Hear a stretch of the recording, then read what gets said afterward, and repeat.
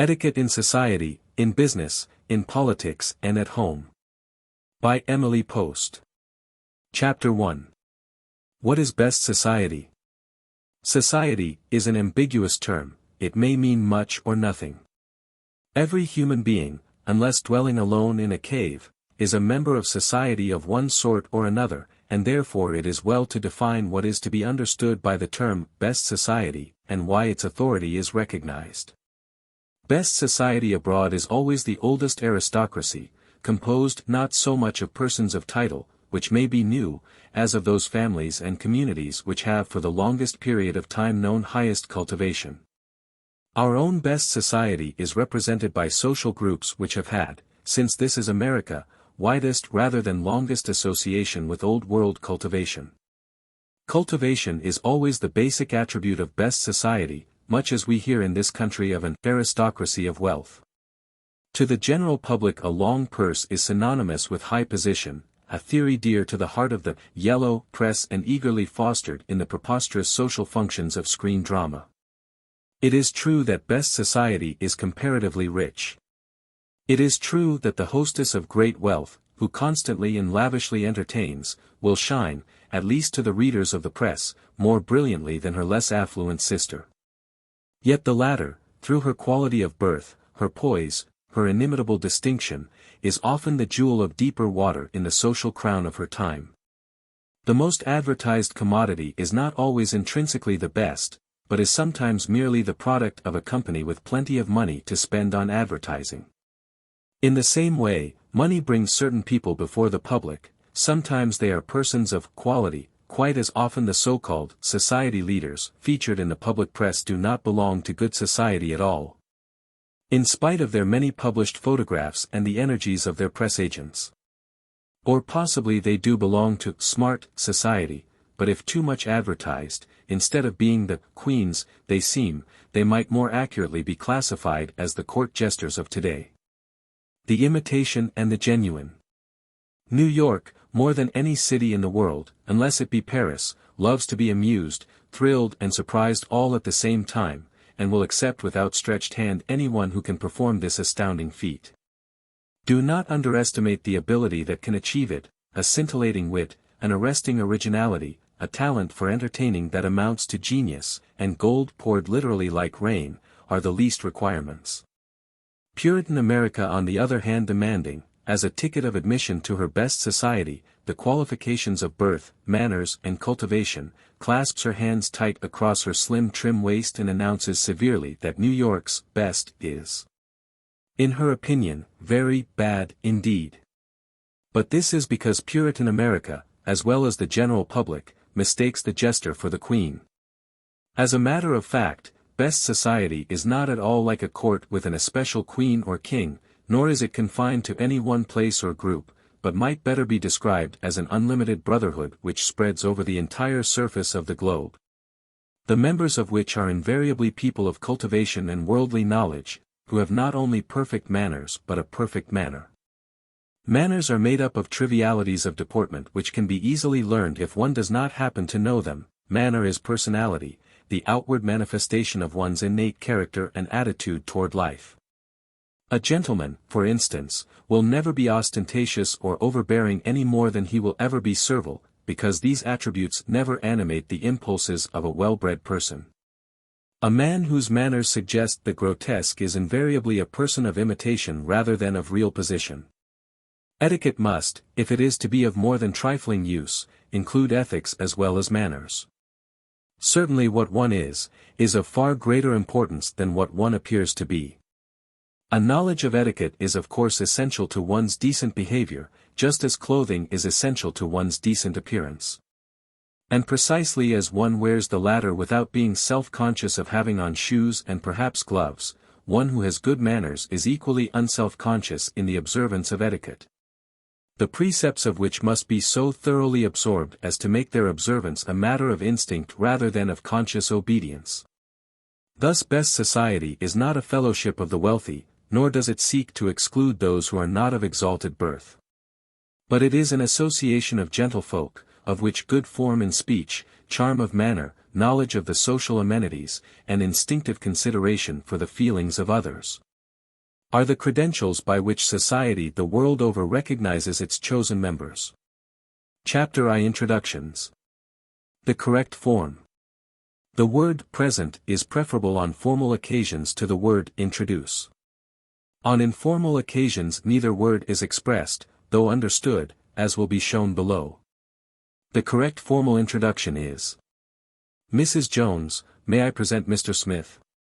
Or Mr. Distinguished, may I present Mr. Young?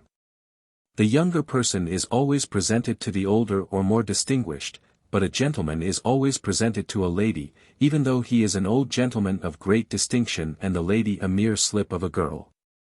No lady is ever, except to the President of the United States, a cardinal, or a reigning sovereign, presented to a man. The correct introduction of either a man or woman to the President is: Mr. President, I have the honor to present Mrs. Jones, of Chicago. To a cardinal is: Your Eminence, may I present Mrs. Jones? To a king. Much formality of presenting names on lists is gone through beforehand. At the actual presentation an accepted name is repeated from functionary to equerry and nothing is said to the king or queen except Mrs. Jones. But a foreign ambassador is presented: Mr. Ambassador, may I present you to Mrs. Jones? Very few people in polite society are introduced by their formal titles.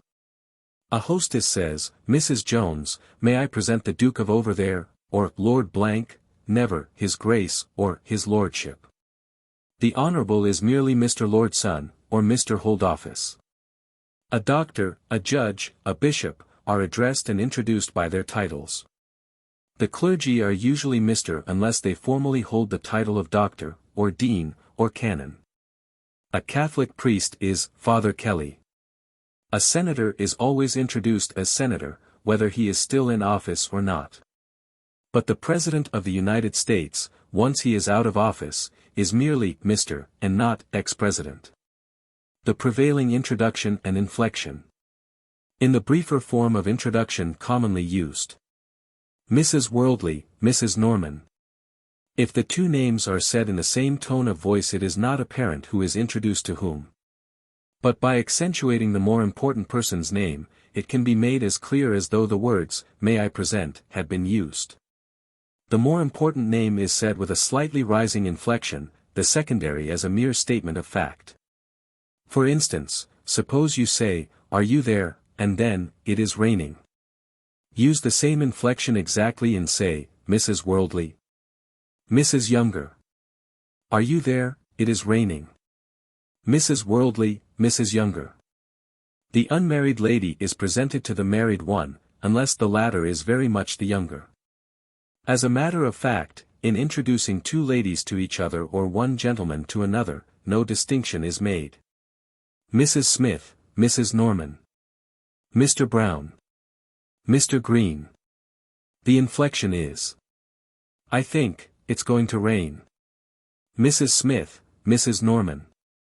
A man is also often introduced, Mrs. Worldly. Mr. Norman.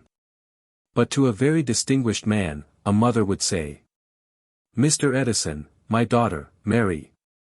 To a young man, however, she should say, Mr. Struthers, have you met my daughter? If the daughter is married, she should have added, my daughter, Mrs. Smartlington. The daughter's name is omitted because it is extremely bad taste, except in the South, to call her daughter, Miss Mary, to any one but a servant, and on the other hand she should not present a young man to Mary. The young man can easily find out her name afterward. Other forms of introduction. Other permissible forms of introduction are: Mrs. Jones, do you know Mrs. Norman? Or Mrs. Jones, you know Mrs. Robinson, don't you? On no account say, do you not? Best society always says, don't you? Or Mrs. Robinson, have you met Mrs. Jones? Or Mrs. Jones, do you know my mother? Or this is my daughter Ellen, Mrs. Jones. These are all good form, whether gentlemen are introduced to ladies, ladies to ladies, or gentlemen to gentlemen. In introducing a gentleman to a lady, you may ask Mr. Smith if he has met Mrs. Jones, but you must not ask Mrs. Jones if she has met Mr. Smith. Forms of introductions to avoid. Do not say, Mr. Jones, shake hands with Mr. Smith, or, Mrs. Jones, I want to make you acquainted with Mrs. Smith. Never say, make you acquainted with, and do not, in introducing one person to another, call one of them, my friend. You can say, my aunt, or, my sister, or, my cousin, but to pick out a particular person as, my friend, is not only bad style but, unless you have only one friend, bad manners, as it implies Mrs. Smith is, my friend, and you are a stranger. You may very properly say to Mr. Smith, I want you to meet Mrs. Jones, but this is not a form of introduction, nor is it to be said in Mrs. Jones' hearing. Upon leading Mr. Smith up to Mrs. Jones, you say, Mrs. Jones, may I present Mr. Smith, or Mrs. Jones, Mr. Smith. Under no circumstances whatsoever say, Mr. Smith meet Mrs. Jones, or Mrs. Jones meet Mr. Smith. Either wording is equally preposterous. Do not repeat, Mrs. Jones. Mrs. Smith. Mrs. Smith. Mrs. Jones. To say each name once is quite enough. Most people of good taste very much dislike being asked their names. To say, what is your name, is always abrupt and unflattering. If you want to know with whom you have been talking, you can generally find a third person later and ask, who was the lady with the gray feather in her hat? The next time you see her you can say, how do you do, Mrs., calling her by name. When to shake hands. When gentlemen are introduced to each other they always shake hands. When a gentleman is introduced to a lady, she sometimes puts out her hand, especially if he is someone she has long heard about from friends in common, but to an entire stranger she generally merely bows her head slightly and says, how do you do? Strictly speaking, it is always her place to offer her hand or nod as she chooses, but if he puts out his hand, it is rude on her part to ignore it. Nothing could be more ill-bred than to treat curtly any overture made in spontaneous friendliness. No thoroughbred lady would ever refuse to shake any hand that is honorable, not even the hand of a coal heaver at the risk of her fresh white glove. Those who have been drawn into a conversation do not usually shake hands on parting. But there is no fixed rule. A lady sometimes shakes hands after talking with a casual stranger, at other times she does not offer her hand on parting from one who has been punctiliously presented to her. She may find the former sympathetic and the latter very much the contrary. Very few rules of etiquette are inelastic and none more so than the acceptance or rejection of the strangers you meet. There is a wide distance between rudeness and reserve. You can be courteously polite and at the same time extremely aloof to a stranger who does not appeal to you, or you can be welcomingly friendly to another whom you like on sight. Individual temperament has also to be taken into consideration. One person is naturally austere, another genial. The latter shakes hands far more often than the former. As already said, it is unforgivably rude to refuse a proffered hand, but it is rarely necessary to offer your hand if you prefer not to. What to say when introduced. Best society has only one phrase in acknowledgement of an introduction, how do you do? It literally accepts no other. When Mr. Bachelor says, Mrs. Worldly, may I present Mr. Struthers? Mrs. Worldly says, how do you do? Struthers bows, and says nothing. To sweetly echo, Mr. Struthers, with a rising inflection on, thers, is not good form. Saccharine chirpings should be classed with crooked little fingers, high hand-shaking and other affectations. All affectations are bad form. Persons of position do not say, charmed, or pleased to meet you, etc. But often the first remark is the beginning of a conversation. For instance, young Struthers is presented to Mrs. Worldly. She smiles and perhaps says, I hear that you are going to be in New York all winter.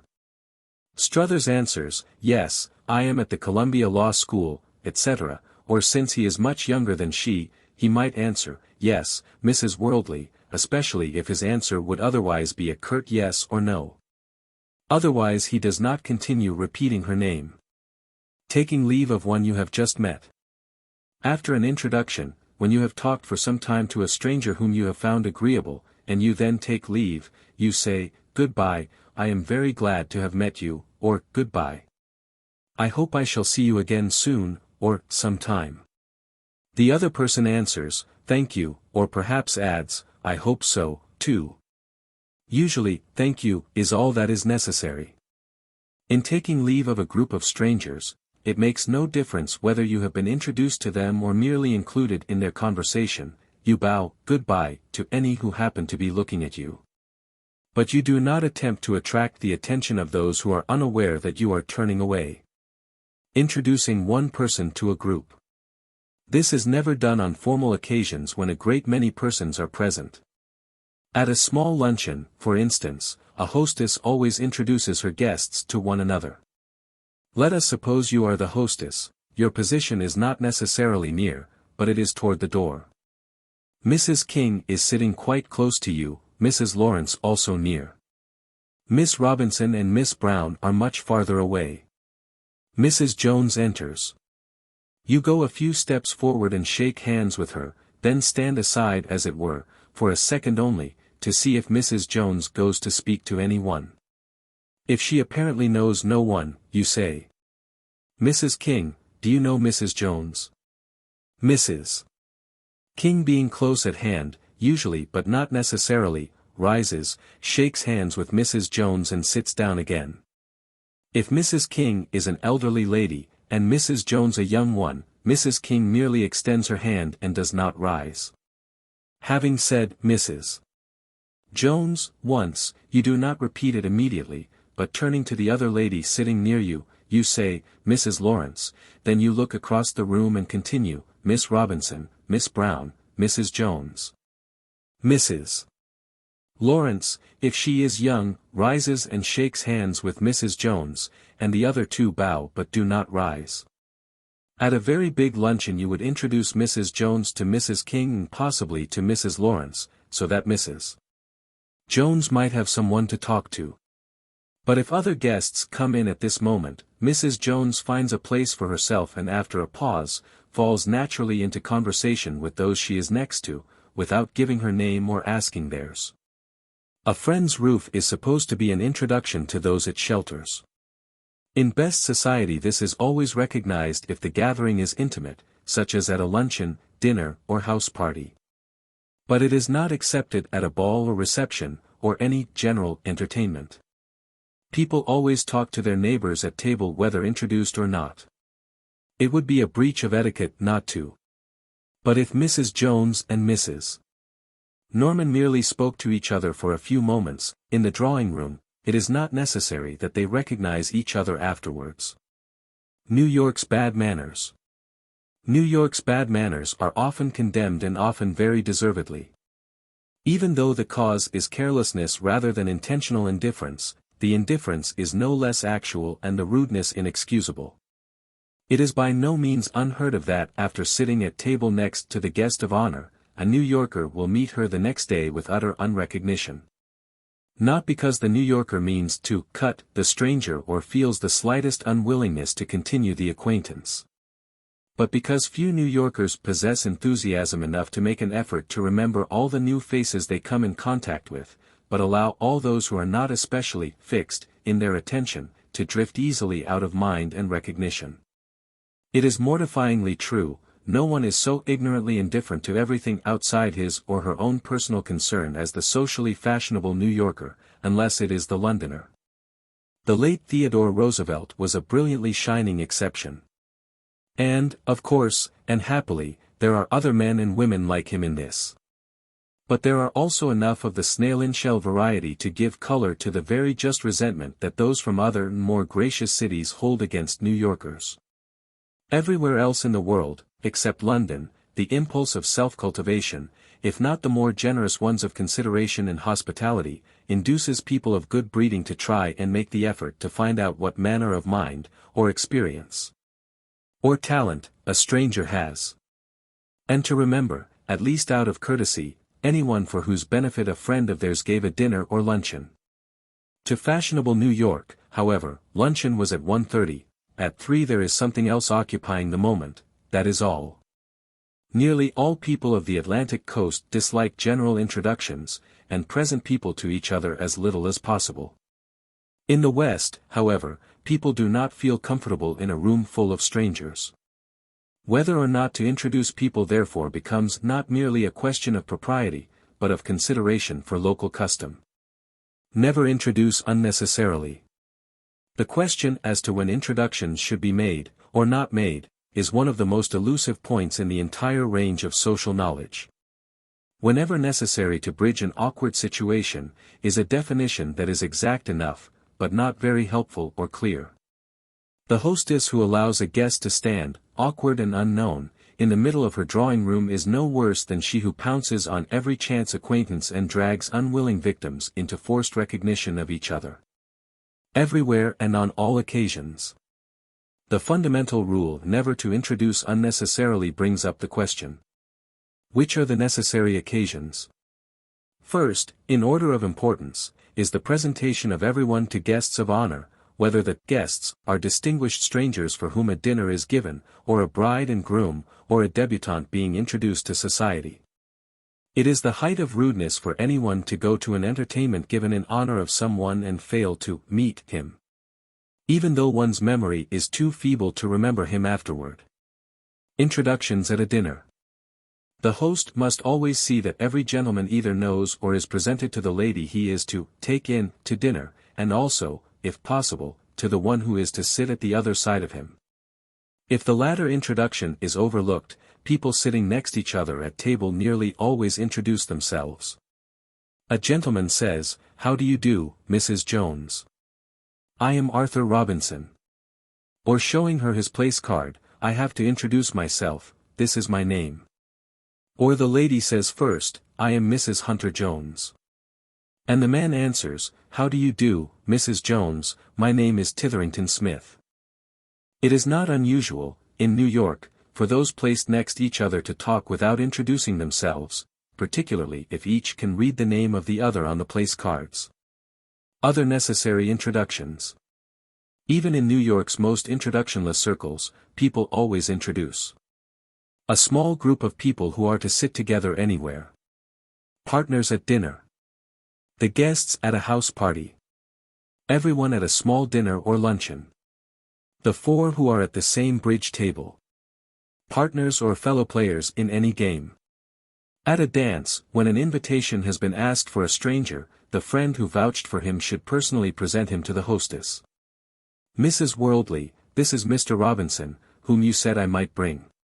The hostess shakes hands and smiles and says, "I am very glad to see you, Mr. Robinson." A guest in a box at the opera always introduces any gentleman who comes to speak to her hostess, unless the latter is engrossed in conversation with a visitor of her own. Or unless other people block the distance between so that an introduction would be forced and awkward.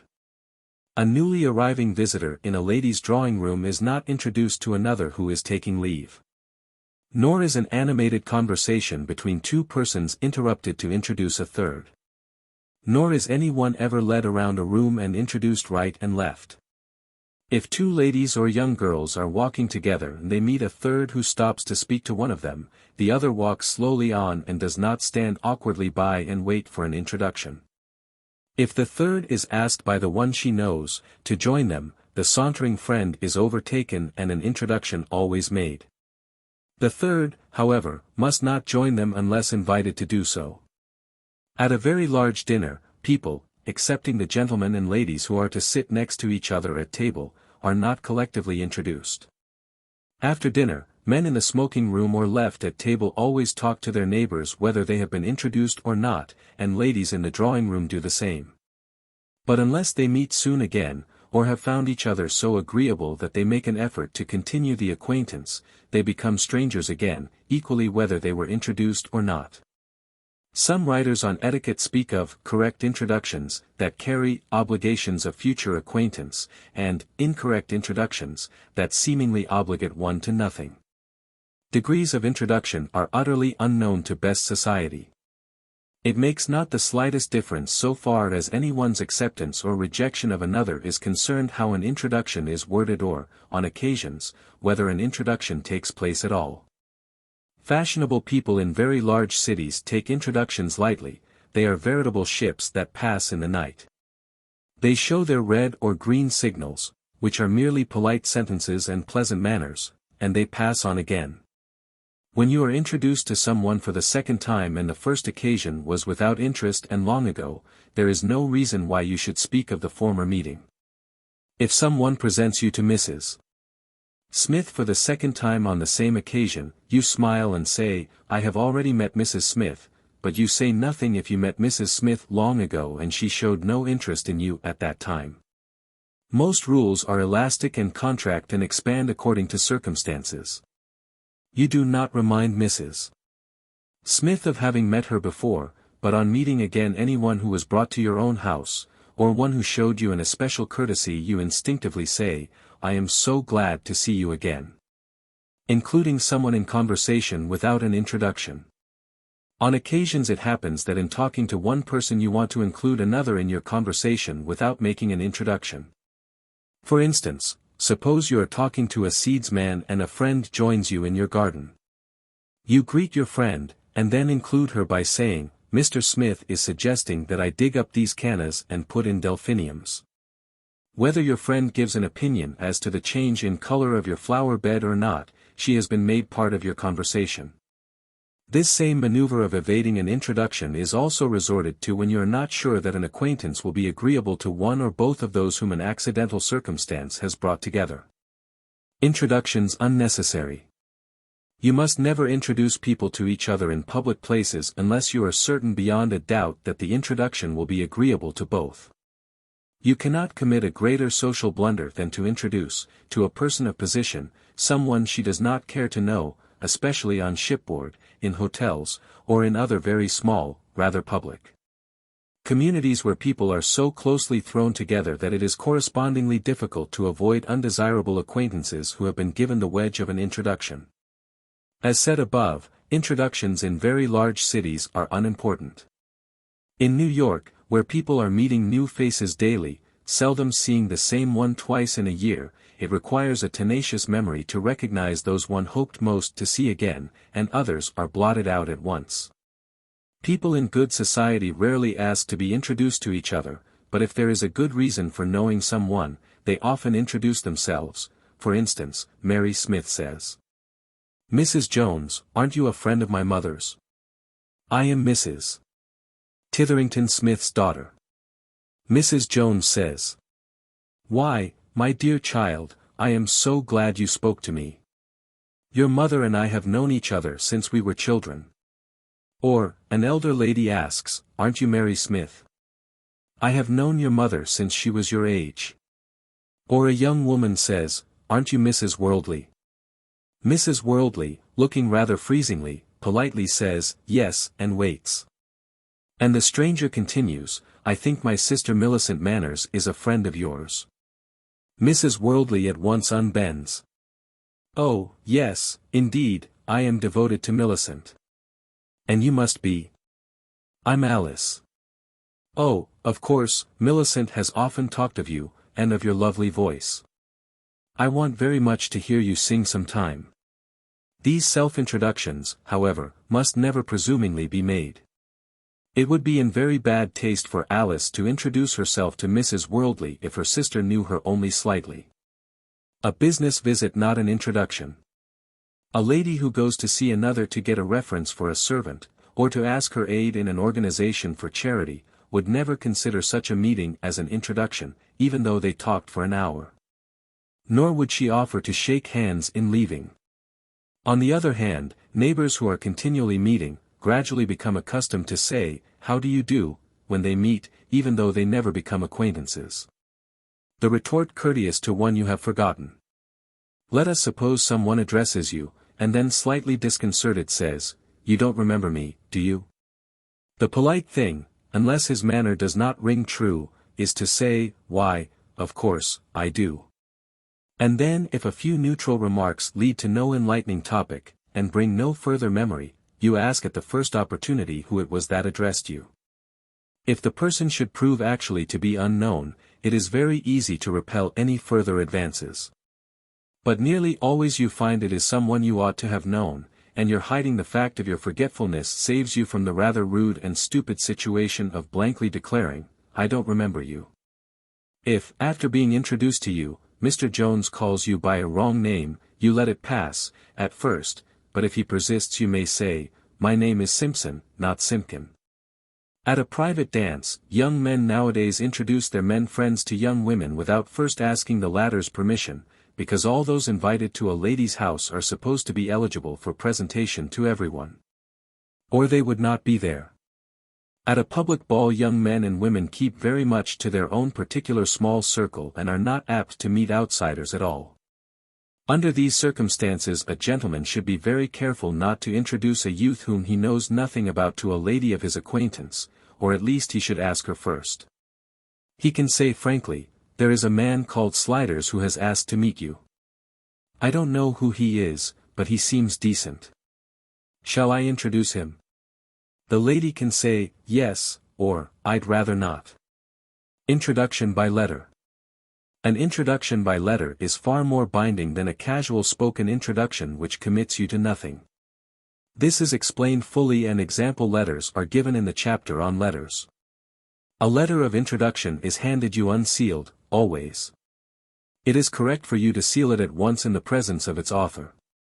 You thank your friend for having written it and go on your journey. If you are a man and your introduction is to a lady, you go to her house as soon as you arrive in her city, and leave the letter with your card at her door. Usually you do not ask to see her. But if it is between 4 and 6 o'clock it is quite correct to do so if you choose. Presenting yourself with a letter is always a little awkward. Most people prefer to leave their cards without asking to be received. If your letter is to a man, you mail it to his house, unless the letter is a business one. In the latter case you go to his office, and send in your card and the letter. Meanwhile you wait in the reception room until he has read the letter and sends for you to come into his private office. If you are a woman, you mail your letter of social introduction and do nothing further until you receive an acknowledgement. If the recipient of your letter leaves her card on you, you in return leave yours on her. But the obligation of a written introduction is such that only illness can excuse her not asking you to her house, either formally or informally. When a man receives a letter introducing another man, he calls the person introduced on the telephone and asks how he may be of service to him. If he does not invite the newcomer to his house, he may put him up at his club, or have him take luncheon or dinner at a restaurant, as the circumstances seem to warrant. Chapter I. Greetings.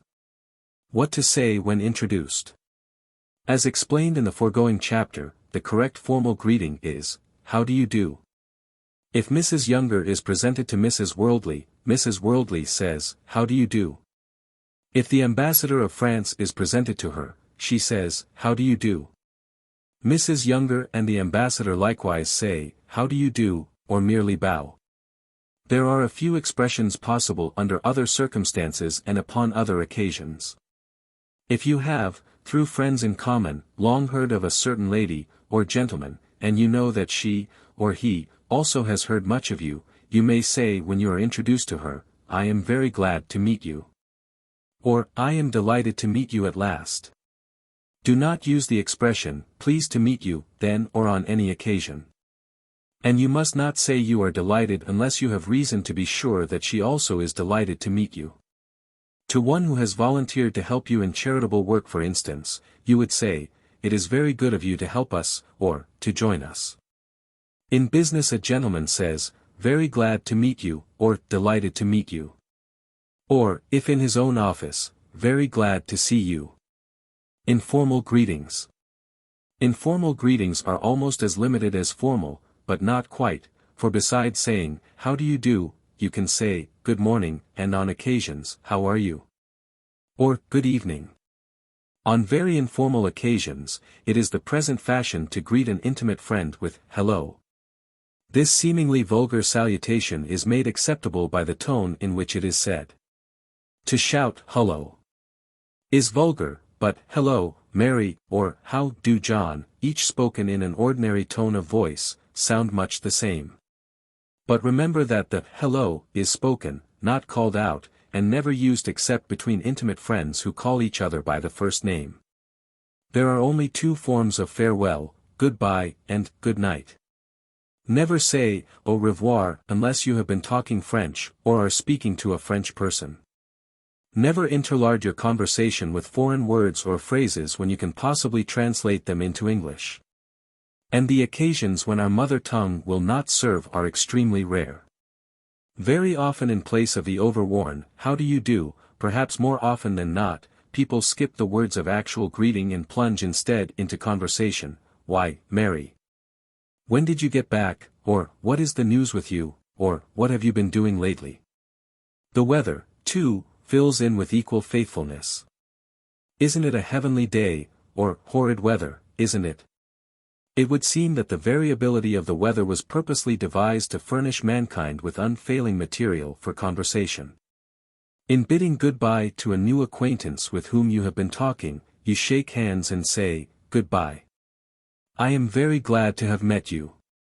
To one who has been especially interesting, or who is somewhat of a personage you say, "It has been a great pleasure to meet you." The other answers, "Thank you." In church. People do not greet each other in church, except at a wedding. At weddings people do speak to friends sitting near them, but in a low tone of voice. It would be shocking to enter a church and hear a babble of voices.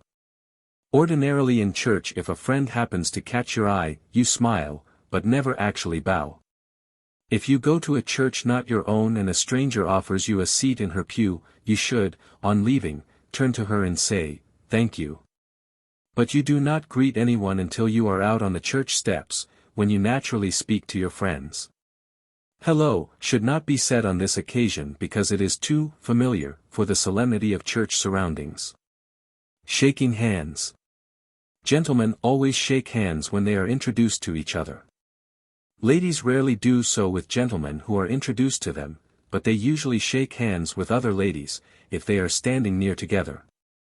All people who know each other, unless merely passing by, shake hands when they meet.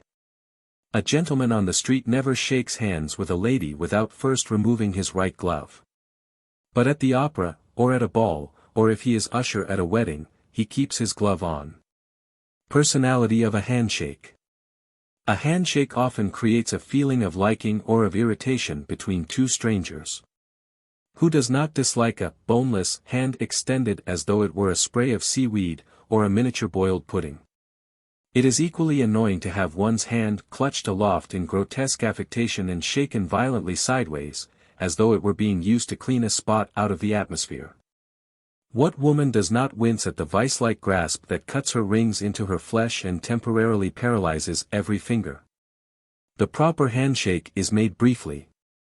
But there should be a feeling of strength and warmth in the clasp, and, as in bowing, one should at the same time look into the countenance of the person whose hand one takes. In giving her hand to a foreigner, a married woman always relaxes her arm and fingers, as it is customary for him to lift her hand to his lips. But by a relaxed hand is not meant a wet rag, a hand should have life even though it be passive. A woman should always allow a man who is only an acquaintance to shake her hand, she should never shake his. To a very old friend she gives a much firmer clasp, but he shakes her hand more than she shakes his. Younger women usually shake the hand of the older, or they both merely clasp hands, give them a dropping movement rather than a shake, and let go. Polite greetings from younger to older. It is the height of rudeness for young people not to go and shake hands with an older lady of their acquaintance when they meet her away from home, if she is a hostess to whose house they have often gone. It is not at all necessary for either young women or young men to linger and enter into a conversation, unless the older lady detains them, which she should not do beyond the briefest minute. Older ladies who are always dragging young men up to unprepossessing partners, are studiously avoided and with reason, but otherwise it is inexcusable for any youth to fail in this small exaction of polite behavior. If a young man is talking with someone when an older lady enters the room, he bows formally from where he is, as it would be rude to leave a young girl standing alone while he went up to speak to Mrs. Worldly or Mrs. Toplofty. But a young girl passing near an older lady can easily stop for a moment, say, "How do you do, Mrs. Jones," and pass on. People do not cross a room to speak to anyone unless, to show politeness to an acquaintance who is a stranger there, to speak to an intimate friend, or to talk to someone about something in particular. Chapter of Salutations of Courtesy. When a gentleman takes off his hat. A gentleman takes off his hat and holds it in his hand when a lady enters the elevator in which he is a passenger, but he puts it on again in the corridor. A public corridor is like the street, but an elevator is suggestive of a room, and a gentleman does not keep his hat on in the presence of ladies in a house. This is the rule in elevators in hotels, clubs, and apartments. In office buildings and stores the elevator is considered as public a place as the corridor. What is more, the elevators in such business structures are usually so crowded that the only room for a man's hat is on his head. But even under these conditions a gentleman can reveal his innate respect for women by not permitting himself to be crowded too near to them. When a gentleman stops to speak to a lady of his acquaintance in the street, he takes his hat off with his left hand, leaving his right free to shake hands, or he takes it off with his right and transfers it to his left. If he has a stick, he puts his stick in his left hand, takes off his hat with his right, transfers his hat also to his left hand, and gives her his right. If they walk ahead together, he at once puts his hat on. But while he is standing in the street talking to her, he should remain hatless. There is no rudeness greater than for him to stand talking to a lady with his hat on, and a cigar or cigarette in his mouth. A gentleman always rises when a lady comes into a room. In public places men do not jump up for every strange woman who happens to approach. But if any woman addresses a remark to him, a gentleman at once rises to his feet as he answers her. In a restaurant, when a lady bows to him, a gentleman merely makes the gesture of rising by getting up halfway from his chair and at the same time bowing. Then he sits down again. When a lady goes to a gentleman's office on business he should stand up to receive her, offer her a chair, and not sit down until after she is seated. When she rises to leave, he must get up instantly and stand until she has left the office. It is not necessary to add that every American citizen stands with his hat off at the passing of the colors, and when the national anthem is played. If he didn't, some other more loyal citizen would take it off for him.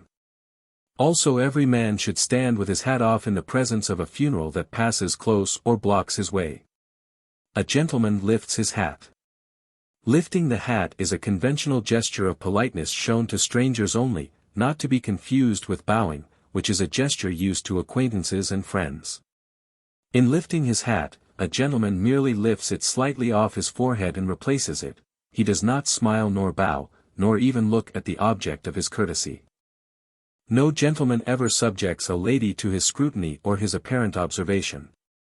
If a lady drops her glove, a gentleman should pick it up, hurry ahead of her, on no account nudge her, offer the glove to her and say, "I think you dropped this." The lady replies, "Thank you." The gentleman should then lift his hat and turn away. If he passes a lady in a narrow space, so that he blocks her way or in any manner obtrudes upon her, he lifts his hat as he passes. If he gets on a street car and the car gives a lurch just as he is about to be seated and throws him against another passenger, he lifts his hat and says, "Excuse me," or "I beg your pardon." He must not say, "Pardon me." He must not take a seat if there are ladies standing. But if he is sitting and ladies enter, should they be young, he may with perfect propriety keep his seat. If a very old woman, or a young one carrying a baby, enters the car, a gentleman rises at once, lifts his hat slightly, and says, "Please take my seat." He lifts his hat again when she thanks him. If the car is very crowded when he wishes to leave it and a lady is directly in his way, he asks, "May I get through, please?" As she makes room for him to pass, he lifts his hat and says, "Thank you." If he is in the company of a lady in a street car, he lifts his hat to another gentleman who offers her a seat, picks up something she has dropped, or shows her any civility. He lifts his hat if he asks anyone a question, and always, if, when walking on the street with either a lady or a gentleman, his companion bows to another person. In other words, a gentleman lifts his hat whenever he says, "Excuse me, thank you," or speaks to a stranger, or is spoken to by a lady, or by an older gentleman. And no gentleman ever keeps a pipe, cigar or cigarette in his mouth when he lifts his hat, takes it off, or bows. The bow of ceremony. The standing bow, made by a gentleman when he rises at a dinner to say a few words, in response to applause, or across a drawing room at a formal dinner when he bows to a lady or an elderly gentleman, is usually the outcome of the bow taught little boys at dancing school. The instinct of clicking heels together and making a quick bend over from the hips and neck, as though the human body had two hinges, a big one at the hip and a slight one at the neck, and was quite rigid in between, remains in a modified form through life.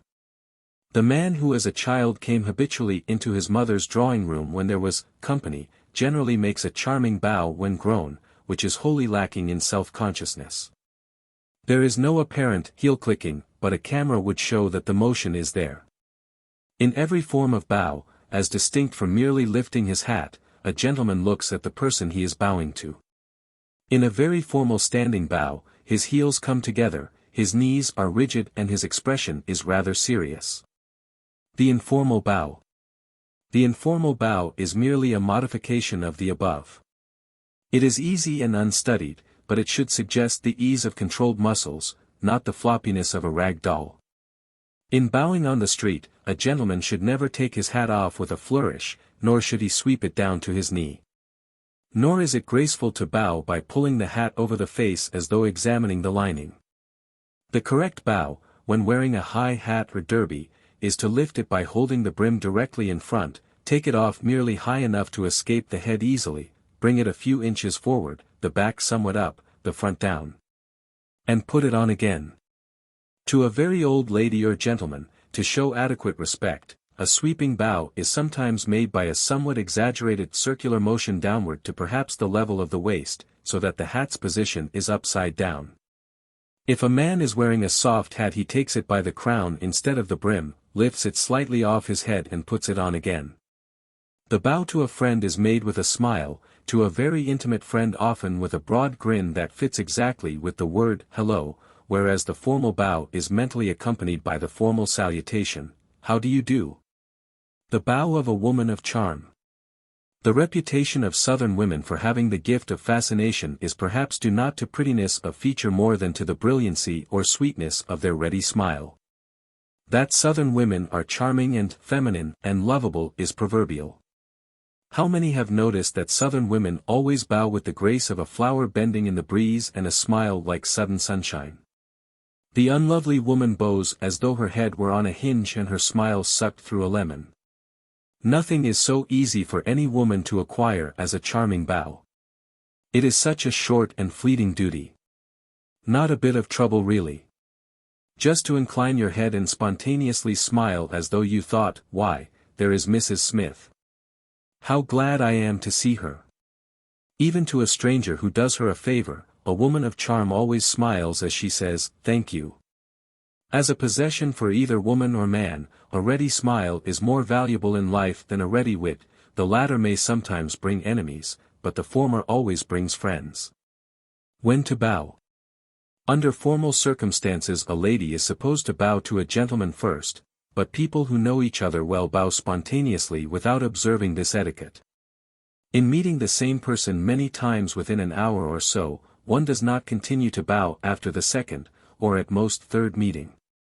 After that one either looks away or merely smiles. Unless one has a good memory for people, it is always better to bow to someone whose face is familiar than to run the greater risk of ignoring an acquaintance. The cut direct. For one person to look directly at another and not acknowledge the other's bow is such a breach of civility that only an unforgivable misdemeanor can warrant the rebuke. Nor without the gravest cause may a lady cut a gentleman. But there are no circumstances under which a gentleman may cut any woman who, even by courtesy, can be called a lady. On the other hand, one must not confuse absent-mindedness, or a forgetful memory with an intentional cut. Anyone who is preoccupied is apt to pass others without being aware of them, and without the least want of friendly regard. Others who have bad memories forget even those by whom they were much attracted. This does not excuse the bad memory, but it explains the seeming rudeness. A cut is very different. It is a direct stare of blank refusal, and is not only insulting to its victim but embarrassing to every witness.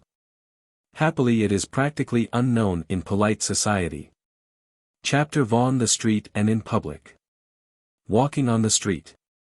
A gentleman, whether walking with two ladies or one, takes the curb side of the pavement. He should never sandwich himself between them. A young man walking with a young woman should be careful that his manner in no way draws attention to her or to himself. Too devoted a manner is always conspicuous, and so is loud talking. Under no circumstances should he take her arm, or grasp her by or above the elbow, and shove her here and there, unless, of course, to save her from being run over. He should not walk along hitting things with his stick. The small boy's delight in drawing a stick along a picket fence should be curbed in the nursery. And it is scarcely necessary to add that no gentleman walks along the street chewing gum or, if he is walking with a lady, puffing a cigar or cigarette. All people in the streets, or anywhere in public, should be careful not to talk too loud. They should especially avoid pronouncing people's names, or making personal remarks that may attract passing attention or give a clue to themselves. One should never call out a name in public, unless it is absolutely unavoidable. A young girl who was separated from her friends in a baseball crowd had the presence of mind to put her hat on her parasol and lift it above the people surrounding her so that her friends might find her. Do not attract attention to yourself in public. This is one of the fundamental rules of good breeding. Shun conspicuous manners, conspicuous clothes, a loud voice, staring at people, knocking into them, talking across anyone, in a word, do not attract attention to yourself. Do not expose your private affairs, feelings or innermost thoughts in public. You are knocking down the walls of your house when you do. Gentlemen and bundles. Nearly all books on etiquette insist that a gentleman must offer to carry a lady's bundles. Bundles do not suggest a lady in the first place, and as for gentlemen and bundles, they don't go together at all. Very neat packages that could never without injury to their pride be designated as bundles are different. Such, for instance, might be a square, smoothly wrapped box of cigars, candy, or books. Also, a gentleman might carry flowers, or a basket of fruit, or, in fact, any package that looks tempting. He might even stagger under bags and suitcases, or a small trunk, but carry a bundle. Not twice. And yet, many an unknowing woman, sometimes a very young and pretty one, too, has asked a relative, a neighbor, or an admirer, to carry something suggestive of a pillow, done up in crinkled paper and odd lengths of joined string. Then she wonders afterwards in unenlightened surprise why her cousin, or her neighbor, or her admirer, who is one of the smartest men in town, never comes to see her any more. A gentleman offers his arm. To an old lady or to an invalid a gentleman offers his arm if either of them wants his support. Otherwise a lady no longer leans upon a gentleman in the daytime, unless to cross a very crowded thoroughfare, or to be helped over a rough piece of road, or under other impeding circumstances. In accompanying a lady anywhere at night, whether down the steps of a house, or from one building to another, or when walking a distance, a gentleman always offers his arm. The reason is that in her thin high-heeled slippers, and when it is too dark to see her foothold clearly, she is likely to trip. Under any of these circumstances when he proffers his assistance, he might say, "Don't you think you had better take my arm? You might trip." Or, "Wouldn't it be easier if you took my arm along here? The going is pretty bad." Otherwise the only occasions on which a gentleman offers his arm to a lady are in taking her in at a formal dinner, or taking her in to supper at a ball, or when he is an usher at a wedding. Even in walking across a ballroom, except at a public ball in the Grand March, it is the present fashion for the younger generation to walk side by side, never arm in arm. This, however, is merely an instance where etiquette and the custom of the moment differ. Old-fashioned gentlemen still offer their arm, and it is, and long will be, in accordance with etiquette to do so. But etiquette does not permit a gentleman to take a lady's arm. In seeing a lady to her carriage or motor, it is quite correct for a gentleman to put his hand under her elbow to assist her. And in helping her out he should alight first and offer her his hand. He should not hold a parasol over her head unless momentarily while she searches in her wrist bag for something, or stops perhaps to put on or take off her glove, or do anything that occupies both hands. With an umbrella the case is different, especially in a sudden and driving rain, when she is often very busily occupied in trying to hold good clothes out of the wet and a hat on, as well. She may also, under these circumstances, take the gentleman's arm, if the going is thereby made any easier. A lady never, on the left. The owner always sits on the right-hand side of the rear seat of a carriage or a motor, that is driven by a coachman or a chauffeur. If the vehicle belongs to a lady, she should take her own place always, unless she relinquishes it to a guest whose rank is above her own, such as that of the wife of the president or the governor. If a man is the owner, he must, on the contrary, give a lady the right-hand seat. Whether in a private carriage, a car or a taxi, a lady must never sit on a gentleman's left. Because according to European etiquette, a lady, on the left, is not a lady. Although this etiquette is not strictly observed in America, no gentleman should risk allowing even a single foreigner to misinterpret a lady's position. Awkward questions of payment. It is becoming much less customary than it used to be for a gentleman to offer to pay a lady's way.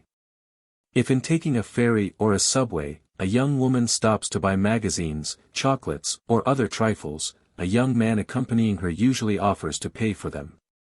She quite as usually answers, "Don't bother, I have it," and puts the change on the counter.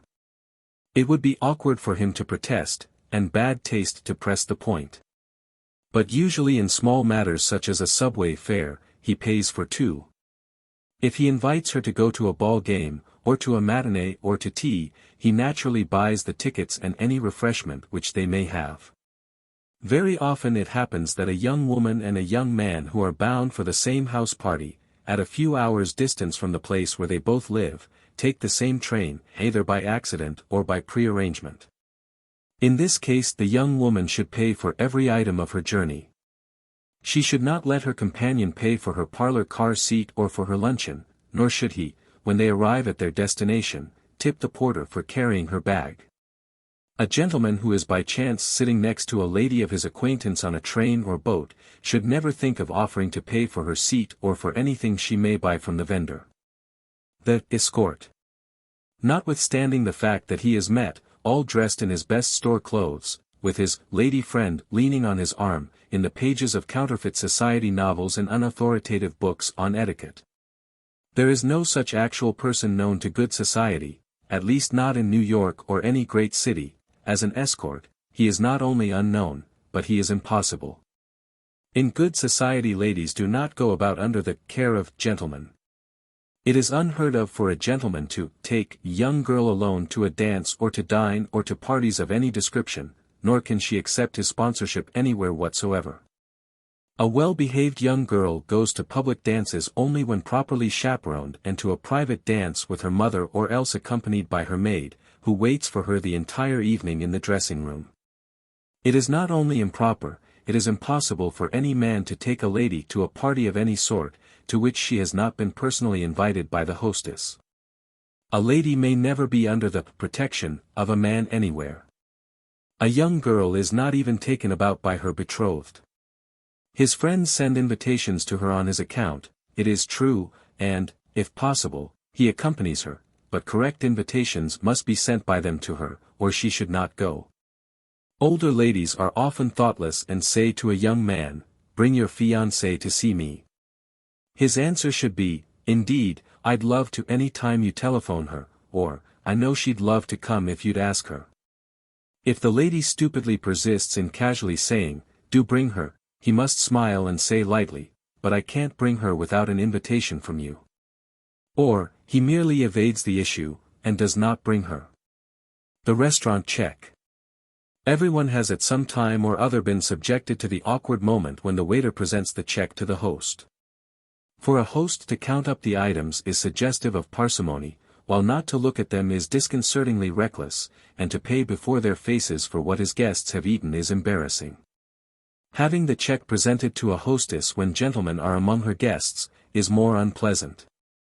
Therefore, to avoid this whole transaction, people who have not charge accounts, should order the meal ahead, and at the same time pay for it in advance, including the waiter's tip. Charge customers should make arrangements to have the check presented to them elsewhere than at table. In stores or shops. Lack of consideration for those who in any capacity serve you, is always an evidence of ill-breeding, as well as of inexcusable selfishness. Occasionally a so-called lady, who has nothing whatever to do but drive uptown or down in her comfortable limousine, vents her irritability upon a saleswoman at a crowded counter in a store. Because she does not leave other customers and wait immediately upon her. Then, perhaps, when the article she asked for is not to be had, she complains to the floor walker about the saleswoman's stupidity. Or having nothing that she can think of to occupy an empty hour on her hands, she demands that every sort of material be dragged down from the shelves until, discovering that it is at last time for her appointment, she yawns and leaves. Of course, on the other hand, there is the genuinely lethargic saleswoman whose mind doesn't seem to register a single syllable that you have said to her. Who, with complete indifference to you and your preferences, insists on showing what you distinctly say you do not want, and who caps the climax by drawling, "They are wearing it this season." Does that sort of saleswoman ever succeed in selling anything? Does anyone living by anything because someone, who knows nothing, tells another, who is often an expert, what an indiscriminating they may be doing? That kind of a saleswoman would try to tell Chrysler that they are not using violins this season. There are always two sides to the case, of course, and it is a credit to good manners that there is scarcely ever any friction in stores and shops of the first class. Salesmen and women are usually persons who are both patient and polite, and their customers are most often ladies in fact as well as, by courtesy. Between those before and those behind the counters, there has sprung up in many instances a relationship of mutual goodwill and friendliness. It is, in fact, only the woman who is afraid that someone may encroach upon her exceedingly insecure dignity, who shows neither courtesy nor consideration to any except those whom she considers it to her advantage to please. Regard for others. Consideration for the rights and feelings of others is not merely a rule for behavior in public but the very foundation upon which social life is built. Rule of etiquette the first, which hundreds of others merely paraphrase or explain or elaborate, is: never do anything that is unpleasant to others. Never take more than your share, whether of the road in driving a car, of chairs on a boat or seats on a train, or food at the table. People who picnic along the public highway leaving a clutter of greasy paper and swill, not a pretty name, but neither is it a pretty object. For other people to walk or drive past, and to make a breeding place for flies, and furnish nourishment for rats, choose a disgusting way to repay the landowner for the liberty they took in temporarily occupying his property. Chapter VIAT: The opera, the theatre, and other public gatherings. Excepting a religious ceremonial, there is no occasion where greater dignity of manner is required of ladies and gentlemen both, than in occupying a box at the opera. For a gentleman especially no other etiquette is so exacting. In walking about in the foyer of the opera house, a gentleman leaves his coat in the box, or in his orchestra chair, but he always wears his high hat. The collapsible hat is for use in the seats rather than in the boxes, but it can be worn perfectly well by a guest in the latter if he hasn't a silk one. A gentleman must always be in full dress, tail coat, white waistcoat, white tie and white gloves whether he is seated in the orchestra or a box. He wears white gloves nowhere else except at a ball, or when usher at a wedding. As people usually dine with their hostess before the opera, they arrive together. The gentlemen assist the ladies to lay off their wraps, one of the gentlemen, whichever is nearest, draws back the curtain dividing the anteroom from the box, and the ladies enter, followed by the gentlemen. The last of whom closes the curtain again.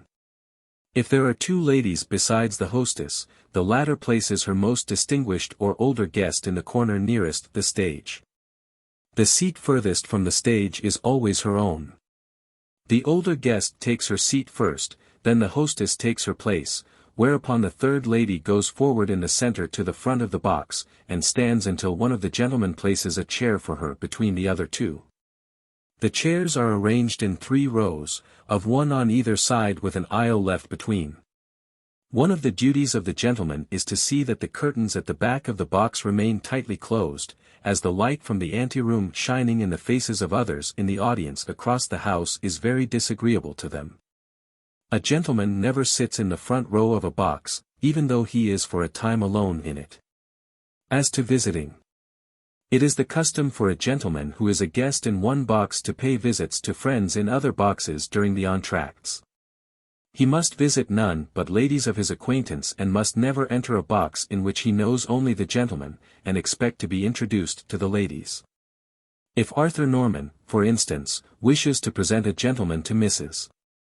Gilding in her box at the opera, he must first ask her if he may bring his friend James Dawson.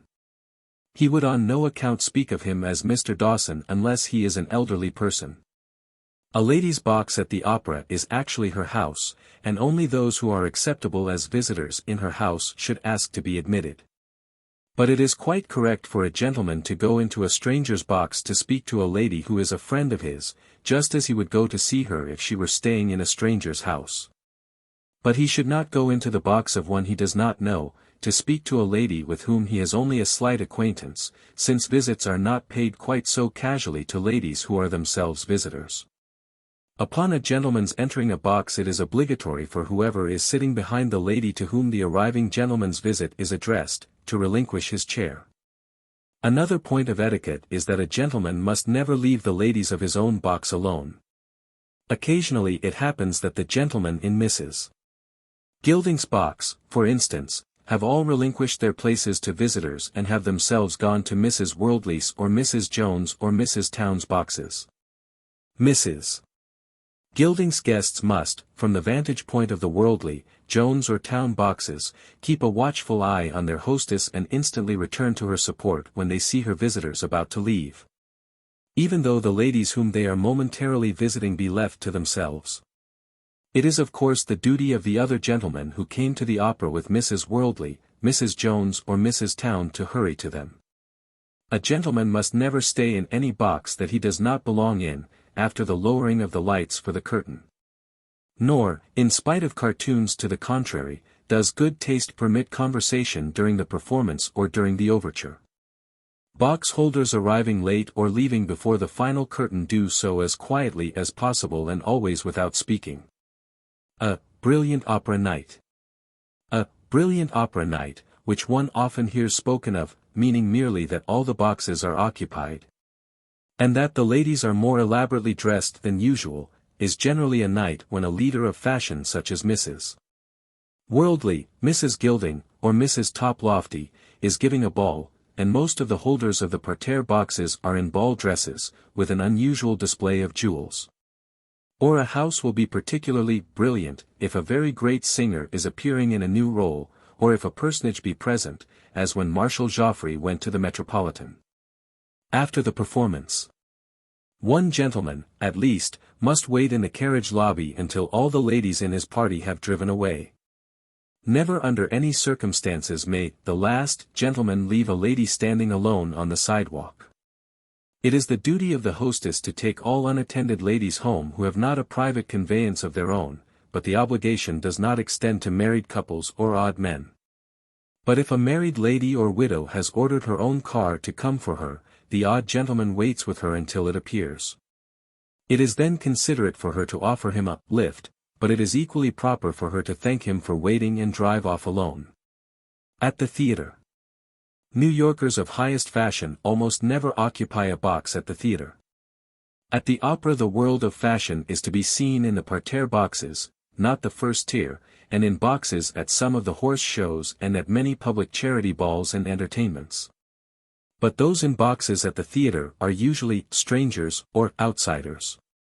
No one can dispute that the best theater seats are those in the center of the orchestra. A box in these days of hatlessness has nothing to recommend it except that the people can sit in a group and gentlemen can go out between the acts easily. But these advantages hardly make up for the disadvantage to 4 or at least 3 out of the 6 box occupants who see scarcely a slice of the stage. Will you dine and go to the play?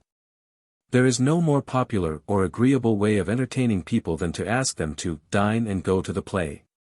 The majority do not even prefer to have opera substituted for play, because those who care for serious music are a minority compared with those who like the theater. If a bachelor gives a small theater party, he usually takes his guests to dine at the Fitzcherry or some other fashionable and amusing restaurant, but a married couple living in their own house are more likely to dine at home. Unless they belong to a type prevalent in New York, which is restaurant mad. The Gildings, in spite of the fact that their own chef is the best there is, are much more apt to dine in a restaurant before going to a play, or if they don't dine in a restaurant, they go to one for supper afterwards. But the Normans, if they ask people to dine and go to the theater, invariably dine at home. A theater party can of course be of any size, but 6 or 8 is the usual number, and the invitations are telephoned. Will Mr. and Mrs. Lovejoy dine with Mr. and Mrs. Norman at 7:30 on Tuesday and go to the play? Or, will Mr. and Mrs. Old Name dine with Mr. Clubwindow on Saturday at the Toit d'Or and go to the play? When Mr. and Mrs. Old Name accept with pleasure, a second message is given: dinner will be at 7:30. Mrs. Norman's guests go to her house. Mr. Doe's guests meet him in the foyer of the Toit d'Or. But the guests at both dinners are taken to the theater by their host. If a dinner is given by a hostess who has no car of her own, a guest will sometimes ask, "Don't you want me to have the car come back for us?" The hostess can either say to an intimate friend, "Why, yes, thank you very much," or to a more formal acquaintance, "No, thank you just the same, I have ordered taxis." Or she can accept. There is no rule beyond her own feelings in the matter. Mr. Doe takes his guests to the theater in taxis. The Normans, if only the Lovejoys are dining with them, go in Mrs. Norman's little town car, but if there are to be 6 or 8, the ladies go in her car and the gentlemen follow in a taxi. Unless Mrs. Worldly or Mrs. Gilding are in the party and order their cars back. Tickets bought in advance. Before inviting anyone to go to a particular play, a hostess must be sure that good tickets are to be had. She should also try to get seats for a play that is new, since it is dull to take people to something they have already seen. This is not difficult in cities where new plays come to town every week, but in New York, where the same ones run for a year or more, it is often a choice between an old good one or a new one that is poor. If intimate friends are coming, a hostess usually asks them what they want to see and tries to get tickets accordingly. It is really unnecessary to add that one must never ask people to go to a place of public amusement and then stand in line to get seats at the time of the performance. Going down the aisle of a theater. The host, or whichever gentleman has the tickets, if there is no host, the hostess usually hands them to one of the gentlemen before leaving her house. Goes down the aisle first and gives the checks to the usher, and the others follow in the order in which they are to sit and which the hostess must direct. It is necessary that each knows who follows whom, particularly if a theater party arrives after the curtain has gone up. If the hostess forgets, the guests always ask before trooping down the aisle, "How do you want us to sit?" For nothing is more awkward and stupid than to block the aisle at the row where their seats are, while their hostess sorts them. And worse yet, in her effort to be polite, sends the ladies to their seats first and then lets the gentlemen stumble across them to their own places. Going down the aisle is not a question of precedence, but a question of seating. The one who is to sit 8th from the aisle, whether a lady or a gentleman, goes first, then the 7th, then the 6th, and if the gentleman with the checks is 5th, he goes in his turn and the 4th follows him. If a gentleman and his wife go to the theater alone, the question as to who goes down the aisle first depends on where the usher is. If the usher takes the checks at the head of the aisle, she follows the usher. Otherwise the gentleman goes first with the checks. When their places are shown him, he stands aside for his wife to take her place first and then he takes his. A lady never sits in the aisle seat if she is with a gentleman. Good manners at the theater. In passing across people who are seated, always face the stage and press as close to the backs of the seats you are facing as you can. Remember also not to drag anything across the heads of those sitting in front of you. At the moving pictures, especially when it is dark and difficult to see, a coat on an arm passing behind a chair can literally devastate the hairdressing of a lady occupying it. If you are obliged to cross in front of someone who gets up to let you pass, say, "Thank you," or "Thank you very much," or "I am very sorry." Do not say, "Pardon me," or "Beg pardon." Though you can say, "I beg your pardon." That, however, would be more properly the expression to use if you brushed your coat over their heads, or spilled water over them, or did something to them for which you should actually beg their pardon. But, "beg pardon," which is an abbreviation, is one of the phrases never said in best society. Gentlemen who want to go out after every act should always be sure to get aisle seats. There are no greater theater pests than those who come back after the curtain has gone up and temporarily snuff out the view of everyone behind, as well as annoy those who are obliged to stand up and let them by. Between the acts nearly all gentlemen go out and smoke at least once, but those wedged in far from the aisle, who file out every time the curtain drops, are utterly lacking in consideration for others. If there are 5 acts, they should at most go out for 2 entr'actes and even then be careful to come back before the curtain goes up. Very inconsiderate to giggle and talk. Nothing shows less consideration for others than to whisper and rattle programs and giggle and even make audible remarks throughout a performance. Very young people love to go to the theater in droves called theater parties and absolutely ruin the evening for others who happen to sit in front of them. If Mary and Johnny and Susie and Tommy want to talk and giggle, why not arrange chairs in rows for them in a drawing room, turn on a phonograph as an accompaniment and let them sit there and chatter? If those behind you insist on talking, it is never good policy to turn around and glare. If you are young, they pay no attention, and if you are older, most young people think an angry older person the funniest sight on earth. The small boy throws a snowball at an elderly gentleman for no other reason.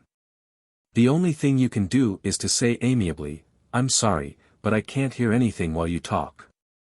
If they still persist, you can ask an usher to call the manager. The sentimental may as well realize that every word said above a whisper is easily heard by those sitting directly in front, and those who tell family or other private affairs might do well to remember this also. As a matter of fact, comparatively few people are ever anything but well behaved. Those who arrive late and stand long, leisurely removing their wraps, and who insist on laughing and talking are rarely encountered. Most people take their seats as quietly and quickly as they possibly can, and are quite as much interested in the play and therefore as attentive and quiet as you are. A very annoying person at the movies is one who reads every caption out loud. Proper theater clothes. At the evening performance in New York, a lady wears a dinner dress, a gentleman a dinner coat, often called a tuxedo. Full dress is not correct, but those going afterwards to a ball can perfectly well go to the theater first if they do not make themselves conspicuous. A lady in a ball dress and many jewels should avoid elaborate hair ornamentation and must keep her wrap, or at least a sufficiently opaque scarf, about her shoulders to avoid attracting people's attention. A gentleman in full dress is not conspicuous. And on the subject of theater dress, it might be tentatively remarked that prinking and making up in public are all part of an age which cannot see fun in a farce without bedroom scenes and actors in pajamas.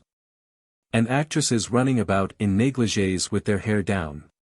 An audience which night after night watches people dressing and undressing probably gets into an unconscious habit of dressing or prinking itself. In other days it was always thought that so much as to adjust a hat pin or glance in a glass was lack of breeding. Every well-brought-up young woman was taught that she must finish dressing in her bedchamber. But today young women in theaters, restaurants, and other public places, are continually studying their reflection in little mirrors and patting their hair and powdering their noses and fixing this or adjusting that in a way that in Mrs. Old Name's girlhood would have absolutely barred them from good society, nor can Mrs. Worldly or Mrs. Old Name be imagined preening and prinking anywhere. They dress as carefully and as beautifully as possible, but when they turn away from the mirrors in their dressing rooms they never look in a glass or take note of their appearance until they dress again. And it must be granted that Lucy Gilding, Constance Style, Celia Lovejoy, Mary Smartlington and the other well-bred members of the younger set do not put finishing touches on their faces in public, as yet. The courtesy of sending tickets early. Most people are at times obliged to take tickets for various charity entertainments, balls, theatricals, concerts or pageants, to which, if they do not care to go themselves, they give away their tickets. Those who intend giving tickets should remember that a message, "Can you use 2 tickets for the Russian ballet tonight?" sent at 7 o'clock that same evening. After the Lovejoys have settled themselves for an evening at home, Celia having decided not to curl her hair and Donald having that morning sent his only dinner coat to be refaced, cannot give the same pleasure that their earlier offer would have given. An opera box sent on the morning of the opera is worse, since to find 4 music-loving people to fill it on such short notice at the height of the season is an undertaking that few care to attempt. A big theater party. A big theater party is one of the favorite entertainments given for a debutante. If 50 or more are to be asked, invitations are sometimes engraved. Mrs. Top Lofty requests the pleasure of. Name of guest is written on this line. Company at the theater and a small dance afterward. In honor of her great niece, Miss Millicent Gilding. On Tuesday the 6th of January. At 8:30 o'clock. RSVP. But, and usually, the general utility invitation is filled in as follows. To meet Miss Millicent Gilding. Mrs. Top Lofty requests the pleasure of. Miss Rosalie Grays. Company at the theater and at a dance. On Tuesday the 6th of January. At 8:15. RSVP. Or notes in either wording above are written by hand. All those who accept have a ticket sent them. Each ticket sent a debutante is accompanied by a visiting card on which is written. Be in the lobby of the Comedy Theater at 8.15. Order your motor to come for you. At 010, 5th Avenue at 1 a.m. On the evening of the theater party, Mrs. Top Lofty herself stands in the lobby to receive the guests. As soon as any who are to sit next to each other have arrived, they are sent into the theater, each gives her, or his, ticket to an usher and sits in the place allotted to her, or him. It is well for the hostess to have a seat planned for her own use in case thoughtless young people mix their tickets all up and hand them to an usher in a bunch. And yet, if they do mix themselves to their own satisfaction, she would better leave them than attempt to disturb a plan that may have had more method in it than madness. When the last young girl has arrived, Mrs. Top Lofty goes into the theater herself. She does not bother to wait for any boys, and in this one instance she very likely sits in a stage box so as to keep her eye on them, and with her she has 2 or 3 of her own friends. After the theater, big motor buses drive them all either to the house of the hostess or to a hotel for supper and to dance. If they go to a hotel, a small ballroom must be engaged and the dance is a private one. It would be considered out of place to take a lot of very young people to a public cabaret. Carelessly chaperoned young girls are sometimes, it is true, seen in very questionable places because some of the so-called dancing restaurants are perfectly fit and proper for them to go to. Many other places however, are not, and for the sake of general appearances it is safer to make it a rule that no very young girl should go anywhere after the theater except to a private house or a private dance or ball. Older people, on the other hand, very often go for a supper to one of the cabarets for which New York is famous, or infamous, or perhaps go to watch a vaudeville performance at midnight, or dance, or do both together. Others, if they are among the great majority of quiet people, go home after the theater, especially if they have dined with their hostess, or host, before the play. Don't be late. When you are dining before going to the opera or theater you must arrive on the stroke of the hour for which you are asked. It is one occasion when it is inexcusable to be late. In accepting an invitation for lunch or dinner after which you are going to a game, or any sort of performance, you must not be late. Nothing is more unfair to others who are keen about whatever it is you are going to see, than to make them miss the beginning of a performance through your thoughtless selfishness. For this reason box holders who are music lovers do not ask guests who have the late habit to dine before the opera, because experience has taught them they will miss the overture and most of the first act if they do. Those, on the other hand, who care nothing for music and go to the opera to see people and be seen, seldom go until most if not all of the first act is over. But these in turn might give music-loving guests their choice of going alone in time for the overture and waiting for them in the box at the opera, or having the pleasure of dining with their hostess but missing most of the first part. At games, the circus, or elsewhere. Considerate and polite behavior by each member of an audience is the same everywhere. At outdoor games, or at the circus, it is not necessary to stop talking. In fact, a good deal of noise is not out of the way in rooting at a match, and a circus band does not demand silence in order to appreciate its cheerful blare. One very great annoyance in open-air gatherings is cigar smoke when blown directly in one's face, or worse yet the smoke from a smoldering cigar. It is almost worthy of a study in air currents to discover why with plenty of space all around, a tiny column of smoke will make straight for the nostrils of the very one most nauseated by it. The only other annoyance met with at ball games or parades or wherever people occupy seats on the grandstand, is when some few in front get excited and insist on standing up. If those in front stand, those behind naturally have to. Generally people call out, "Down in front." If they won't stay down, then all those behind have to stay up. Also umbrellas and parasols entirely blot out the view of those behind. Chapter VI Conversation. Need of reciprocity. Ideal conversation should be a matter of equal give and take, but too often it is all take. The voluble talker, or chatterer, rides his own hobby straight through the hours without giving anyone else, who might also like to say something, a chance to do other than exhaustedly await the turn that never comes. Once in a while, a very long while, one meets a brilliant person whose talk is a delight, or still more rarely a wit who manipulates every ordinary topic with the agility of a sleight-of-hand performer, to the ever-increasing rapture of his listeners. But as a rule the man who has been led to believe that he is a brilliant and interesting talker has been led to make himself a rapacious pest. No conversation is possible between others whose ears are within reach of his ponderous voice. Anecdotes, long-winded stories, dramatic and pathetic, stock his repertoire, but worst of all are his humorous yarns at which he laughs uproariously though every one else grows solemn and more solemn. There is a simple rule, by which if one is a voluble chatterer, to be a good talker necessitates a good mind, one can at least refrain from being a pest or a bore. And the rule is merely, to stop and think. Think before you speak. Nearly all the faults or mistakes in conversation are caused by not thinking. For instance, a first rule for behavior in society is, try to do and say those things only which will be agreeable to others. Yet how many people, who really know better, people who are perfectly capable of intelligent understanding if they didn't let their brains remain asleep or locked tight, go night after night to dinner parties, day after day to other social gatherings, and absent-mindedly prate about this or that without ever taking the trouble to think what they are saying and to whom they are saying it. Would a young mother describe 20 or 30 cunning tricks and sayings of the baby to a bachelor who has been helplessly put beside her at dinner if she thought?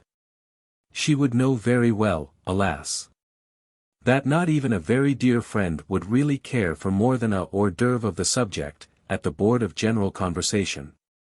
The older woman is even worse, unless something occurs, often when it is too late, to make her wake up and realize that she not only bores her hearers but prejudices everyone against her children by the unrestraint of her own praise. The daughter who is continually lauded as the most captivating and beautiful girl in the world, seems to the wearied perceptions of enforced listeners annoying and plain. In the same way the magnificent son is handicapped by his mother's, or his father's, overweening pride and love in exact proportion to its displayed intensity. On the other hand, the neglected wife, the unappreciated husband, the misunderstood child, takes on a glamour in the eyes of others equally out of proportion. That great love has seldom perfect wisdom is one of the great tragedies in the drama of life. In the case of the over-loving wife or mother, someone should love her enough to make her stop and think that her loving praise is not merely a question of boring her hearers but of handicapping unfairly those for whom she would gladly lay down her life, and yet few would have the courage to point out to her that she would far better lay down her tongue. The cynics say that those who take part in social conversation are bound to be either the bores or the bored, and that which you choose to be, is a mere matter of selection. And there must be occasions in the life of everyone when the cynics seem to be right. The man of affairs who, sitting next to an attractive-looking young woman, is regaled throughout dinner with the detailed accomplishments of the young woman's husband. The woman of intellect who must listen with interest to the droolings of an especially prosy man who holds forth on the super-everything of his own possessions, cannot very well consider that the evening was worth dressing, sitting up, and going out for. People who talk too easily are apt to talk too much, and at times imprudently, and those with vivid imagination are often unreliable in their statements. On the other hand, the man of silence, who never speaks except when he has something worthwhile to say, is apt to wear well among his intimates, but is not likely to add much to the gaiety of a party. Try not to repeat yourself, either by telling the same story again and again or by going back over details of your narrative that seemed especially to interest or amuse your hearer. Many things are of interest when briefly told and for the first time. Nothing interests when too long dwelt upon, little interests that is told a second time. The exception is something very pleasant that you have heard about A or more especially A's child, which having already told A, you can then tell B.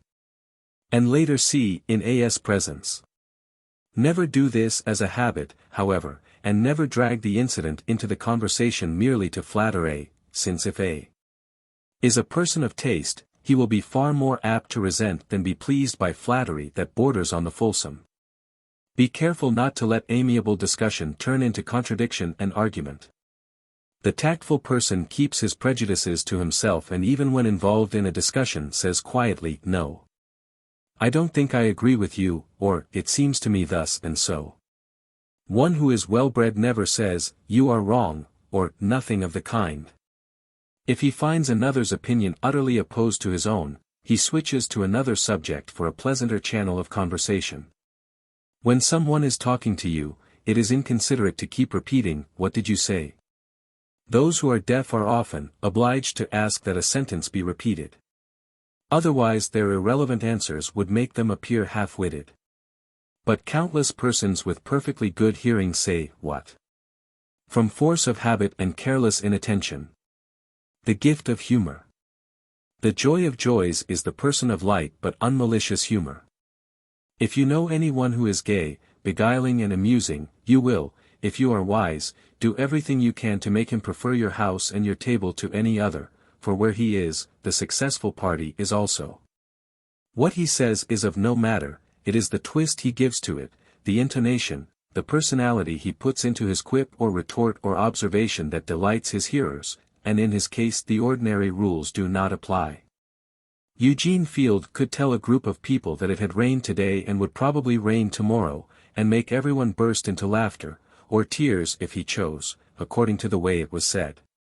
But the ordinary rest of us must, if we would be thought sympathetic, intelligent or agreeable, go fishing. Going fishing for topics.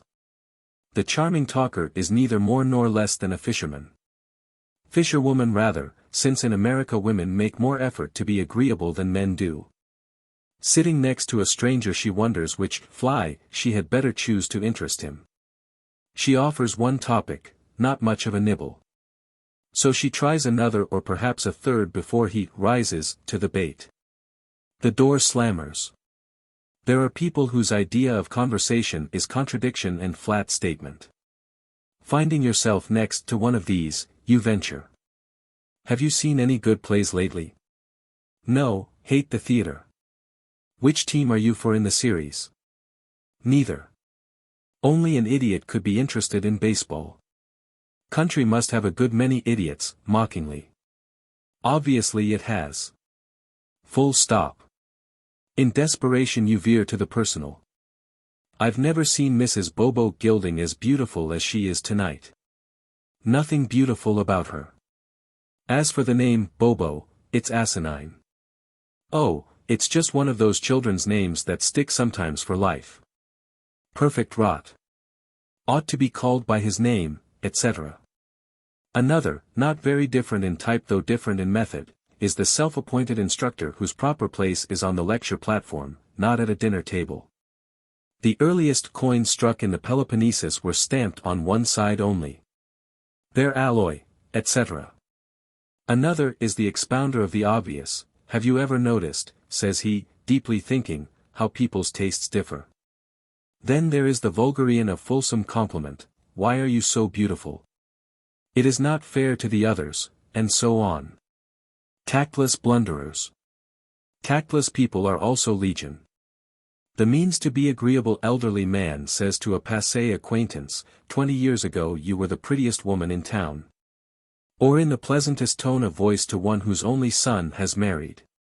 Why is it, do you suppose, that young wives always dislike their mothers-in-law? If you have any ambition to be sought after in society you must not talk about the unattractiveness of old age to the elderly, about the joys of dancing and skating to the lame, or about the advantages of ancestry to the self-made. It is also dangerous, as well as needlessly unkind, to ridicule or criticize others, especially for what they can't help. If a young woman's familiar or otherwise lax behavior deserves censure, a casual unflattering remark may not add to your own popularity if your listener is a relative, but you can at least, without being shamefaced, stand by your guns. On the other hand, to say needlessly, what an ugly girl, or what a half-wit that boy is, can be of no value except in drawing attention to your own tactlessness. The young girl who admired her own facile adjectives said to a casual acquaintance, "How can you go about with that moth-eaten, squint-eyed, bag of a girl?" "Because," answered the youth whom she had intended to dazzle, "the lady of your flattering epithets happens to be my sister."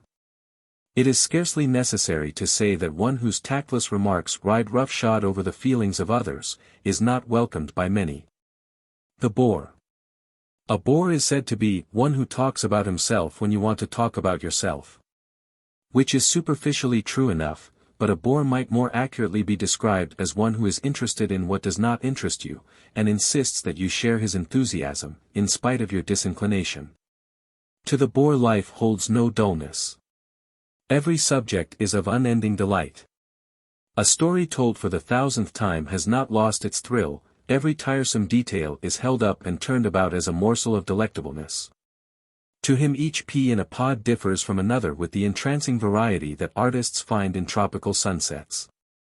On the other hand, to be bored is a bad habit, and one only too easy to fall into. As a matter of fact, it is impossible, almost, to meet anyone who has not something of interest to tell you if you are but clever enough yourself to find out what it is. There are certain always delightful people who refuse to be bored. Their attitude is that no subject need ever be utterly uninteresting, so long as it is discussed for the first time. Repetition alone is deadly dull. Besides, what is the matter with trying to be agreeable yourself? Not too agreeable. Alas! It is true, be polite to bores and so shall you have bores always round about you. Furthermore, there is no reason why you should be bored when you can be otherwise. But if you find yourself sitting in the hedgerow with nothing but weeds, there is no reason for shutting your eyes and seeing nothing, instead of finding what beauty you may in the weeds. To put it cynically, life is too short to waste it in drawing blanks. Therefore, it is up to you to find as many pictures to put on your blank pages as possible. A few important details of speech in conversation. Unless you wish to stamp yourself a person who has never been out of provincial society, never speak of your husband as Mr. except to an inferior. Mrs.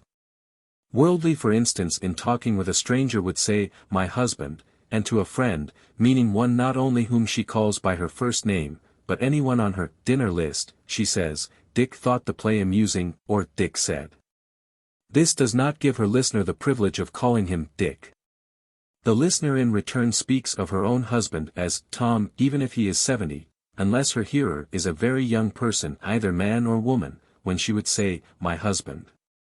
Never, "Mr. Older." To call your husband Mr. means that you consider the person you are talking to beneath you in station. Mr. Worldly in the same way speaks of Mrs. Worldly as "my wife" to a gentleman, or "Edith" in speaking to a lady. Always. In speaking about other people, one says Mrs., Miss, or Mr., as the case may be.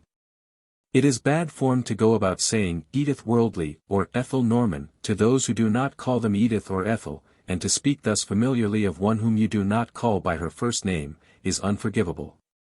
It is also effrontery for a younger person to call an older by her or his first name, without being asked to do so. Only a very underbred, thick-skinned person would attempt it. Also, you must not take your conversation out of the drawing room. Operations, ills or personal blemishes, details and appurtenances of the dressing room, for instance, are neither suitable nor pleasant topics, nor are personal jokes in good taste. The omniscience of the very rich.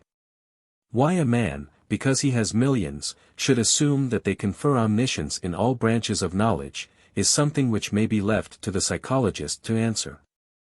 But most of those thrown much in contact with millionaires will agree that an attitude of infallibility is typical of a fair majority. A professor who has devoted his life to a subject modestly makes a statement. "You are all wrong," says the man of millions, "it is this way." As a connoisseur he seems to think that because he can pay for anything he fancies, he is accredited expert as well as potential owner. Topics he does not care for are bosh, those which he has a smattering of, he simply appropriates. His prejudices are, in his opinion, expert criticism, his taste impeccable, his judgment infallible, and to him the world is a pleasance built for his soul pleasuring. But to the rest of us who also have to live in it with as much harmony as we can, such persons are certainly elephants at large in the garden. We can sometimes induce them to pass through gently, but they are just as likely at any moment to pull up our fences and push the house itself over on our defenseless heads. There are countless others, of course, very often the richest of all, who are authoritative in all they profess, who are experts and connoisseurs, who are human and helpful and above everything respecters of the garden enclosure of others. Dangers to be avoided. In conversation the dangers are very much the same as those to be avoided in writing letters. Talk about things which you think will be agreeable to your hearer. Don't dilate on ills, misfortune, or other unpleasantnesses. The one in greatest danger of making enemies is the man or woman of brilliant wit. If sharp, wit is apt to produce a feeling of mistrust even while it stimulates. Furthermore, the applause which follows every witty sally becomes in time breath to the nostrils, and perfectly well-intentioned people, who mean to say nothing unkind, in the flash of a second see a point, and in the next second score it with no more power to resist than a drug addict can resist a dose put into his hand. The mimic is a joy to his present company, but the eccentric mannerism of one is much easier to imitate than the charm of another, and the subjects of the habitual mimic are all too apt to become his enemies. You need not, however, be dull because you refrain from the rank habit of a critical attitude, which like a weed will grow all over the place if you let it have half a chance. A very good resolve to make and keep, if you would also keep any friends you make, is never to speak of anyone without, in imagination, having them overhear what you say. One often hears the exclamation, "I would say it to her face." At least be very sure that this is true, and not a braggart's phrase, and then, 9 times out of 10 think better of it and refrain. Preaching is all very well in a textbook, schoolroom or pulpit, but it has no place in society. Society is supposed to be a pleasant place. Telling people disagreeable things to their faces or behind their backs is not a pleasant occupation. Do not be too apparently clever if you would be popular. The cleverest woman is she who, in talking to a man, makes him seem clever. This was Madame Récamier's great charm. A few maxims for those who talk too much, and easily. The faults of commission are far more serious than those of omission. Regrets are seldom for what you left unsaid. The chatterer reveals every corner of his shallow mind, one who keeps silent cannot have his depth plumbed. Don't pretend to know more than you do. To say you have read a book and then seemingly to understand nothing of what you have read, proves you a half-wit. Only the very small mind hesitates to say, I don't know. Above all, stop and think what you are saying. This is really the first, last and only rule. If you stop, you can't chatter or expound or flounder ceaselessly, and if you think, you will find a topic and a manner of presenting your topic so that your neighbor will be interested rather than long-suffering. Remember also that the sympathetic, not apathetic, listener is the delight of delights. The person who looks glad to see you, who is seemingly eager for your news, or enthralled with your conversation. Who looks at you with a kindling of the face, and gives you spontaneous and undivided attention, is the one to whom the palm for the art of conversation would undoubtedly be awarded. Chapter VIIIWORDS, Phrases and Pronunciation. Phrases avoided in good society. It is difficult to explain why well-bred people avoid certain words and expressions that are admitted by etymology and grammar. So it must be merely stated that they have and undoubtedly always will avoid them. Moreover, this choice of expression is not set forth in any printed guide or book on English, though it is followed in all literature. To liken best society to a fraternity, with the avoidance of certain seemingly unimportant words as the sign of recognition, is not a fantastic simile. People of the fashionable world invariably use certain expressions and instinctively avoid others. Therefore when a stranger uses an avoided one he proclaims that he does not belong, exactly as a pretended Freemason proclaims himself an outsider by giving the wrong grip, or whatever it is by which brother Masons recognize one another. People of position are people of position the world over, and by their speech are most readily known. Appearance on the other hand often passes muster. A showgirl may be lovely to look at as she stands in a seemingly unstudied position and in perfect clothes. But let her say, my God, or, wouldn't that jar you, and where is her loveliness then? And yet, and this is the difficult part of the subject to make clear, the most vulgar slang like that quoted above, is scarcely worse than the attempted elegance which those in use to good society imagine to be the evidence of cultivation. People who say, I come, and I seen it, and I done it, prove by their lack of grammar that they had little education in their youth. Unfortunate, very. But they may at the same time be brilliant, exceptional characters, loved by everyone who knows them, because they are what they seem and nothing else. But the caricature lady, with the comic picture, society manner, who says, pardon me, and talks of retiring, and residing, and desiring, and being acquainted with, and attending this and that with her escort, and curls her little finger over the handle of her teacup, and prates of culture, does not belong to best society, and never will. The offense of pretentiousness is committed oftener perhaps by women than by men, who are usually more natural and direct. A genuine, sincere, kindly American man, or woman, can go anywhere and be welcomed by everyone, provided of course, that he is a man of ability in intellect.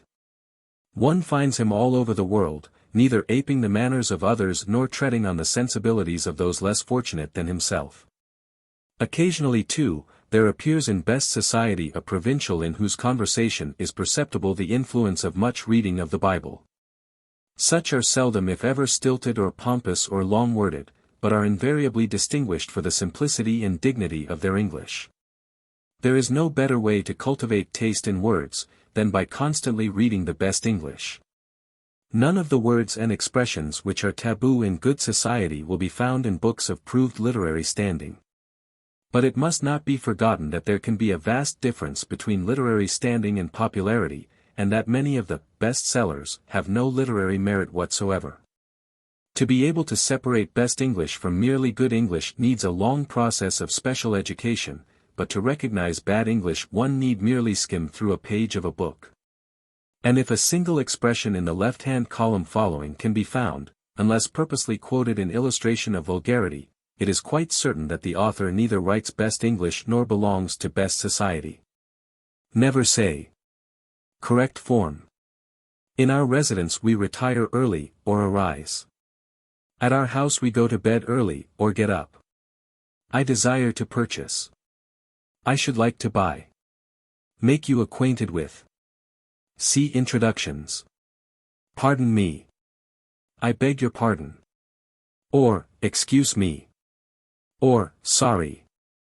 Lovely food. Good food. Elegant home. Beautiful house, or place.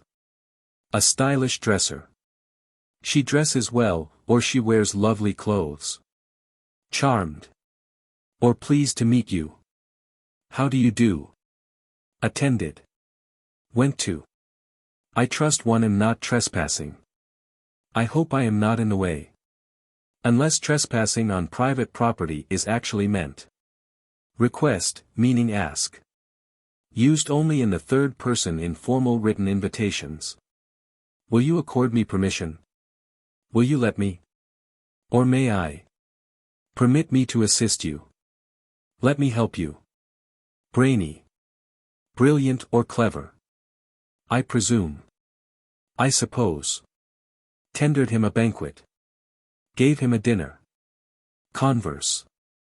Talk. Partook of liquid refreshment. Had something to drink. Perform ablutions. Wash. A song entitled. Called, proper if used in legal sense. I will ascertain. I will find out. Residence or mansion. House. Or big house. In the home. In someone's house or at home. Phone, photo, auto. Telephone, photograph, automobile. Tintinnabulary summons, meaning bell, and bovine continuation, meaning cow's tail, are more amusing than offensive. But they illustrate the theory of bad style that is pretentious. As examples of the very worst offenses that can be committed, the following are offered. Pray, accept my thanks for the flattering ovation you have tendered me. Yes, says the preposterous bride, I am the recipient of many admired and highly prized gifts. Will you permit me to recall myself to you? Speaking of bridesmaids as pretty servitors, dispensing hospitality, asking anyone to step this way. Many other expressions are provincial, and one who seeks purity of speech should, if possible, avoid them, but as offenses, they are minor. Reckon, guess, calculate, or figure, meaning think. Allow, meaning agree. Folks, meaning family. Cute, meaning pretty or winsome. Well, I declare. 'Pon my word. Box party, meaning sitting in a box at the theater.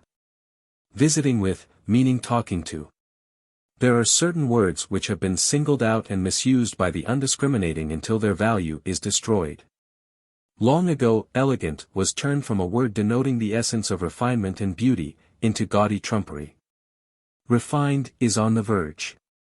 But the pariah of the language is culture. A word rarely used by those who truly possess it, but so constantly misused by those who understand nothing of its meaning, that it is becoming a synonym for vulgarity and imitation. To speak of the proper use of a finger bowl or the ability to introduce two people without a blunder as being evidence of culture of the highest degree, is precisely as though evidence of highest education were claimed for whoever can do sums in addition and read words of one syllable. Culture in its true meaning is widest possible education, plus a special refinement in taste. The fact that slang is apt and forceful makes its use irresistibly tempting. Coarse or profane slang is beside the mark, but flivver, taxi, the movies, deadly, meaning dull, feeling fit, feeling blue, grafter, a fake, grouch, hunch, and right-o are typical of words that it would make our spoken language stilted to exclude. All colloquial expressions are little foxes that spoil the grapes of perfect diction, but they are very little foxes. It is the false elegance of stupid pretentiousness that is an annihilating blight which destroys root and vine. In the choice of words, we can hardly find a better guide than the lines of Alexander Pope. In words, as fashions, the same rule will hold. Alike fantastic, if too new, or old. Be not the first by whom the new are tried, nor yet the last to lay the old aside. Pronunciation. Traits of pronunciation which are typical of whole sections of the country, or accents inherited from European parents must not be confused with crude pronunciations that have their origin in illiteracy. A gentleman of Irish blood may have a brogue as rich as plum cake, or another's accent be soft Southern or flat New England, or rolling Western. And to each of these the utterance of the others may sound too flat, too soft, too harsh, too refined, or drawled, or clipped short, but not uncultivated. To a New York ear, which ought to be fairly unbiased since the New York accent is a composite of all accents, English women chirrup and twitter. But the beautifully modulated, clear-clipped enunciation of a cultivated Englishman, one who can move his jaws and not swallow his words whole, comes as near to perfection in English as the diction of the Comédie Française comes to perfection in French. The Boston accent is very crisp and in places suggestive of the best English, but the vowels are so curiously flattened that the speech has a saltless effect. There is no rhyming word as flat as the way they say heart, H-A-H-T, and bone and coat, bound, caught, to rhyme with all. Then south, there is too much salt, rather too much sugar. Everyone's mouth seems full of it, with I turned to and every staccato a drawl. But the voices are full of sweetness and music unknown north of the Potomac. The Pennsylvania burr is perhaps the mother of the Western one. It is strong enough to have mothered all the R's in the WRLD. Philadelphia's how and cow for how and cow and me for my is quite as bad as the water R and thought of the West. New York is supposed to say yeah and Murica and tuste and puddin. Probably 5% of it does, but as a whole it has no accent, since it is a composite of all in one. In best New York society there is perhaps a generally accepted pronunciation which seems chiefly an elimination of the accents of other sections. Probably that is what all people think of their own pronunciation. Or do they not know whether their inflection is right or wrong? Nothing should be simpler to determine. If they pronounce according to a standard dictionary, they are correct. If they don't, they have an accent or are ignorant, it is for them to determine which. Such differences as between saying wash or wash, advertisement or advertisement are of small importance. But no one who makes the least pretense of being a person of education says, kept for kept, gentleman or gentleman or lady, vaudeville, or Italian. How to cultivate an agreeable speech. First of all, remember that while affectation is odious, crudeness must be overcome. A low voice is always pleasing, not whispered or murmured, but low in pitch. Do not talk at the top of your head, nor at the top of your lungs. Do not slur whole sentences together. On the other hand, do not pronounce as though each syllable were a separate tongue and lip exercise. As a nation we do not talk so much too fast, as too loud. Tens of thousands twang and slur and shout and burr. Many of us drawl and many others of us race tongues and breath at full speed, but, as already said, the speed of our speech does not matter so much. Pitch of voice matters very much and so does pronunciation. Enunciation is not so essential, except to one who speaks in public. Enunciation means the articulation of whatever you have to say distinctly and clearly. Pronunciation is the proper sounding of consonants, vowels and the accentuation of each syllable. There is no better way to cultivate a perfect pronunciation. Apart from association with cultivated people, than by getting a small pronouncing dictionary of words in ordinary use, and reading it word by word, marking and studying any that you use frequently and mispronounce. When you know them, then read any book at random slowly aloud to yourself, very carefully pronouncing each word. The consciousness of this exercise may make you stilted in conversation at first, but by and by the sense, or impulse, to speak correctly will come. This is a method that has been followed by many men handicapped in youth through lack of education, who have become prominent in public life, and by many women, who likewise handicapped by circumstances, have not only made possible a creditable position for themselves, but have then given their children the inestimable advantage of learning their mother tongue correctly at their mother's knee. Chapter IXONE'S position in the community. The choice. First of all, it is necessary to decide what one's personal idea of position is, whether this word suggests merely a social one, comprising a large or an exclusive acquaintance and leadership in social gaiety, or position established upon the foundation of communal consequence, which may, or may not, include great social gaiety. In other words, you who are establishing yourself either as a young husband or a stranger, would you, if you could have your wish granted by a genie, choose to have the populace look upon you askance and in awe, because of your wealth and elegance? Or would you wish to be loved, not as a power conferring favors which belong really to the first picture, but as a fellow being with an understanding heart? The granting of either wish is not a bit beyond the possibilities of anyone. It is merely a question of depositing securities of value in the bank of life. The bank of life. Life, whether social or business, is a bank in which you deposit certain funds of character, intellect and heart, or other funds of egotism, hard-heartedness and unconcern, or deposit nothing. And the bank honors your deposit, and no more. In other words, you can draw nothing out but what you have put in. If your community is to give you admiration and honor, it is merely necessary to be admirable and honorable. The more you put in, the more will be paid out to you. It is too trite to put on paper. But it is astonishing, isn't it, how many people who are depositing nothing whatever, expect to be paid in admiration and respect. A man of really high position is always a great citizen first and above all. Otherwise he is a hollow puppet whether he is a millionaire or has scarcely a dime to bless himself with. In the same way, a woman's social position that is built on sham, vanity, and selfishness, is like one of the buildings at an exposition, effective at first sight, but bound when slightly weather-beaten to show stucco and glue. It would be very presumptuous to attempt to tell any man how to acquire the highest position in his community, especially as the answer is written in his heart, his intellect, his altruistic sympathy, and his ardent civic pride. A subject, however, that is not so serious or overawing, and which can perhaps have directions written for it, is the lesser ambition of acquiring a social position. Taking or acquiring a social position. A bride whose family or family-in-law has social position has merely to take that which is hers by inheritance. But a stranger who comes to live in a new place, or one who has always lived in a community but unknown to society, have both to acquire a standing of their own. For example, the bride of good family. The bride of good family need do nothing on her own initiative.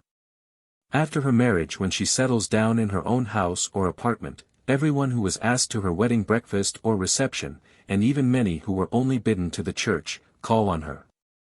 She keeps their cards, enters them in a visiting or ordinary alphabetically indexed blank book, and within 2 weeks she returns each one of their calls.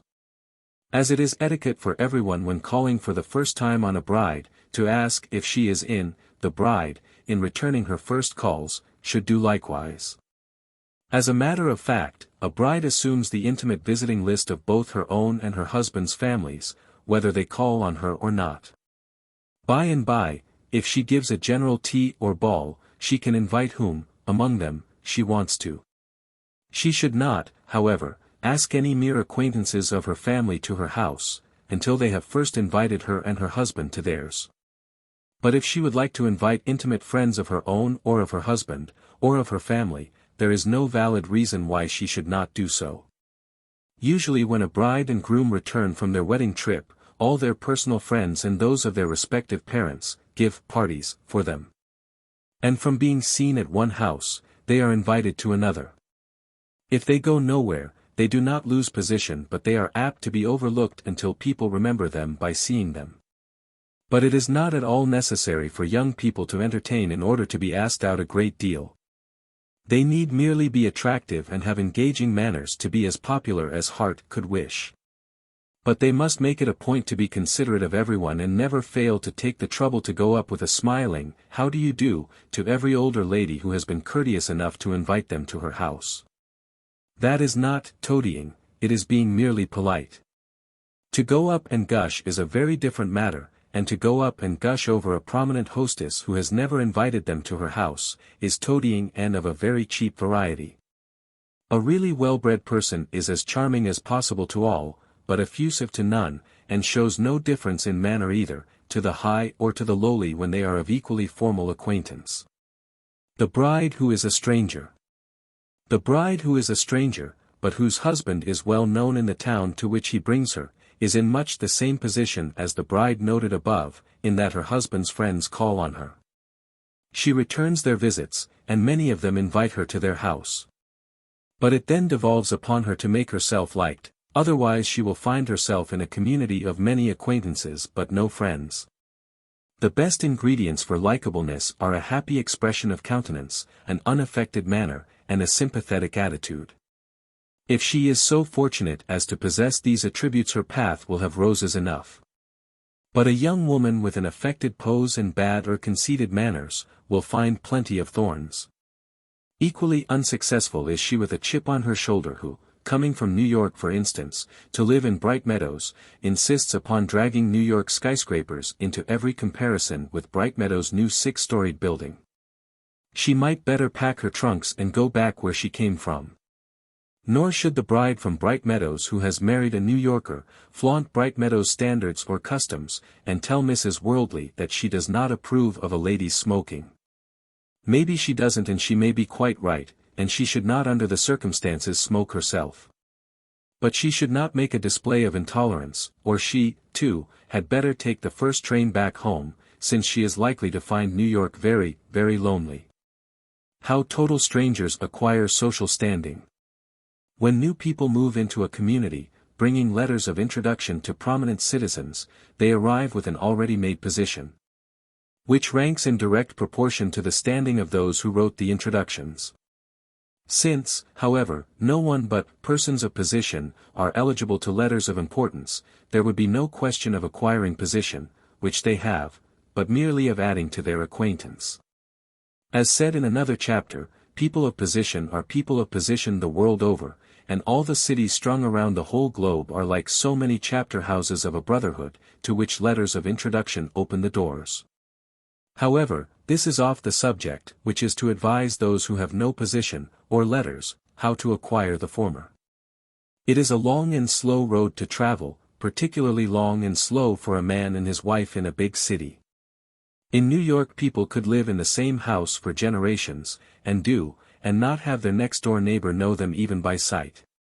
But no other city, except London, is as unaware as that. When people move to a new city, or town, it is usually because of business.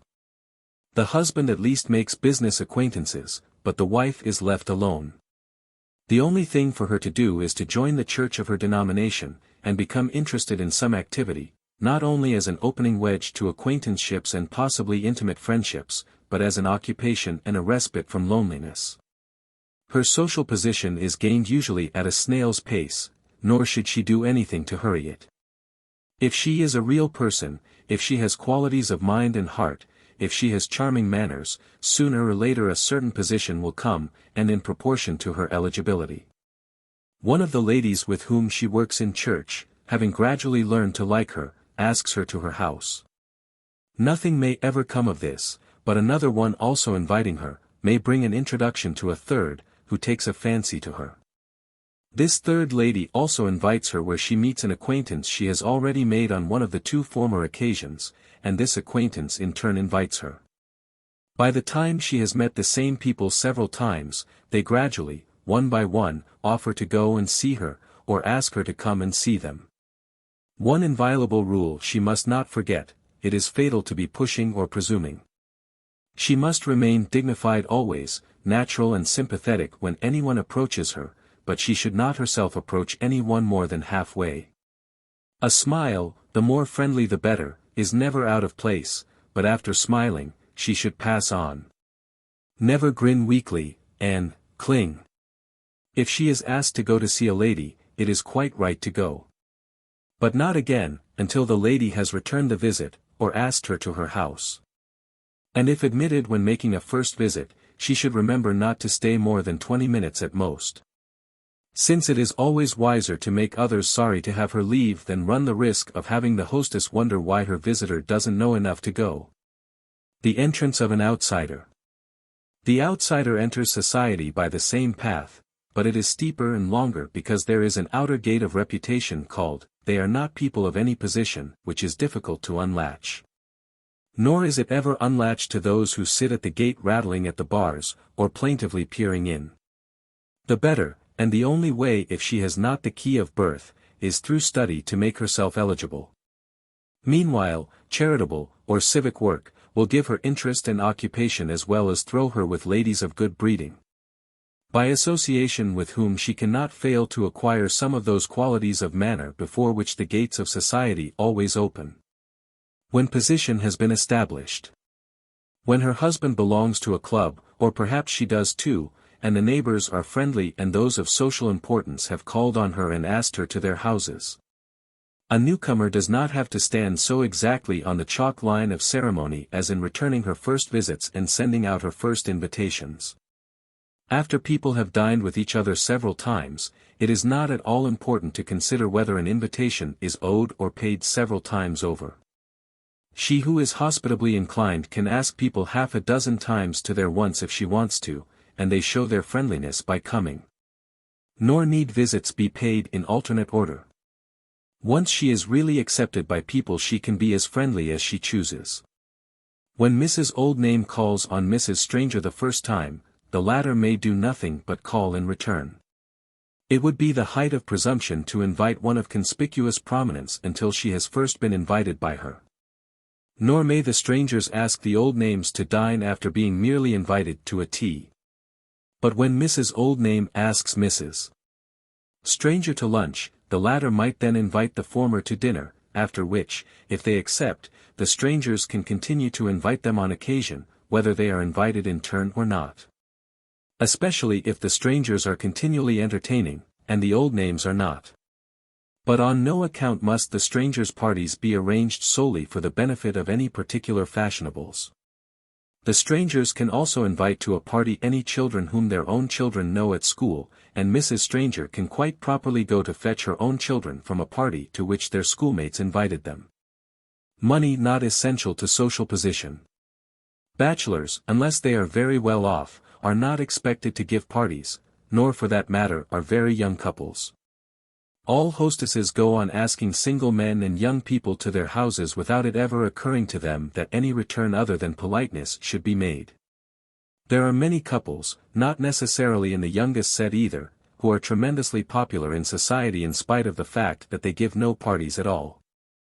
The Lovejoys, for instance, who are clamored for everywhere, have every attribute, except money. With fewer clothes perhaps than any fashionable young woman in New York, she can't compete with Mrs. Bobo gilding or constant style for smartness, but, as Mrs. Worldly remarked, what would be the use of Celia Lovejoy's beauty if it depended upon continual variation in clothes? The only entertaining the Lovejoys ever do is limited to afternoon tea and occasional Welsh rarebit suppers. But they return every bit of hospitality shown them by helping to make a party go wherever they are. Both are amusing, both are interesting, both do everything well. They can't afford to play cards for money, but they both play a very good game and the table is delighted to carry them, or they play at the same table against each other. This, by the way, is another illustration of the conduct of a gentleman. If young Lovejoy played for money he would win undoubtedly in the long run because he plays unusually well, but to use card playing as a means of making money would be contrary to the ethics of a gentleman. Just as playing for more than can be afforded turns a game into gambling. An elusive point essential to social success. The sense of whom to invite with whom is one of the most important, and elusive, points in social knowledge. The possession or lack of it is responsible more than anything else for the social success of one woman, and the failure of another. And as it is almost impossible, without advice, for any stranger anywhere to know which people like or dislike each other, the would-be hostess must either by means of natural talent or more likely by trained attention read the signs of liking or prejudice much as a woodsman reads a message in every broken twig or turned leaf. One who can read expression, perceives at a glance the difference between friendliness and polite aloofness. When a lady is unusually silent, strictly impersonal in conversation, and entirely unapproachable, something is not to her liking. The question is, what? Or usually, whom? The greatest blunder possible would be to ask her what the matter is.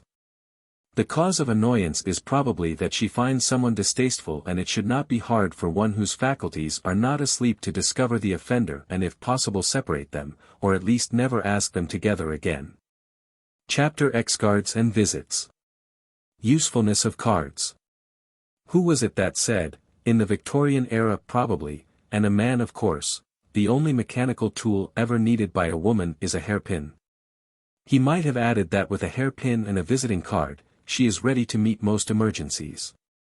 Although the principal use of a visiting card, at least the one for which it was originally invented, to be left as an evidence of one person's presence at the house of another, is going gradually out of ardent favor in fashionable circles, its usefulness seems to keep a nicely adjusted balance.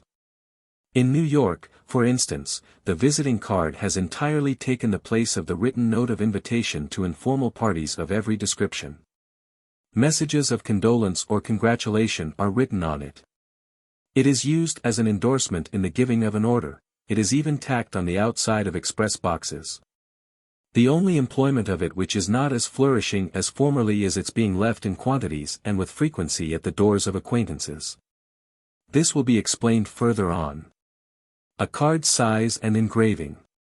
The card of a lady is usually from about 2 3/4 to 3½ inches wide, by 2 to 2 3/4 inches high, but there is no fixed rule. The card of a young girl is smaller and more nearly square in shape. About 2 inches high by 2½ or 2 5/8 inches long, depending upon the length of the name. Young girls use smaller cards than older ladies. A gentleman's card is long and narrow, from 2-7/8 to 3¼ inches long, and from 1¼ to 1 5/8 inches high. All visiting cards are engraved on white unglazed Bristol board, which may be of medium thickness or thin, as one fancies. A few years ago there was a fad for cards as thin as writing paper, but one seldom sees them in America now. The advantage of a thin card is that a greater quantity may be carried easily. The engraving most in use today is shaded block. Script is seldom seen, but it is always good form, and so is plain block, but with the exception of Old English all ornate lettering should be avoided. All people who live in cities should have the address in the lower right corner, engraved in smaller letters than the name. In the country, addresses are not important, as everyone knows where everyone else lives. People who have town and country houses usually have separate cards, though not necessarily a separate plate. Economical engraving. The economically inclined can have several varieties of cards printed from one plate. The cards would vary somewhat in size in order to center the wording. Example. The plate. Mr. and Mrs. Gilding. Miss Gilding. 00, 5th Avenue. Golden Hall. May be printed. Miss Gilding's name should never appear on a card with both her mother's and father's, so her name being out of line under the Mr. and Mrs. engraving makes no difference. Or Mr. and Mrs. Gilding. Golden Hall. Or Mrs. Gilding. Miss Gilding. 00, 5th Avenue. Or Mrs. Gilding. Golden Hall. The personal card is in a measure an index of one's character. A fantastic or garish note in the type effect, in the quality or shape of the card, betrays a lack of taste in the owner of the card. It is not customary for a married man to have a club address on his card, and it would be serviceable only in giving a card of introduction to a business acquaintance, under social rather than business circumstances. Or in paying a formal call upon a political or business associate. Unmarried men often use no other address than that of a club, especially if they live in bachelor's quarters, but young men who live at home use their home address. Correct names and titles. To be impeccably correct, initials should not be engraved on a visiting card. A gentleman's card should read, Mr. John Hunter Titherington Smith, but since names are sometimes awkwardly long, and it is the American custom to cling to each and every one given in baptism. He asserts his possessions by representing each one with an initial, and engraves his cards Mr. John H. T. Smith, or Mr. J. H. Titherington Smith, as suits his fancy. So, although, according to high authorities, he should drop a name or two and be Mr. Hunter Smith, or Mr. Titherington Smith, it is very likely that to the end of time the American man, and necessarily his wife, who must use the name as he does, will go on cherishing initials. And a widow no less than a married woman should always continue to use her husband's Christian name, or his name and another initial, engraved on her cards. She is Mrs. John Hunter Titherington Smith, or, to compromise, Mrs. J. H. Titherington Smith, but she is never Mrs. Sarah Smith, at least not anywhere in good society. In business and in legal matters a woman is necessarily addressed by her own Christian name, because she uses it in her signature. But no one should ever address an envelope, except from a bank or a lawyer's office, Mrs. Sarah Smith. When a widow's son, who has the name of his father, marries, the widow has senior added to her own name, or if she is the head of the family, she very often omits all Christian names, and has her card engraved, Mrs. Smith, and the son's wife calls herself Mrs. John Hunter Smith. Smith is not a very good name as an example, since no one could very well claim the distinction of being the Mrs. Smith. It, however, illustrates the point. For the daughter-in-law to continue to use a card with Junior on it when her husband no longer uses Junior on his, is a mistake made by many people. A wife always bears the name of her husband. To have a man and his mother use cards engraved respectively Mr. J. H. Smith and Mrs. J. H. Smith and the son's wife a card engraved Mrs. J. H. Smith, Jr., would announce to whomever the three cards were left upon, that Mr. and Mrs. Smith and their daughter-in-law had called. The cards of a young girl after she is 16 have always Miss before her name, which must be her real and never a nickname, Miss Sarah Smith, not Miss Sally Smith. The fact that a man's name has Junior added at the end in no way takes the place of Mr. His card should be engraved Mr. John Hunter Smith, Jr., and his wife's Mrs. John Hunter Smith, Jr. Some people have the Junior written out, Junior. It is not spelled with a capital J if written in full. A boy puts Mr. on his cards when he leaves school, though many use cards without Mr. on them while in college. A doctor, or a judge, or a minister, or a military officer have their cards engraved with the abbreviation of their title, Dr. Henry Gordon, Judge Horace Rush, the Reverend William Good, Colonel Thomas Doyle. The double card reads, Dr. and Mrs. Henry Gordon, Honorable and Mrs., etc. A woman who has divorced her husband retains the legal as well as the social right to use her husband's full name, in New York State at least. Usually she prefers, if her name was Alice Green, to call herself Mrs. Green Smith, not Mrs. Alice Smith, and on no account Mrs. Alice Green, unless she wishes to give the impression that she was the guilty one in the divorce. Children's cards. That very little children should have visiting cards is not so silly as might at first thought be supposed. To acquire perfect manners, and those graces of deportment that Lord Chesterfield so ardently tried to instill into his son, training cannot begin early enough. Since it is through lifelong familiarity with the niceties of etiquette that much of the distinction of those to the manner born is acquired. Many mothers think it good training for children to have their own cards, which they are taught not so much to leave upon each other after parties, as to send with gifts upon various occasions. At the rehearsal of a wedding, the tiny twin flower girls came carrying their wedding present for the bride between them, to which they had themselves attached their own small visiting cards. One card was bordered and engraved in pink, and the other bordered and engraved in blue, and the address on each read, Chez Maman. And in going to see a new baby cousin each brought a small 1830 bouquet, and sent to their aunt their cards, on which, after seeing the baby, one had printed, He is very little, and the other, It has a red face. This shows that if modern society believes in beginning social training in the nursery, it does not believe in hampering a child's natural expression. Special cards and when to use them. The double card, reading Mr. and Mrs. is sent with a wedding present, or with flowers to a funeral, or with flowers to a débutante, and is also used in paying formal visits. The card on which a débutante's name is engraved under that of her mother, is used most frequently when no coming-out entertainment has been given for the daughter. Her name on her mother's card announces, wherever it is left, that the daughter is grown and eligible for invitations. In the same way a mother may leave her son's card with her own upon any of her own friends, especially upon those likely to entertain for young people. This is the custom if a young man has been away at school and college for so long that he has not a large acquaintance of his own. It is, however, correct under any circumstances when formally leaving cards to leave those of all sons and daughters who are grown. The PPC card.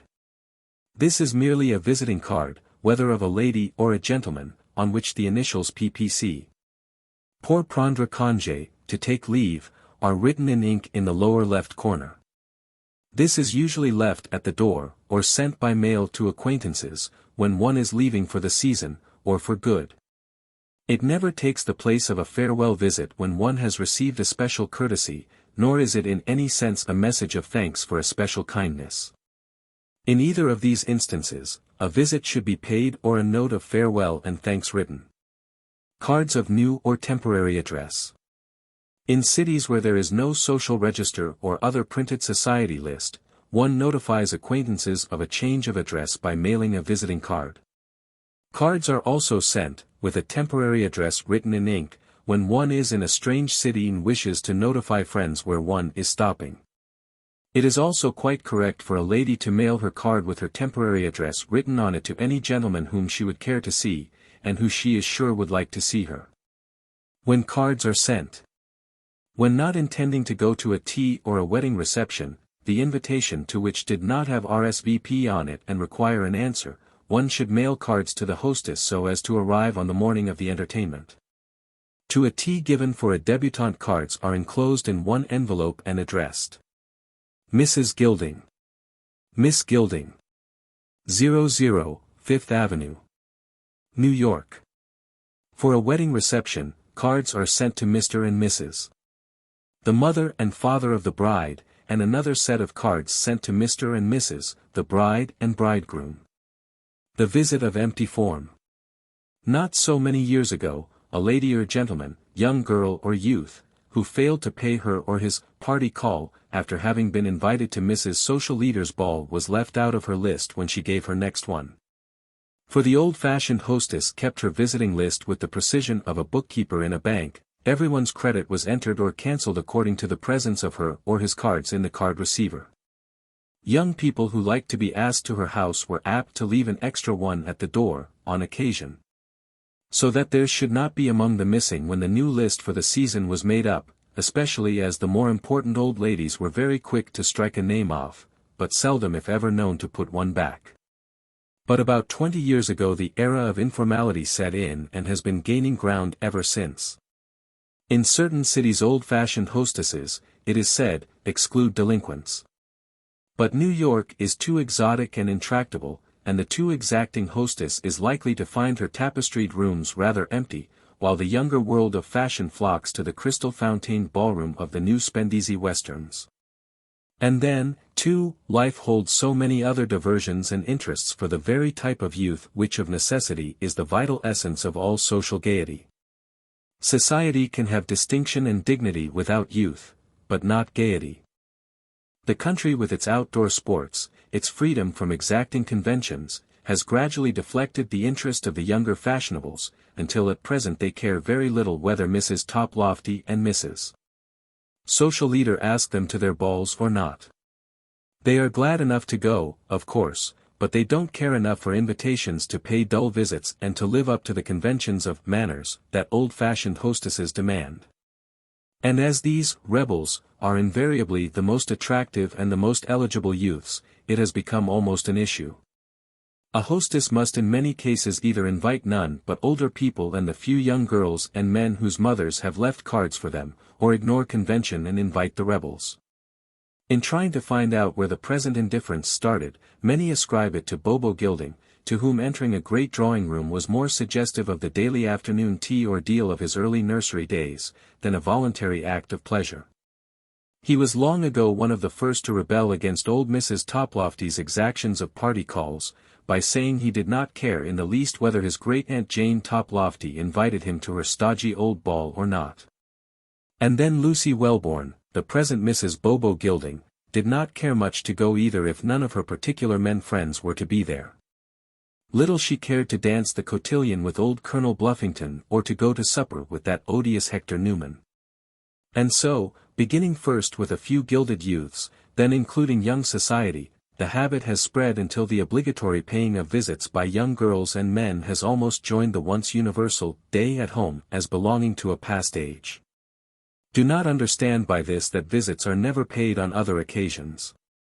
Visits to strangers, visits of condolence, and of other courtesies are still paid, quite as punctiliously as ever. But within the walls of society itself, the visit of formality is decreasing. One might almost say that in certain cities society has become a family affair. Its walls are as high as ever, higher perhaps to outsiders, but among its own members, such customs as keeping visiting lists and having days at home, or even knowing who owes a visit to whom, is not only unobserved but is unheard of. But because punctilious card-leaving, visiting, and days at home have gone out of fashion in New York, is no reason why these really important observances should not be, or are not, in the height of fashion elsewhere. Nor, on the other hand, must anyone suppose because the younger fashionables in New York pay few visits and never have days at home, that they are a bit less careful about the things which they happen to consider essential to good breeding.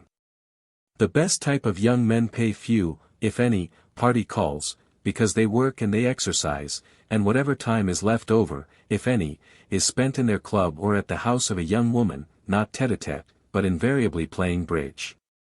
The Sunday afternoon visits that the youth of another generation used always to pay, are unknown in this, because every man who can, spends the weekend in the country.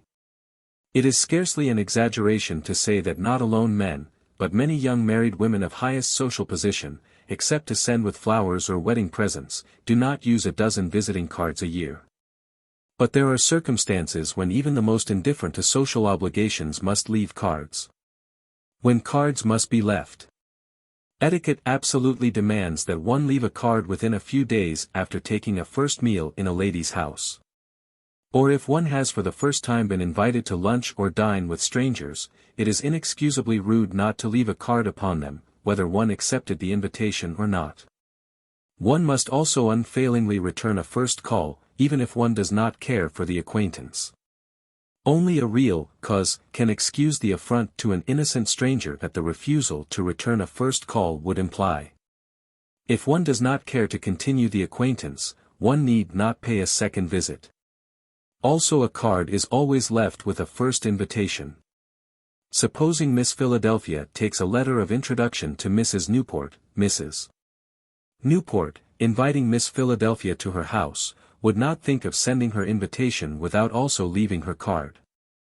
Good form demands that a visit be paid before issuing a first invitation. Sometimes a note of explanation is sent asking that the formality be waived, but it is never disregarded, except in the case of an invitation from an older lady to a young girl. Mrs. Worldly, for instance, who has known Jim Smartlington always, might, instead of calling on Mary Smith, to whom his engagement is announced, write her a note, asking her to lunch or dinner. But in inviting Mrs. Great Lake of Chicago she would leave her card with her invitation at Mrs. Great Lake's hotel. It seems scarcely necessary to add that anyone not entirely heartless must leave a card on, or send flowers to, an acquaintance who has suffered a recent bereavement. One should also leave cards of inquiry or send flowers to sick people. Invitation in place of returned visit. Books on etiquette seem agreed that sending an invitation does not cancel the obligation of paying a visit, which may be technically correct, but fashionable people, who are in the habit of lunching or dining with each other 2 or 3 times a season, pay no attention to visits whatever. Mrs. Norman calls on Mrs. Gilding. Mrs. Gilding invites the Normans to dinner. They go. A short time afterward Mrs. Norman invites the Gildings, or the Gildings very likely again invite the Normans. Some evening at all events, the Gildings dine with the Normans. Some day, if Mrs. Gilding happens to be leaving cards, she may leave them at the Normans, or she may not. Some people leave cards almost like the hares in a paper chase. Others seldom if ever do. Except on the occasions mentioned in the paragraph before this, or unless there is an illness, a death, a birth, or a marriage, people in society invite each other to their houses and don't leave cards at all. Nor do they ever consider whose turn it is to invite whom. Not at home. When a servant at a door says, "Not at home," this phrase means that the lady of the house is not at home to visitors. This answer neither signifies nor implies, nor is it intended to, that Mrs. Jones is out of the house. Some people say, "not receiving," which means actually the same thing, but that "not at home" is infinitely more polite. Since in the former you know she is in the house but won't see you, whereas in the latter case you have the pleasant uncertainty that it is quite possible she is out. To be told, "Mrs. Jones is at home but doesn't want to see you," would certainly be unpleasant. And to beg to be excused, except in a case of illness or bereavement, has something very suggestive of a cold shoulder. But "not at home" means that she is not sitting in the drawing room behind her tea tray, that and nothing else. She may be out or she may be lying down or otherwise occupied. Nor do people of the world find the slightest objection if a hostess, happening to recognize the visitor as a particular friend, calls out, "Do come in. I am at home to you." Anyone who talks about this phrase as being a white lie either doesn't understand the meaning of the words, or is going very far afield to look for untruth. To be consistent, these overliterals should also exact that when a guest inadvertently knocks over a teacup and stains a sofa, the hostess instead of saying, "It is nothing at all. Please don't worry about it," ought for the sake of truth to say, "See what your clumsiness has done. You have ruined my sofa." And when someone says, "How are you?" instead of answering, "Very well, thank you," the same truthful one should perhaps take an hour by the clock and mention every symptom of indisposition that she can accurately subscribe to. While "not at home" is merely a phrase of politeness, to say, "I am out," after a card has been brought to you is both an untruth and an inexcusable rudeness. Or to have an inquiry answered, "I don't know, but I'll see," and then to have the servant, after taking a card, come back with the message, "Mrs. Jones is out," cannot fail to make the visitor feel rebuffed. Once a card has been admitted, the visitor must be admitted also, no matter how inconvenient receiving her may be. You may send a message that you are dressing but will be very glad to see her if she can wait 10 minutes. The visitor can either wait or say she is pressed for time. But if she does not wait, then she is rather discourteous. Therefore, it is of the utmost importance always to leave directions at the door such as, "Mrs. Jones is not at home. Miss Jones will be home at 5 o'clock, Mrs. Jones will be home at 5:30, or Mrs. Jones is at home in the library to intimate friends, but not at home in the drawing room to acquaintances." It is a nuisance to be obliged to remember either to turn an "in" and "out" card in the hail, or to ring a bell and say, "I am going out," and again, "I have come in." But whatever plan or arrangement you choose, no one at your front door should be left in doubt and then repulsed. It is not only bad manners, it is bad housekeeping. The old-fashioned day at home. It is doubtful if the present generation of New Yorkers knows what a day at home is. But their mothers, at least, remember the time when the fashionable districts were divided into regular sections, wherein on a given day in the week, the whole neighborhood was at home. Friday sounds familiar as the day for Washington Square. And was it Monday for Lower Fifth Avenue? At all events, each neighborhood on the day of its own, suggested a local fete. Ladies in visiting dresses with trains and bonnets and nose veils and tight gloves, holding card cases, tripped demurely into this house, out of that, and again into another. And there were always many Broughams and Victorias slowly exercising, up and down, and very smart footmen standing with maroon or tan or fur rugs over their arms in front of Mrs. Wellborn's house or Mrs. Oldname's, or the big house of Mrs. Toplofty at the corner of Fifth Avenue. It must have been enchanting to be a grown person in those days. Enchanting also were the Seaspring Victorias, as was life in general that was taken at a slow carriage pace and not at the motor speed of today. The day at home is still in fashion in Washington, and it is ardently to be hoped that it also flourishes in many cities and towns throughout the country, or that it will be revived. For it is a delightful custom, though more in keeping with Europe than America, which does not care for gentle paces once it has tasted swift. A certain young New York hostess announced that she was going to stay home on Saturday afternoons. But the men went to the country and the women to the opera, and she gave it up. There are a few old-fashioned ladies, living in old-fashioned houses, and still staying at home in the old-fashioned way to old-fashioned friends who for decades have dropped in for a cup of tea and a chat. And there are two maiden ladies in particular, joint chatelaines of an imposingly beautiful old house where, on a certain afternoon of the week, if you come in for tea, you are sure to meet not alone those prominent in the world of fashion, but a fair admixture of artists, scientists, authors, inventors, distinguished strangers, in a word best society in its truest sense. But days at home such as these are not easily duplicated. For few houses possess a salon atmosphere, and few hostesses achieve either the social talent or the wide cultivation necessary to attract and interest so varied and brilliant a company. Modern card leaving, a questionable act of politeness.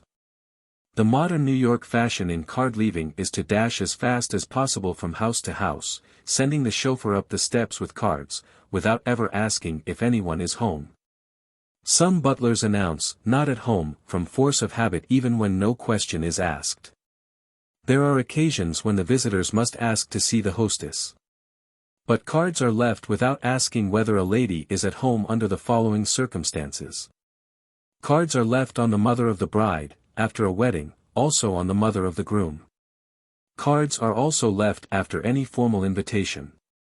Having been asked to lunch or dine with a lady whom you know but slightly, you should leave your card whether you accepted the invitation or not, within 3 days if possible, or at least within a week, of the date for which you were invited. It is not considered necessary, in New York at least, to ask if she is at home.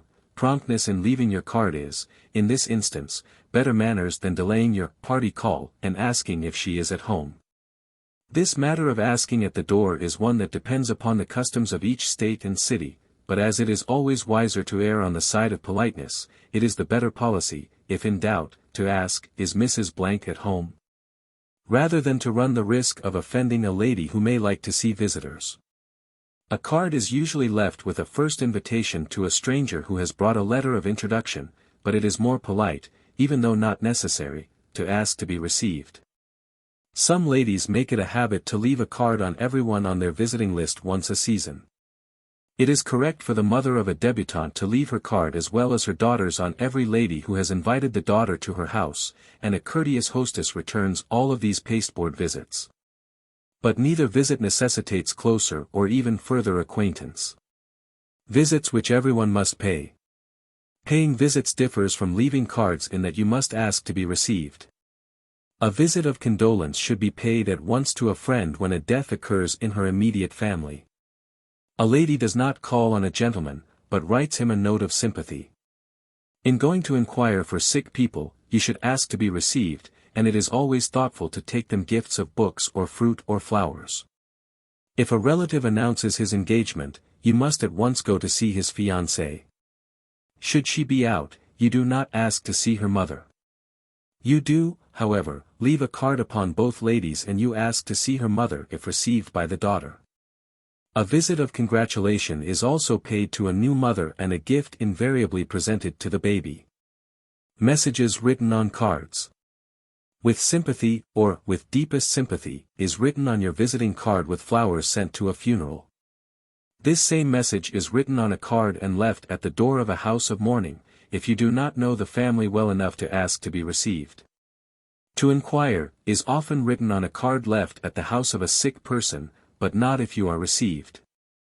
In going to see a friend who is visiting a lady whom you do not know, whether you should leave a card on the hostess as well as on your friend depends upon the circumstances. If the hostess is one who is socially prominent and you are unknown, it would be better taste not to leave a card on her, since your card afterward found without explanation might be interpreted as an uncalled-for visit made in an attempt for a place on her list. If, on the other hand, she is the unknown person and you are the prominent one, your card is polite, but unwise unless you mean to include her name on your list. But if she is one with whom you have many interests in common, then you may very properly leave a card for her.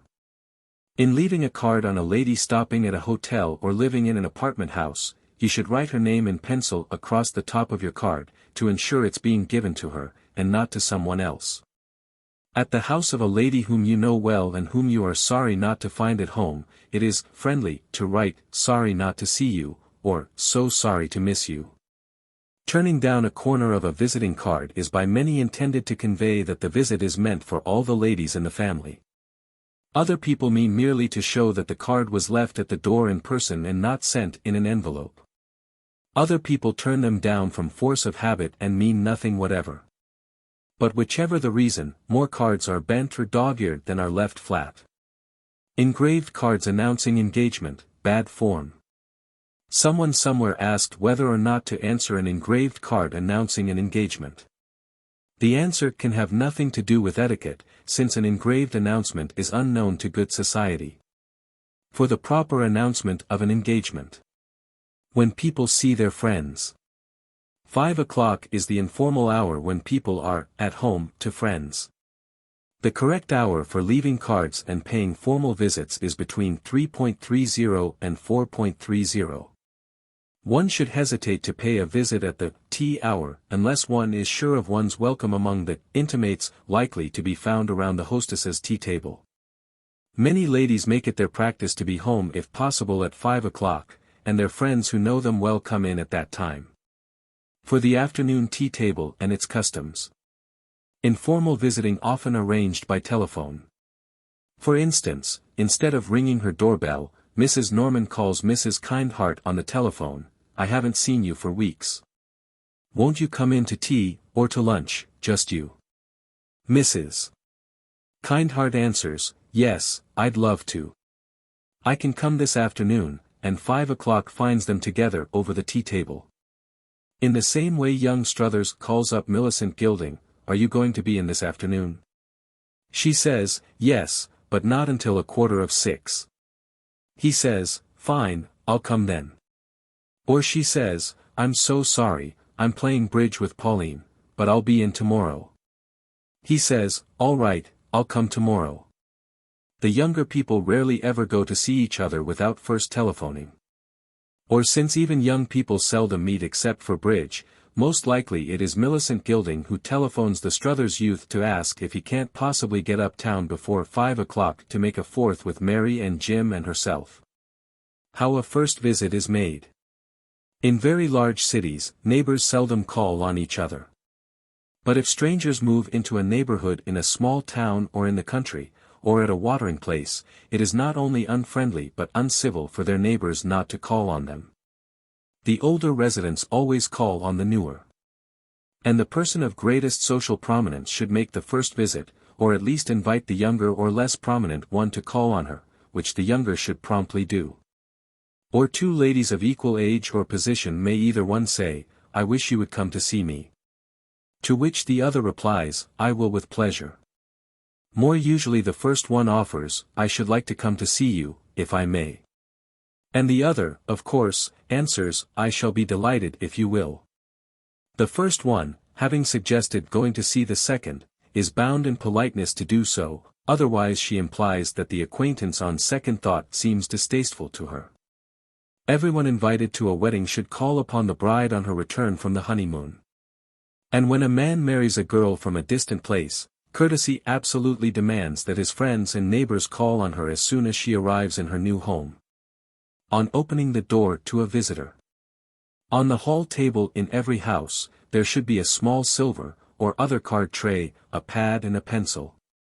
The nicest kind of pad is one that when folded, makes its own envelope, so that a message when written need not be left open. There are all varieties and sizes at all stationers.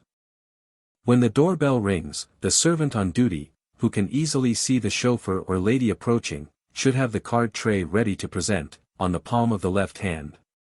A servant at the door must never take the cards in his or her fingers. Correct number of cards to leave.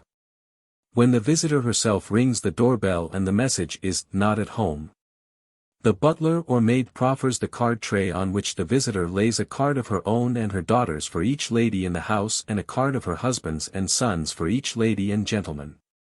But 3 is the greatest number ever left of any one card. In calling on Mrs. Town, who has 3 grown daughters and her mother living in the house, and a Mrs. stranger staying with her whom the visitor was invited to a luncheon to meet, a card on each would need a packet of 6. Instead, the visitor should leave 3, 1 for Mrs. Town, 1 for all the other ladies of the house, and 1 for Mrs. Stranger. In asking to be received, her query at the door should be, "Are any of the ladies at home?" Or in merely leaving her card she should say, "For all of the ladies." When the caller leaves, the butler or maid must stand with the front door open until a visitor re-enters her motor, or if she is walking, until she has reached the sidewalk. It is bad manners ever to close the door in a visitor's face. When a chauffeur leaves cards, the door may be closed as soon as he turns away. When the lady of the house is at home. When the door is opened by a waitress or a parlor maid and the mistress of the house is in the drawing room, the maid says, "This way, please," and leads the way. She goes as quickly as possible to present the card tray. The guest, especially if a stranger, lags in order to give the hostess time to read the name on the card. The maid meanwhile moves aside, to make room for the approaching visitor, who goes forward to shake hands with the hostess. If a butler is at the door, he reads the card himself, picking it up from the tray, and opening the door of the drawing room announces, "Mrs. So-and-so," after which he puts the card on the hall table. The duration of a formal visit should be in the neighborhood of 20 minutes. But if other visitors are announced, the first one, on a very formal occasion, may cut her visit shorter. Or if conversation becomes especially interesting, the visit may be prolonged 5 minutes or so. On no account must a visitor stay an hour. A hostess always rises when a visitor enters, unless the visitor is a very young woman or man and she herself elderly, or unless she is seated behind the tea table so that rising is difficult. She should, however, always rise and go forward to meet a lady much older than herself, but she never rises from her tea table to greet a man, unless he is quite old. If the lady of the house is at home, but upstairs, the servant at the door leads the visitor into the reception room, saying, "Will you take a seat, please?" and then carries the card to the mistress of the house. On an exceptional occasion, such as paying a visit of condolence or inquiring for a convalescent, when the question as to whether he will be received is necessarily doubtful, a gentleman does not take off his coat or gloves, but waits in the reception room with his hat in his hand. When the servant returning says either, "Will you come this way, please," or if Mrs. Town is not well enough to see anyone, but Miss Alice will be down in a moment, the visitor divests himself of his coat and gloves, which the servant carries, as well as his hat, out to the front hall. As said before, few men pay visits without first telephoning. But perhaps 2 or 3 times during a winter a young man, when he is able to get away from his office in time, will make a tea-time visit upon a hostess who has often invited him to dinner or to her opera box. Under ordinary circumstances, however, some woman member of his family leaves his card for him after a dinner or a dance, or else it is not left at all. A gentleman paying visits, always asks if the hostess is at home. If she is, he leaves his hat and stick in the hall and also removes and leaves his gloves, and rubbers should he be wearing them. If the hour is between 5 and half past, the hostess is inevitably at her tea table, in the library, to which, if he is at all well known to the servant at the door, he is at once shown without being first asked to wait in the reception room. A gentleman entering a room in which there are several people who are strangers, shakes hands with his hostess and slightly bows to all the others, whether he knows them personally or not. He, of course, shakes hands with any who are friends, and with all men to whom he is introduced, but with a lady only if she offers him her hand. How to enter a drawing room. To know how to enter a drawing room is supposed to be one of the supreme tests of good breeding. But there should be no more difficulty in entering the drawing room of Mrs. Worldly than in entering the sitting room at home. Perhaps the best instruction would be like that in learning to swim. Take plenty of time, don't struggle and don't splash about. Good manners socially are not unlike swimming, not the crawl or overhand, but smooth, tranquil swimming. Quite probably where the expression, in the swim, came from anyway. Before actually entering a room, it is easiest to pause long enough to see where the hostess is. Never start forward and then try to find her as an afterthought. The place to pause is on the threshold, not halfway in the room. The way not to enter a drawing room is to dart forward and then stand awkwardly bewildered and looking about in every direction. A man of the world stops at the entrance of the room for a scarcely perceptible moment, until he perceives the most unencumbered approach to the hostess, and he thereupon walks over to her. When he greets his hostess he pauses slightly, the hostess smiles and offers her hand, the gentleman smiles and shakes hands, at the same time bowing. A lady shakes hands with the hostess and with everyone she knows who is nearby. She bows to acquaintances at a distance and to strangers to whom she is introduced. How to sit gracefully. Having shaken hands with the hostess, the visitor, whether a lady or a gentleman, looks about quietly, without hurry, for a convenient chair to sit down upon, or drop into. To sit gracefully one should not perch stiffly on the edge of a straight chair, nor sprawl at length in an easy one. The perfect position is one that is easy, but dignified. In other days, no lady of dignity ever crossed her knees, held her hands on her hips, or twisted herself sideways, or even leaned back in her chair. Today all these things are done. And the only etiquette left is on the subject of how not to exaggerate them.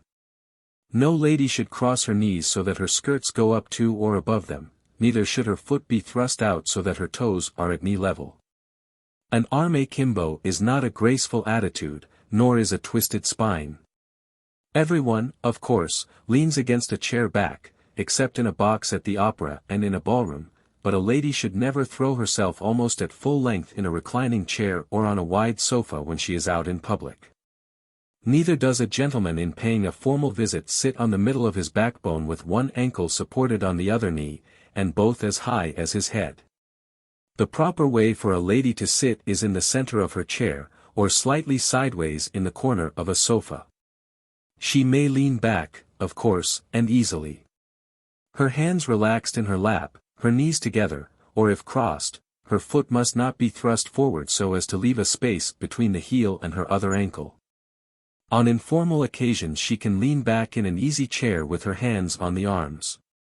In a ball dress a lady of distinction never leans back in a chair. One cannot picture a beautiful and high-bred woman, wearing a tiara and other ballroom jewels, leaning against anything. This is, however, not so much a rule of etiquette as a question of beauty and fitness. A gentleman, also on very formal occasions, should sit in the center of his chair. But unless it is a deep lounging one, he always leans against the back and puts a hand or an elbow on its arms. Postscripts on visits. A lady never calls on another under the sponsorship of a gentleman, unless he is her husband or father. A young girl can very properly go with her fiancé to return visit paid to her by members or friends of his family, but she should not pay an initial visit unless to an invalid who has written her a note asking her to do so. If, when arriving at a lady's house, you find her motor at the door, you should leave your card as though she were not at home. If she happens to be in the hall, or coming down the steps, you say, "I see you are going out, and I won't keep you." If she insists on your coming in, you should stay only a moment. Do not, however, fidget and talk about leaving. Sit down as though your leaving immediately were not on your mind, but after 2 or 3 minutes say, "Goodbye," and go. A young man may go to see a young girl as often as he feels inclined and she cares to receive him. If she continually asks to be excused, or shows him scant attention when he is talking to her, or in any other way indicates that he annoys or bores her, his visits should cease. It is very bad manners to invite one person to your house and leave out another with whom you are also talking. You should wait for an opportunity when the latter is not included in your conversation. In good society, ladies do not kiss each other when they meet either at parties or in public. It is well to remember that nothing more blatantly stamps an ill-bred person than the habit of patting, nudging or taking hold of people. Keep your hands to yourself, might almost be put at the head of the first chapter of every book on etiquette. Be very chary of making any such remarks as, "I am afraid I have stayed too long," or, "I must apologize for hurrying off," or, "I am afraid I have bored you to death talking so much." All such expressions are self-conscious and stupid.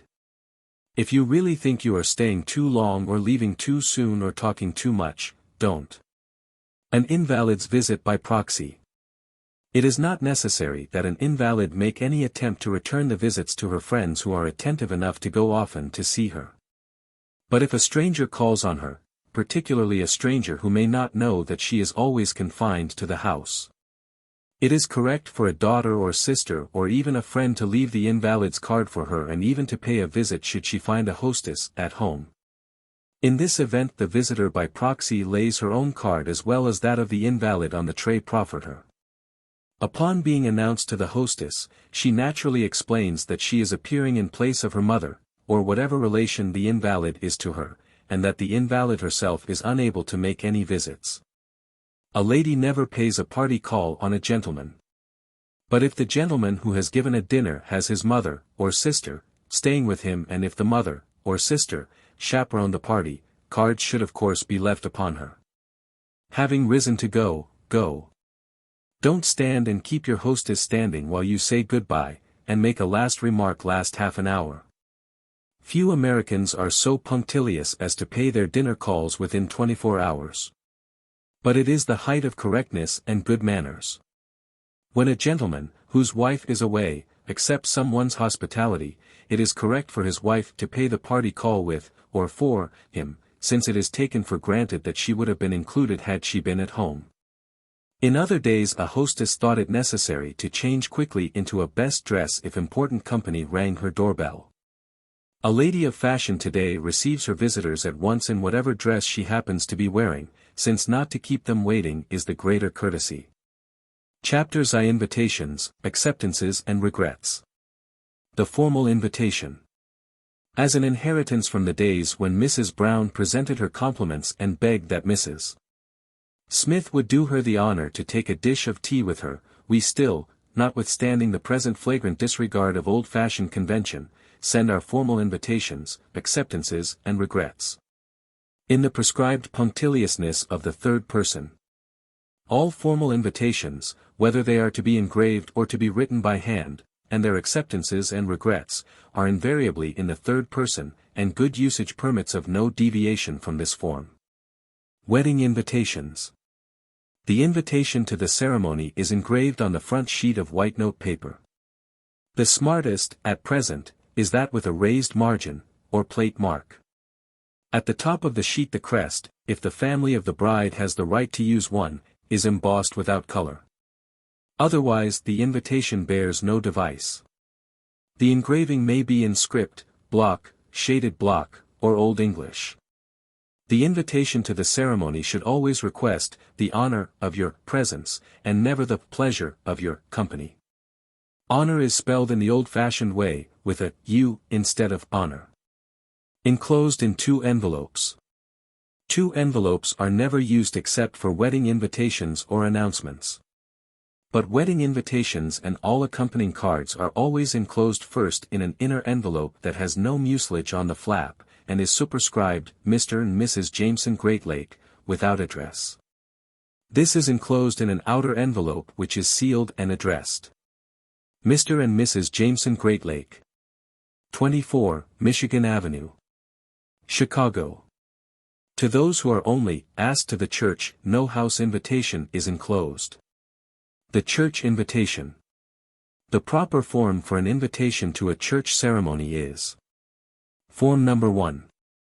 Mr. and Mrs. John Huntington Smith request the honor of your presence at the marriage of their daughter, Mary Catherine. 2. Mr. James Smartlington, on Tuesday the 1st of November, at 12 o'clock, at St. John's Church, in the city of New York. Form number 2. Mr. and Mrs. John Huntington Smith request the honor of Miss Pauline Towns presence at the marriage of their daughter, Mary Catherine. 2. Mr. James Smartlington, on Tuesday the 1st of November, at 12 o'clock, at St. John's Church. The size of invitations is 5 1/8 wide by 7/3/8 deep. When the parents issue the invitations for a wedding at a house other than their own, Mr. and Mrs. Richard Littlehouse request the honor of presence at the marriage of their daughter, Betty. 2. Mr. Frederick Robinson, on Saturday the 5th of November, at 4 o'clock, at the house of Mr. and Mrs. Sterlington, Tuxedo Park, New York. RSVP. No variation is permissible in the form of a wedding invitation. Whether 50 guests are to be invited or 5,000, the paper, the engraving and the wording, and the double envelope are precisely the same. Church card of admittance. In cities or wherever the general public is not to be admitted, a card of about the size of a small visiting card is enclosed with the church invitation. Please present this card at St. John's Church, on Tuesday the 1st of November. Cards to reserve pews. To the family and very intimate friends who are to be seated in especially designated pews, please present this to an usher. Pew No. On Thursday the 9th of May. Engraved pew cards are ordered only for very big weddings where 20 or more pews are to be reserved. The more usual custom, at all small and many big weddings, is for the mother of the bride, and the mother of the bridegroom each to write on her personal visiting card. Pew number 7. Mrs. John Huntington Smith, 4 West 36th Street. A card for the reserved enclosure but no especial pew is often inscribed within the ribbons. Invitation to the house. The invitation to the breakfast or reception following the church ceremony is engraved on a card to match the paper of the church invitation and is the size of the latter after it is folded for the envelope. Mr. and Mrs. John Huntington Smith request the pleasure of Mr. and Mrs. James Greatlakes Company on Tuesday the 1st of November, at 4 o'clock, at 4 West 36th Street. RSVP. Ceremony and reception invitation in one. Occasionally, especially for a country wedding, the invitation to the breakfast or the reception is added to the one to the ceremony. Mr. and Mrs. Alexander Chatterton request the honor of Mr. and Mrs. Worldlease presence at the marriage of their daughter, Hester. 2. Mr. James Town, Jr. on Tuesday the 1st of June, at 3 o'clock, at St. John's Church, and afterwards at Sunnylawn, Ridgefield. RSVP. Or the invitation reads, at 12 o'clock, at St. John's Church, and afterwards at breakfast at Sunnylawn, but afterwards to the reception at Sunnylawn, is wrong. The invitation to a house wedding is precisely the same except that, at Sunnylawn, or, at 4 West 36th Street, is put in place of, at St. John's Church, and an invitation to stay on at a house, to which the guest is already invited, is not necessary. The train card. If the wedding is to be in the country, a train card is enclosed. A special train will leave Grand Central Station at 12:45 p.m. arriving at Ridgefield at 2:45. Returning, train will leave Ridgefield at 5:10 p.m. Arriving New York at 7:02 p.m. Show this card at the gate. Invitation to reception and not to ceremony. It sometimes happens that the bride prefers none but her family at the ceremony, and a big reception. This plan is chosen where the mother of the bride or other very near relative is an invalid. The ceremony may take place at a bedside, or it may be that the invalid can go down to the drawing room with only the immediate families, and is unequal to the presence of many people. Under these circumstances the invitations to the breakfast or reception are sent on sheets of note paper like that used for church invitations, but the wording is Mr. and Mrs. Grantham Jones request the pleasure of your company at the wedding breakfast of their daughter Muriel and Mr. Burlingame Ross, Jr. on Saturday the 1st of November at 1 o'clock at 4 East 38th Street. The favor of an answer is requested. The pleasure of your company is requested in this case instead of the honor of your presence. The written wedding invitation. If a wedding is to be so small that no invitations are engraved, the notes of invitation should be personally written by the bride. Sally dear. Our wedding is to be on Thursday the 10th at 12:30. Christ Church Chantry. Of course we want you and Jack and the children. And we want all of you to come afterward to Aunt Mary's, for a bite to eat and to wish us luck. Affectionately, Helen.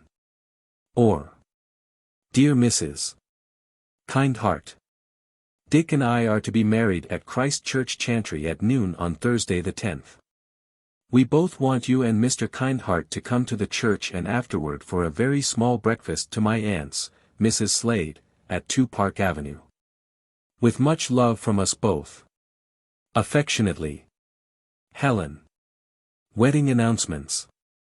If no general invitations were issued to the church, an announcement engraved on note paper like that of the invitation to the ceremony, is sent to the entire visiting list of both the bride's and the groom's family. Mr.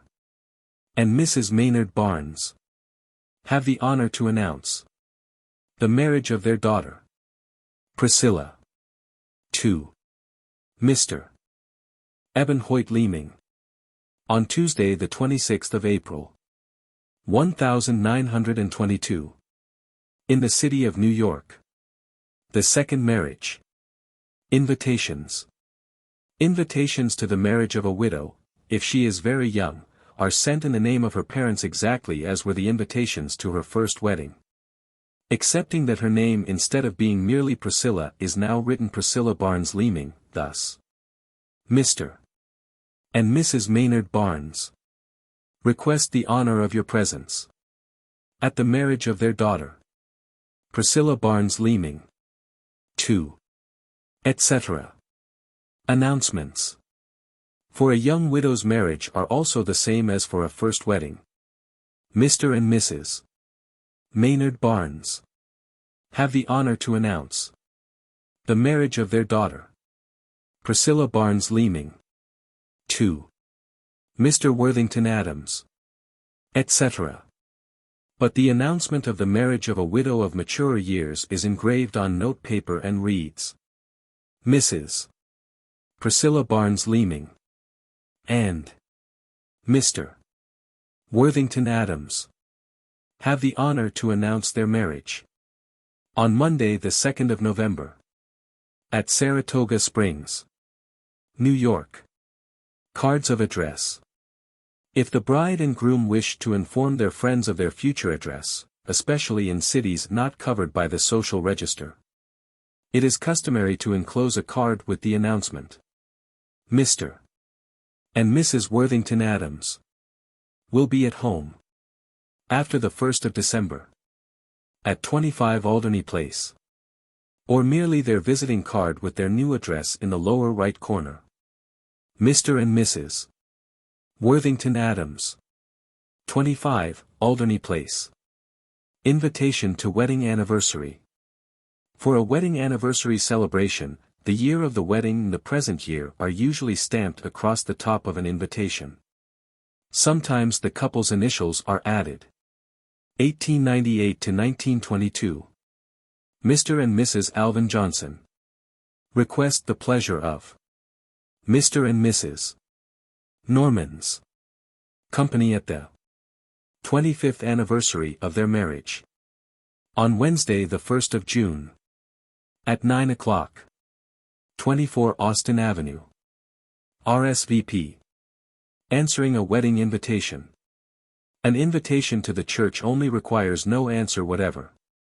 An invitation to the reception or breakfast is answered on the first page of a sheet of note paper, and although it is written by hand, the spacing of the words must be followed as though they were engraved. This is the form of acceptance. Mr. and Mrs. Robert Gilding, Jr. Accept with pleasure. Mr. and Mrs. John Huntington Smiths. Kind invitation for Tuesday the 1st of June. The regret reads. Mr. and Mrs. Richard Brown. Regret that they are unable to accept. Mr. and Mrs. John Huntington Smiths. Kind invitation for Tuesday the 1st of June. Other formal invitations. All other formal invitations are engraved, never printed, on cards of thin white matte Bristol board. Either plain or plate marked like those for wedding reception cards. Note paper such as that used for wedding invitations is occasionally, but rarely, preferred. Monograms, addresses, personal devices are not used on engraved invitations. The size of the card of invitation varies with personal preference from 4.5 to 6 inches in width, and from 3 to 4.5 inches in height. The most graceful proportion is 3 units in height to 4 in width. The lettering is a matter of personal choice, but the plainer the design, the better. Scrolls and ornate trimmings are bad taste always. Punctuation is used only after each letter of the RSVP. And it is absolutely correct to use small letters for the SVP. Capitals RSVP are permissible, but fastidious people prefer RSVP. Invitation to a ball. The word ball is never used excepting in an invitation to a public one, or at least a semi-public one, such as may be given by a committee for a charity or a club, or association of some sort. For example, the committee of the Greenwood Club. Request the pleasure of your company. At a ball. To be held in the Greenwood Clubhouse. On the evening of November the 7th.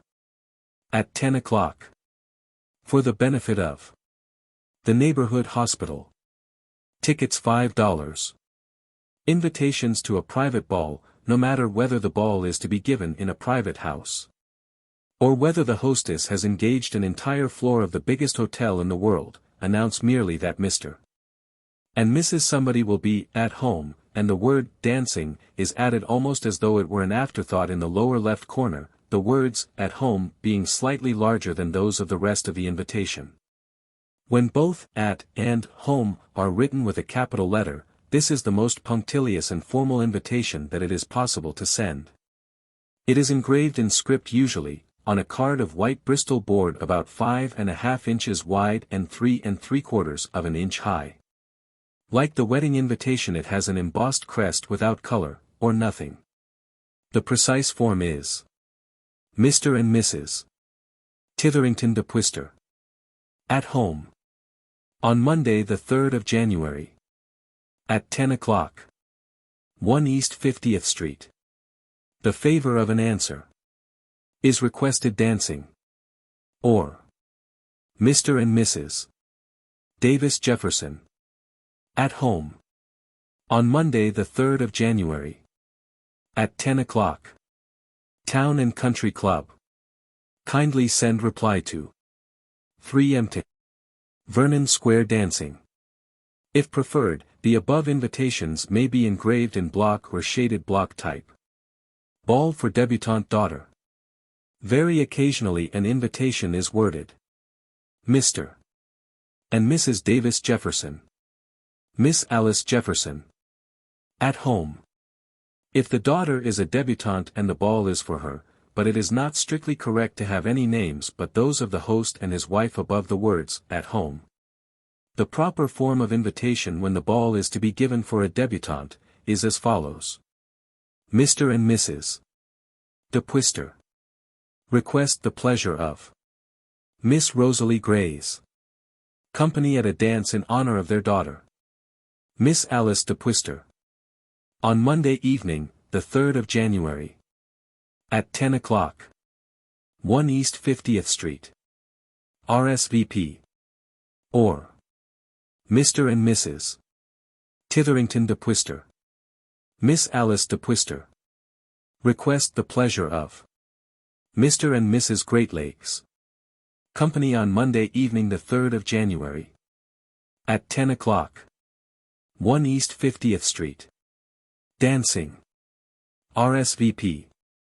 The form most often used by fashionable hostesses in New York and Newport is Mr. and Mrs. Gilding. Request the pleasure of company at a small dance. On Monday the 1st of January. At 5th Avenue. Even if given for a débutante daughter, her name does not appear, and it is called a small dance. Whether it is really small or big. The request for a reply is often omitted, since everyone is supposed to know that an answer is necessary. But if the dance, or dinner, or whatever the entertainment is to be, is given at one address and the hostess lives at another, both addresses are always given. Mr. and Mrs. Sidney Old Name. Request the pleasure of company at a dance. On Monday evening the 6th of January. At 10 o'clock. The Fitzcherry. Kindly send response to Brookmeadows. Li. If the dance is given for a young friend who is not a relative, Mr. and Mrs. Old Name's invitations should request the pleasure of company at a dance in honor of Miss Rosalie Gray. When and how one may ask for an invitation for a stranger. One may never ask for an invitation for oneself anywhere. And one may not ask for an invitation to a luncheon or a dinner for a stranger. But an invitation for any general entertainment may be asked for a stranger, especially for a house guest. Example. Dear Mrs. Worldly. A young cousin of mine, David Blakely from Chicago, is staying with us. May Pauline take him to your dance on Friday? If it will be inconvenient for you to include him, please do not hesitate to say so frankly. Very sincerely yours. Caroline Robinson Town. Answer. Dear Mrs. Town. I shall be delighted to have Pauline bring Mr. Blakely on the 10th. Sincerely yours. Edith Worldly. Or. A man might write for an invitation for a friend. But a very young girl should not ask for an invitation for a man, or anyone, since it is more fitting that her mother ask for her. An older girl might say to Mrs. Worldly, my cousin is staying with us, may I bring him to your dance? Or if she knows Mrs. Worldly very well she might send a message by telephone, Miss Town would like to know whether she may bring her cousin, Mr. Michigan, to Mrs. Worldly's dance. Card of General Invitation.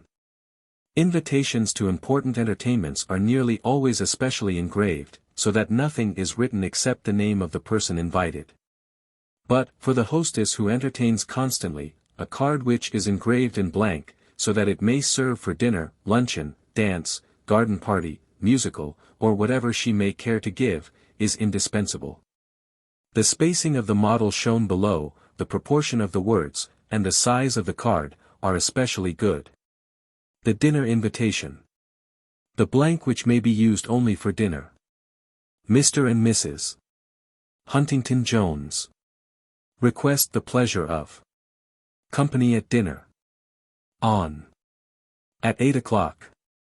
At 2000 Fifth Avenue. For type and spacing follow model on. Invitations to receptions and teas.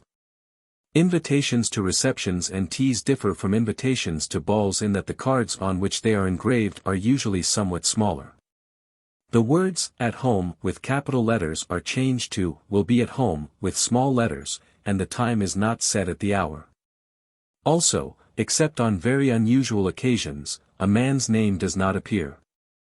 The name of the debutante for whom the tea is given is put under that of her mother, and sometimes under that of her sister or the bride of her brother. Mrs. James Town. Mrs. James Town, Jr. Miss Pauline Town. Will be at home. On Tuesday the 8th of December. From 4 until 6 o'clock. 2000 Fifth Avenue. Mr. Town's name would probably appear with that of his wife if he were an artist, and the reception was given in his studio to view his pictures, or if a reception were given to meet a distinguished guest such as a bishop or a governor. In which case, in honor of the Right Reverend William Powell, or, to meet His Excellency the Governor, is at the top of the invitation. The formal invitation which is written. When the formal invitation to dinner or lunch is written instead of engraved, note paper stamped with house or personal device is used. The wording and spacing must follow the engraved models exactly. It must not be written. The foregoing example has 4 faults. 1. Letters in the third person must follow the prescribed form. This does not. 2. The writing is crowded against the margin. 3. The telephone number should be used only for business and informal notes and letters. 4. The full name John should be used instead of the initial, J. Mr. and Mrs. is better formed than Mr. and Mrs. Recalling an invitation. If for illness or other reason invitations have to be recalled, the following forms are correct. They are always printed instead of engraved, there being no time for engraving. Owing to sudden illness. Mr. and Mrs. John Huntington Smith are obliged to recall their invitations. For Tuesday the 10th of June. The form used when the invitation is postponed. Mr. and Mrs. John Huntington Smith regret exceedingly that owing to the illness of Mrs. Smith, their dance is temporarily postponed. When a wedding is broken off after the invitations have been issued. Mr. and Mrs. Benjamin Nottingham announce that the marriage of their daughter, Mary Catherine, and Mr. Gerald Atherton will not take place. Formal acceptance or regret. Acceptances or regrets are always written. An engraved form to be filled in is vulgar. Nothing could be in worse taste than to flaunt your popularity by announcing that it is impossible to answer your numerous invitations without the time-saving device of a printed blank. If you have a dozen or more invitations a day, if you have 100, hire a staff of secretaries if need be, but answer by hand. The formal acceptance to an invitation, whether it is to a dance, wedding breakfast, or a ball, is identical. Mr. and Mrs. Donald Lovejoy accept with pleasure. Mr. and Mrs. Smith's kind invitation for dinner. On Monday the 10th of December. At 8 o'clock. The formula for regret. Mr. Club Window regrets extremely that a previous engagement prevents his accepting Mr. and Mrs. Smith's kind invitation for dinner. On Monday the 10th of December. Or Mr. and Mrs. Timothy Carey regret that they are unable to accept Mr. and Mrs. Smith's kind invitation for dinner. On Monday the 10th of December.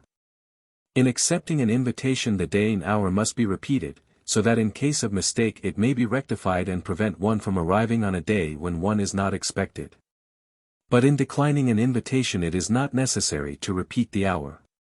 Visiting card invitations. With the exception of invitations to house parties, dinners and luncheons, the writing of notes is passed.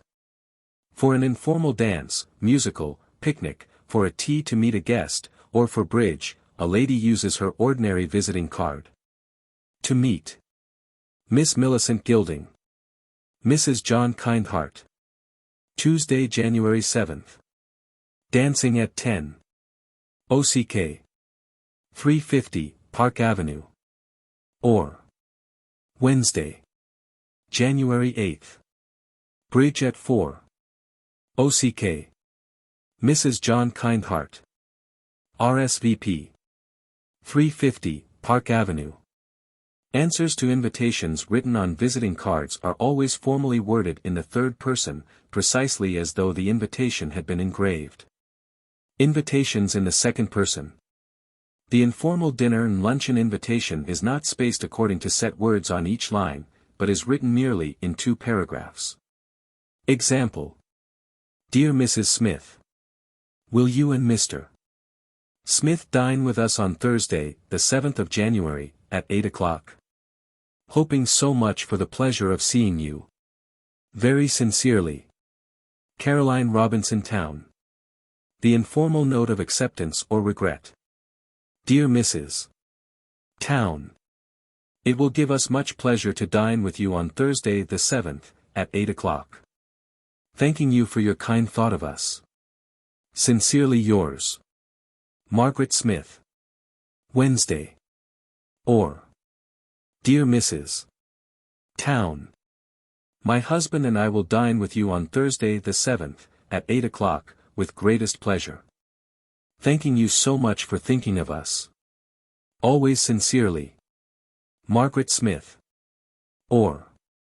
Dear Mrs. Town. We are so sorry that we shall be unable to dine with you on the 7th, as we have a previous engagement. With many thanks for your kindness in thinking of us. Very sincerely. Ethel Norman. Invitation to Country House. To an intimate friend. Dear Sally. Will you and Jack, and the baby and nurse, of course, come out the 28th, Friday, and stay for 10 days? Morning and evening trains take only 40 minutes, and it won't hurt Jack to commute for the weekdays between the 2 Sundays. I am sure the country will do you and the baby good, or at least it will do me good to have you here. With much love, affectionately. Ethel Norman. To a friend of one's daughter. Dear Mary. Will you and Jim come on Friday the 1st for the worldly dance, and stay over Sunday? Muriel asks me to tell you that Helen and Dick, and also Jimmy Smith are to be here, and she particularly hopes that you will come, too. The 3:20 from New York is the best train, much. Though there is a 4:20 and a 5:16, in case Jim is not able to take the earlier one. Very sincerely. Alice Jones. Confirming a verbal invitation. Dear Helen. This note is merely to remind you that you and Dick are coming here for the worldly dance on the 6th. Mother is expecting you on the 3:20 train, and will meet you here at the station. Affectionately. Muriel. Invitation to a house party at a camp. Dear Miss Strange. Will you come up here on the 6th of September and stay until the 16th? It would give us all the greatest pleasure. There is a train leaving Broadway Station at 8:03 a.m. which will get you to Dustville Junction at 5 p.m. and here in time for supper. It is only fair to warn you that the camp is very primitive. We have no luxuries, but we can make you fairly comfortable if you like an outdoor life and are not too exacting. Please do not bring a maid or any clothes that the woods or weather can ruin. You will need nothing but outdoor things, walking boots, if you care to walk, a bathing suit, if you care to swim in the lake, and something comfortable rather than smart for evening, if you care to dress for supper. But on no account bring evening, or any good clothes. Hoping so much that camping appeals to you and that we shall see you on the evening of the 6th. Very sincerely yours. Martha Kindheart. The invitation by telephone. Custom which has altered many ways and manners has taken away all opprobrium from the message by telephone, and with the exception of those of a very small minority of letter-loving hostesses. All informal invitations are sent and answered by telephone. Such messages, however, follow a prescribed form. Is this Lennox 0000? Will you please ask Mr. and Mrs. Smith if they will dine with Mrs. Grantham Jones next Tuesday the 10th at 8 o'clock? Mrs. Jones' telephone number is Plaza, 12 ring 2. The answer. Mr. and Mrs. Huntington Smith regret that they will be unable to dine with Mrs. Jones on Tuesday the 10th, as they are engaged for that evening. Or. Will you please tell Mrs. Jones that Mr. and Mrs. Huntington Smith are very sorry that they will be unable to dine with her next Tuesday, and thank her for asking them.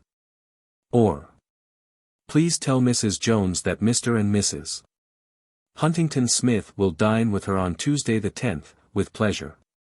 The formula is the same, whether the invitation is to dine or lunch, or play bridge or tennis, or golf, or motor, or go on a picnic. Will Mrs. Smith play bridge with Mrs. Grantham Jones this afternoon at the country club, at 4 o'clock? Hold the wire please. Mrs. Jones will play bridge, with pleasure at 4 o'clock. In many houses, especially where there are several grown sons or daughters, a blank form is kept in the pantry. These slips are taken to whichever member of the family has been invited, who crosses off regret or accept and hands the slip back for transmission by the butler, the parlor maid or whoever is on duty in the pantry. If Mr. Smith and Mrs. Jones are themselves telephoning, there is no long conversation, but merely, Mrs. Jones. Is that you, Mrs. Smith, or Sarah? This is Mrs. Jones, or Alice. Will you and your husband, or John, dine with us tomorrow at 8 o'clock? Mrs. Smith. I'm so sorry we can't. We are dining with Mabel. Or, we have people coming here. Invitations to a house party are often as not telephoned. Hello, Ethel. This is Alice. Will you and Arthur come on the 16th for over Sunday? The 16th? That's Friday. We'd love to. Will you take the 3:20 train? Etc.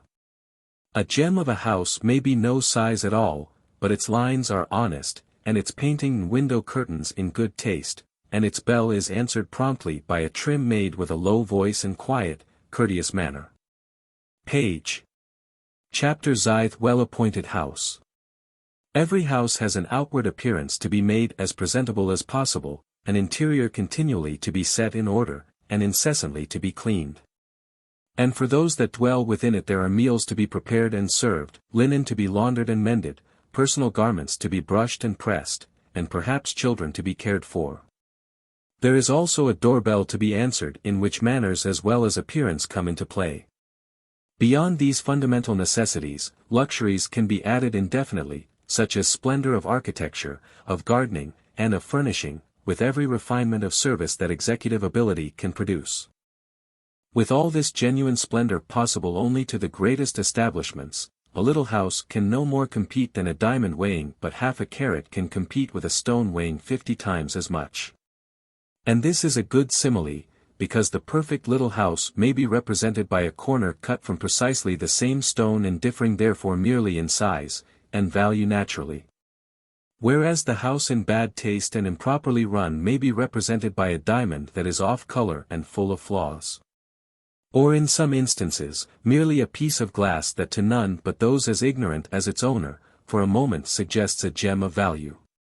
A gem of a house may be no size at all, but its lines are honest, and its painting and window curtains in good taste. As for its upkeep, its path or sidewalk is beautifully neat, steps scrubbed, brasses polished, and its bell answered promptly by a trim maid with a low voice and quiet courteous manner. All of which contributes to the impression of quality, even though it in nothing suggests the luxury of a palace whose opened bronze door reveals a row of powdered footmen. But the mansion of bastard architecture and crude paint, with its brass indifferently clean, with coarse lace behind the plate glass of its golden oak door. And the bell answered at 11 in the morning by a butler in an ill-fitting dress suit and wearing a mustache, might as well be placarded, "Here lives a vulgarian who has never had an opportunity to acquire cultivation." As a matter of fact, the knowledge of how to make a house distinguished both in appearance and in service, is a much higher test than presenting a distinguished appearance in oneself and acquiring presentable manners. There are any number of people who dress well, and in every way appear well, but a lack of breeding is apparent as soon as you go into their houses. Their servants have not good manners, they are not properly turned out, the service is not well done, and the decorations and furnishings show lack of taste and inviting arrangement. The personality of a house is indefinable, but there never lived a lady of great cultivation and charm whose home, whether a palace, a farm cottage, or a tiny apartment, did not reflect the charm of its owner. Every visitor feels impelled to linger, and is loath to go. Houses without personality are a series of rooms with furniture in them. Sometimes their lack of charm is baffling. Every article is correct and beautiful, but one has the feeling that the decorator made chalk marks indicating the exact spot on which each piece of furniture is to stand. Other houses are filled with things of little intrinsic value, often with much that is shabby, or they are perhaps empty to the point of bareness, and yet they have that inviting atmosphere. An air of unmistakable quality which is an unfailing indication of high-bred people. Becoming furniture. Suitability is the test of good taste always. The manner to the moment, the dress to the occasion, the article to the place, the furniture to the background. And yet to combine many periods in one and commit no anachronism, to put something French, something Spanish, something Italian, and something English into an American house and have the result the perfection of American taste, is a feat of legerdemain that has been accomplished time and again. The personality of a house is indefinable, but there never lived a lady of great cultivation and charm whose home, whether a palace, a farm cottage, or a tiny apartment, did not reflect the charm of its owner. Page. A woman of great taste follows fashion in house furnishing, just as she follows fashion in dress, in general principles only. She wears what is becoming to her own type, and she puts in her house only such articles as are becoming to it. That a quaint old-fashioned house should be filled with quaint old-fashioned pieces of furniture, in size proportionate to the size of the rooms, and that rush-bottom chairs and rag carpets have no place in a marble hall, need not be pointed out. But to an amazing number of persons, proportion seems to mean nothing at all. They will put a huge piece of furniture in a tiny room so that the effect is one of painful indigestion. Or they will crowd things all into one corner, so that it seems about to capsize. Or they will spoil a really good room by the addition of senseless and inappropriately cluttering objects, in the belief that because they are valuable they must be beautiful, regardless of suitability. Sometimes a room is marred by treasures clung to for reasons of sentiment. The blindness of sentiment. It is almost impossible for any of us to judge accurately of things which we have throughout a lifetime been accustomed to. A chair that was grandmother's, a painting father bought, the silver that has always been on the dining table, are all so part of ourselves that we are sentiment blind to their defects. For instance, the portrait of a colonial officer, among others, has always hung in Mrs. Oldname's dining room. One day an art critic, whose knowledge was better than his manners, blurted out, "Will you please tell me why you have that dreadful thing in this otherwise perfect room?" Mrs.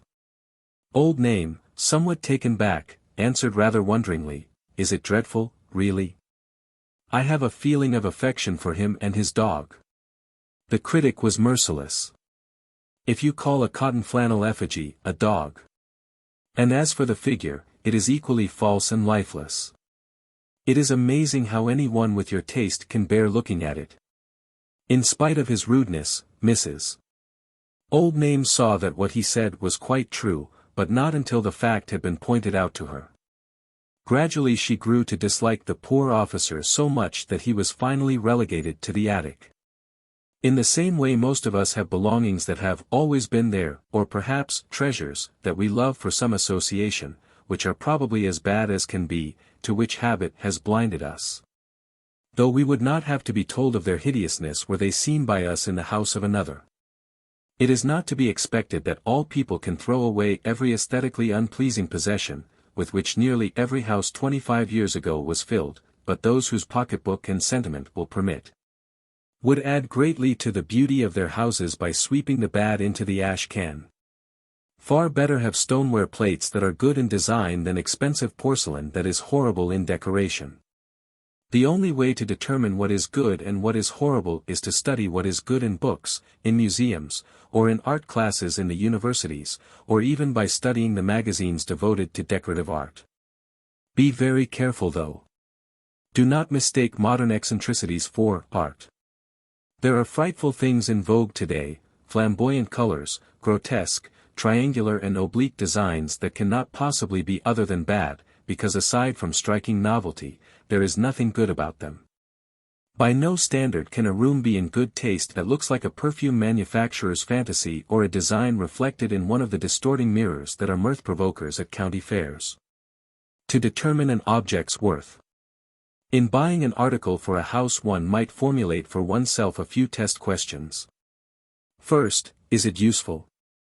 Anything that is really useful has a reason for existence. Second, has it really beauty of form and line and color? Texture is not so important. Or is it merely striking, or amusing? Third, is it entirely suitable for the position it occupies? Fourth, if it were eliminated, would it be missed? Would something else look as well or better, in its place? Or would its place look as well empty? A truthful answer to these questions would at least help in determining its value, since an article that failed in any of them could not be perfect. Fashion affects taste, it is bound to. We abominate Louis XIV and Empire styles at the moment, because curves and superornamentation are out of fashion. Whether they are really bad or not, time alone can tell. At present we are admiring plain silver and are perhaps exacting that it be too plain. The only safe measure of what is good, is to choose that which has best endured. The king and the fiddle pattern for flat silver have both been in use in houses of highest fashion ever since they were designed, so that they, among others, must have merit to have so long endured. In the same way examples of old potteries and china and glass, at present being reproduced, are very likely good, because after having been for a century or more in disuse, they are again being chosen. Perhaps one might say that the second choice is proof of excellence. Service. The subject of furnishings is however the least part of this chapter, appointments meaning decoration being of less importance, since this is not a book on architecture or decoration, than appointments meaning service. But before going into the various details of service, it might be a good moment to speak of the unreasoning indignity cast upon the honorable vocation of a servant. There is an inexplicable tendency, in this country only, for working people in general to look upon domestic service as an unworthy, if not altogether degrading vocation. The cause may perhaps be found in the fact that this same scorning public having for the most part little opportunity to know high-class servants, who are to be found only in high-class families. Take it for granted that ignorant servant girls, and hired men, are representative of their kind. Therefore they put upper-class servants in the same category, regardless of whether they are uncouth and illiterate, or persons of refined appearance and manner who often have considerable cultivation. Acquired not so much at school as through the constant contact with ultra-refinement of surroundings, and not infrequently through the opportunity for worldwide travel. And yet so insistently has this obloquy of the word servant spread that every one sensitive to the feelings of others avoids using it exactly as one avoids using the word cripple when speaking to one who is slightly lame. Yet are not the best of us servants in the church? And the highest of us servants of the people and the state? To be a slattern in a vulgar household is scarcely an elevated employment, but neither is working in a sweatshop, or belonging to a calling that is really degraded, which is otherwise about all that equal lack of ability would procure. On the other hand, consider the vocation of a lady's maid or courier valet and compare the advantages these enjoy, to say nothing of their never having to worry about overhead expenses, with the opportunities of those who have never been out of the factory, or the store, or further away than the adjoining town in their lives. As for a nurse, is there any vocation more honorable? No character in E.F. Benson's Our Family Affairs is more beautiful or more tenderly drawn than that of Beth, who was not only nurse to the children of the Archbishop of Canterbury but one of the most dearly beloved of the family's members. Her place was absolutely next to their mother's in the very heart of the household always. 2 years ago, Anna, who had for a lifetime been Mrs. Gilding's personal maid, died. Every engagement of that seemingly frivolous family was cancelled, even the invitations for their ball. Not one of the family but mourned for what she truly was, their humble but nearest friend. Would it have been so much better, so much more dignified, for these two women, who lived long useful years in closest association with every cultivating influence of life, to have lived on in their native villages and worked in a factory, or to have had a little store of their own. Does this false idea of dignity, since it is false, go so far as that? How many servants for correct service? It stands to reason that one may expect more perfect service from a specialist than from one whose functions are multiple. But small houses that have a double equipment, meaning an alternate who can go in the kitchen, and two for the dining room, can be every bit as well run, so far as essentials go, as the palaces of the Gildings and the Worldlies. Though of course not with the same impressiveness. But good service is badly handicapped if, when the waitress goes out, there is no one to open the door, or when the cook goes out, there is no one to prepare a meal. For what one might call complete service, meaning service that is adequate for constant entertaining and can stand comparison with the most luxurious establishments, three are the minimum: a cook, a butler, or waitress, and a housemaid. The reason why luncheons and dinners cannot be perfectly given with a waitress alone is because two persons are necessary for the exactions of modern standards of service. Yet one alone can, on occasion, manage very well, if attention is paid to ordering an especial menu for single-handed service, described on page 233. Aside from the convenience of a second person in the dining room, a house cannot be run very comfortably and smoothly without alternating shifts in staying in and going out. The waitress being on duty to answer bell and telephone and serve tea one afternoon, and the housemaid taking her place the next. They also alternate in going out every other evening after dinner. It should be realized that above the number necessary for essentials, each additional chambermaid, parlour-maid, footman, scullery maid or useful man, is made necessary by the size of the house and by the amount of entertaining usual. Rather than, as is often supposed, for the mere reason of show. The seemingly superfluous number of footmen at Golden Hall and great estates are, aside from standing on parade at formal parties, needed actually to do the immense amount of work that houses of such size entail. Whereas a small apartment can be fairly well looked after by one alone. All house employees and details of their several duties, manners, and appearances, are enumerated below. Beginning with the greatest and most complicated establishments possible, the employee of highest rank is the secretary, who is also companion. The position of companion, which is always one of social equality with her employer, exists only when the lady of the house is an invalid, or very elderly, or a widow, or a young girl. In the latter case the companion is a chaperone. Her secretarial duties consist in writing impersonal letters and notes and probably paying bills.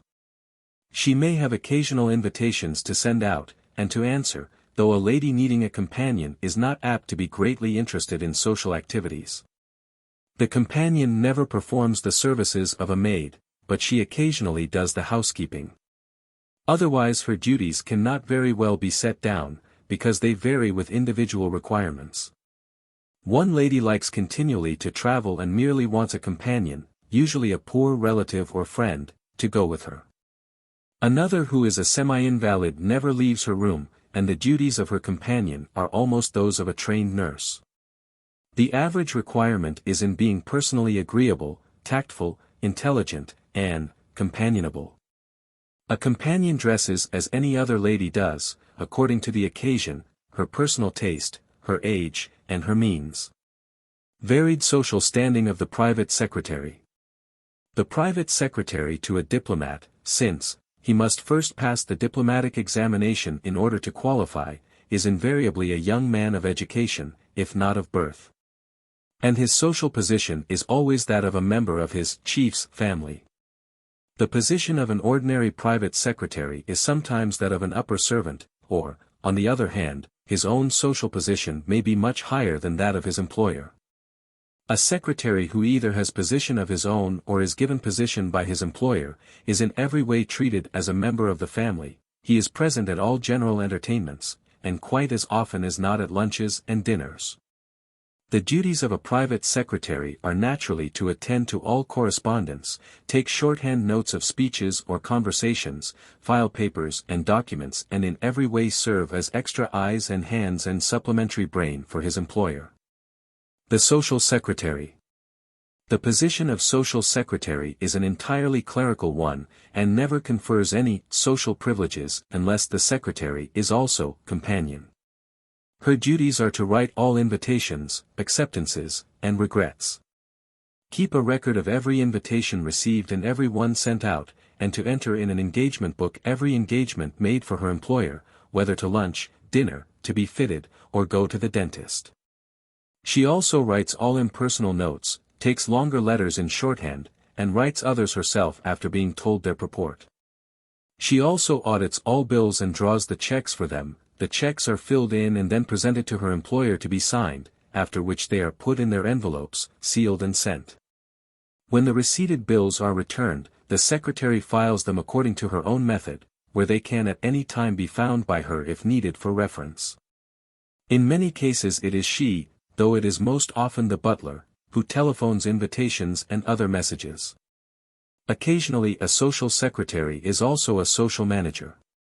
Devises entertainments and arranges all details such as the decorations of the house for a dance, or a program of entertainment following a very large dinner.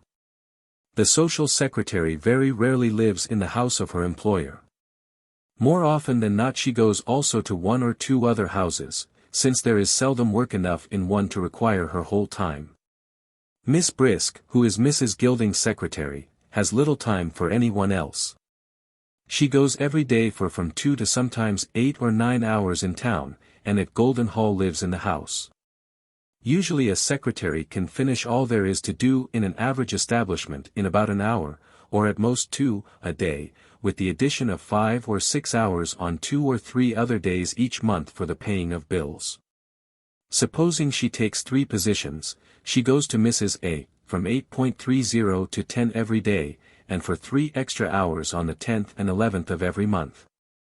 To Mrs. B, from 10:30 to 1, her needs being greater, and for 6 extra hours on the 12th, 13th and 14th of every month.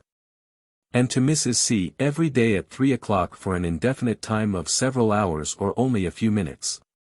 Her dress is that of any business woman. Conspicuous clothes are out of keeping as they would be out of keeping in an office, which, however, is no reason why she should not be well dressed. Well-cut tailor-made suits are the most appropriate with a good-looking but simple hat. As good shoes as she can possibly afford, and good gloves and immaculately clean shirt-waists, represent about the most dignified and practical clothes. But why describe clothes? Every woman with good sense enough to qualify as a secretary has undoubtedly sense enough to dress with dignity. The housekeeper. In a very big house the housekeeper usually lives in the house. Smaller establishments often have a visiting housekeeper, who comes for as long as she is needed each morning. The resident housekeeper has her own bedroom and bath and sitting room always. Her meals are brought to her by an especial kitchen maid, called in big houses the hall girl, or occasionally the butler details an under footman to that duty. In an occasional house all the servants, the gardener as well as the cook and butler and nurses, come under the housekeeper's authority. In other words, she superintends the entire house exactly as a very conscientious and skilled mistress would do herself, if she gave her whole time and attention to it. She engages the servants, and if necessary, dismisses them. She sees the cook, orders meals, goes to the market, or at least supervises the cook's market orders, and likewise engages and apportions the work of the men servants. Ordinarily, however, she is in charge of no one but the housemaids, parlor maids, useful man and one of the scullery maids. The cook, butler, nurses and ladies' maid do not come under her supervision. But should difficulties arise between herself and them it would be within her province to ask for their dismissal, which would probably be granted, since she would not ask without grave cause that involved much more than her personal dislike. A good housekeeper is always a woman of experience and tact, and often a lady. Friction is, therefore, extremely rare. The organization of a great house. The management of a house of greatest size is divided usually into several distinct departments, each under its separate head. The housekeeper has charge of the appearance of the house and of its contents. The manners and looks of the housemaids and parlour-maids, as well as their work in cleaning walls, floors, furniture, pictures, ornaments, books, and taking care of linen. The butler has charge of the pantry and dining room. He engages all footmen, apportions their work and is responsible for their appearance, manners and efficiency. The cook is in charge of the kitchen, undercook and kitchen maids. The nurse and the personal maid and cook are under the direction of the lady of the house. The butler and the valet as well as the chauffeur and gardener are engaged by the gentleman of the house. The butler. The butler is not only the most important servant in every big establishment, but it is by no means unheard of for him to be in supreme command, not only as steward, but as housekeeper as well. At the Worldlies for instance, Hastings, who is actually the butler, orders all the supplies, keeps the household accounts and engages not only the men servants but the housemaids, parlour-maids and even the chef. But normally in a great house, the butler has charge of his own department only, and his own department is the dining room and pantry, or possibly the whole parlour floor. In all smaller establishments the butler is always the valet, and in many great ones he is valet to his employer, even though he details a footman to look after other gentlemen of the family or visitors.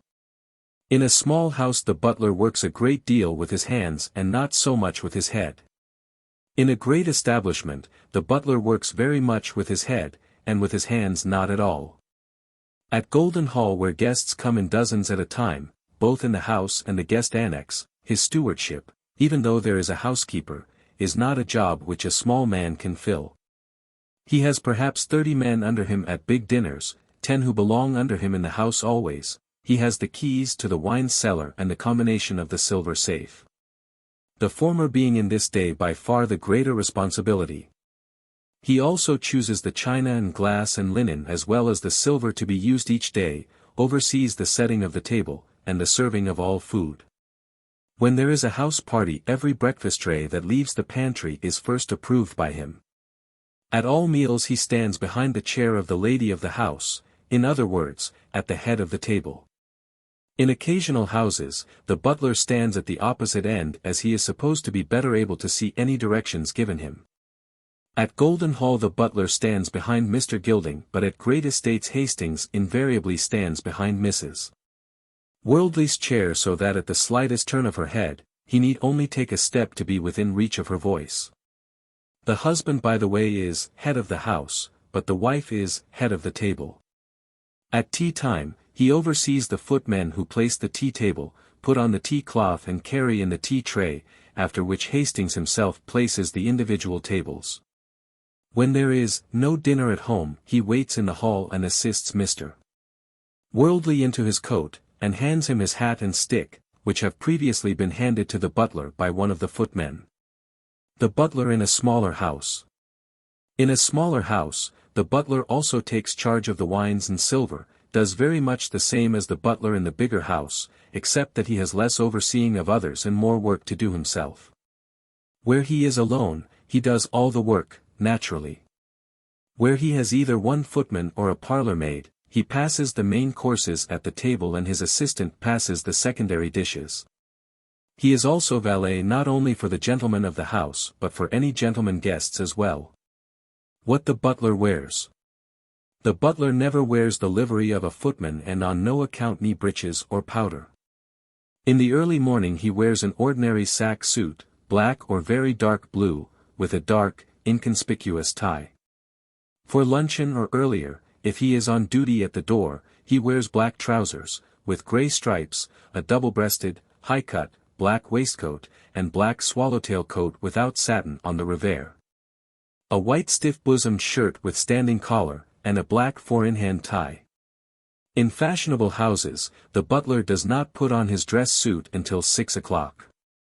The butler's evening dress differs from that of a gentleman in a few details only. He has no braid on his trousers, and the satin on his lapels, if any, is narrower. But the most distinctive difference is that a butler wears a black waistcoat and a white lawn tie, and a gentleman always wears a white waistcoat with a white tie, or a white waistcoat and a black tie with a dinner coat, but never the reverse. Unless he is an old-time colored servant in the South, a butler who wears a dress suit in the daytime is either a hired waiter who has come in to serve a meal, or he has never been employed by persons of position. And it is unnecessary to add that none but vulgarians would employ a butler, or any other house servant, who wears a mustache. To have him open the door collarless and in shirt sleeves is scarcely worse. A butler never wears gloves, nor a flower in his buttonhole. He sometimes wears a very thin watch chain in the daytime but none at night. He never wears a scarf pin, or any jewelry that is for ornament alone. His cufflinks should be as plain as possible, and his shirt studs white enamel ones that look like linen. The house footmen. All house servants who assist in waiting on the table come under the direction of the butler, and are known as footmen. One who never comes into the dining room is known as a useful man. The duties of the footman, and useful man, include cleaning the dining room, pantry, lower hall, entrance vestibule, sidewalk, attending to the furnace, carrying coal to the kitchen, wood to all the open fireplaces in the house.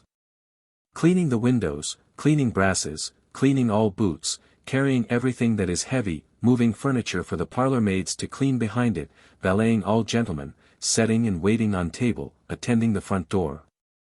Telephoning and writing down messages, and, incessantly and ceaselessly, cleaning and polishing silver. In a small house, the butler polishes silver, but in a very big house one of the footmen is silver specialist, and does nothing else. Nothing. If there is to be a party of any sort, he puts on his livery and joins the others who line the hall and bring dishes to the table. But he does not assist in setting the table or washing dishes or in cleaning anything whatsoever, except silver.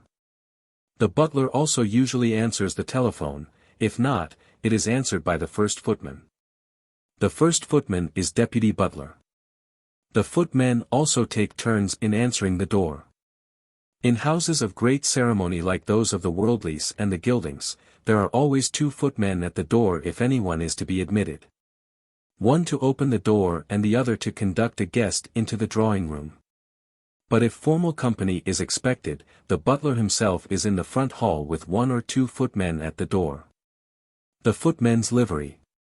People who have big houses usually choose a color for their livery and never change it.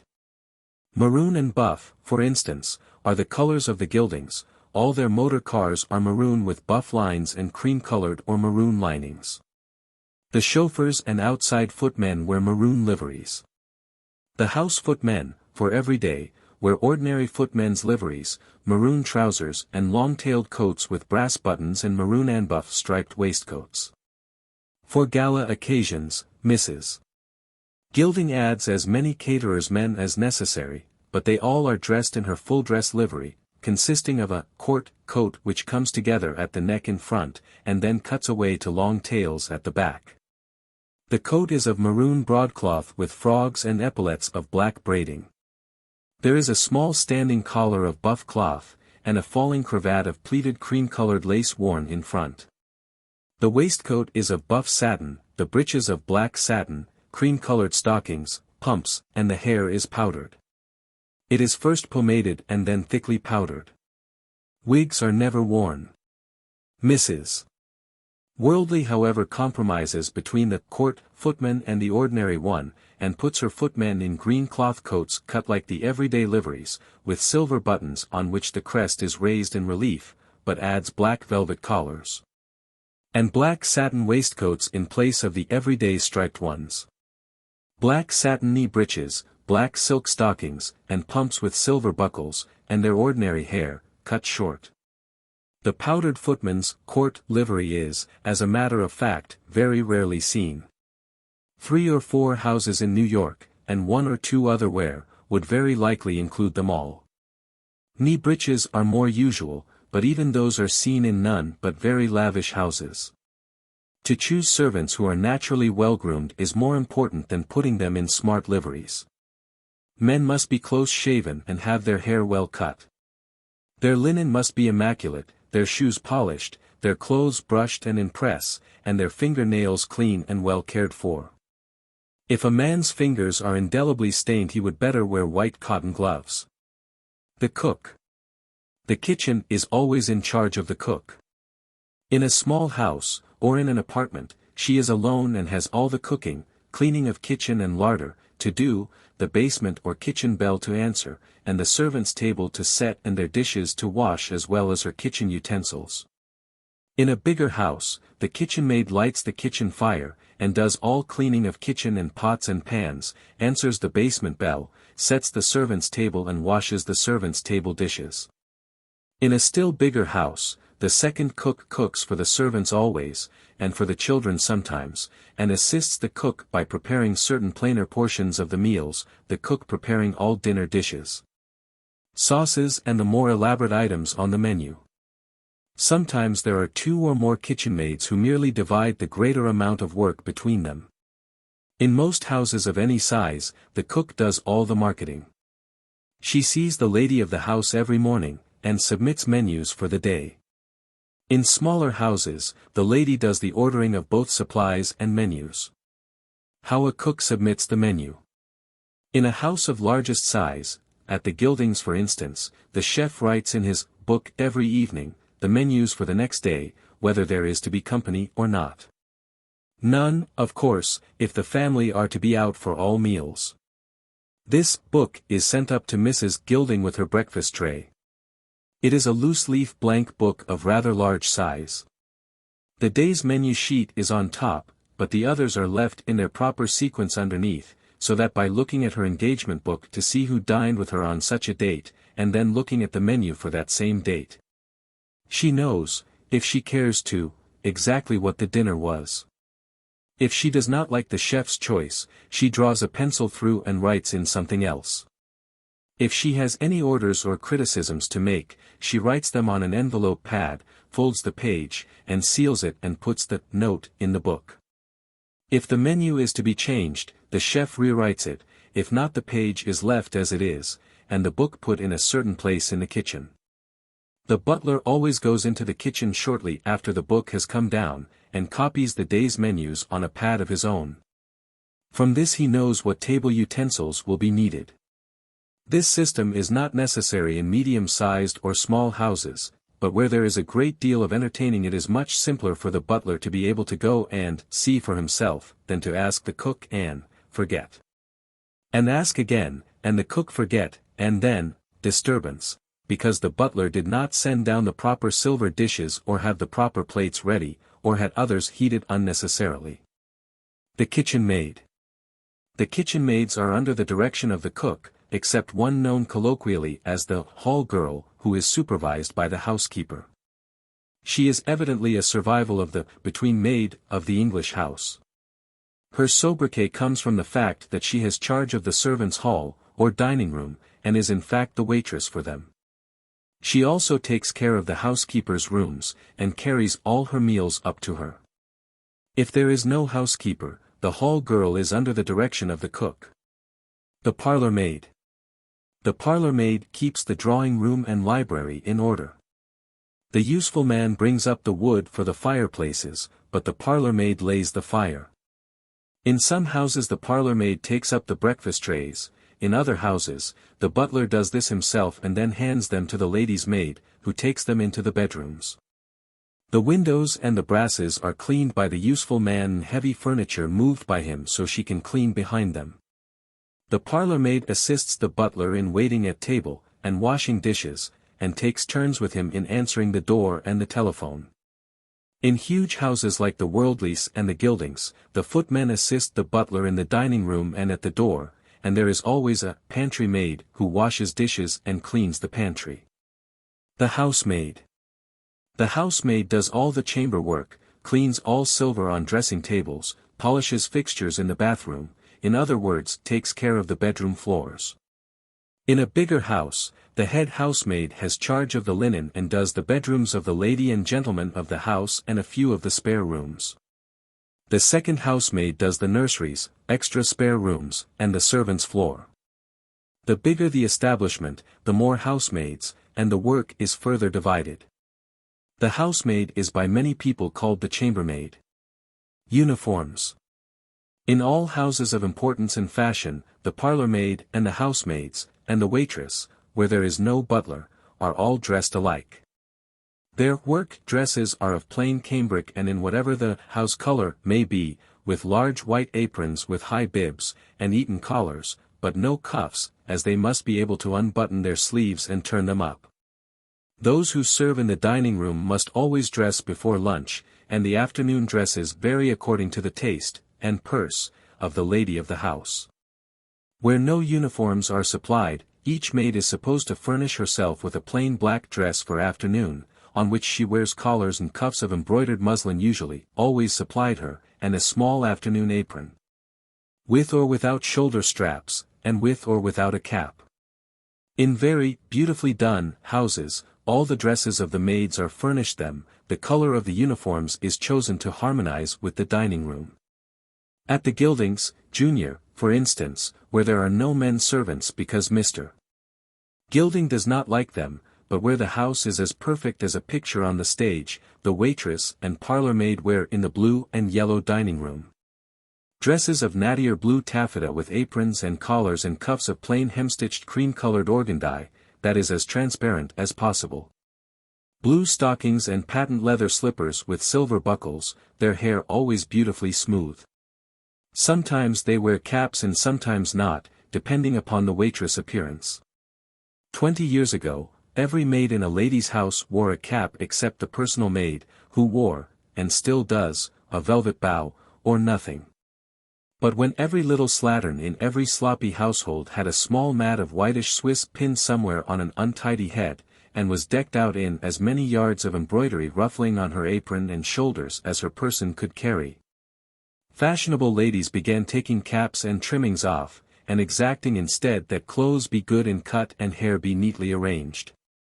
A few ladies of great taste dress their maids according to individual becomingness. Some faces look well under a cap, others look the contrary.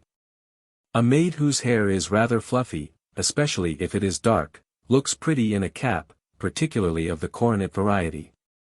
No one looks well in a doily laid flat, but fluffy fair hair with a small mat tilted up against a knot of hair dressed high can look very smart.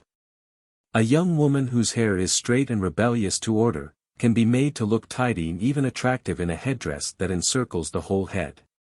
A good one for this purpose has a very narrow ruche from 9 to 18 inches long on either side of a long black velvet ribbon. The ruche goes part way, or all the way, around the head, and the velvet ribbon ties, with streamers hanging down the back. On the other hand, many extremely pretty young women with hair worn flat do not look well in caps of any description, except Dutch ones which are, in most houses, too suggestive of fancy dress. If no caps are worn the hair must be faultlessly smooth and neat, and of course where two or more maids are seen together, they must be alike. It would not do to have one wear a cap and the other not. The lady's maid. A first-class lady's maid is required to be a hairdresser, a good packer and an expert needlewoman. Her first duty is to keep her lady's clothes in order and to help her dress, and undress.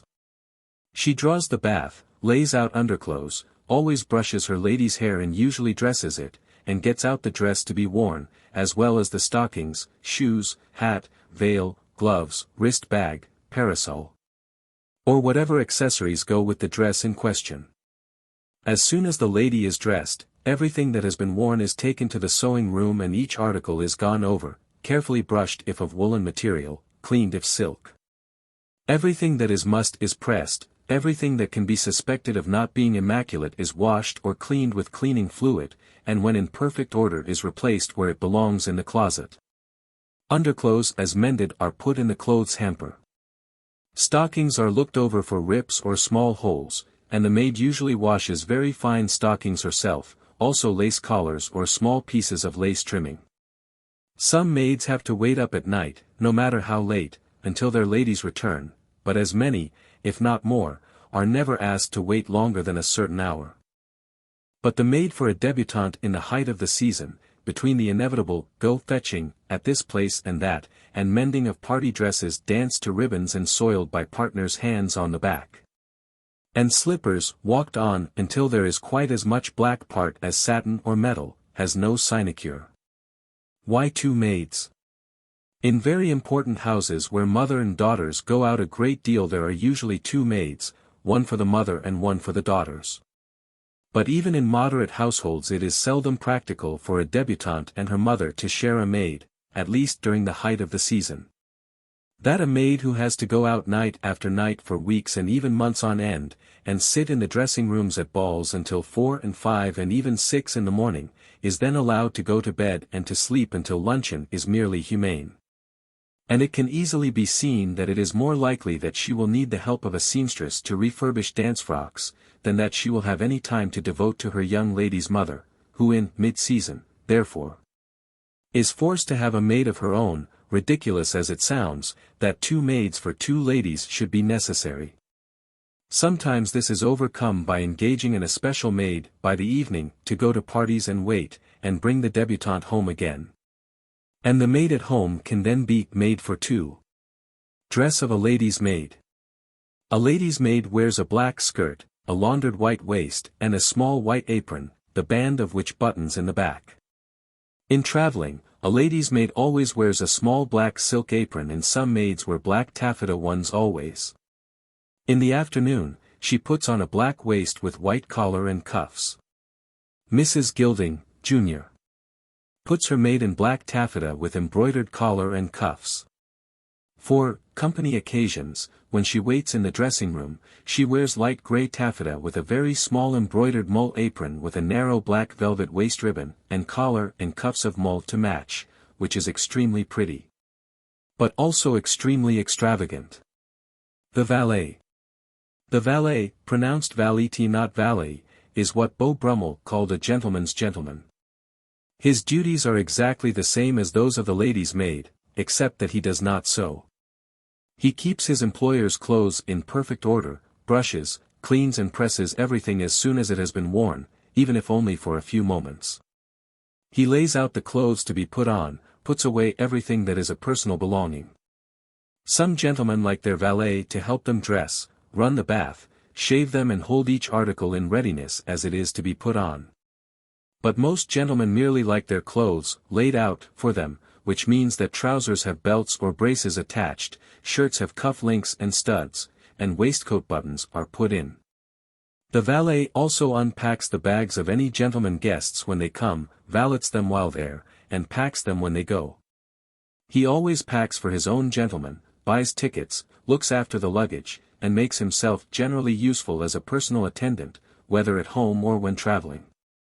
At big dinners, he is required, much against his will, to serve as a footman, in a footman's, not a butler's, livery. The valet wears no livery except on such occasions. His uniform is an ordinary business suit, dark and inconspicuous in color, with a black tie. In a bachelor's quarters a valet is often general factotum, not only valeting but performing the services of cook, butler, and even housemaid. The nurse. Everybody knows the nurse is either the comfort or the torment of the house. Everyone also knows innumerable young mothers who put up with inexcusable crankiness from a crotchety middle-aged woman because she was so wonderful to the baby. And here let it be emphasized that such an one usually turns out to have been not wonderful to the baby at all. That she does not actually abuse a helpless infant is merely granting that she is not a monster. Devotion must always be unselfish. The nurse who is really wonderful to the baby is pretty sure to be a person who is kind generally. In 99 cases out of 100 the sooner a domineering nurse, old or young, is got rid of, the better. It has been the experience of many a mother whose life had been made perfectly miserable through her belief that if she dismissed the tyrant the baby would suffer, that in the end, there is always an end. The baby was quite as relieved as the rest of the family when the right sort of a kindly and humane person took the tyrant's place. It is unnecessary to add that one cannot be too particular in asking for a nurse's reference and in never failing to get a personal one from the lady she is leaving. Not only is it necessary to have a sweet-tempered, competent and clean person, but her moral character is of utmost importance. Since she is to be the constant and inseparable companion of the children whose whole lives are influenced by her example, especially where busy parents give only a small portion of time to their children. Courtesy to one's household. In a dignified house, a servant is never spoken to as Jim, Maisie, or Katie, but always as James or Margaret or Catherine, and a butler is called by his last name, nearly always. The worldly's butler, for instance, is called Hastings, not John. In England, a lady's maid is also called by her last name, and the cook, if married, is addressed as Mrs. and the nurse is always called nurse. A chef is usually called chef or else by his last name. Always abroad, and every really well-bred lady or gentleman here, says please in asking that something be brought her or him. Please get me the book I left on the table in my room. Or, please give me some bread. Or, some bread, please. Or one can say equally politely and omit the please, I'd like some toast, but it is usual and instinctive to every lady or gentleman to add, please. In refusing a dish at the table, one must say, no, thank you, or no, thanks, or else one shakes one's head. A head can be shaken politely or rudely. To be courteously polite, and yet keep one's walls up is a thing every thoroughbred person knows how to do, and a thing that everyone who is trying to become such must learn to do. A rule can't be given because there isn't any. As said in another chapter, a well-bred person always lives within the walls of his personal reserve, a vulgarian has no walls, or at least none that do not collapse at the slightest touch. But those who think they appear superior by being rude to others whom fortune has placed below them, might as well, did they but know it, shout their own unexalted origin to the world at large. Since by no other method could it be more widely published. The house with limited service. The fact that you live in a house with 2 servants, or in an apartment with only one, need not imply that your house lacks charm or even distinction, or that it is not completely the home of a lady or gentleman. But, as explained in the chapter on dinners, if you have limited service you must devise systematic economy of time and labor or you will have disastrous consequences. Every person, after all, has only one pair of hands, and a day has only so many hours, and one thing is inevitable, which young housekeepers are apt to forget, a few cannot do the work of many, and do it in the same way. It is all very well if the housemaid cannot get into young Mrs. Gilding's room until lunch time, nor does it matter if its confusion looks like the aftermath of a cyclone. The housemaid has nothing to do the rest of the day but put that one room and bath in order. But in young Mrs.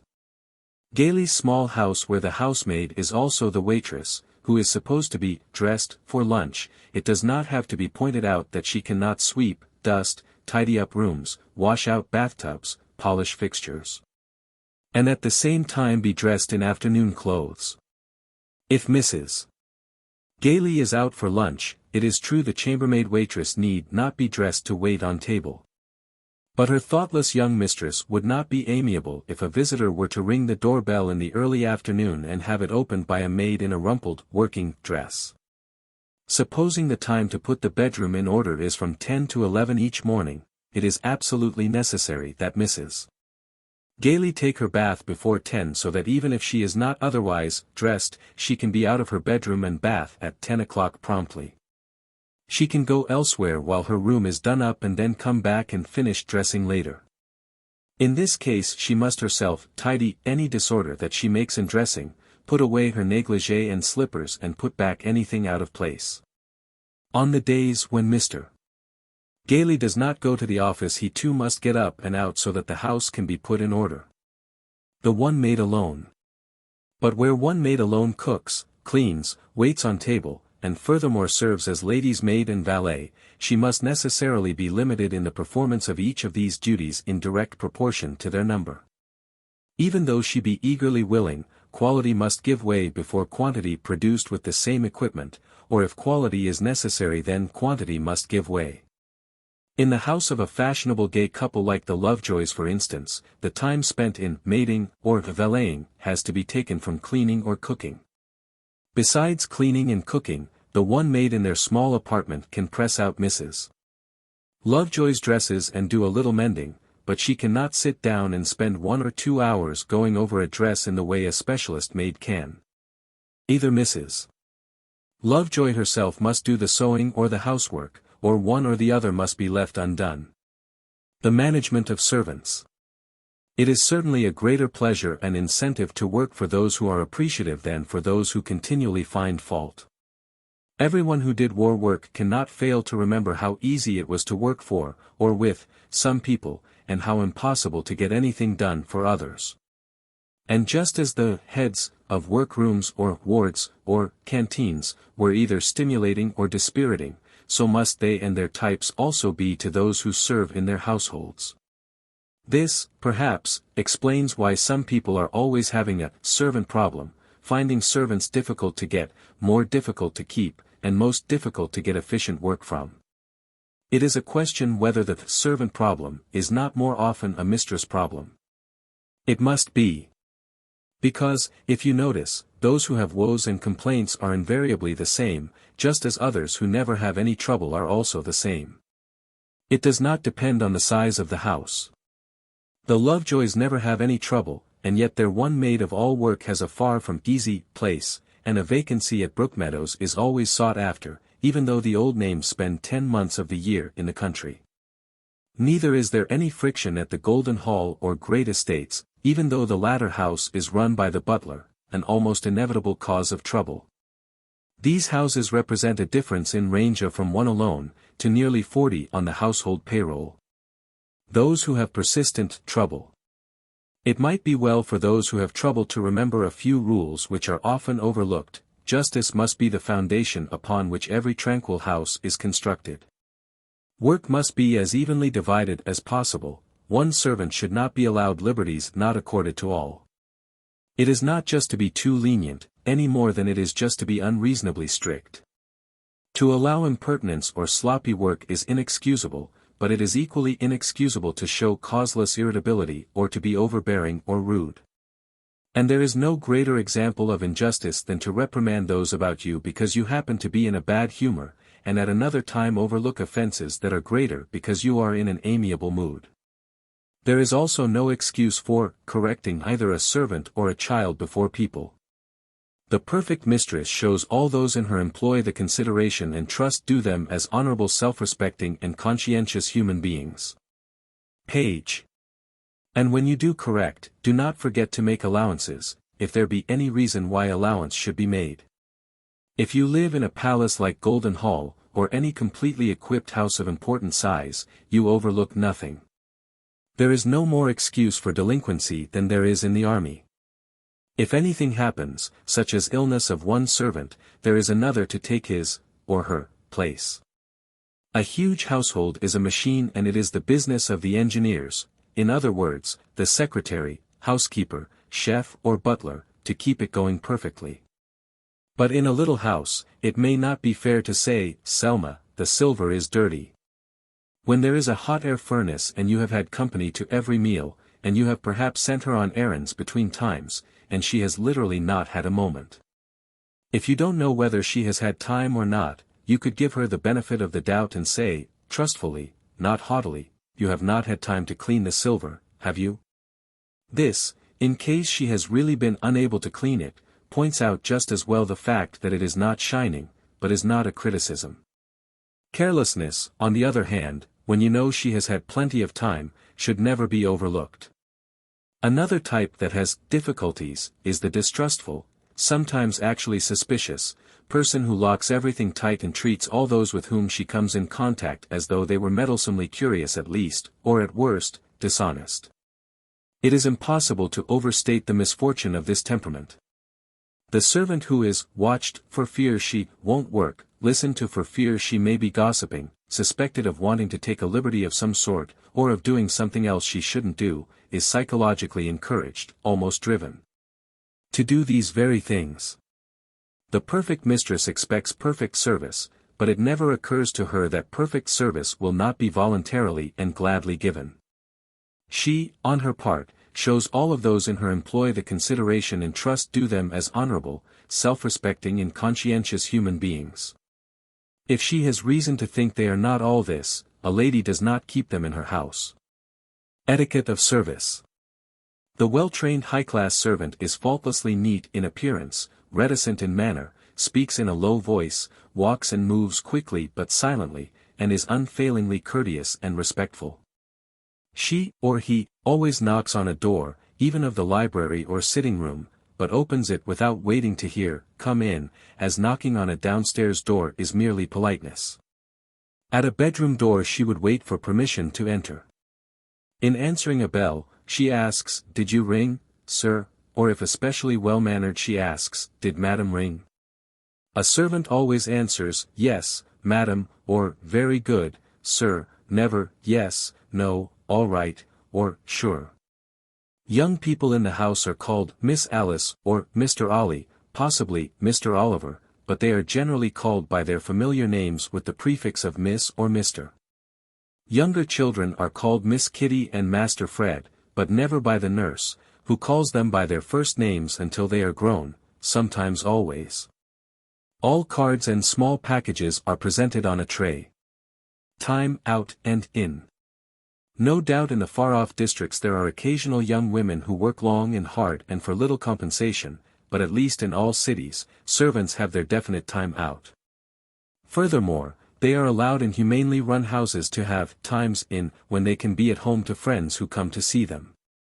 In every well-appointed house of size there is a sitting room which is furnished with comfortable chairs and sofa if possible, a good drop light to read by, often books, and always magazines, sent out as soon as read by the family.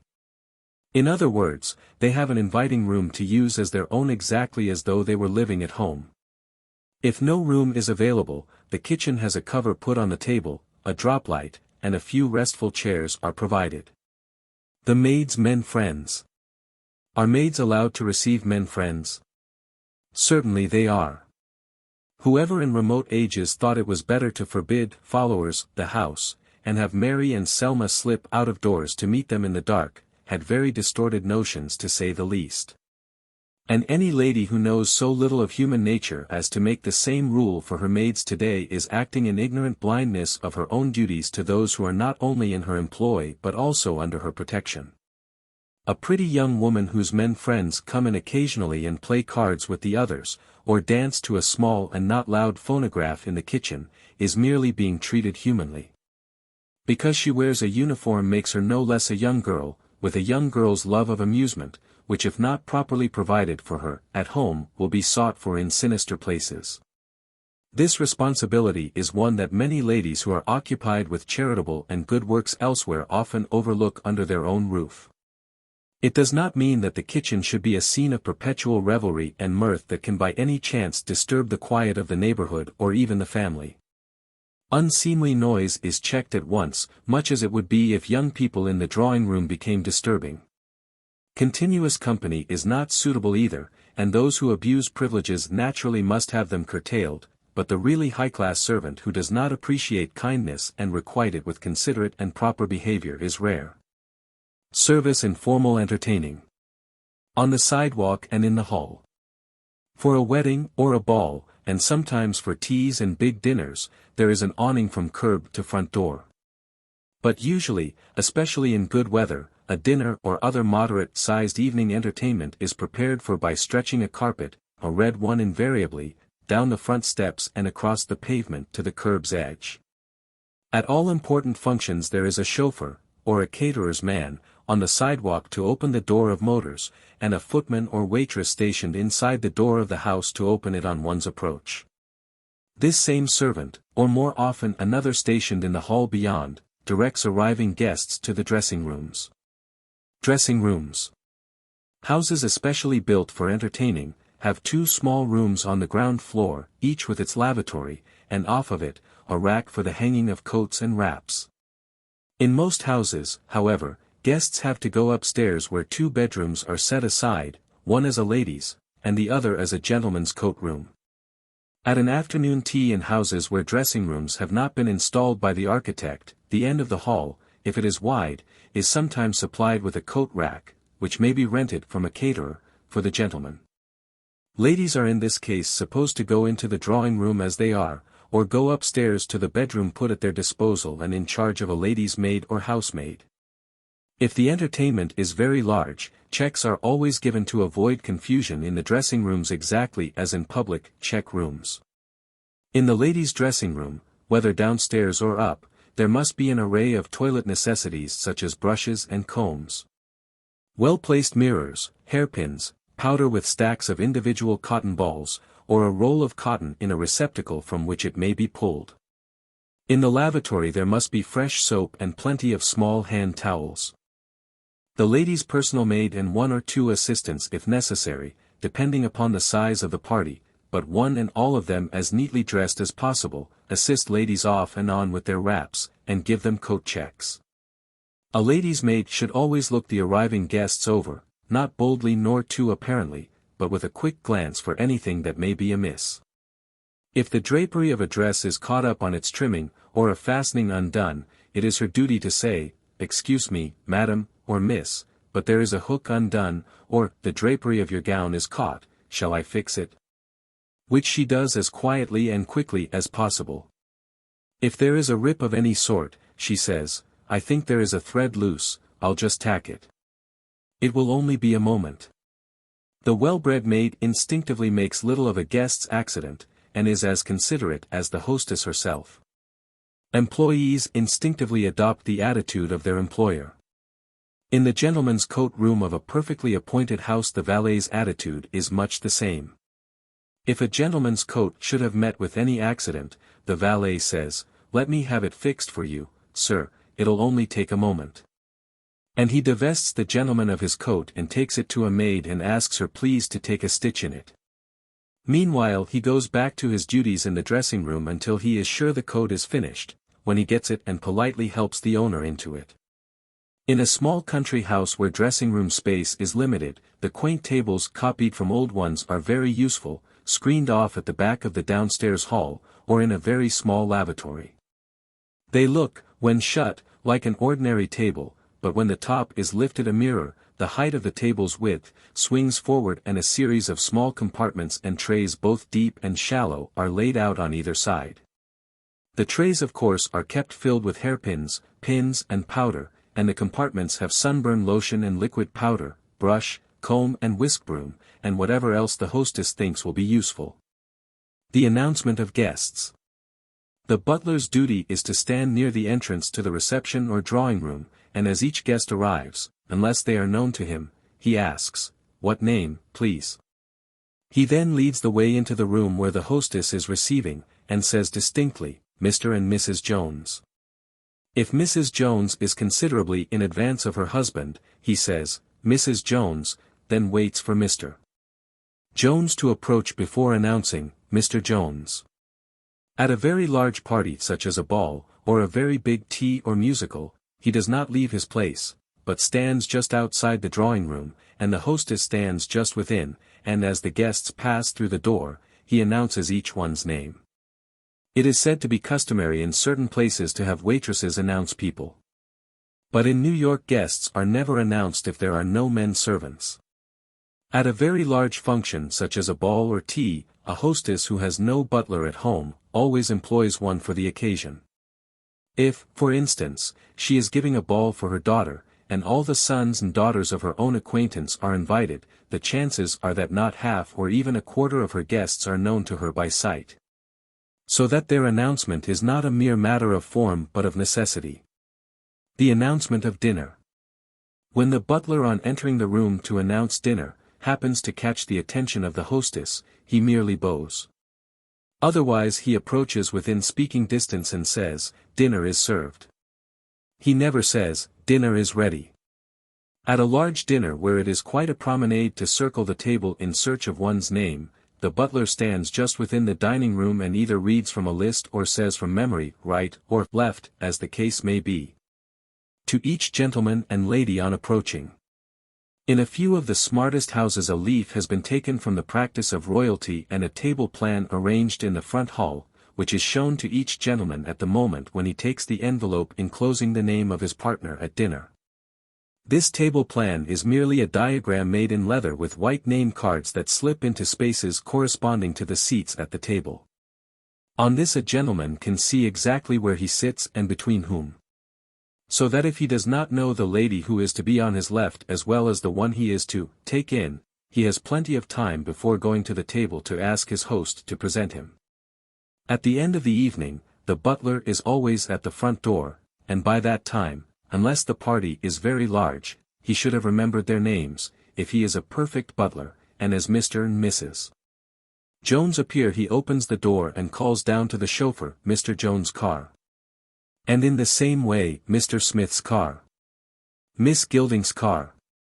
When a car is at the door, the chauffeur runs up the steps and says to the butler, Miss Gilding's car, or Mrs. Jones' car. The butler then announces to either Mr. or Mrs. Jones, your car, sir, or, your car, madam, and holds the door open for her to go out, or he may say, your car, miss, if the Gilding car comes first. Dining room service at private entertainments. Supper at a ball in a great house, big enough for a ball, is usually in charge of the butler, who by supper time is free from his duties of announcing, and is able to look after the dining room service. The sit-down supper at a ball is served exactly like a dinner, or a wedding breakfast, and the buffet supper of a dance is like the buffet of a wedding reception. At a large tea where the butler is on duty announcing at the same time that other guests are going into the dining room for refreshments. The dining room service has to be handed over to the first footman and his assistants, or a capable waitress is equally able to meet the situation. She should have at least 2 maids with her, as they have to pour all cups of tea and bouillon and chocolate as well as to take away used cups and plates and see that the food on the table is replenished.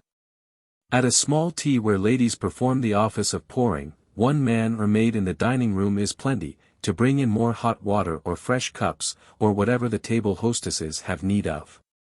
Formal service without men servants. Many, and very fastidious, people, who live in big houses and entertain constantly, have neither men servants nor employ a caterer, ever. Efficient women take men's places equally well, though 2 services are omitted. Women never, in New York at least, announce guests or open the doors of motors. But there is no difference whatsoever in the details of the pantry, dining room, hall or dressing room, whether the services are performed by men or women. No women, of course, are ever on duty in the gentlemen's dressing rooms. At an evening party, the door is opened by the waitress, assisted by the parlor maid who directs the way to the dressing rooms. The guests, when they are ready to go in the drawing room, approach the hostess unannounced. A guest who may not be known by sight does not wait for her hostess to recognize her but says at once, "How do you do, Mrs. Eminent, I'm Mrs. Joseph Blank." Or a young girl says, "I am Constance Style, not Miss Style," unless she is beyond the 20s, or a married woman merely announces herself as Mrs. Town. She does not add her husband's name as it is taken for granted that the gentleman following her is Mr. Town. Chapter XIITHEAS and other afternoon parties. Teas. Except at a wedding, the function strictly understood by the word reception went out of fashion, in New York at least, during the reign of Queen Victoria. And its survivor is a public or semi-public affair presided over by a committee, and is a serious, rather than a merely social event. The very word reception brings to mind an aggregation of personages, very formal, very dressed up, very pompous, and very learned, among whom the ordinary mortal cannot do other than wander helplessly in the labyrinth of the specialist's jargon. Art critics on a varnishing day reception are sure to dwell on the effect of a new technique, and the comment of most of us, to whom a painting ought to look like a picture, is fatal. Equally fatal to meet an explorer and not know where or what he explored, or to meet a celebrated author and not have the least idea whether he wrote detective stories or expounded Taoism. On the other hand, it is certainly discouraging after studying up on the latest Cretan excavations in order to talk intelligently to Professor Diggs, to be pigeonholed for the afternoon beside Mrs. New Mother whose interest in discovery is limited to a new tooth in baby's head. Yet the difference between a reception and a tea is one of atmosphere only, like the difference in furnishing twin houses. One is enveloped in the heavy gloom of the mid-Victorian period, the other is light and alluring in the fashion of today. A tea, even though it be formal, is nevertheless friendly and inviting. One does not go in church clothes nor with ceremonious manner, but in an informal and everyday spirit, to see one's friends and be seen by them. The afternoon tea with dancing. The afternoon tea with dancing is usually given to bring out a daughter, or to present a new daughter-in-law. The invitations are the same whether 100 or 2,000 are sent out. For instance, Mrs. Grantham Jones, Miss Muriel Jones, will be at home on Tuesday, the 3rd of December, from 4 until 7 o'clock. The Fitzcherry dancing. As invitations to formal teas of this sort are sent to the hostess, general, visiting list. And very big houses are comparatively few, a ballroom is nearly always engaged at a hotel. Many hotels have a big and a small ballroom, and unless one's acquaintance is enormous the smaller room is preferable. Too much space for too few people gives an effect of emptiness which always is suggestive of failure. Also one must not forget that an undecorated room needs more people to make it look trimmed than one in which the floral decoration is lavish. On the other hand, a crush is very disagreeable, even though it always gives the effect of success. The arrangements are not as elaborate as for a ball. At most a screen of palms behind which the musicians sit, unless they sit in a gallery, perhaps a few festoons of green here and there, and the debutante's own flowers banked on tables where she stands to receive. Form as much decoration as is ever attempted. Whether in a public ballroom or a private drawing room, the curtains over the windows are drawn and the lights lighted as if for a ball in the evening. If the tea is at a private house there is no awning unless it rains, but there is a chauffeur or coachman at the curb to open motor doors, and a butler, or caterer's man, to open the door of the house before anyone has time to ring. Guests as they arrive are announced either by the hostess' own butler or a caterer's announcer. The hostess receives everyone as at a ball. If she and her daughter are for the moment standing alone, the new arrival, if a friend, stands talking with them until a newer arrival takes his or her place. After receiving with her mother or mother-in-law for an hour or so, as soon as the crowd thins a little, the debutante or bride may be allowed to dance. The younger people, as soon as they have shaken hands with the hostess, dance. The older ones sit about, or talk to friends or take tea. At a formal tea, the tea table is exactly like that at a wedding reception, in that it is a large table set as a buffet, and is always in charge of the caterer's men, or the hostess' own butler or waitress and assistants. It is never presided over by deputy hostesses. The menu is limited. Only tea, bouillon, chocolate, bread and cakes are served. There can be all sorts of sandwiches, hot biscuits, crumpets, muffins, sliced cake and little cakes in every variety that a cook or caterer can devise. Whatever can come under the head of bread and cake is admissible. But nothing else, or it becomes a reception, and not a tea. At the end of the table or on a separate table nearby, there are bowls or pitchers of orangeade or lemonade or punch, meaning in these days something cold that has fruit juice in it, for the dancers, exactly as at a ball. Guests go to the table and help themselves to their own selection of bread and cakes. The chocolate, already poured into cups and with whipped cream on top, is passed on a tray by a servant. Tea also poured into cups, not mixed but accompanied by a small pitcher of cream, bowl of sugar, and dish of lemon, is also passed on a tray. A guest taking her plate of food in one hand and her tea or chocolate in the other, finds herself a chair somewhere, if possible, near a table, so that she can take her tea without discomfort. Afternoon teas without dancing. Afternoon teas without dancing are given in honor of visiting celebrities or new neighbors or engaged couples, or to warm a new house, or, most often, for a house guest from another city. The invitation is a visiting card of the hostess with "To meet Mrs. So-and-so" across the top of it and "January 10th, tea at 4 o'clock" in the lower corner, opposite the address. At a tea of this description, tea and chocolate may be passed on trays or poured by two ladies, as will be explained below. Unless the person for whom the tea is given is such a celebrity that the tea becomes a reception, the hostess does not stand at the door, but merely near it so that anyone coming in may easily find her. The ordinary afternoon tea given for one reason or another is, in winter, merely and literally, being at home on a specified afternoon with the blinds and curtains drawn, the room lighted as at night. A fire burning and a large tea table spread in the dining room or a small one near the hearth. An afternoon tea in summer is the same, except that artificial light is never used, and the table is most often on a veranda. Do come in for a cup of tea. This is best society's favorite form of invitation. It is used on nearly every occasion, whether there is to be music or a distinguished visitor, or whether a hostess has merely an inclination to see her friends. She writes on her personal visiting card, "Do come in on Friday for a cup of tea and hear Elwyn play, or Farish sing, or to meet Senator West, or Lady X." Or even more informally, "I have not seen you for so long." Invitations to a tea of this description are never general. A hostess asks either none but close friends, or at most her dining list. Sometimes this sort of a tea is so small that she sits behind her own tea table, exactly as she does every afternoon. But if the tea is of any size, from 20 upwards, the table is set in the dining room and two intimate friends of the hostess pour tea at one end, and chocolate at the other.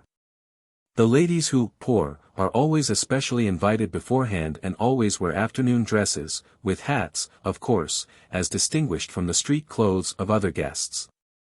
As soon as a hostess decides to give a tea, she selects two friends for this duty who are, in her opinion, decorative in appearance and also who, this is very important, can be counted on for gracious manners to everyone and under all circumstances. It does not matter if a guest going into the dining room for a cup of tea or chocolate does not know the deputy hostesses who are pouring. It is perfectly correct for a stranger to say, "May I have a cup of tea?" The one pouring should answer very responsively, "Certainly." "How do you like it?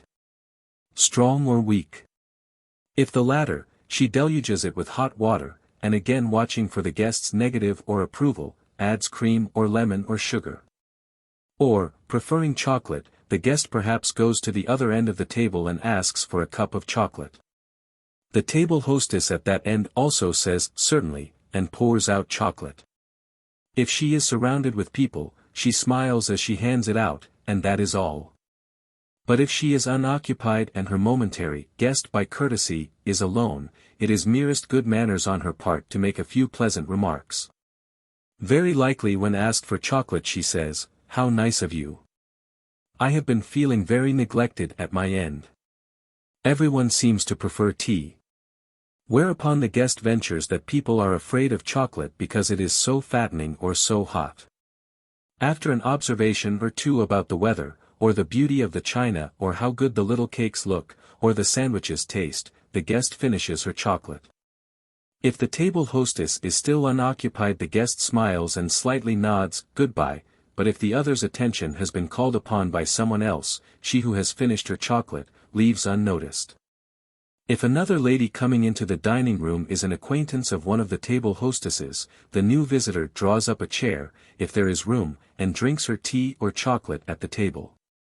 But as soon as she has finished, she should give her place up to a newer arrival.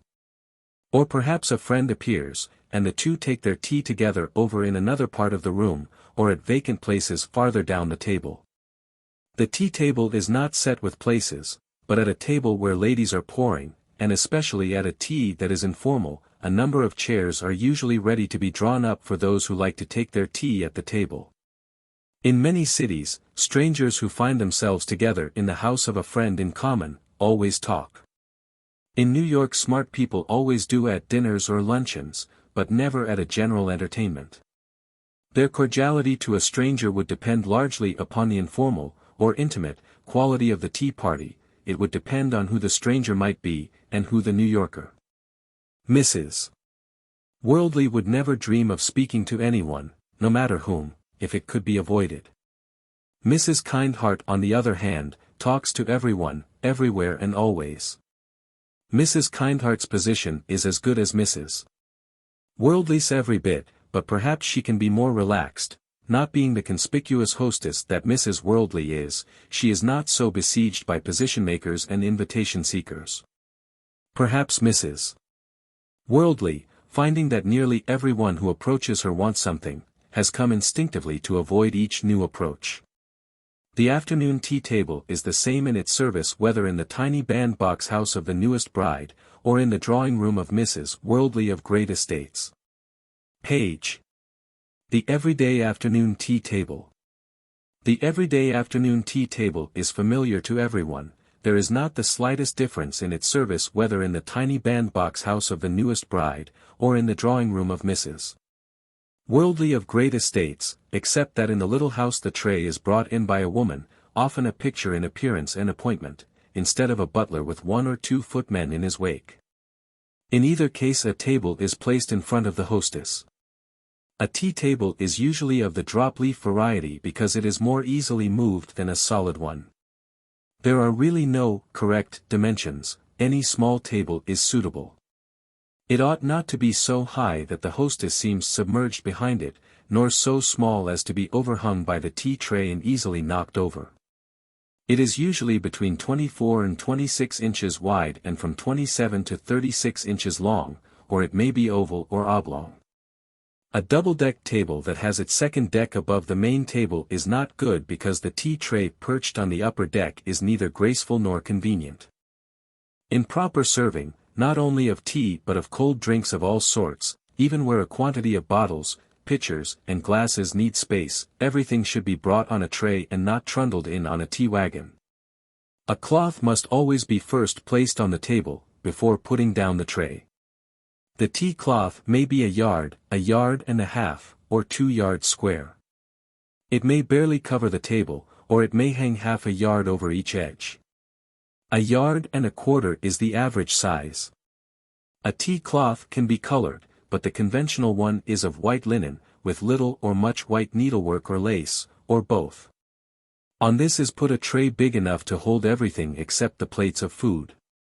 The tray may be a massive silver one that requires a footman with strong arms to lift it, or it may be of Sheffield or merely of effectively lacquered tin.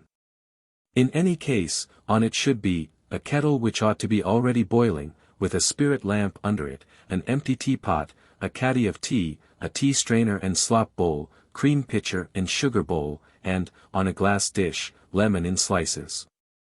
A pile of cups and saucers and a stack of little tea plates, all to match, with a napkin, about 12 inches square, hem-stitched or edged to match the tea cloth, folded on each of the plates, like the filling of a layer cake. Complete the paraphernalia. Each plate is lifted off with its own napkin. Then on the tea table, back of the tray, or on the shelves of a separate curate, a stand made of 3 small shelves, each just big enough for 1 good-sized plate, are always 2, usually 3, varieties of cake and hot breads. Things people eat at tea. The top dish on the curate should be a covered one, and holds hot bread of some sort. The 2 lower dishes may be covered or not, according to whether the additional food is hot or cold. The second dish usually holds sandwiches, and the third cake. Or perhaps all the dishes hold cake, little fancy cakes for instance, and pastries and slices of layer cakes. Many prefer a simpler diet, and have bread and butter, or toasted crackers, supplemented by plain cookies. Others pile the curate until it literally staggers, under pastries and cream cakes and sandwiches of pâté de foie gras or mayonnaise. Others, again, like marmalade, or jam, or honey on bread and butter or on buttered toast or muffins. This necessitates little butter knives and a dish of jam added to the already overloaded tea tray. Selection of afternoon tea food is entirely a matter of whim, and new food fads sweep through communities. For a few months at a time, everyone, whether in a private house or a country club, will eat nothing but English muffins and jam, then suddenly they like only toasted cheese crackers, or Sally Lunn, or chocolate cake with whipped cream on top. The present fad of a certain group in New York is bacon and toast sandwiches and fresh hot gingerbread. Let it be hoped for the sake of the small household that it will die out rather than become epidemic, since the gingerbread must be baked every afternoon, and the toast and bacon are 2 other items that come from a range. Sandwiches for afternoon tea as well as for all collations, are made by buttering the end of the loaf, spreading on the filling, and then cutting off the prepared slice as thin as possible. A second slice, unspread, makes the other side of the sandwich. When it is put together, the crust is either cut off leaving a square and the square again divided diagonally into two triangular sandwiches, or the sandwich is cut into shape with a regular cutter. In other words, a party sandwich is not the sort of sandwich to eat, or order, when hungry. The tea served to a lady who lives alone and cares for only one dish of eatables would naturally eliminate the other two. But if a visitor is received, the servant on duty should, without being told, at once bring in at least another dish and an additional cup, saucer, plate and napkin. Afternoon tea at a very large house party or where especially invited people are expected for tea, should include 2 plates of hot food such as toast or hot biscuits split open and buttered, toasted and buttered English muffins, or crumpets. Corn muffins or hot gingerbread. 2 cold plates should contain cookies or fancy cakes, and perhaps a layer cake. In hot weather, in place of one of the hot dishes, there should be pâté or lettuce sandwiches, and always a choice of hot or iced tea, or perhaps iced coffee or chocolate frappé, but rarely if ever, anything else. The etiquette of tea serving and drinking. As tea is the one meal of intimate conversation, a servant never comes to the room at tea time unless rung for, to bring fresh water or additional china or food, or to take away used dishes. When the tray and curate are brought in, individual tables, usually glass-topped and very small and low, are put beside each of the guests, and the servant then withdraws. The hostess herself makes the tea and pours it. Those who sit near enough to her put out their hands for their cup and saucer. If any ladies are sitting farther off, and a gentleman is present, he, of course, rises and takes the tea from the hostess to the guest. He also then passes the curate, afterward putting it back where it belongs and resuming his seat. If no gentleman is present, a lady gets up and takes her own tea which the hostess hands her, carries it to her own little individual table, comes back, takes a plate and napkin, helps herself to what she likes and goes to her place. If the cake is very soft and sticky or filled with cream, small forks must be laid on the tea table. As said above, if jam is to be eaten on toast or bread, there must be little butter knives to spread it with. Each guest in taking her plate helps herself to toast and jam and a knife and carries her plate over to her own little table. She then carries her cup of tea to her table and sits down comfortably to drink it. If there are no little tables, she either draws her chair up to the tea table, or manages as best she can to balance plate, cup and saucer on her lap, a very difficult feat. In fact, the hostess who, providing no individual tables, expects her guest to balance knife, fork, jam, cream cake, plate and cup and saucer, all on her knees, should choose her friends in the circus rather than in society. The garden party. The garden party is merely an afternoon tea out of doors. It may be as elaborate as a sit-down wedding breakfast or as simple as a miniature strawberry festival. At an elaborate one, in the rainy section of our country, a tent or marquise with sides that can be easily drawn up in fine weather and dropped in rain, and with a good dancing floor, is often put up on the lawn or next to the veranda. So that in case of storm people will not be obliged to go out of doors. The orchestra is placed within or near open sides of the tent, so that it can be heard on the lawn and veranda as well as where they are dancing. Or instead of a tea with dancing, if most of the guests are to be older, there may be a concert or other form of professional entertainment. On the lawn there are usually several huge bright-colored umbrella tents, and under each a table and a group of chairs, and here and there numerous small tables and chairs. For, although the afternoon tea is always put in the dining room, footmen or maids carry varieties of food out on large trays to the lawn, and the guests hold plates on their knees and stand glasses on tables nearby. At a garden party the food is often much more prodigal than at a tea in town. Sometimes it is as elaborate as at a wedding reception. In addition to hot tea and chocolate, there is either iced coffee or a very melted café parfait, or frosted chocolate in cups. There are also pictures of various drinks that have rather mysterious ingredients, but are all very much iced and embellished with crushed fruits and mint leaves. There are often berries with cream, especially in strawberry season, on an estate that prides itself on those of its own growing, as well as the inevitable array of fancy sandwiches and cakes.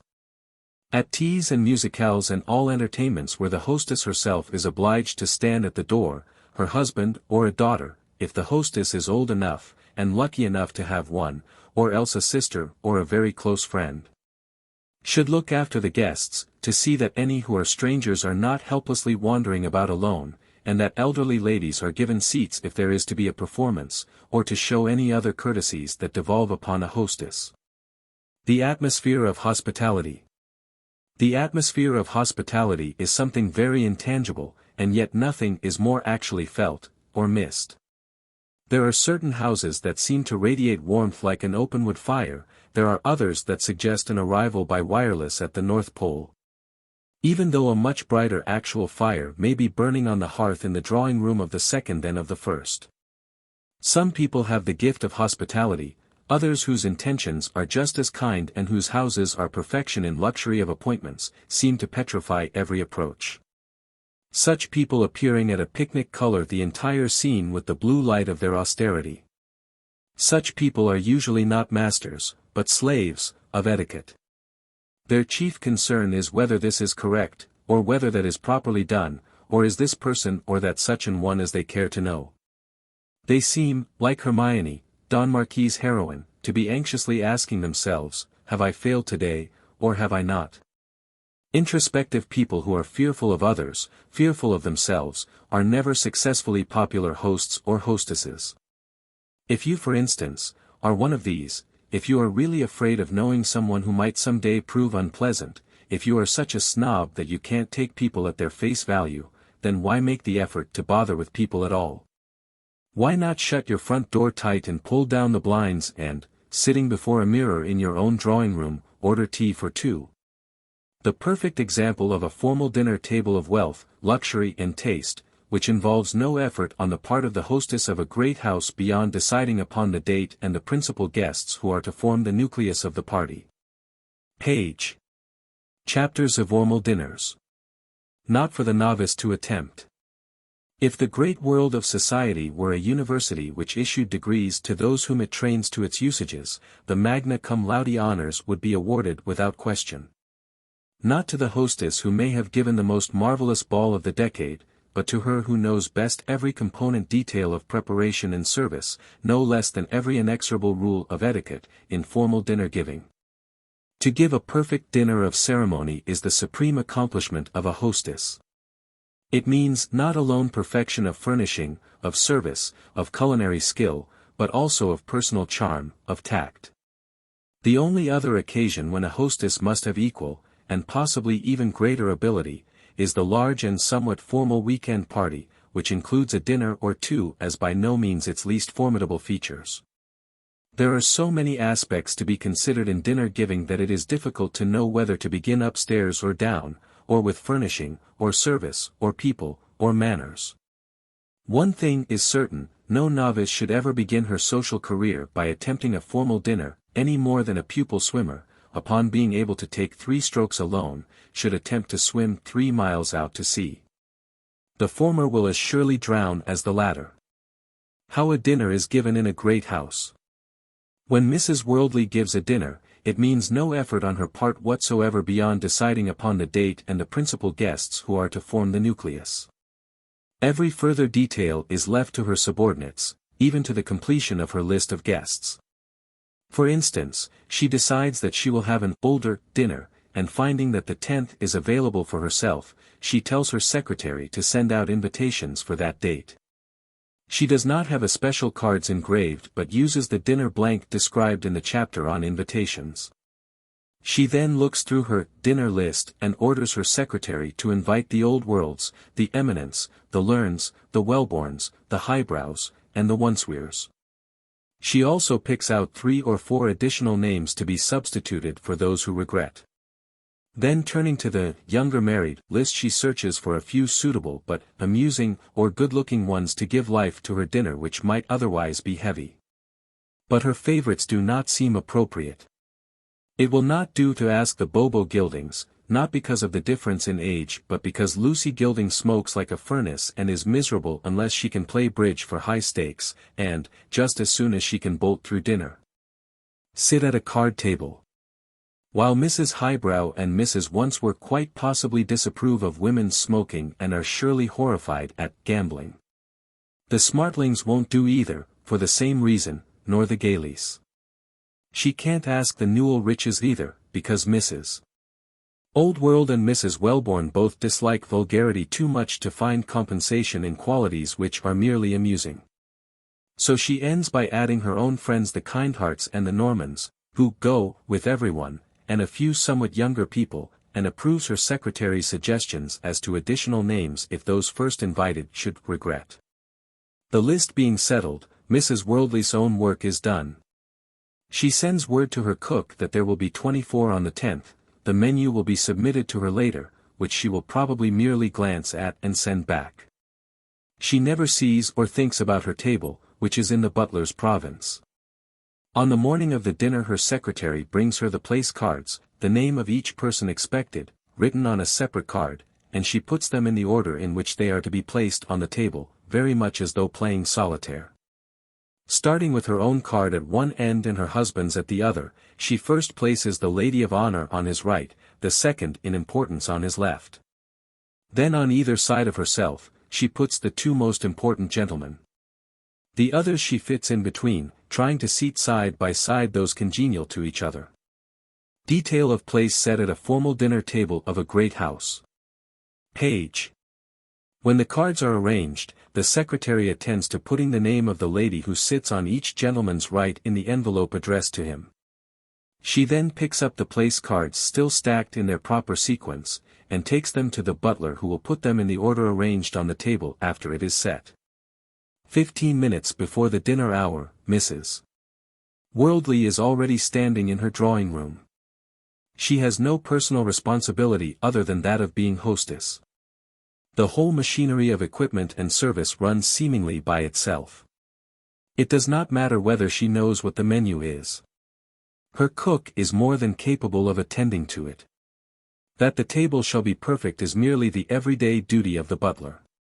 She knows without looking that one of the chauffeurs is on the sidewalk, that footmen are in the hall, that her own maid is in the ladies' dressing room, and the valet in that of the gentleman, and that her butler is just outside the door near which she is standing. So with nothing on her mind, except a jeweled ornament and perfectly done hair, she receives her guests with the tranquility attained only by those whose household, whether great or small, can be counted on to run like a perfectly coordinated machine. How a dinner can be bungled. This is the contrasting picture to the dinner at the Worldlies, a picture to show you particularly who are a bride how awful an experiment in dinner giving can be. Let us suppose that you have a quite charming house, and that your wedding presents included everything necessary to set a well-appointed table. You have not very experienced servants, but they would all be good ones with a little more training. You have been at home for so few meals you don't quite know how experienced they are. Your cook at least makes good coffee and eggs and toast for breakfast, and the few other meals she has cooked seem to be all right, and she is such a nice clean person. So when your house is in order, and the last pictures and curtains are hung, the impulse suddenly comes to you to give a dinner. Your husband thinks it is a splendid idea. It merely remains to decide whom you will ask. You hesitate between a few of your own intimates, or older people, and decide it would be such fun to ask a few of the hostesses whose houses you have almost lived at ever since you came out. You decide to ask Mrs. Toplofty, Mr. Clubwindow, the Worldlies, the Gildings, and the Kindhearts and the Wellborns. With yourselves that makes 12. You can't have more than 12 because you have only a dozen of everything. In fact you decide that 12 will be pretty crowded, but that it will be safe to ask that number because a few are sure to regret. So you write notes, since it is to be a formal dinner, and they all accept. You are a little worried about the size of the dining room, but you are overcome by the feeling of your popularity. Now the thing to do is to prepare for a dinner. The fact that Nora probably can't make fancy dishes does not bother you a bit. In your mind's eye you see delicious plain food passed. You must get Sigrid a dress that properly fits her, and Delia, the chambermaid, who was engaged with the understanding that she was to serve in the dining room when there was company, has not yet been at table. But she is a very willing young person who will surely look well. Nora, when you tell her who are coming, eagerly suggests the sort of menu that would appear on the table of the Worldlies or the Gildings. You are thrilled at the thought of your own kitchen producing the same. That it may be the same in name only, does not occur to you. You order flowers for the table, and candy for your 4 compotiers. You pick out your best tablecloth, but you find rather to your amazement that when the waitress asks you about setting the table, you have never noticed in detail how the places are laid. Knives and spoons go on the right of the plate, of course, and forks on the left, but which goes next to the plate, or whether the wine glasses should stand nearer or beyond the goblet you can only guess. It is quite simple, however, to give directions in serving. You just tell the chambermaid that she is to follow the waitress, and pass the sauces and the vegetables. And you have already explained carefully to the latter that she must not deal plates around the table like a pack of cards, or ever take them off in piles either. That much at least you do know. You also make it a point above everything that the silver must be very clean. Sigrid seems to understand, and with the optimism of youth, you approach the dinner hour without misgiving. The table, set with your wedding silver and glass, looks quite nice. You are a little worried about the silver. It does look rather yellow, but perhaps it is just a shadow. Then you notice there are a great many forks on the table. You ask your husband what is the matter with the forks. He does not see anything wrong. You need them all for the dinner you ordered, how can there be less? So you straighten a candlestick that was out of line, and put the place cards on. Then you go into the drawing room. You don't light the fire until the last moment, because you want it to be burning brightly when your guests arrive. Your drawing room looks a little stiff somehow, but an open fire more than anything else makes a room inviting, and you light it just as your first guest rings the bell. As Mr. Clubwindow enters, the room looks charming, then suddenly the fire smokes, and in the midst of the smoke your other guests arrive. Everyone begins to cough and blink. They are very polite, but the smoke, growing each moment denser, is not to be overlooked. Mrs. Toplofty takes matters in her own hands and makes Mr. Doe and your husband carry the logs, smoke and all, and throw them into the yard. The room still thick with smoke is now cheerlessly fireless, and another factor beginning to distress you is that, although everyone has arrived, there is no sign of dinner. You wait, at first merely eager to get out of the smoke-filled drawing room. Gradually you are becoming nervous. What can have happened? The dining room door might be that of a tomb for all the evidence of life behind it. You become really alarmed. Is dinner never going to be served? Everyone's eyes are red from the smoke, and conversation is getting weaker and weaker. Mrs. Toplofty, evidently despairing, sits down. Mrs. Worldly also sits, both hold their eyes shut and say nothing. At last the dining room door opens, and Sigrid, instead of bowing slightly and saying in a low tone of voice, "Dinner is served," stands stiff as a block of wood, and fairly shouts, "Dinner's all ready." You hope no one heard her, but you know very well that nothing escaped any one of those present. And between the smoke and the delay and your waitress manners, you are already thoroughly mortified by the time you reach the table. But you hope that at least the dinner will be good. For the first time you are assailed with doubt on that score. And again you wait, but the oyster course is all right. And then comes the soup. You don't have to taste it to see that it is wrong. It looks not at all as clear soup should. Its color, instead of being glass-clear amber, is greasy-looking brown. You taste it, fearing the worst, and the worst is realized. It tastes like dishwater, and is barely tepid. You look around the table. Mr. Kindheart alone is trying to eat it. In removing the plates, Delia, the assistant, takes them up by piling one on top of the other, clashing them together as she does so. You can feel Mrs. Worldly looking with almost hypnotized fascination, as her attention might be drawn to a street accident against her will. Then there is a wait. You wait, and looking in front of you, you notice the bare tablecloth without a plate. You know instantly that the service is wrong, but you find yourself puzzled to know how it should have been done. Finally Sigrid comes in with a whole dozen plates stacked in a pile, which she proceeds to deal around the table. You at least know that to try to interfere would only make matters worse. You hold your own cold fingers in your lap knowing that you must sit there, and that you can do nothing. The fish, which was to have been a mousse with hollandaise sauce, is a huge mound, much too big for the platter, with a narrow gutter of water around the edge and the center dabbed over with a curdled yellow mess. You realize that not only is the food itself awful, but that the quantity is too great for one dish. You don't know what to do next. You know there is no use in apologizing, there is no way of dropping through the floor, or waking yourself up. You have collected the smartest and the most critical people around your table to put them to torture such as they will never forget. Never. You have to bite your lips to keep from crying. Whatever possessed you to ask these people to your horrible house? Mr. Kindheart, sitting next to you, says gently, "Cheer up, little girl, it doesn't really matter." And then you know to the full how terrible the situation is. The meal is endless. Each course is equally unappetizing to look at, and abominably served. You notice that none of your guests eat anything. They can't. You leave the table literally sick, but realizing fully that the giving of a dinner is not as easy as you thought. And in the drawing room, which is now fireless and freezing, but at least smokeless, you start to apologize and burst into tears. As you are very young, and those present are all really fond of you, they try to be comforting, but you know that it will be years, if ever, before any of them will be willing to risk an evening in your house again.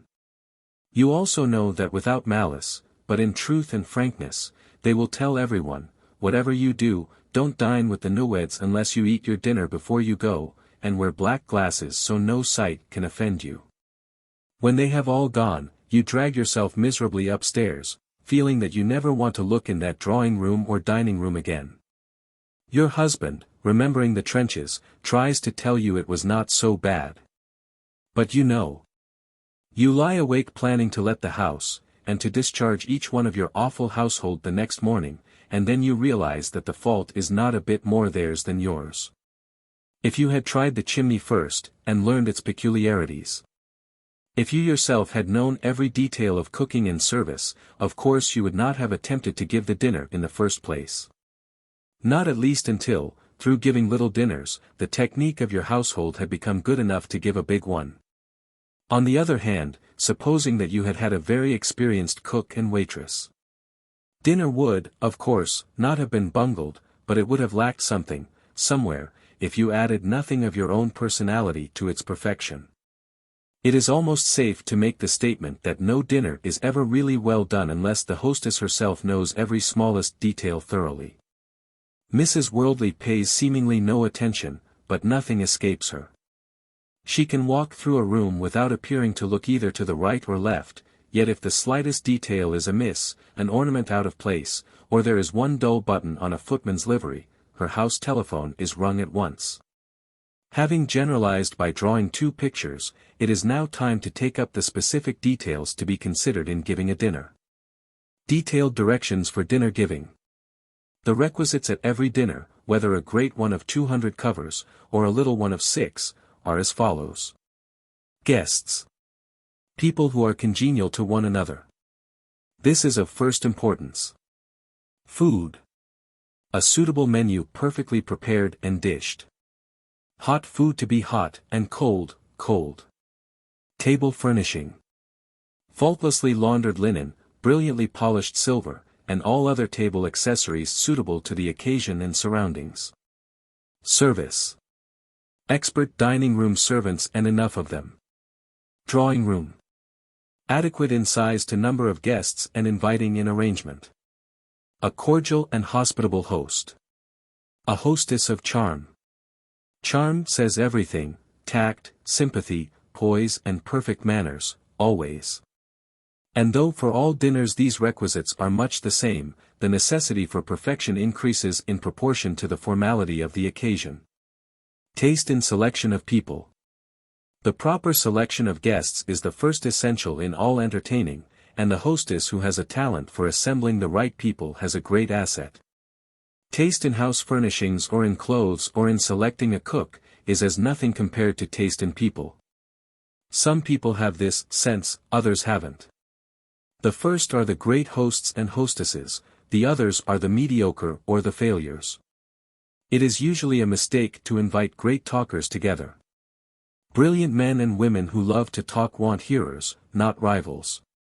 Very silent people should be sandwiched between good talkers, or at least voluble talkers. Silly people should never be put anywhere near learned ones, nor the dull near the clever, unless the dull one is a young and pretty woman with a talent for listening, and the clever, a man with an admiration for beauty, and a love for talking. Most people think two brilliant people should be put together. Often they should, but with discretion. If both are voluble or nervous or temperamental, you may create a situation like putting two operatic sopranos in the same part and expecting them to sing together. The endeavor of a hostess, when seating her table, is to put those together who are likely to be interesting to each other. Professor Bug might bore you to tears, but Mrs. Entomoid would probably delight in him, just as Mr. Stocksan Bonds and Mrs. Rich would probably have interests in common. Making a dinner list is a little like making a Christmas list. You put down what they will, you hope, like, not what you like. Those who are placed between congenial neighbors remember your dinner as delightful, even though both food and service were mediocre. But ask people out of their own groups and seat them next to their pet aversions, and wild horses could not drag them to your house again. How a dinner list is kept. Nearly every hostess keeps a dinner list, apart from her general visiting list, of people with whom she is accustomed to dine, or to invite to dinner or other small entertainments. But the prominent hostess, if she has grown daughters and continually gives parties of all sorts and sizes and ages, usually keeps her list in a more complete and ready reference order. Mrs. Gilding, for instance, has guest lists separately indexed. Under the general heading, Dinners, she has older married, younger married, girls, men. Her luncheon list is taken from her dinner list. Bridge includes especially good players of all ages, dances, young married people, young girls, and dancing men. Then she has a cross-index list of important persons, meaning those of real distinction who are always the foundation of all good society, amusing, usually people of talent, invaluable for house parties. And new people, including many varieties and unassorted. Mrs. Gilding exchanges invitations with a number of these because they are interesting or amusing, or because their parties are diverting and dazzling. And Mrs. Gilding herself, being typical of New York's cavalier element rather than its Puritan strain, personally prefers diversion to edification. Needless to say, Boston's best, being 98% Puritan, has no new list. Besides her list of new people, she has a short, frivolous list of other cavaliers like herself, and a neutral list, which is the most valuable of all because it comprises those who go with everyone. Besides her own list she has a pantry list, a list that is actually made out for the benefit of the butler, so that on occasions he can invite guests to fill in. The pantry list comprises only intimate friends who belong on the neutral list and fit in everywhere, young girls and young and older single men. Allowing the butler to invite guests at his own discretion is not quite as casual as it sounds. It is very often an unavoidable expedient. For instance, at 4 o'clock in the afternoon, Mr. Blank telephones that he cannot come to dinner that same evening. Mrs. Gilding is out, to wait until she returns will make it too late to fill the place. Her butler who has been with her for years knows quite as well as Mrs. Gilding herself exactly which people belong in the same group. The dinner cards being already in his possession, he can see not only who is expected for dinner but the two ladies between whom Mr. Blank has been placed, and he thereupon selects someone on the pantry list who is suitable for Mr. Blank's place at the table, and telephones the invitation. Perhaps he calls up a dozen before he finds one disengaged. When Mrs. Gilding returns he says, Mr. Blank telephoned he would not be able to come for dinner as he was called to Washington. Mr. Bachelor will be happy to come in his place. Married people are seldom on this list, because the butler need not undertake to fill any but an odd place, that of a gentleman particularly. Otherwise 2 ladies would be seated together, asking someone to fill a place. Since no one but a fairly intimate friend is ever asked to fill a place, this invitation is always telephoned. A very young man is asked by the butler if he will dine with Mrs. Gilding that evening, and very likely no explanation is made. But if the person to be invited is a lady or an older gentleman, except on such occasions as noted above, the hostess herself telephones. Can you do me a great favor and fill a place at dinner tonight? The one who receives this invitation is rather bound by the rules of good manners to accept if possible. Importance of dinner engagements. Dinner invitations must be answered immediately. Engraved or written ones by return post, or those which were telephoned, by telephone and at once. Also, nothing but serious illness or death or an utterly unavoidable accident can excuse the breaking of a dinner engagement. To accept a dinner at Mrs. Nobody's and then break the obligation upon being invited to dine with the Worldlies, proclaims anyone capable of such rudeness an unmitigated snob, whom Mrs. Worldly would be the first to cut from her visiting list if she knew of it. The rule is, don't accept an invitation if you don't care about it. Having declined the Nobody invitation in the first place, you are then free to accept Mrs. Worldly's, or to stay at home. There are times, however, when engagements between very close friends or members of the family may perhaps be broken, but only if made with the special stipulation, come to dinner with us alone Thursday if nothing better turns up. And the other answers, I'd love to, and you let me know too, if you want to do anything else. Meanwhile if one of them is invited to something unusually tempting, there is no rudeness in telephoning her friend, Lucy has asked us to hear Golly Kersey on Thursday, and the other says, go, by all means. We can dine Tuesday next week if you like, or come Sunday for supper. This privilege of intimacy can, however, be abused. An engagement, even with a member of one's family, ought never to be broken twice within a brief period, or it becomes apparent that the other's presence is more a fill-in of idle time than a longed-for pleasure. The menu. It may be due to the war period, which accustomed everyone to going with very little meat and to marked reduction in all food, or it may be, of course, merely vanity that is causing even grandparents to aspire to svelte figures. But whatever the cause, people are putting much less food on their tables than formerly. The very rich, living in the biggest houses with the most imposing array of servants, sit down to 3, or at most 4, courses when alone, or when intimate friends who are known to have moderate appetites, are dining with them. Under no circumstances would a private dinner, no matter how formal, consist of more than hors d'oeuvre, soup, fish, entree, roast, salad, dessert, coffee. The menu for an informal dinner would leave out the entree, and possibly either the hors d'oeuvre or the soup. As a matter of fact, the marked shortening of the menu is in informal dinners and at the home table of the well-to-do. Formal dinners have been as short as the above schedule for 25 years. A dinner interlarded with a row of extra entrees, Roman punch, and hot dessert is unknown except at a public dinner, or in the dining room of a parvenu. About 35 years ago such dinners are said to have been in fashion. The balanced menu. One should always try to choose well-balanced dishes, an especially rich dish balanced by a simple one. Timbale with a very rich sauce of cream and pâté de foie gras might perhaps be followed by French chops, broiled chicken or some other light, plain meat. An entree of about 4 broiled mushrooms on a small round of toast should be followed by boned capon or saddle of mutton or spring lamb. It is equally bad to give your guests very peculiar food unless as an extra dish. Some people love highly flavored Spanish or Indian dishes, but they are not appropriate for a formal dinner.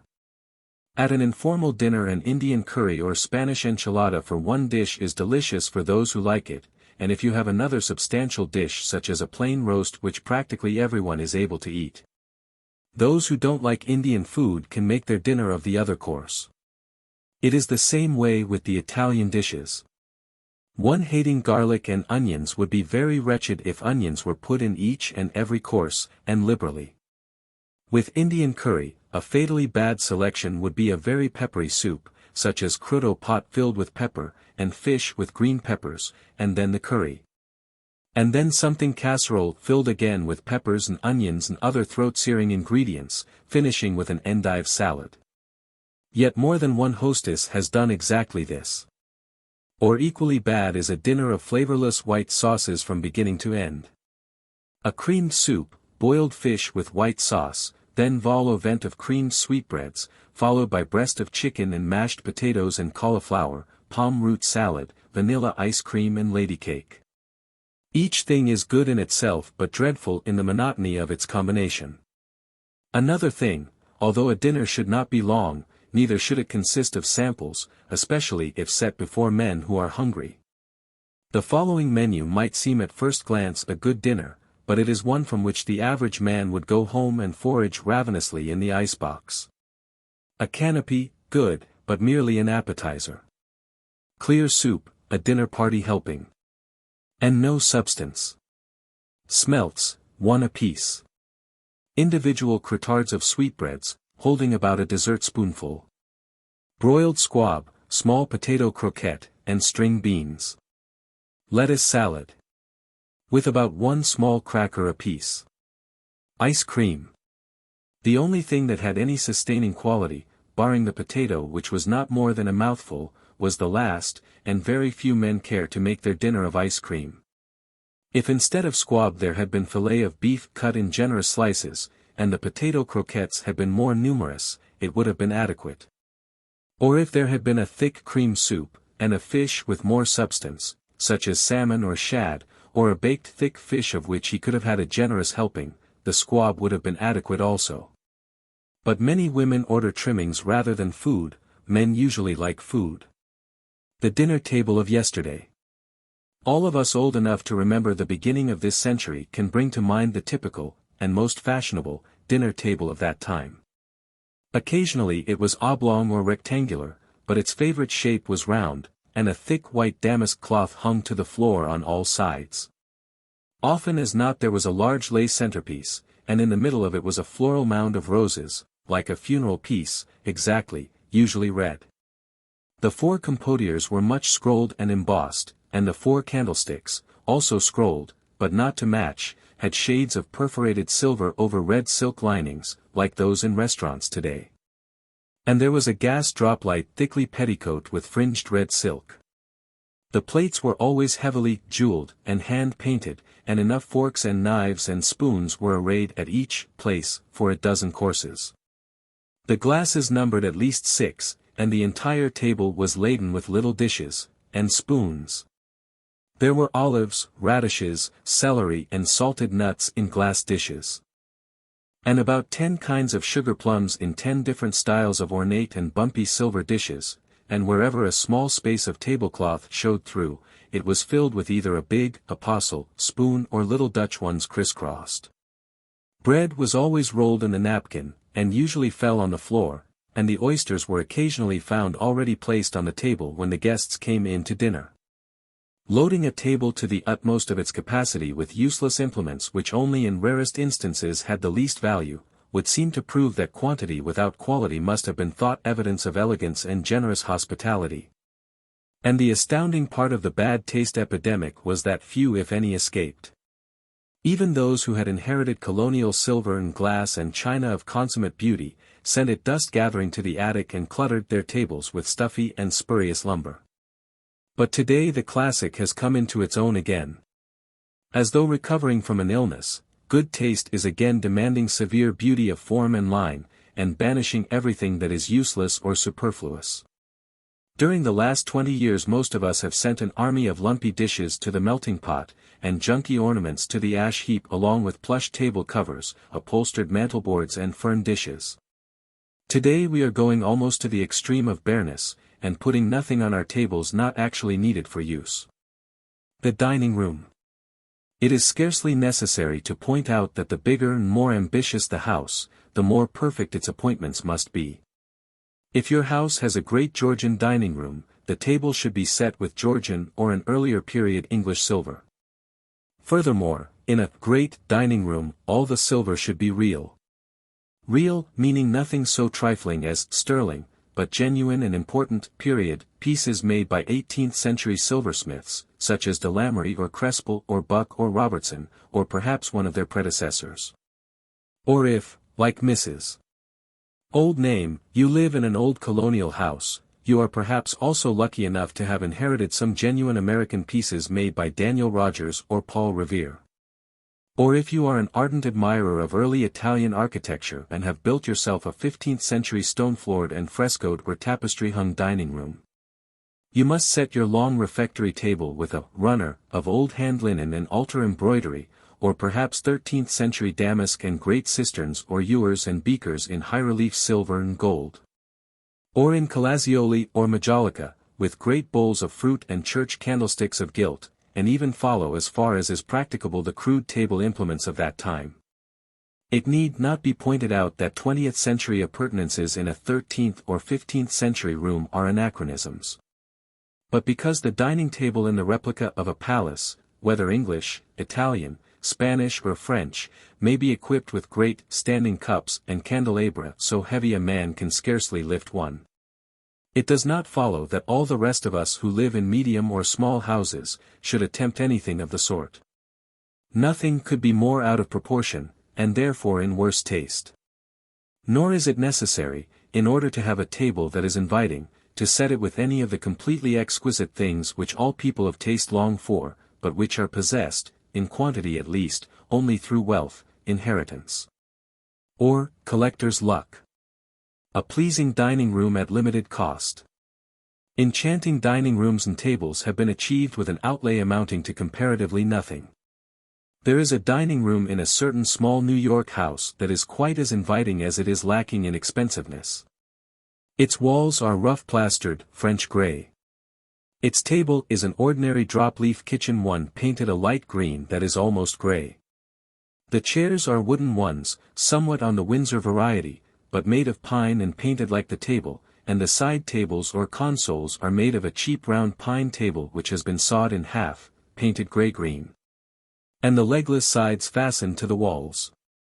The glass curtains are point d'esprit net with a deep flounce at the bottom, and outside curtains are, expensive, watermelon pink changeable taffeta. There is a gilt mirror over a cream, absolutely plain, mantel, and over each console a picture of a conventional bouquet of flowers in a flat frame the color of the furniture, with the watermelon color of the curtains predominating in a neutral tint background. The table is set with a rather coarse cream-colored linen drawnwork centerpiece, a tea cloth actually, big enough to cover all but 3 inches of table edge. In the middle of the table is a glass bowl with a wide turnover rim, holding deep pink flowers, roses or tulips, standing upright in glass flower holders as though growing. In midwinter, when real flowers are too expensive, porcelain ones take their place, unless there is a lunch or dinner party. The compodiers are glass urns, and the only pieces of silver used are 2 tall Sheffield candelabra at night, without shades, the salts and peppers and the necessary spoons and forks. The knives are ivory handled. Setting the table. Everything on the table must be geometrically spaced, the centerpiece in the actual center, the places at equal distances, and all utensils balanced. Beyond this one rule you may set your table as you choose. If the tablecloth is of white damask, which for dinner is always good style, a felt must be put under it. To say that it must be smooth and white, in other words perfectly laundered, is as beside the mark as to say that faces and hands should be clean. If the tablecloth has lace insertions, it must on no account be put over satin or over a color. In a very important dining room and on a very large table, a cloth of plain and finest quality damask with no trimming other than a monogram, or crest, embroidered on either side. Is in better taste than one of linen with elaborations of lace and embroidery.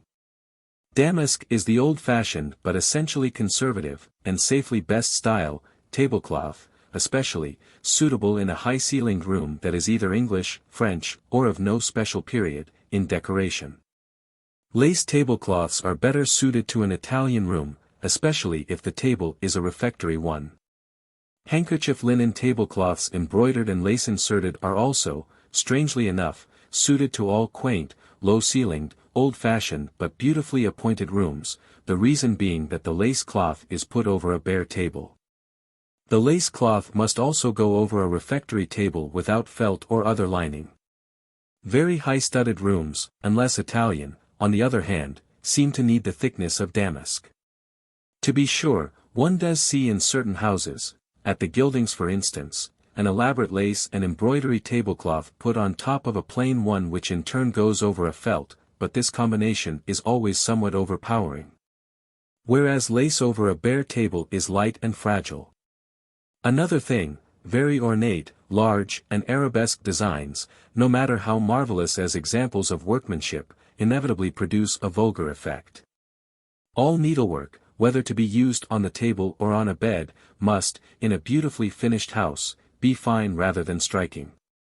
Coarse linen, coarse embroideries, all sorts of Russian-drawn work, Italian needlework or mosaic, but avoiding big scrolled patterns, are in perfect keeping, and therefore in good taste, in a cottage, a bungalow or a house whose furnishings are not too fine. But whatever type of cloth is used, the middle crease must be put on so that it is an absolutely straight and unwavering line down the exact center from head to foot. If it is an embroidered one, be sure the embroidery is right side out. Next goes the centerpiece, which is always the chief ornament. Usually this is an arrangement of flowers in either a bowl or a vase, but it can be any one of an almost unlimited variety of things. Flowers or fruit in any arrangement that taste and ingenuity can devise, or an ornament in silver that needs no flowers, such as a covered cup, or an epergne, which, however, necessitates the use of fruit, flowers or candy. Mrs.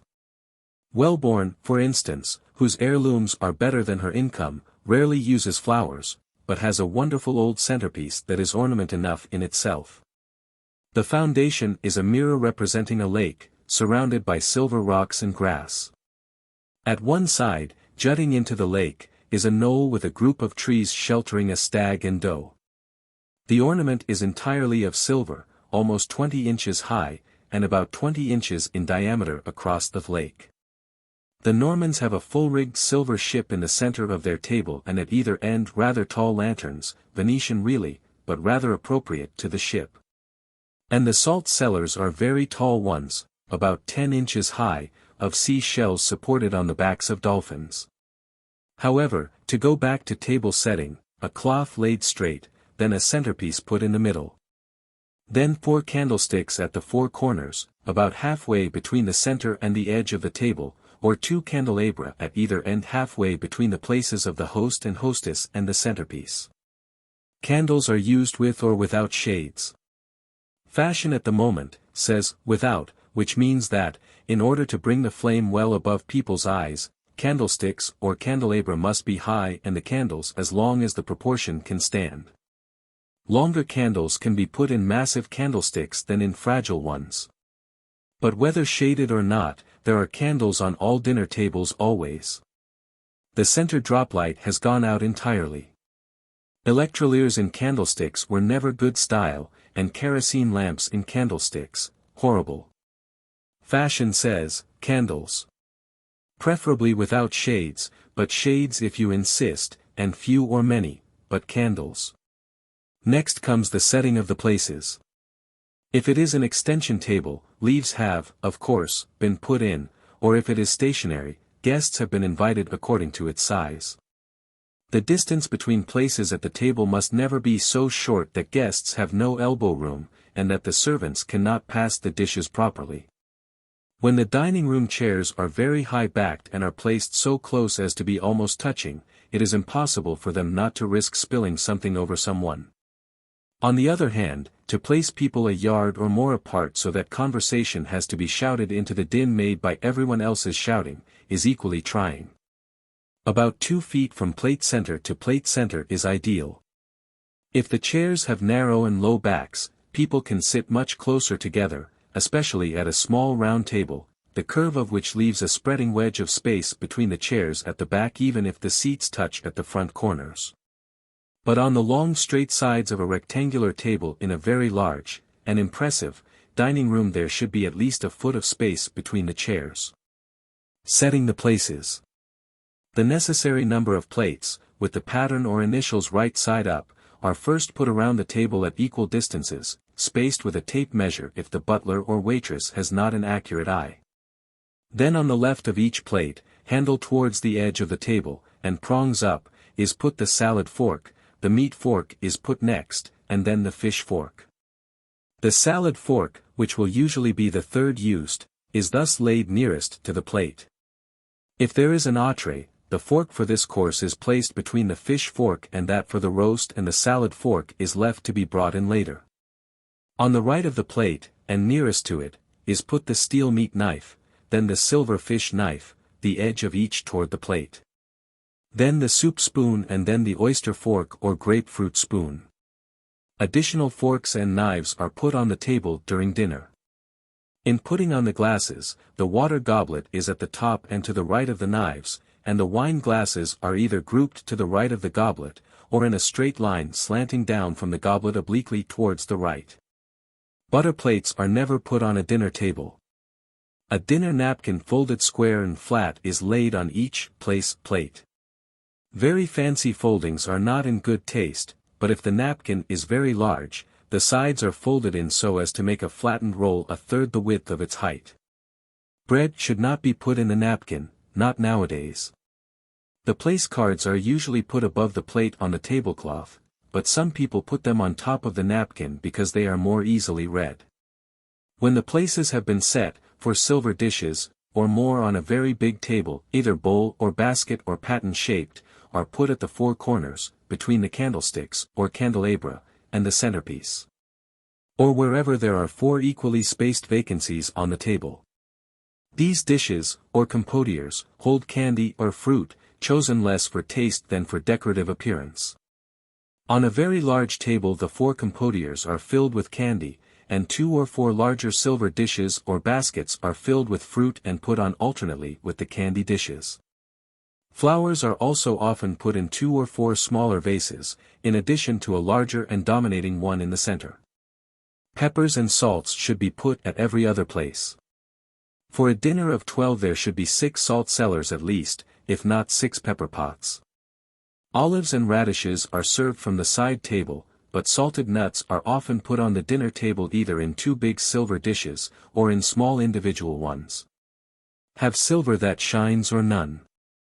Lots of people who would not dream of using a wrinkled tablecloth or chipped glass or china, seem perfectly blind to dirty silver, silver that is washed clean of food of course. But so dull that it looks like jaundiced pewter. Don't put any silver on your table if you can't have it cleaned. Infinitely rather have every ornament of glass or china, and if knives and forks have crevices in the design of their handles that are hard to clean, buy plain plated ones, or use tin. Anything is better than yellow-faced dirty fingernailed silver. The first thing to ask in engaging a waitress is, can you clean silver? If she can't, she would better be something else. Of course no waitress and no single-handed butler can keep silver the way it is kept in such houses as the Worldlies, nor is such perfection expected.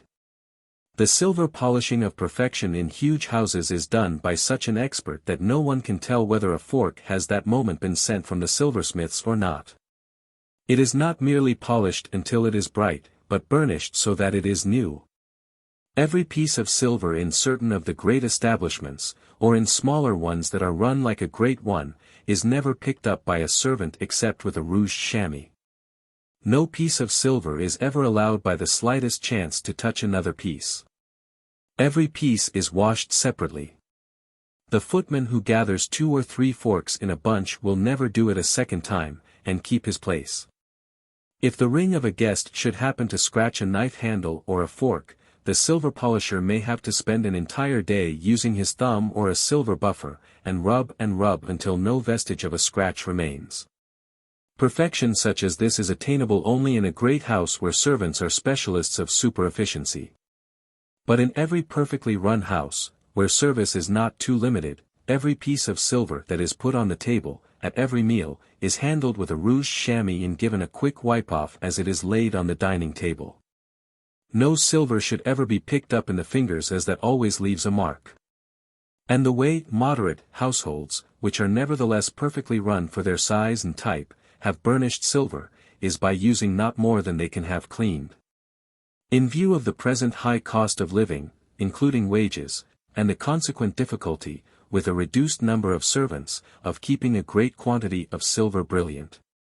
Even the most fashionable people are more and more using only what is essential, and in occasional instances, are taking to China.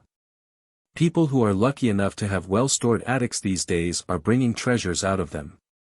But services of Swansea or Lowestoft or Spode, while easily cleaned, are equally easily broken, so that genuine 18th-century pieces are more apt to see a cabinet than a dinner table.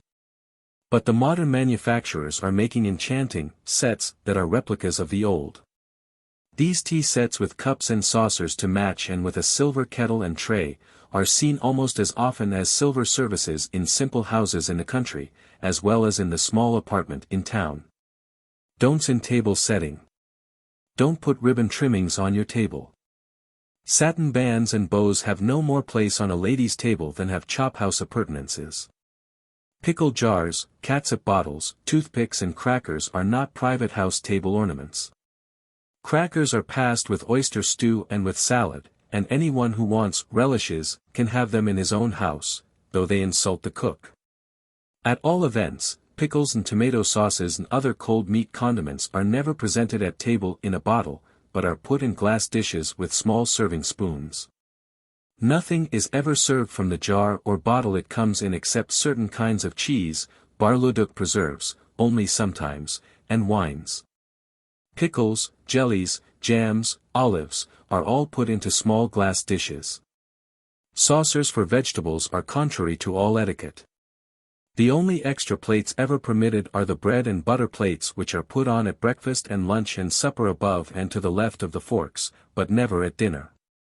The crescent-shaped salad plate, made to fit at the side of the place plate, is seen rarely in fashionable houses. When two plates are made necessary by the serving of game or broiled chicken or squab, for which the plate should be very hot, at the same time as the salad which is cold, the crescent-shaped plate is convenient in that it takes little room. A correct and very good serving dish for a family of two, is the vegetable dish that has a partition dividing it into 2 or even 3 divisions, so that a small quantity of 2 or 3 vegetables can be passed at the same time. Napkin rings are unknown in fashionable houses outside of the nursery. But in large families where it is impossible to manage such a wash as 3 clean napkins a day entail, napkin rings are probably necessary. In most moderately run houses, a napkin that is unrumpled and spotless after a meal, is put aside and used again for breakfast, but to be given a napkin that is not perfectly clean is a horrid thought.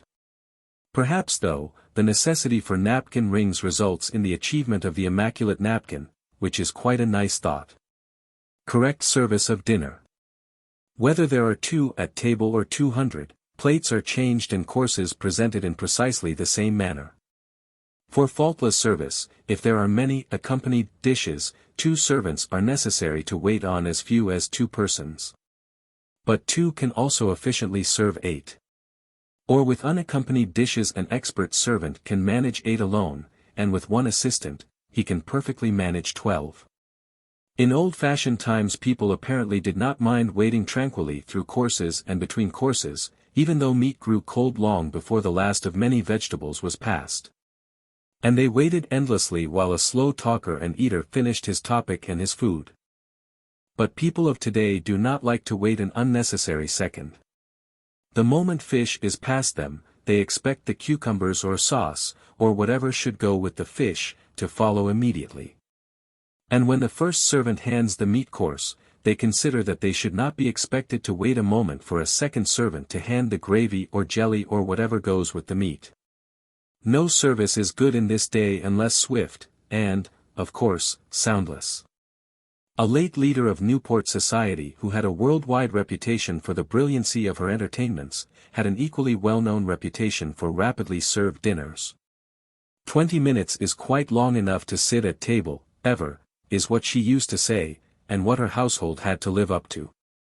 She had a footman to about every 2 guests, and any one dining with her had to cling to the edge of his plate or it would be whisked away.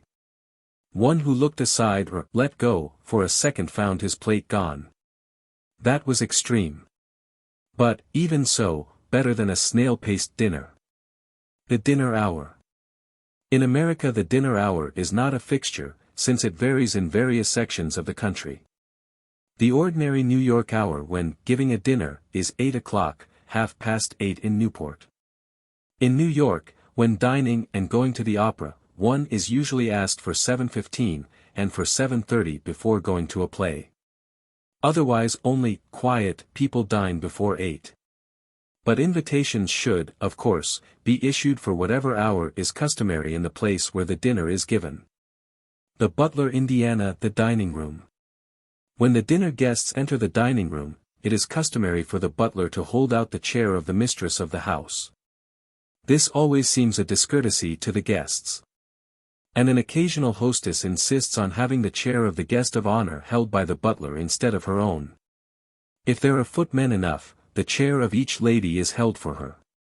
Otherwise the gentleman who takes her in to dinner helps her to be seated. Ordinarily where there are 2 servants, the head one holds the chair of the hostess and the second, the chair on the right of the host. The hostess always seats herself as quickly as possible so that the butler may be free to assist a guest to draw her chair up to the table. In a big house the butler always stands throughout a meal back of the hostess' chair, except when giving one of the men under him a direction, or when pouring wine. He is not supposed to leave the dining room himself or ever to handle a dish. In a smaller house where he has no assistant, he naturally does everything himself. When he has a second man or parlor maid, he passes the principal dishes and the assistant follows with the accompanying dishes or vegetables. So-called Russian service is the only one known in New York, which merely means that nothing to eat is ever put on the table except ornamental dishes of fruit and candy. The meat is carved in the kitchen or pantry, vegetables are passed and returned to the side table. Only at breakfast or possibly at supper are dishes of food put on the table. The ever-present plate. From the setting of the table until it is cleared for dessert, a plate must remain at every cover. Under the first 2 courses there are always 2 plates. The plate on which oysters or hors d'oeuvres are served is put on top of the place plate. At the end of the course the used plate is removed, leaving the place plate. The soup plate is also put on top of this same plate. But when the soup plate is removed, the underneath plate is removed with it, and a hot plate immediately exchanged for the 2 taken away. The place plate merely becomes a hot fish plate, but it is there just the same. The exchange plate. If the first course had been a canapé or any cold dish that was offered in bulk instead of being brought on separate plates, it would have been eaten on the place plate. And an exchange plate would have been necessary before the soup could be served. That is, a clean plate would have been exchanged for the used one, and the soup plate then put on top of that. The reason for it is that a plate with food on it can never be exchanged for a plate that has had food on it. A clean one must come between. If an entree served on individual plates follows the fish, clean plates are first exchanged for the used ones until the whole table is set with clean plates. Then the entree is put at each place in exchange for the clean plate. Although dishes are always presented at the left of the person served, plates are removed and replaced at the right. Glasses are poured and additional knives placed at the right, but forks are put on as needed from the left. May the plates for 2 persons be brought in together? The only plates that can possibly be brought into the dining room, one in each hand, are for the hors d'oeuvres, soup and dessert. The first 2 plates are placed on others which have not been removed, and the dessert plates need merely be put down on the tablecloth. But the plates of every other course have to be exchanged, and therefore each individual service requires 2 hands. Soup plates, 2 at a time, would better not be attempted by any but the expert and sure-handed, as it is in placing one plate, while holding the other aloft, that the mishap of soup poured down someone's back occurs. If only one plate of soup is brought in at a time, that accident at least cannot happen. In the same way the spoon and fork on the dessert plate can easily fall off, unless it is held level. 2 plates at a time, therefore, is not a question of etiquette, but of the servant's skill. Plate removed when fork is laid down. Once upon a time it was actually considered impolite to remove a single plate until the last guest at the table had finished eating. In other days people evidently did not mind looking at their own dirty plates indefinitely, nor could they have minded sitting for hours at table. Good service today requires the removal of each plate as soon as the fork is laid upon it. So that by the time the last fork is put down, the entire table is set with clean plates and is ready for the next course. Double service and the order of table precedence. At every well-ordered dinner, there should be a double service for 10 or 12 persons, that is, no hot dish should, if avoidable, be presented to more than 6, or 9 at the outside. At a dinner of 12, for instance, 2 dishes each holding 6 portions, are garnished exactly alike and presented at opposite ends of the table. One to the lady on the right of the host, and the other to the lady at the opposite end of the table. The services continue around to the right, but occasional butlers direct that after serving the lady of honor, on the right of the host is skipped and the dish presented to the lady on his left. After which the dish continues around the table to the left, to ladies and gentlemen as they come. In this event the second service starts opposite the lady of honor and also skips the first gentleman, after which it goes around the table to the left, skips the lady of honor and ends with the host. The first service when it reaches the other end of the table skips the lady who was first served and ends with the gentleman who was skipped. It is perhaps more polite to the ladies to give them preference, but it is complicated, and leaves another gentleman as well as the host, sitting between 2 ladies who are eating while he is apparently forgotten. The object, which is to prevent the lady who is second in precedence from being served last, can be accomplished by beginning the first service from the lady on the right of the host and continuing on the right 6 places. The second service begins with the lady on the left of the host and continues on the left 5 places, and then comes back to the host. The best way of all, perhaps, is to vary the honor, by serving the entree and salad courses first to the lady on the left instead of to the lady on the right and continue the service of these 2 courses to the left. A dinner of 18 has sometimes 2 services, but if very perfect, 3. Where there are 3 services they start with the lady of honor and the 6th from her on either side and continue to the right. Filling glasses. As soon as the guests are seated and the first course put in front of them, the butler goes from guest to guest on the right-hand side of each, and asks, Apollinaris or plain water, and fills the goblet accordingly. In the same way he asks later before pouring wine, cider, sir. Grapefruit cup, madam. Or in a house which has the remains of a cellar, champagne, or, do you care for whiskey and soda, sir? But the temperature and service of wines which used to be an essential detail of every dinner have now no place at all. Whether people will offer frappéd cider or some other iced drink in the middle of dinner, and a warm something else to take the place of claret with the fish, remains to be seen. A water glass standing alone at each place makes such a meager and untrimmed-looking table that most people put on at least 2 wine glasses, sherry and champagne, or claret and sherry, and pour something pinkish or yellowish into them. A rather popular drink at present is an equal mixture of white grape juice and ginger ale with mint leaves and much ice.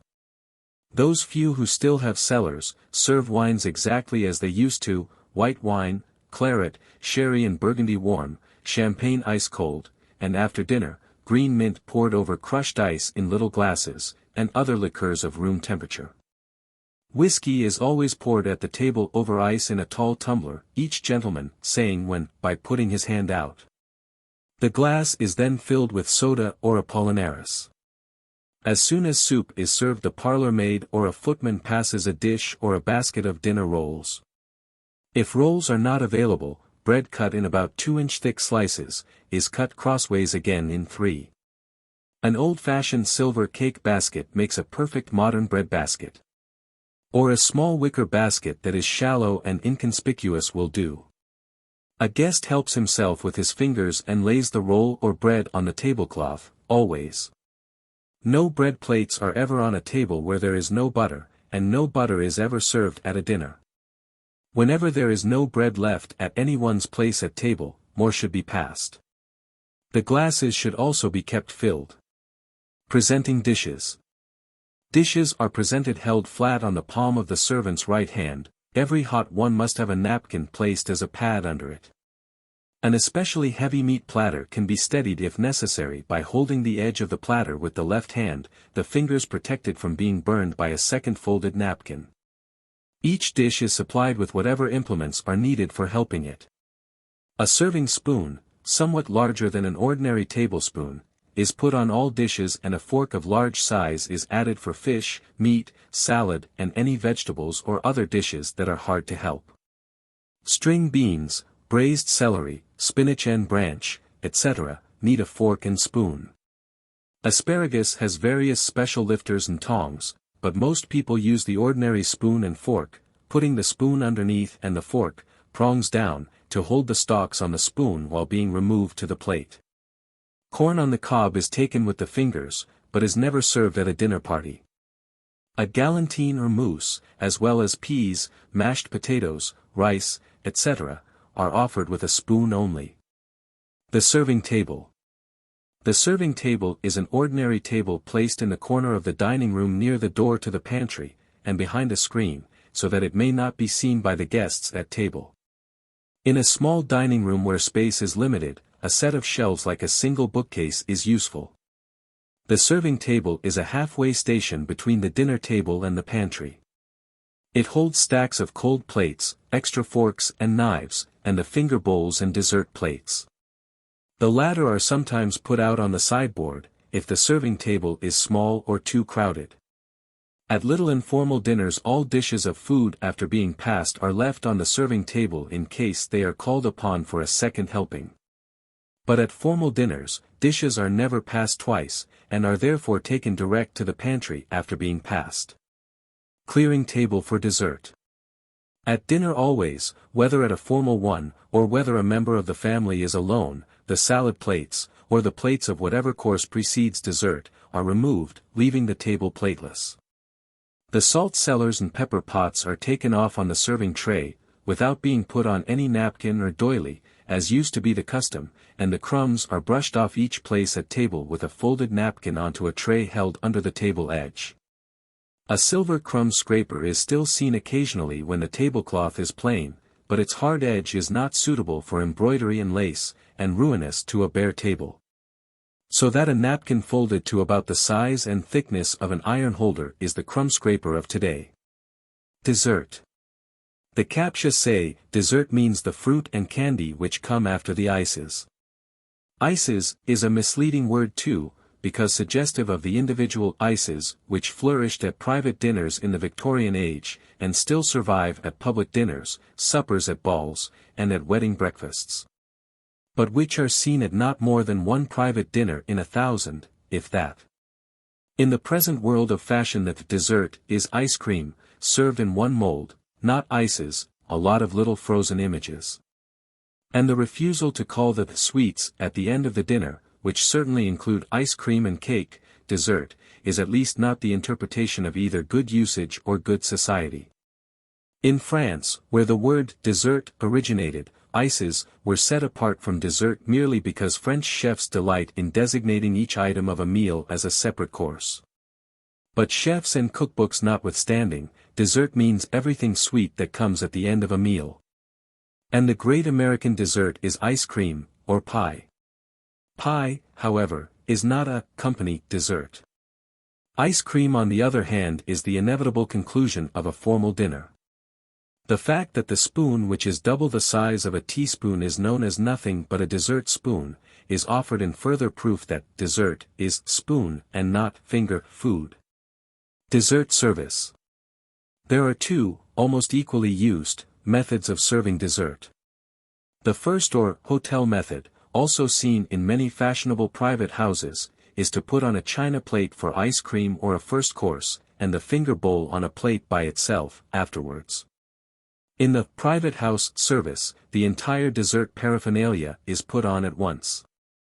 In detail, in the two-course or hotel service, the dessert plate is of china, or if of glass, it must have a china one under it. A china dessert plate is just a fairly deep medium-sized plate, and it is always put on the table with a dessert spoon and fork on it. After the inevitable ice cream has been eaten, a fruit plate with a finger bowl on it is put on in exchange. A doily goes under the finger bowl, and a fruit knife and fork on either side. In the single course, or private house, service, the ice cream plate is of glass and belongs under the finger bowl which it matches. The glass plate and finger bowl in turn are put on the fruit plate with a doily between, and the dessert spoon and fork go on either side of the finger bowl, instead of the fruit knife and fork.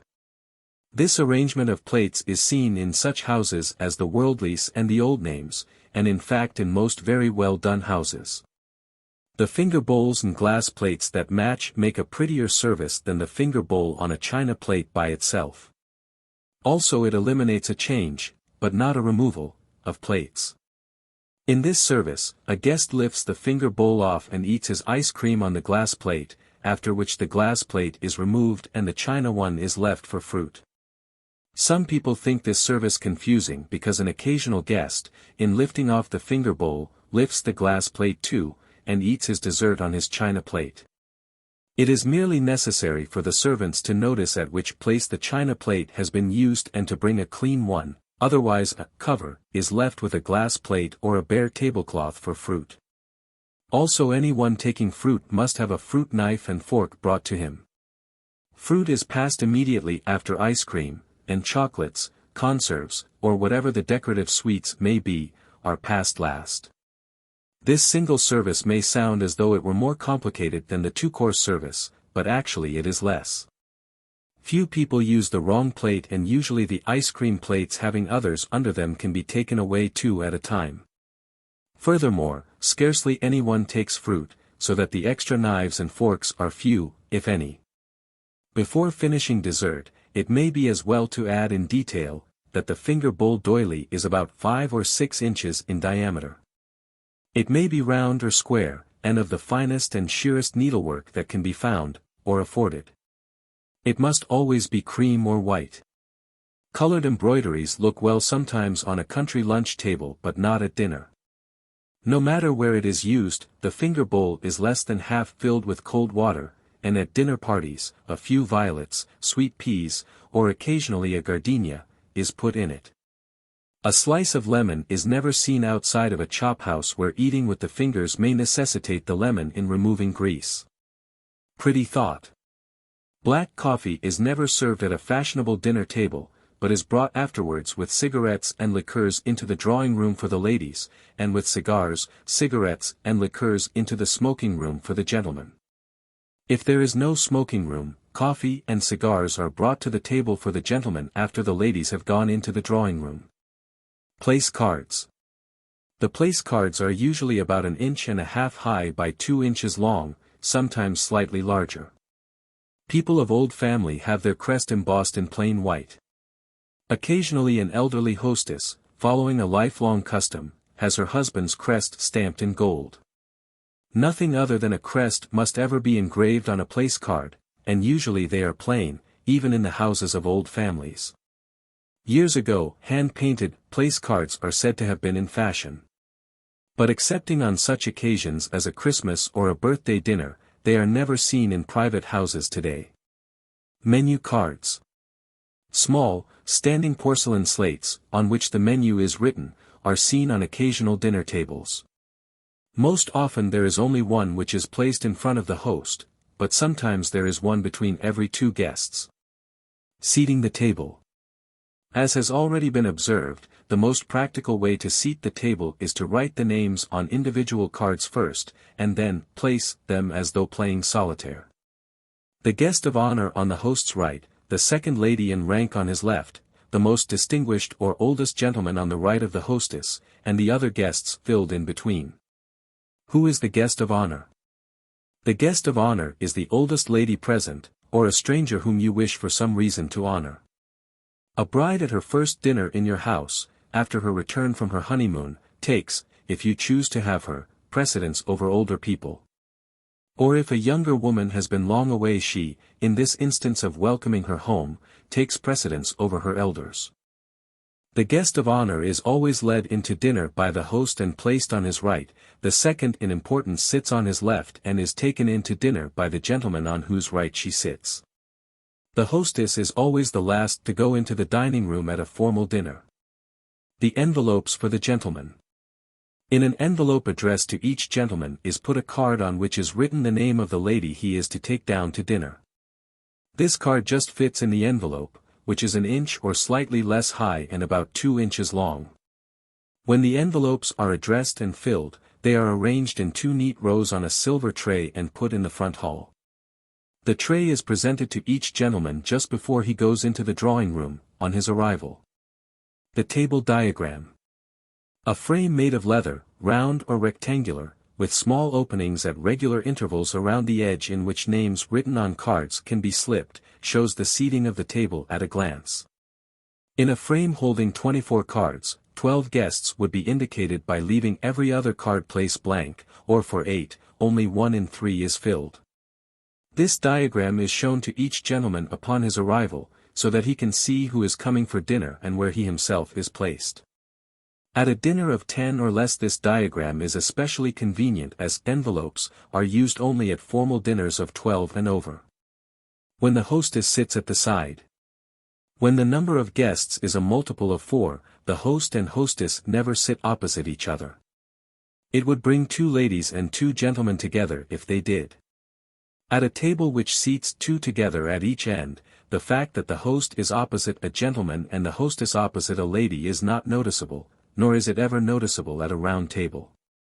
But at a narrow table which has room for only 1 at the end, the hostess invariably sits in the seat next to that which is properly her own, putting in her place a gentleman at the end. The host usually keeps his seat rather than the hostess because the seat of honor is on his right, and in the etiquette governing dinners, the host and not the hostess is the more important personage. When there are only 4, they keep their own places, otherwise the host and hostess would sit next to each other. At a dinner of 8, 12, 16, 20, etc. The host keeps his place, but at supper for 8 or 12, the hostess keeps her place and the host moves a place to the right or left because the hostess at supper pours coffee or chocolate. And although the host keeps his seat at a formal dinner in honor of the lady he takes in, at a little dinner of 8, where there is no guest of honor, the host does not necessarily keep his seat at the expense of his wife unless he carves. In which case he must have the end place. Just as at supper she has the end place in order to pour. Sidewalk, hall, and dressing rooms. One can be pretty sure on seeing a red velvet carpet spread down the steps of a house, or up. Since there are so many sunken American basement entrances, that there are people for dinner. The carpet is kept rolled, or turned under near the foot, or top, of the steps until a few minutes before the dinner hour when it is spread across the width of the pavement by the chauffeur or whoever is on duty on the sidewalk. Very big or formal dinners often have an awning, especially at a house where there is much entertaining and which has an awning of its own. But at an ordinary house, for a dinner of 12 or so, the man on the pavement must, if it is raining, shelter each arriving guest under his coachman's umbrella from carriage to door. If it does not rain, he merely opens the doors of vehicles. Checks are never given at dinners, no matter how big, every motor is called by address at the end of the evening. The worldly car is not shouted for as worldly, but XOX Fifth Avenue. The typical coachman of another day used to tell you, carriages are ordered for 10:15. Carriages were nearly always ordered for that hour, though with slow and long dinners no one ever actually left until the horses had exercised for at least an hour. But the chauffeur of today opens the door in silence, unless there is to be a concert or amateur theatricals, when he, like the coachman says, motors are ordered for 12 o'clock, or whatever hour he is told to say. In this day of telephone and indefinite bridge games, many people prefer to have their cars telephoned for, when they are ready to go home. Those who do not play bridge leave an 8 o'clock dinner about 10:30, or at least order their cars for that hour. In all modern houses of size there are 2 rooms on the entrance floor, built sometimes as dressing rooms and nothing else, but more often they are small reception rooms, each with a lavatory off of it. In the one given to the ladies, there is always a dressing table with toilet appointments on it, and the lady's maid should be on duty to give whatever service may be required. When there is no dressing room on the ground floor, the back of the hall is arranged with coat hangers and an improvised dressing table for the ladies, since modern people, in New York at least, never go upstairs to a bedroom if they can help it. In fact, 9 ladies out of 10 drop their evening cloaks at the front door, handing them to the servant on duty, and go at once without more ado to the drawing room. A lady arriving in her own closed car can't be very much blown about, in a completely air-tight compartment and in 2 or 3 minutes of time. Gentlemen also leave their hats and coats in the front part of the hail. A servant presents to each a tray of envelopes, and if there is one, the table diagram. Envelopes are not really necessary when there is a table diagram, since every gentleman knows that he takes in the lady placed on his right. But at very big dinners in New York or Washington, where many people are sure to be strangers to one another, an absent-minded gentleman might better, perhaps, have his partner's name safely in his pocket. Announcing guests. A gentleman always falls behind his wife in entering the drawing room. If the butler knows the guests, he merely announces the wife's name first and then the husband's. If he does not know them by sight he asks whichever is nearest to him, "What name, please?" And whichever one is asked, answers, "Mr. and Mrs. Lake." The butler then precedes the guests a few steps into the room where the hostess is stationed, and standing aside says in a low tone but very distinctly, "Mrs. Lake," a pause and then, "Mr. Lake." Married people are usually announced separately as above, but occasionally people have their guests announced, "Mr. and Mrs." Announcing persons of rank. All men of high executive rank are not alone announced first, but take precedence of their wives in entering the room. The President of the United States is announced simply, "The President and Mrs. Harding." His title needs no qualifying appendage, since he solely, is the President. He enters first, and alone, of course, and then Mrs. Harding follows. The same form precisely is used for the Vice President and Mrs. Coolidge. A governor is sometimes in courtesy called Excellency, but the correct announcement would be the Governor of New Jersey and Mrs. Edwards. He enters the room and Mrs. Edwards follows. The Mayor and Mrs. Thompson observe the same etiquette. Or in a city other than his own he would be announced, the Mayor of Chicago and Mrs. Thompson. Other announcements are the Chief Justice and Mrs. Taft, the Secretary of State and Mrs. Hughes. Senator and Mrs. Washington, but in this case the latter enters the room first, because his office is not executive. According to diplomatic etiquette an ambassador and his wife should be announced, Their Excellencies the Ambassador and Ambassadress of Great Britain. The ambassador enters the room first. A minister plenipotentiary is announced, the Minister of Sweden. He enters a moment later and Mrs. Ogren follows. But a first secretary and his wife are announced, if they have a title of their own, Count and Countess European, or Mr. and Mrs. American. The President, the Vice President, the Governor of a state, the Mayor of a city, the Ambassador of a foreign power, in other words, all executives, take precedence over their wives and enter rooms and vehicles first. But senators, representatives, secretaries of legations and all other officials who are not executive, allow their wives to precede them, just as they would if they were private individuals. Foreigners who have hereditary titles are announced by them, the Duke and Duchess of over there. The Marquis and Marchioness of Land's End, or Sir Edward and Lady Blank, etc. Titles are invariably translated into English, Count and Countess Lorraine, not M. Le Comte et Madame la Comtesse Lorraine. How a hostess receives at a formal dinner. On all occasions of formality, at a dinner as well as at a ball, the hostess stands near the door of her drawing room, and as guests are announced, she greets them with a smile and a handshake and says something pleasant to each. What she says is nothing very important. Charm of expression and of manner can often wordlessly express a far more gracious welcome than the most elaborate phrases, which as a matter of fact should be studiously avoided. Unless a woman's loveliness springs from generosity of heart and sympathy, her manners, no matter how perfectly practiced, are nothing but cosmetics applied to hide a want of inner beauty. Precisely as rouge and powder are applied in the hope of hiding the lack of a beautiful skin. One device is about as successful as the other, quite pleasing unless brought into comparison with the real. Mrs. Old Name, for instance, usually welcomes you with some such sentences as, "I am very glad to see you," or "I am so glad you could come." Or if it is raining, she very likely tells you that you were very unselfish to come out in the storm. But no matter what she says or whether anything at all, she takes your hand with a firm pressure and her smile is really a smile of welcome, not a mechanical exercise of the facial muscles.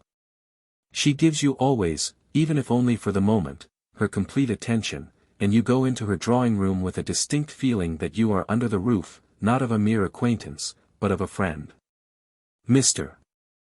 Old Name, who stands never very far from his wife, always comes forward and, grasping your hand, accentuates his wife's more subtle but no less vivid welcome.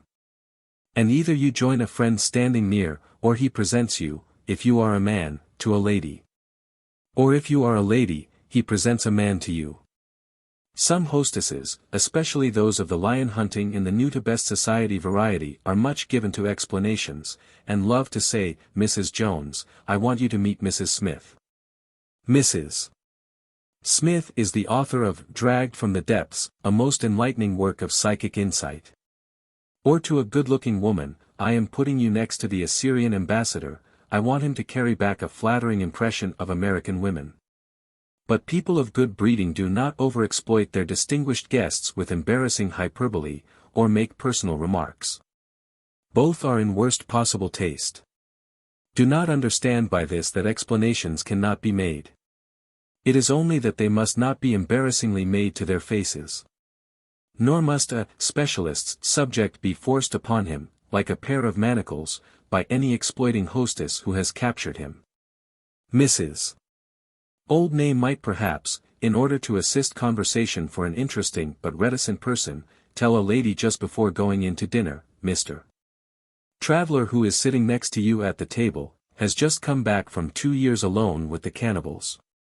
This is not to exploit her, traveled lion, but to give his neighbor a starting point for conversation at table. And although personal remarks are never good form, it would be permissible for an older lady in welcoming a very young one, especially a débutante or a bride, to say, "How lovely you look, Mary dear, and what an adorable dress you have on." But to say to an older lady, "That is a very handsome string of pearls you are wearing," would be objectionable. The duty of the host. The host stands fairly near his wife so that if any guest seems to be unknown to all of the others, he can present him to someone. At formal dinners, introductions are never general and people do not as a rule speak to strangers, except those next to them at table or in the drawing room after dinner. The host therefore makes a few introductions if necessary. Before dinner, since the hostess is standing, and no gentleman may therefore sit down, and as it is awkward for a lady who is sitting, to talk with a gentleman who is standing, the ladies usually also stand until dinner is announced. When dinner is announced, it is the duty of the butler to count heads, so that he may know when the company has arrived.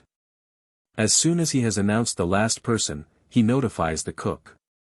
The cook being ready, the butler, having glanced into the dining room to see that windows have been closed and the candles on the table lighted, enters the drawing room, approaches the hostess, bows, and says quietly, "Dinner is served." The host offers his arm to the lady of honor and leads the way to the dining room. All the other gentlemen offer their arms to the ladies appointed to them, and follow the host, in an orderly procession, 2 and 2. The only order of precedence is that the host and his partner lead, while the hostess and her partner come last. At all formal dinners, place cards being on the table, the hostess does not direct people where to sit.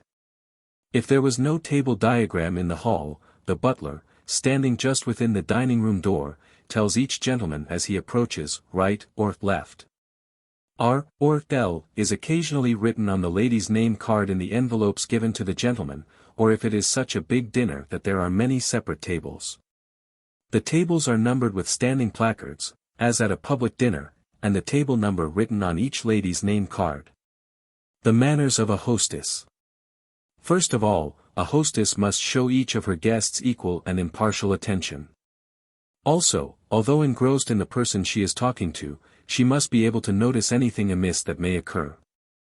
The more competent her servants, the less she need be aware of details herself, but the hostess giving a formal dinner with uncertain dining room efficiency has a far from smooth path before her.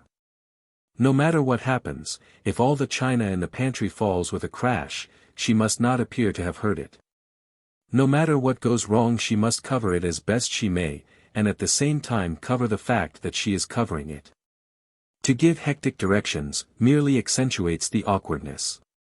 If a dish appears that is unpresentable, she as quietly as possible orders the next one to be brought in. If a guest knocks over a glass and breaks it, even though the glass be a piece of genuine Stiegel, her only concern must seemingly be that her guest's place has been made uncomfortable. She says, "I am so sorry, but I will have it fixed at once. The broken glass is nothing." And she has a fresh glass brought, even though it doesn't match, and dismisses all thought of the matter. Both the host and hostess must keep the conversation going, if it lags, but this is not as definitely their duty at a formal. As at an informal dinner, it is at the small dinner that the skillful hostess has need of what Thackeray calls the showman quality. She brings each guest forward in turn to the center of the stage.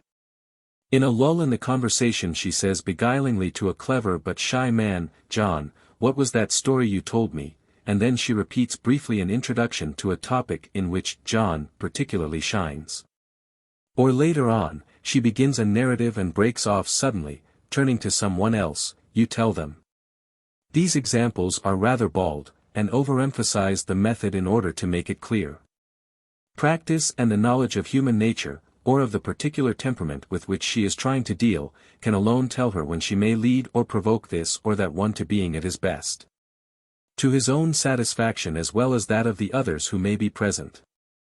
Her own character and sympathy are the only real showman assets, since no one shows to advantage except in a congenial environment.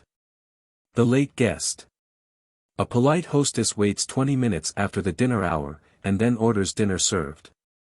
To wait more than 20 minutes, or actually 15 after those who took the allowable 5 minutes grace, would be showing lack of consideration to many for the sake of one. When the late guest finally enters the dining room, the hostess rises, shakes hands with her, but does not leave her place at table. She doesn't rise for a gentleman. It is the guest who must go up to the hostess and apologize for being late. The hostess must never take the guest to task, but should say something polite and conciliatory such as, "I was sure you would not want us to wait dinner." The newcomer is usually served with dinner from the beginning unless she is considerate enough to say to the butler, "Just let me begin with this course." Old Mrs. Toplofty's manners to late guests are an exception. On the last stroke of 8 o'clock in winter and half after 8 in Newport, dinner is announced. She waits for no one. Furthermore, a guest arriving after a course has been served, does not have to protest against disarranging the order of dinner, since the rule of the house is that a course which has passed a chair is not to be returned. A guest missing his turn misses that course. The result is that everyone dining with Mrs. Toplofty arrives on the stroke of the dinner hour. Which is also rather necessary, as she is one of those who like the service to be rushed through at top speed, and anyone arriving half an hour late would find dinner over. It would be excellent discipline if there were more hostesses like her, but no young woman could be so autocratic and few older ones care, or dare, to be. Nothing shows selfish want of consideration more than being habitually late for dinner.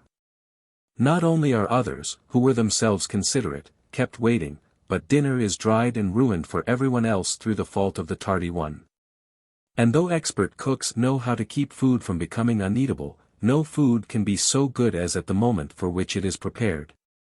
And the habitually late guest should be made to realize how unfairly she is meeting her hostess' generosity by destroying for everyone the hospitality which she was invited to share. On the other hand, before a formal dinner, it is the duty of the hostess to be dressed and in her drawing room 15, or 10 minutes at least, before the hour set for dinner. For a very informal dinner it is not important to be ready ahead of time, but even then a late hostess is an inconsiderate one. Etiquette of gloves and napkin. Ladies always wear gloves to formal dinners and take them off at table. Entirely off. It is hideous to leave them on the arm, merely turning back the hands. Both gloves and fan are supposed to be laid across the lap, and one is supposed to lay the napkin folded once in half across the lap too, on top of the gloves and fan. And all three are supposed to stay in place on a slippery satin skirt on a little lap, that more often than not slants downward. It is all very well for etiquette to say, they stay there, but every woman knows they don't. And this is quite a nice question: if you obey etiquette and lay the napkin on top of the fan and gloves loosely across your satin-covered knees. It will depend merely upon the heaviness and position of the fan's handle whether the avalanche starts right, left or forward, onto the floor. There is just one way to keep these four articles, including the lap as one, from disintegrating, which is to put the napkin cornerwise across your knees and tuck the two side corners under like a lap robe, with the gloves and the fan tied in place as it were. This ought not to be put in a book of etiquette, which should say you must do nothing of the kind, but it is either do that or have the gentleman next you groping under the table at the end of the meal. And it is impossible to imagine that etiquette should wish to conserve the picture of gentlemen on all fours as the concluding ceremonial at dinners. The turning of the table. The turning of the table is accomplished by the hostess, who merely turns from the gentleman, on her left probably, with whom she has been talking through the soup and the fish course, to the one on her right. As she turns, the lady to whom the right gentleman has been talking, turns to the gentleman further on, and in a moment everyone at table is talking to a new neighbor. Sometimes a single couple who have become very much engrossed, refuse to change partners and the whole table is blocked, leaving one lady and one gentleman on either side of the block, staring alone at their plates. At this point the hostess has to come to the rescue by attracting the blocking lady's attention and saying, "Sally, you cannot talk to Professor Bug any longer. Mr. Smith has been trying his best to attract your attention." Sally, being in this way brought awake, is obliged to pay attention to Mr. Smith, and Professor Bug, little as he may feel inclined, must turn his attention to the other side. To persist in carrying on their own conversation at the expense of others, would be inexcusably rude, not only to their hostess but to every one present. At a dinner not long ago, Mr. Kindheart sitting next to Mrs. Wellborn and left to himself because of the assiduity of the lady's farther partner, slid his own name card across and in front of her, to bring her attention to the fact that it was his turn. Enemies must bury hatchets. One inexorable rule of etiquette is that you must talk to your next-door neighbor at a dinner table. You must, that is all there is about it. Even if you are placed next to someone with whom you have had a bitter quarrel, consideration for your hostess, who would be distressed if she knew you had been put in a disagreeable place. And further consideration for the rest of the table which is otherwise blocked, exacts that you give no outward sign of your repugnance and that you make a pretense at least for a little while, of talking together. At dinner once, Mrs. Toplofty, finding herself next to a man she quite openly despised, said to him with apparent placidity, "I shall not talk to you, because I don't care to. But for the sake of my hostess I shall say my multiplication tables. Twice one are two, twice two are four," and she continued on through the tables, making him alternate them with her. As soon as she politely could she turned again to her other companion. Manners at table. It used to be an offense, and it still is considered impolite, to refuse dishes at the table, because your refusal implies that you do not like what is offered you.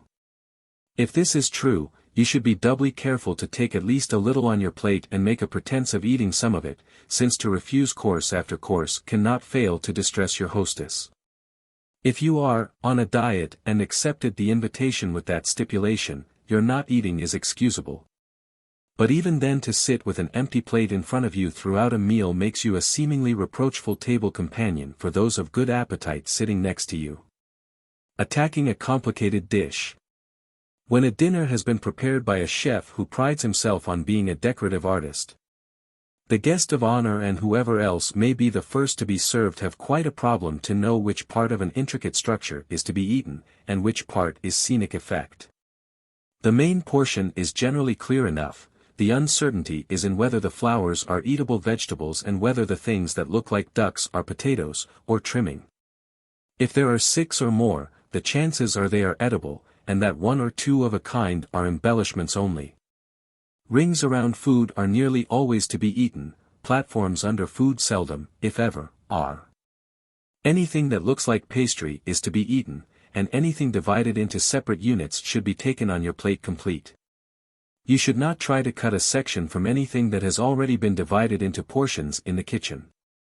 Aspics and desserts are, it must be said, occasionally Chinese puzzles, but if you do help yourself to part of the decoration, no great harm is done. Dishes are never passed from hand to hand at a dinner, not even at the smallest and most informal one. Sometimes people pass salted nuts to each other, or an extra sweet from a dish nearby, but not circling the table. Leaving the table. At the end of dinner, when the last dish of chocolates has been passed and the hostess sees that no one is any longer eating, she looks across the table, and catching the eye of one of the ladies, slowly stands up. The one who happens to be observing also stands up, and in a moment everyone is standing. The gentlemen offer their arms to their partners and conduct them back to the drawing room or the library or wherever they are to sit during the rest of the evening. Each gentleman then slightly bows, takes leave of his partner, and adjourns with the other gentleman to the smoking room, where after-dinner coffee, liqueurs, cigars and cigarettes are passed. And they all sit where they like and with whom they like, and talk. It is perfectly correct for a gentleman to talk to any other who happens to be sitting near him, whether he knows him or not. The host on occasions, but it is rarely necessary, starts the conversation if most of the guests are inclined to keep silent, by drawing this one or that into discussion of a general topic that everyone is likely to take part in. At the end of 20 minutes or so, he must take the opportunity of the first lull in the conversation to suggest that they join the ladies in the drawing room. In a house where there is no smoking room, the gentlemen do not conduct the ladies to the drawing room, but stay where they are, the ladies leaving alone, and have their coffee, cigars, liqueurs and conversation sitting around the table. In the drawing room, meanwhile, the ladies are having coffee, cigarettes, and liqueurs passed to them. There is not a modern New York hostess, scarcely even an old-fashioned one, who does not have cigarettes passed after dinner. At a dinner of 10 or 12, the 5 or 6 ladies are apt to sit in one group, or possibly 2 sit by themselves, and 3 of 4 together, but at a very large dinner they inevitably fall into groups of 4 or 5 or so each. In any case, the hostess must see that no one is left to sit alone. If one of her guests is a stranger to the others, the hostess draws a chair near one of the groups and offering it to her single guest sits beside her. After a while, when this particular guest has at least joined the outskirts of the conversation of the group, the hostess leaves her and joins another group where perhaps she sits beside someone else who has been somewhat left out. When there is no one who needs any especial attention, the hostess nevertheless sits for a time with each of the different groups in order to spend at least a part of the evening with all of her guests. When the gentlemen return to the drawing room. When the gentlemen return to the drawing room, if there is a particular lady that one of them wants to talk to, he naturally goes directly to where she is, and sits down beside her. If, however, she is securely wedged in between 2 other ladies, he must ask her to join him elsewhere. Supposing Mr. Jones, for instance, wants to talk to Mrs. Bobo Gilding, who is sitting between Mrs. Stranger and Miss Stiffly, Mr. Jones saunters up to Mrs. Gilding. He must not look too eager or seem too directly to prefer her to the 2 who are flanking her position, so he says rather casually, "Will you come and talk to me?" Whereupon she leaves her sandwiched position and goes over to another part of the room, and sits down where there is a vacant seat beside her. Usually, however, the ladies on the ends, being accessible, are more apt to be joined by the first gentleman entering than is the one in the center, whom it is impossible to reach.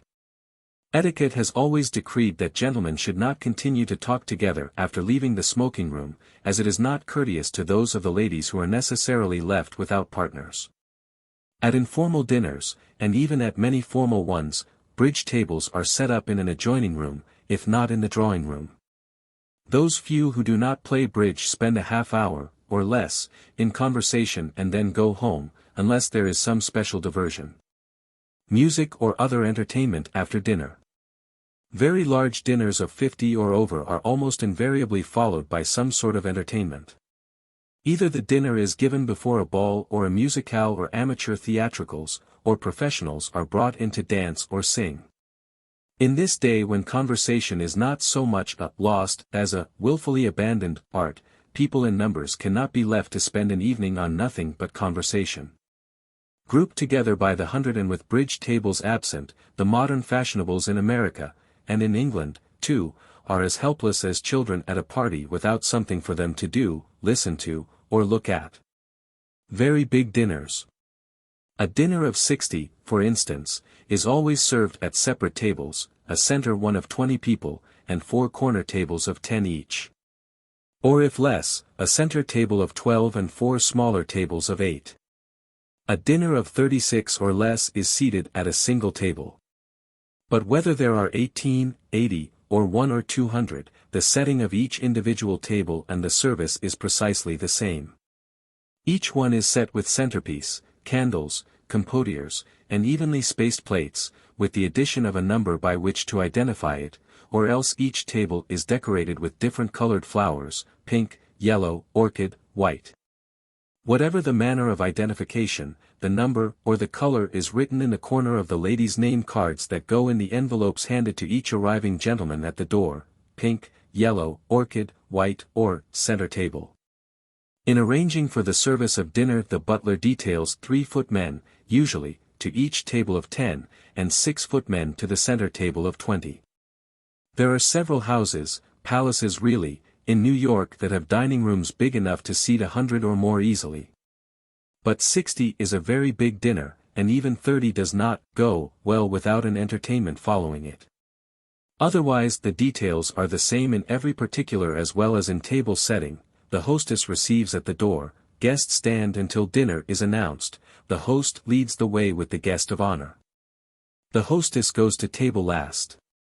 The host and hostess always sit at the big center table and the others at that table are invariably the oldest present.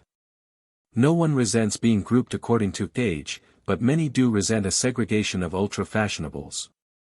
You must never put all the prominent ones at one table, unless you want forever to lose the acquaintance of those at every other. After dinner, the gentlemen go to the smoking room and the ladies sit in the ballroom, where, if there is to be a theatrical performance, the stage is probably arranged. The gentlemen return, the guests take their places, and the performance begins. After the performance the leave-taking is the same as at all dinners or parties. Taking leave. That the guest of honor must be first to take leave was in former times so fixed a rule that everyone used to sit on and on, no matter how late it became, waiting for her whose duty it was, to go. More often than not, the guest of honor was an absent-minded old lady, or celebrity, who very likely was vaguely saying to herself, "Oh, my! Are these people never going home?" until by and by it dawned upon her that the obligation was her own. But today, although it is still the obligation of the guest who sat on the host's right to make the move to go, it is not considered ill-mannered, if the hour is growing late, for another lady to rise first. In fact, unless the guest of honor is one really, meaning a stranger or an elderly lady of distinction, there is no actual precedence in being the one first to go. If the hour is very early when the first lady rises, the hostess, who always rises too, very likely says, "I hope you are not thinking of going." The guest answers, "We don't want to in the least, but Dick has to be at the office so early." Or, "I'm sorry, but I must. Thank you so much for asking us." Usually, however, each one merely says, "Good night, thank you so much." The hostess answers, "I am so glad you could come," and she then presses a bell, not one that any guest can hear, for the servants to be in the dressing rooms and hall. When one guest leaves, they all leave, except those at the bridge tables. They all say, "Good night," to whomever they were talking with and shake hands, and then going up to their hostess, they shake hands and say, "Thank you for asking us," or, "Thank you so much."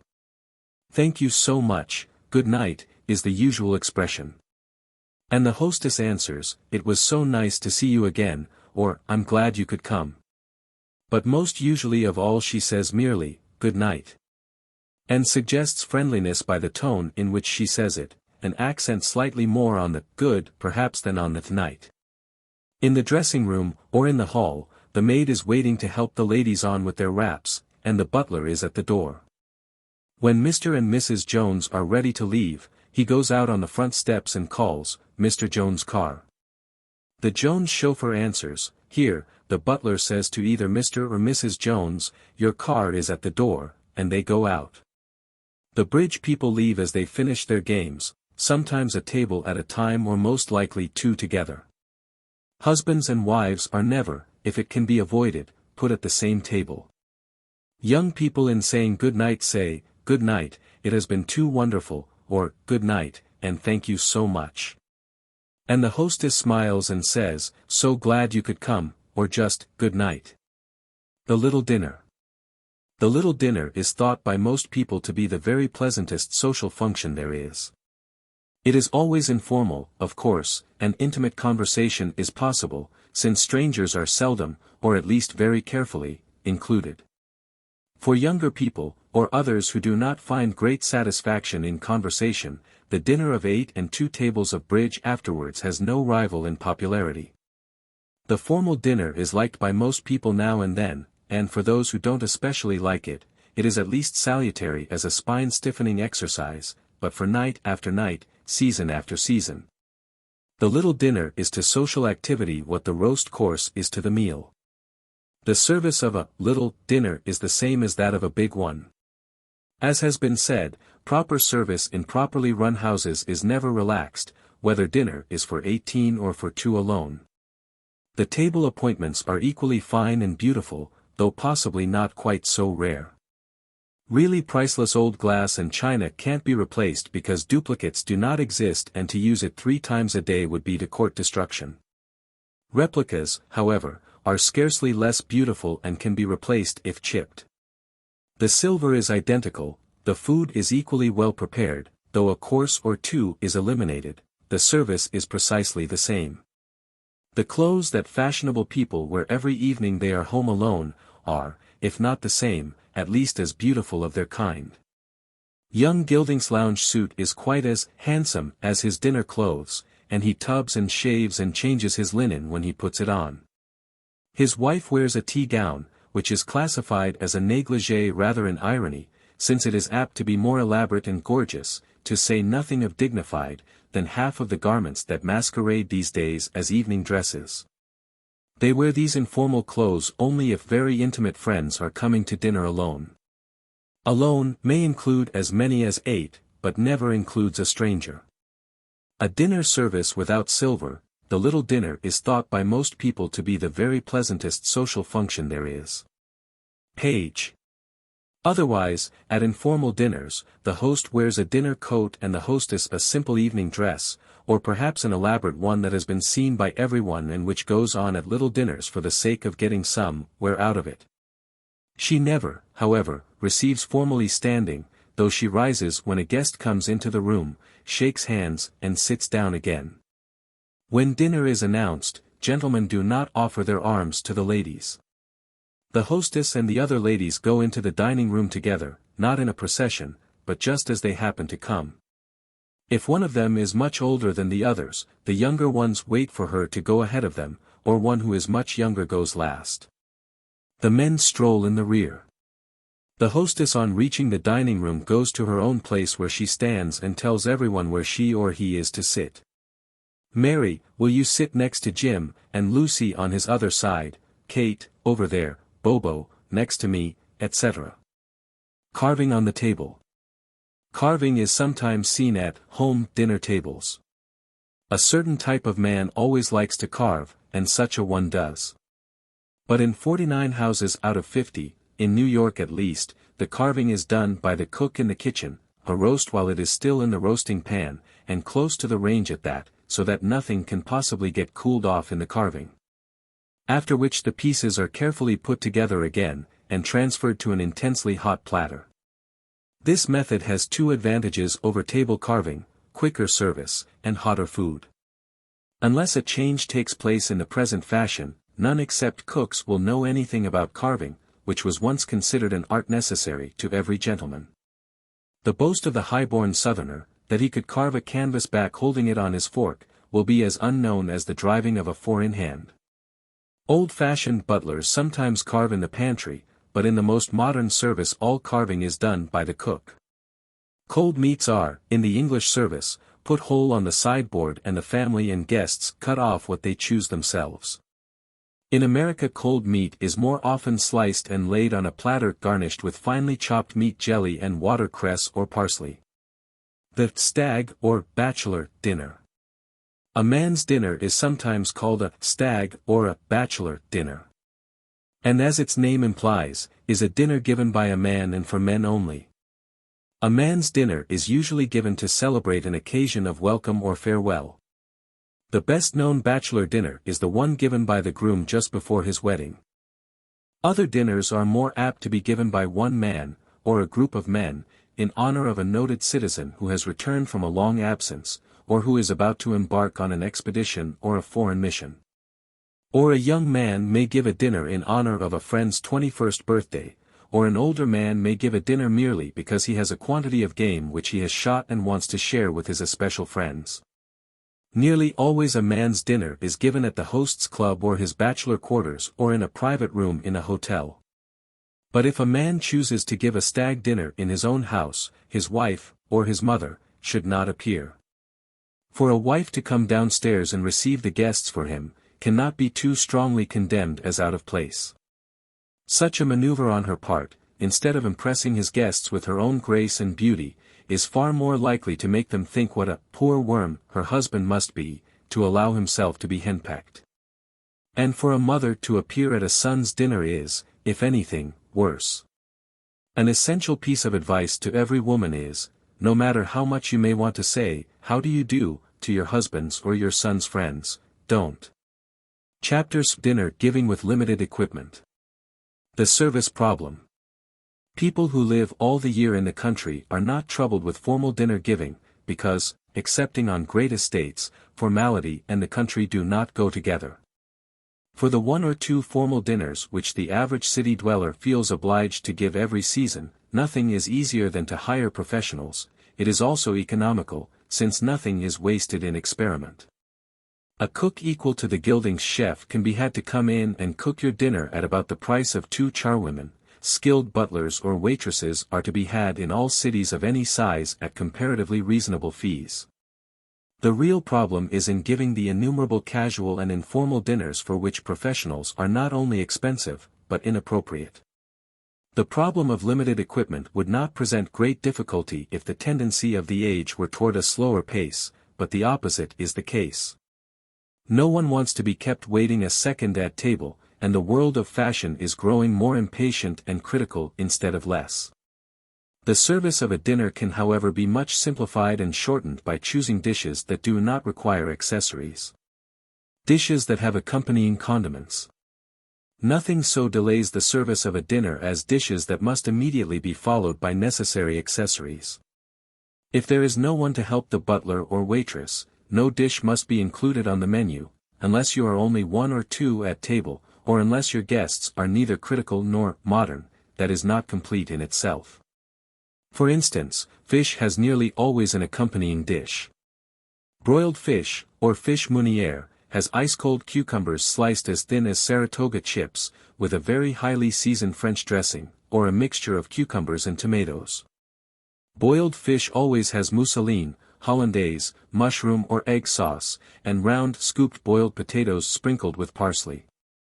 Fried fish must always be accompanied by tartar sauce and pieces of lemon, and a boiled fish even if covered with sauce when served, is usually followed by additional sauce.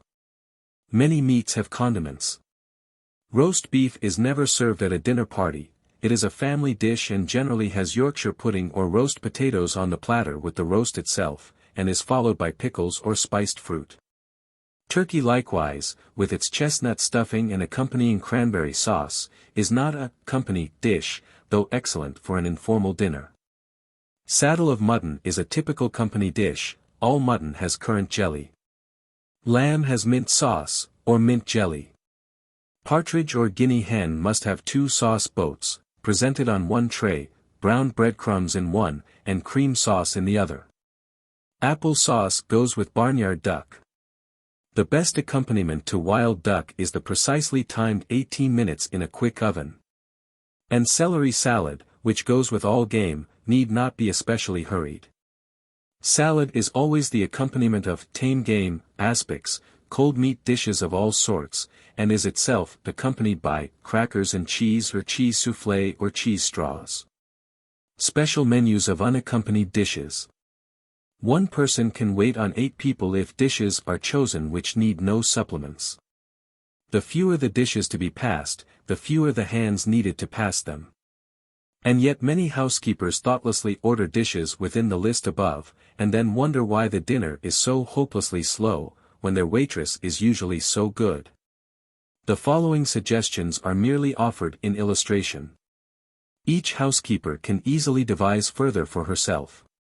It is not necessary to pass anything whatever with melon or grapefruit, or a macédoine of fruit, or a canopy. Oysters, on the other hand, have to be followed by Tabasco and buttered brown bread. Soup needs nothing with it, if you do not choose split pea which needs croutons, or petite marmite which needs grated cheese.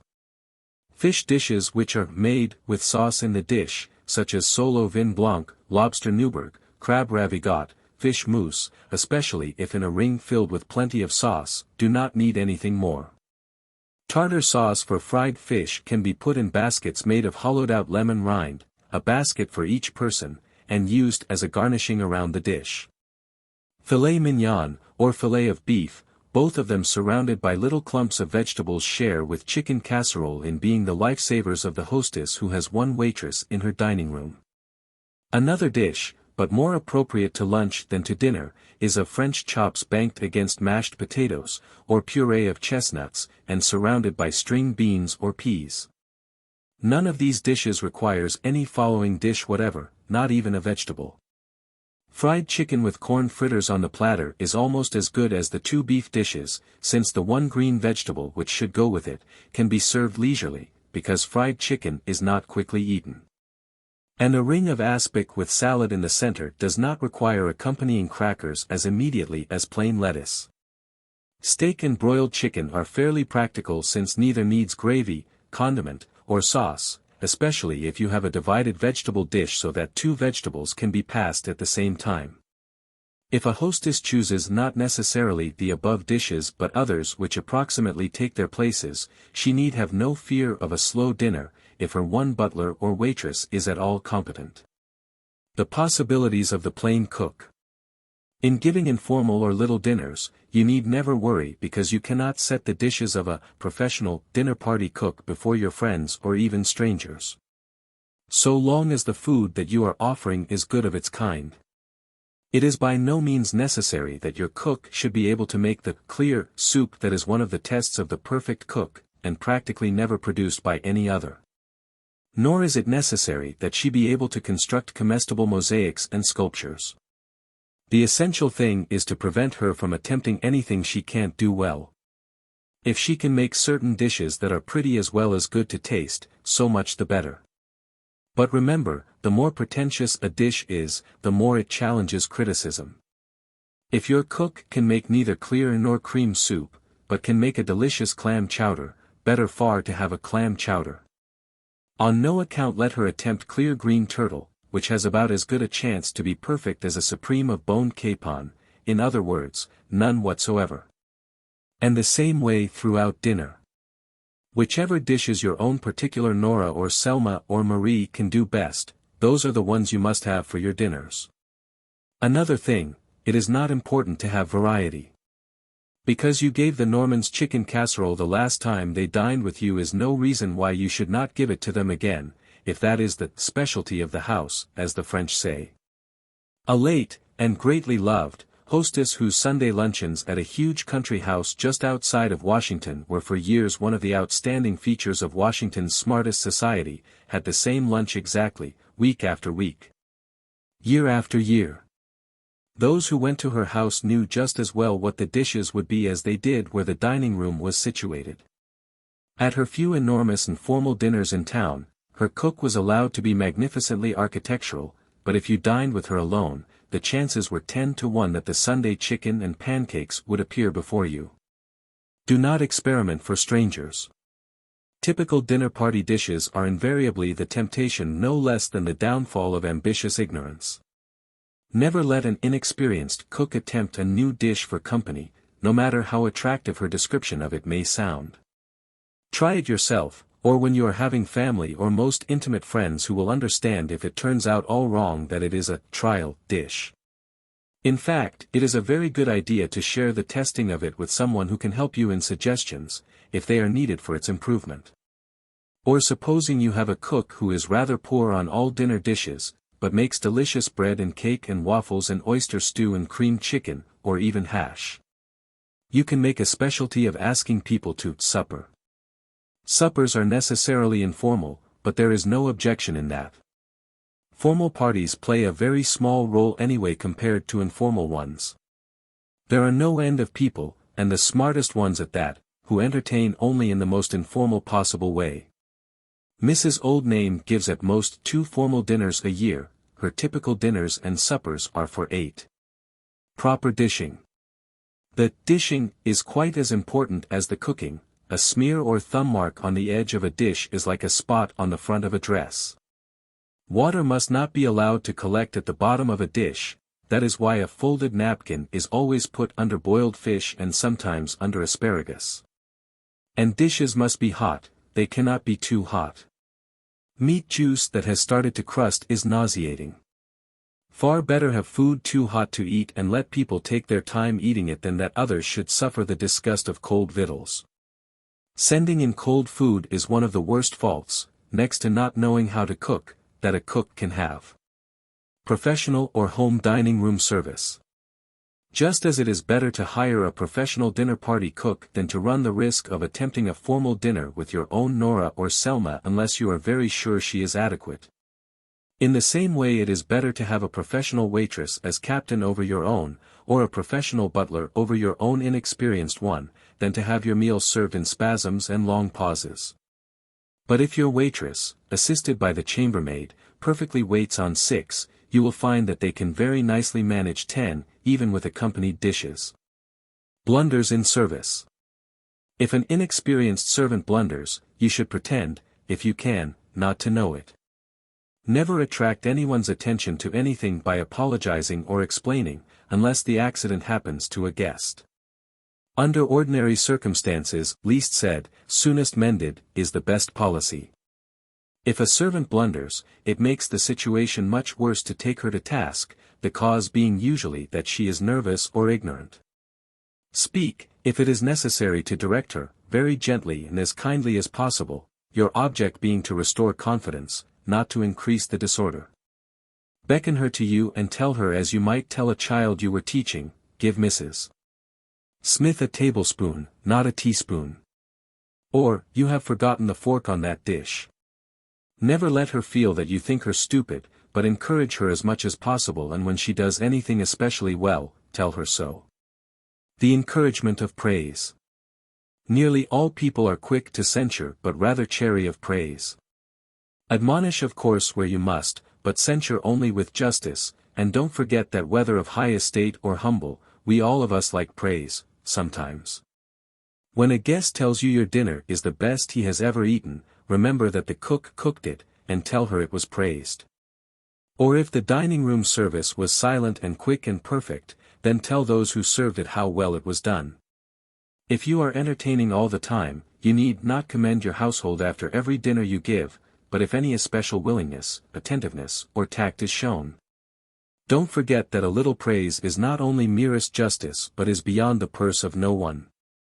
XVDINNERS, breakfasts and suppers. The invitations.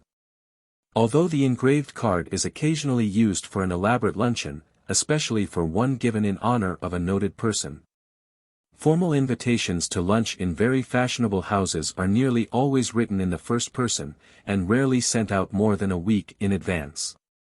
For instance, Dear Mrs. Kindheart or Martha, will you lunch with me on Monday the 10th at 1:30 o'clock? Hoping so much to see you. Sincerely or affectionately, Jane Toplofty. If the above lunch were given in honor of somebody, Mrs. Eminent, for instance, the phrase, to meet Mrs. Eminent, would have been added immediately after the word o'clock. At a very large luncheon for which the engraved card might be used, to meet Mrs. Eminent would be written across the top of the card of invitation. Informal invitations are telephoned nearly always. Invitation to a stand-up luncheon, or breakfast. It is breakfast if the hour is 12 or half after, and lunch if at 1, or 1:30, is either telephoned or written on an ordinary visiting card. Saturday, October 2nd. Luncheon at 1 o'clock. Mr. and Mrs. Gilding. Golden Hall. If RSVP is added in the lower corner, the invitation should be answered, otherwise the hostess is obliged to guess how many to provide for. Or, if the hostess prefers, a personal note is always courteous. Dear Mrs. Neighbor, we are having a stand-up luncheon on Saturday, October 2nd, at 1 o'clock, and hope that you and your husband and any guests who may be staying with you will come. Very sincerely yours, Alice Toplofty Gilding. Golden Hall. September 27th. A personal note always exacts a reply, which may however be telephoned, unless the invitation was worded in the formal third person. A written answer is more polite, if the hostess is somewhat of a stranger to you. The formal luncheon of today.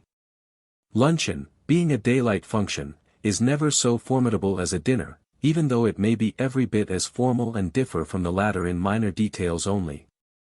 Luncheons are generally given by, and for, ladies, but it is not unusual, especially in summer places or in town on Saturday or Sunday, to include an equal number of gentlemen.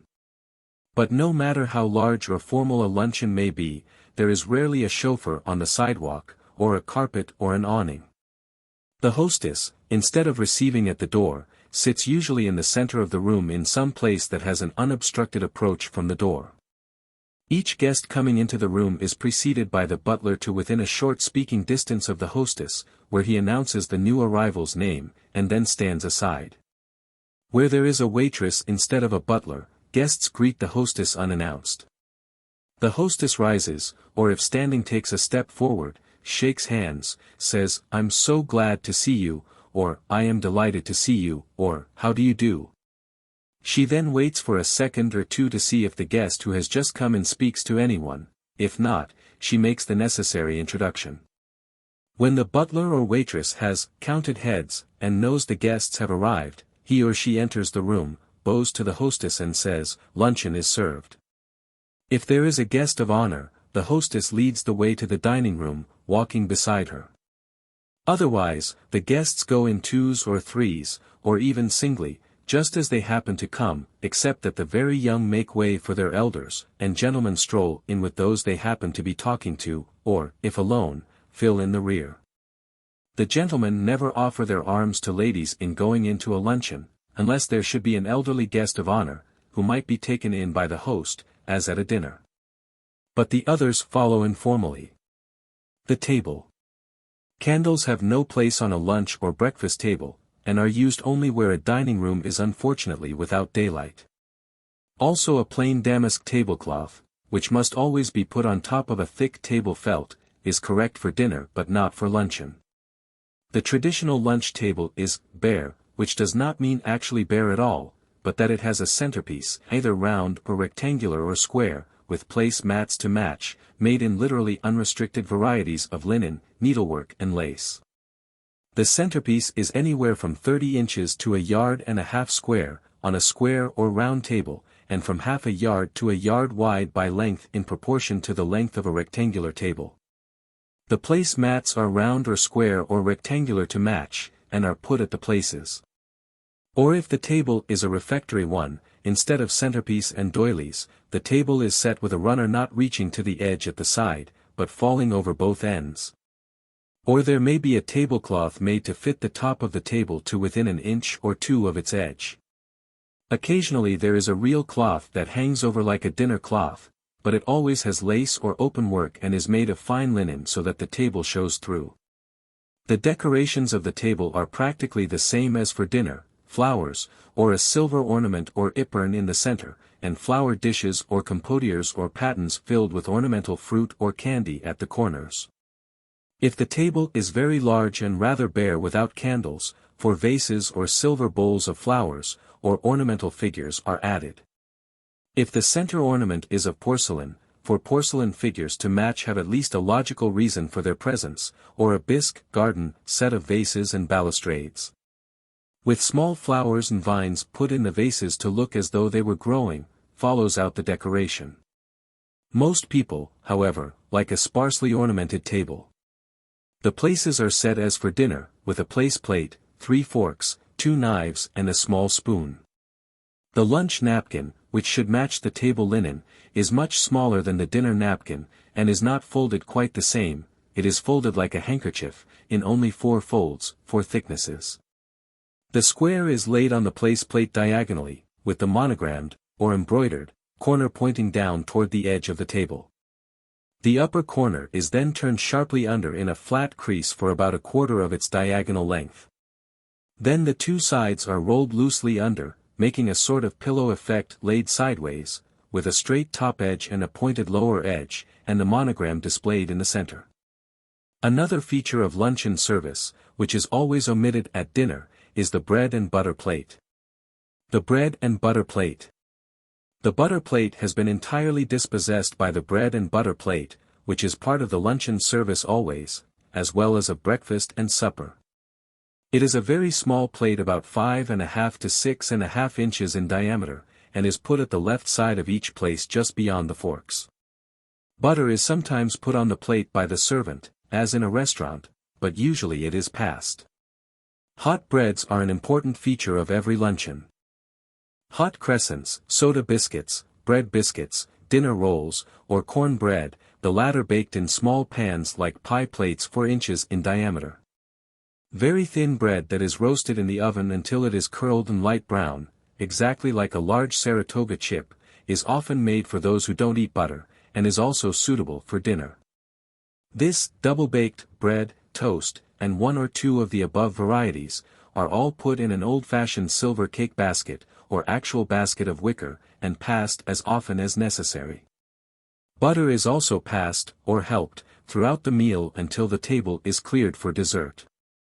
Bread and butter plates are always removed with the salt and pepper pots. The service of luncheon. The service is identical with that of dinner. Carving is done in the kitchen and no food set on the table except ornamental dishes of fruit, candy, and nuts. The plate service is also the same as at dinner. The places are never left plateless, excepting after salad, when the table is cleared and crumbed for dessert. The dessert plates and finger bowls are arranged as for dinner. Flowers are usually put in the finger bowls, a little spray of any sweet-scented flower, but corsage bouquets laid at the places with flower pins complete are in very bad taste. The luncheon menu. 5 courses at most, not counting the passing of a dish of candy or after-dinner coffee as a course, or more usually 4 actual courses, are thought sufficient in the smartest houses. Not even at the Worldlies or the Gildings will you ever see a longer menu than fruit, or soup in cups, eggs, meat and vegetables, salad, dessert, or fruit, soup, meat and vegetables, dessert, or fruit, soup, eggs, fowl or tame game with salad, dessert. An informal lunch menu is seldom more than 4 courses and would eliminate either no. 1 or number 2 or number 5. The most popular fruit course is a macédoine or mixture of fresh orange, grapefruit, Malaga grapes, banana, and perhaps a peach or a little pineapple. In fact, any sort of fruit cut into very small pieces, with sugar and maraschino, or rum for flavor, or nothing but sugar, served in special bowl-shaped glasses that fit into long-stemmed and much larger ones, with a space for crushed ice between. Or it can just as well be put in champagne or any bowl-shaped glasses, after being kept as cold as possible in the icebox until sent to the table. If the first course is grapefruit, it is cut across in half, the sections cut free and all dividing skin and seeds taken out with a sharp vegetable knife, and sugar put in it and left standing for an hour or so. A slice of melon is served plain. Soup at luncheon, or at a wedding breakfast or a ball supper, is never served in soup plates, but in two-handled cups, and is eaten with a teaspoon or a bouillon spoon.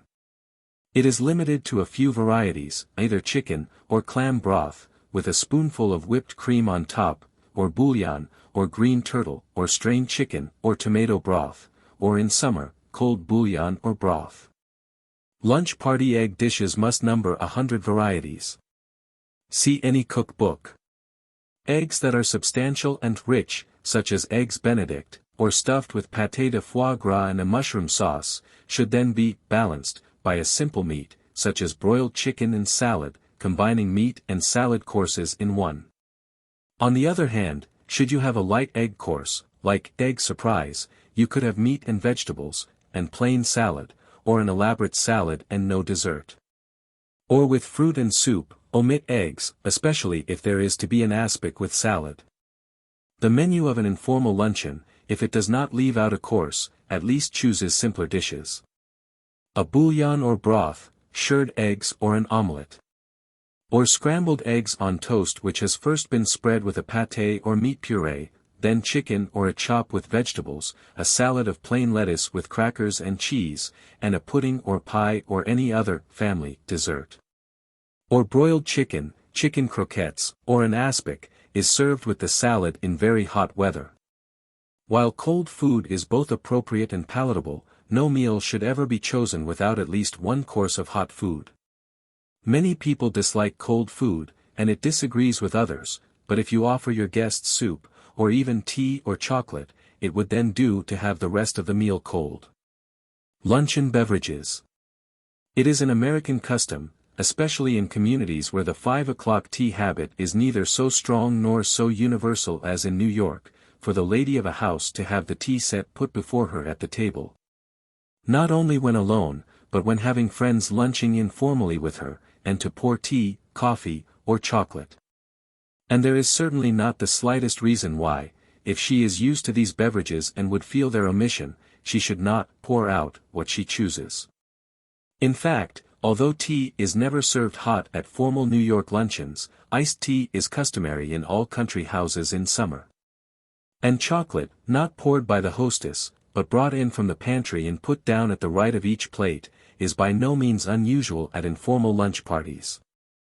Iced tea at lunch in summer is poured at the table by a servant from a glass pitcher, and is prepared like a cup with lemon and sugar, and sometimes with cut-up fresh fruit and a little squeezed fruit juice. Plain cold tea may be passed in glasses, and lemon and sugar separately. At an informal luncheon, cold coffee, instead of tea, is passed around in a glass pitcher, on a tray that also holds a bowl of powdered sugar and a pitcher of cold milk, and another of as thick as possible cream. The guests pour their coffee to suit themselves into tall glasses half full of broken ice, and furnished with very long-handled spoons. If tea or coffee or chocolate are not served during the meal, there is always a cup of some sort, grape or orange juice, in these days, with sugar and mint leaves, and ginger ale or carbonic water. If dessert is a hot pudding or pastry, the hotel service of dessert plates should be used. The glass plate is particularly suitable for ice cream or any cold dessert, but is apt to crack if intensely hot food is put on it. Details of etiquette at luncheons. Gentlemen leave their coats, hats, sticks, in the hall, ladies leave heavy outer wraps in the hall, or dressing room, but always go into the drawing room with their hats and gloves on. They wear their fur neck pieces and carry their muffs in their hands, if they choose, or they leave them in the hall or dressing room. But fashionable ladies never take off their hats. Even the hostess herself almost invariably wears a hat at a formal luncheon in her own house, though there is no reason why she should not be hatless if she prefers, or if she thinks she is prettier without. Guests, however, do not take off their hats at a lunch party even in the country. They take off their gloves at the table, or sooner if they choose, and either remove or turn up their veils. The hostess does not wear gloves, ever. It is also very unsuitable for a hostess to wear a face veil in her own house, unless there is something the matter with her face, that must not be subjected to view. A hostess in a veil does not give her guests the impression of veiled beauty, but the contrary. Guests, on the other hand, may with perfect fitness keep their veils on throughout the meal, merely fastening the lower edge up over their noses. They must not allow a veil to hang loose, and carry food under and behind it, nor must they eat with gloves on. A veil kept persistently over the face, and gloves kept persistently over the hands, means one thing, ugliness behind. So unless you have to, don't.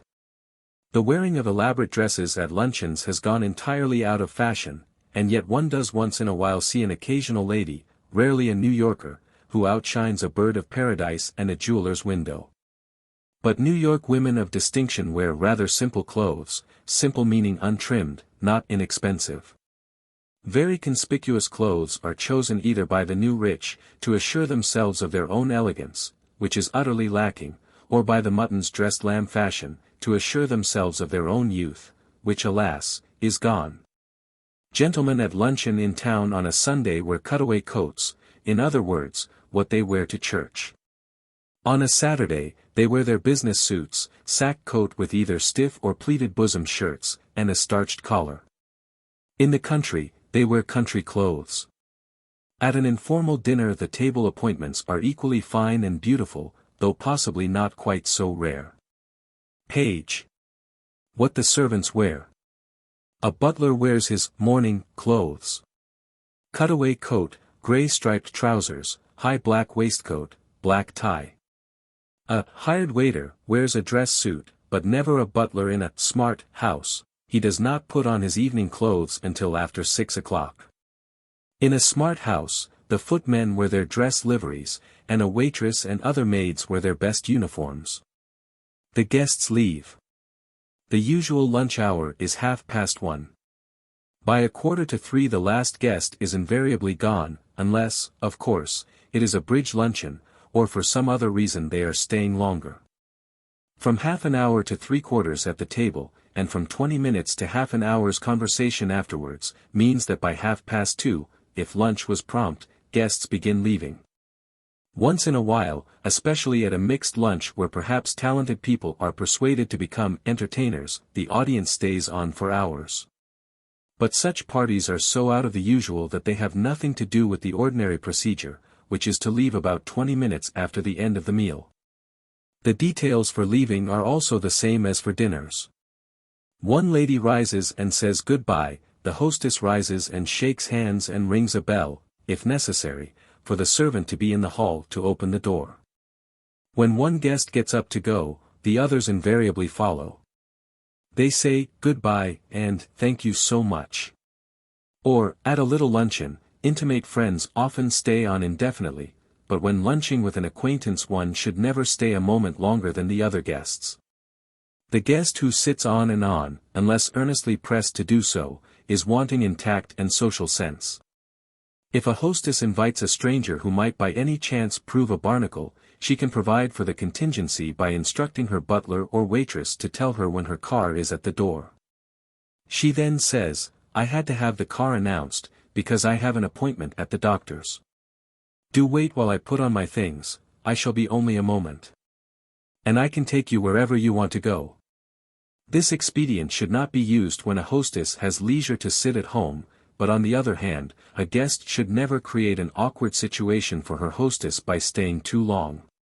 In the country where people live miles apart, they naturally stay somewhat longer than in town. Or 2 or 3 intimate friends who perhaps, especially in the country, come to spend the day, are not bound by rules of etiquette but by the rules of their own and their hostess' personal preference. They take off their hats or not as they choose, and they bring their sewing or knitting and sit all day, or they go out and play games, and in other ways behave as house guests rather than visitors at luncheon. The only rule about such an informal gathering as this is, that no one should ever go and spend the day and make herself at home unless she is in the house of a really very intimate friend or relative. Or unless she has been especially and specifically invited to do that very thing. The stand-up luncheon. This is nothing more nor less than a buffet lunch.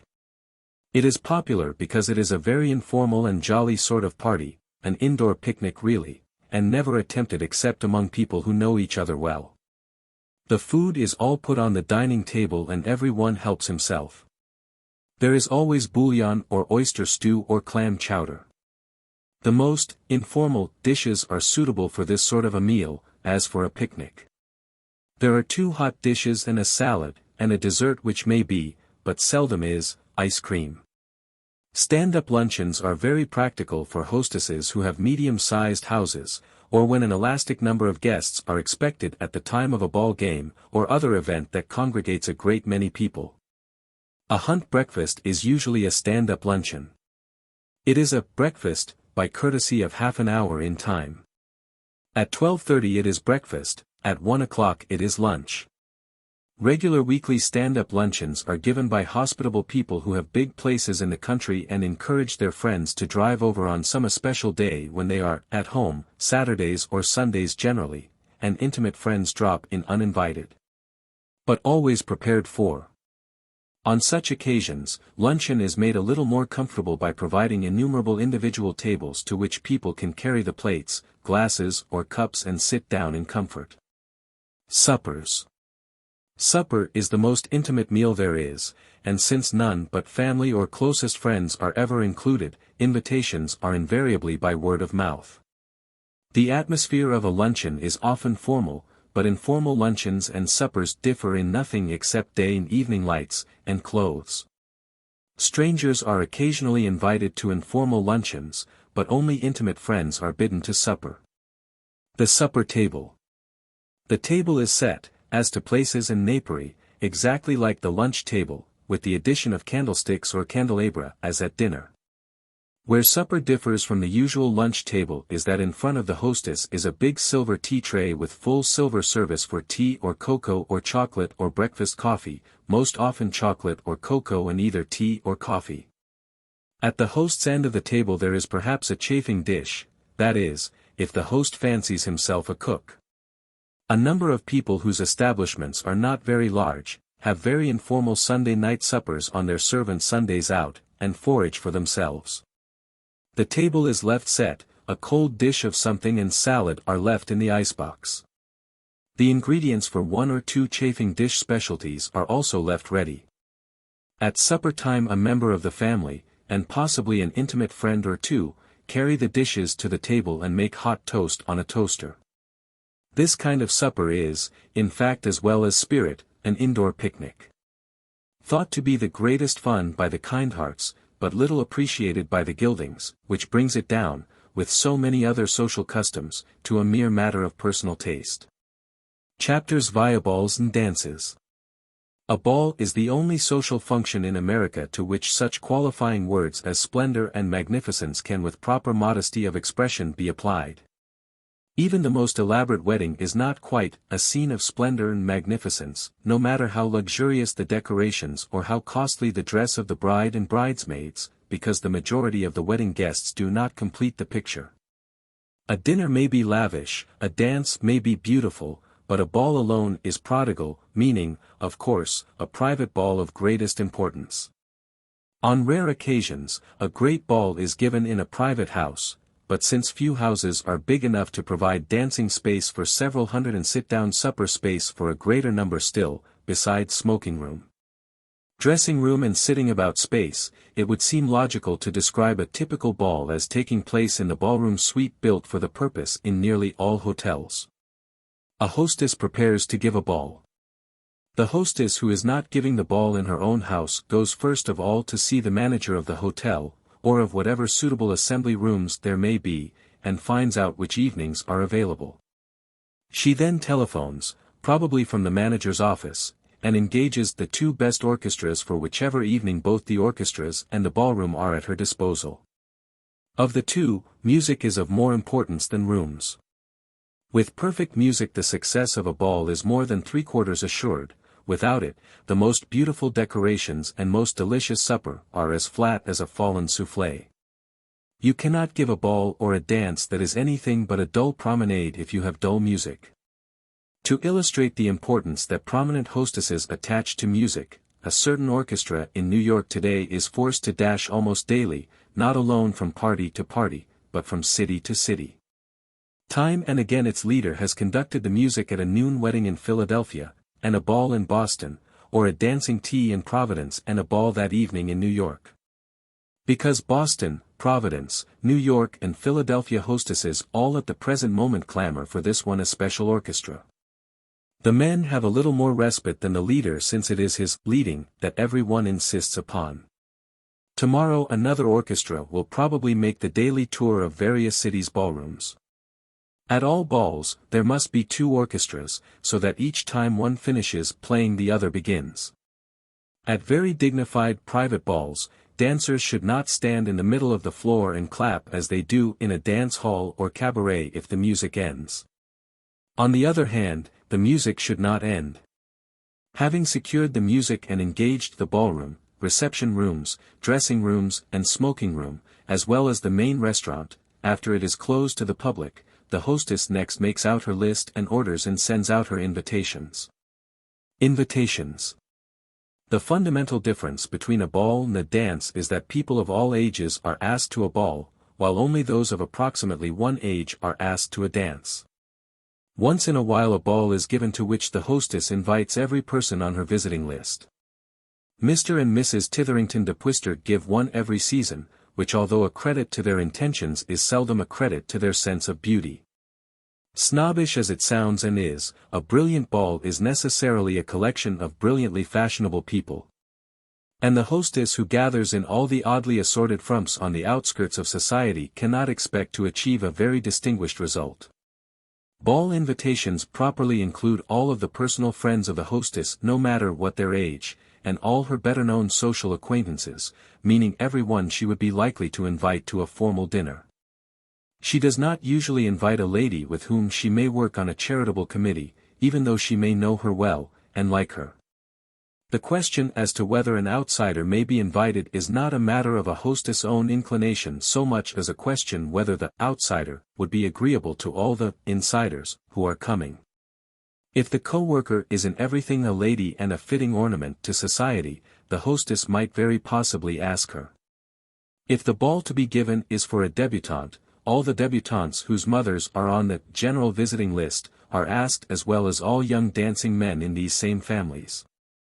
In other words, the children of all those whose names are on the general visiting list of a hostess are selected to receive invitations, but the parents on whose standing the daughters and sons are asked, are rarely invited. When a list is borrowed. A lady who has a débutante daughter, but who has not given any general parties for years, or ever, and whose daughter, having been away at boarding school or abroad, has therefore very few acquaintances of her own, must necessarily in sending out invitations to a ball take the list of young girls and men from a friend or a member of her family. This of course could only be done by a hostess whose position is unquestioned, but having had no occasion to keep a young people's list, she has not the least idea who the young people of the moment are, and takes a short-cut as above. Otherwise she would send invitations to children of 10 and spinsters of 40, trusting to their being of suitable age. To take a family or intimate friends list is also important to the unaccustomed hostess, because to leave out any of the younger set who belong in the groups which are included, is not the way to make a party a success. Those who don't find their friends go home, or stay, and are bored, and the whole party sags in consequence. So that if a hostess knows the parents personally of, let us say, 80% of young society, she can quite properly include the 20% she does not know, so that the 100% can come together. In a small community it is rather cruel to leave out any of the young people whose friends are all invited. In a very great city, on the other hand, an habitual hostess does not ask any to her house whom she does not know, but she can of course be as generous as she chooses in allowing young people to have invitations for friends. Asking for an invitation to a ball.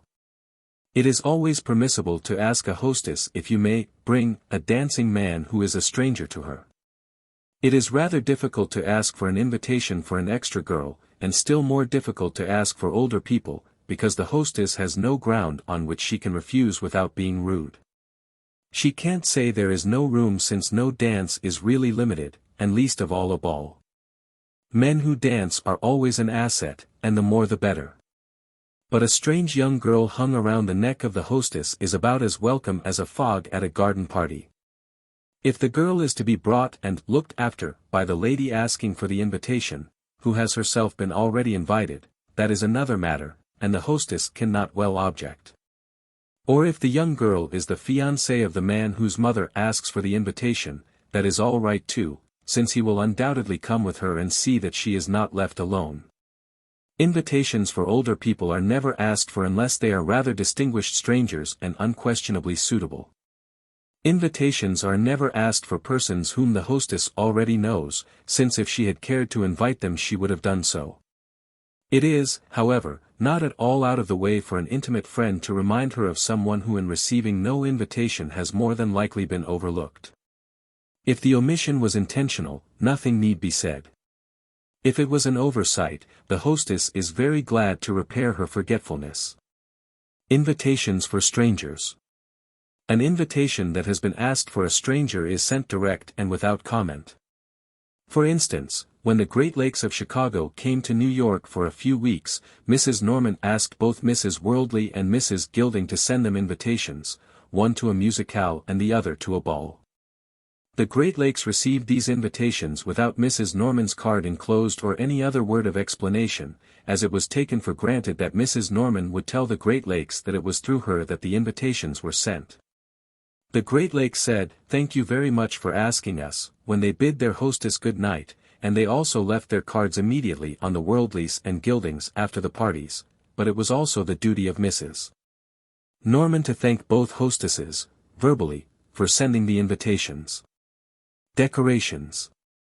So far as good taste is concerned, the decorations for a ball cannot be too lavish or beautiful.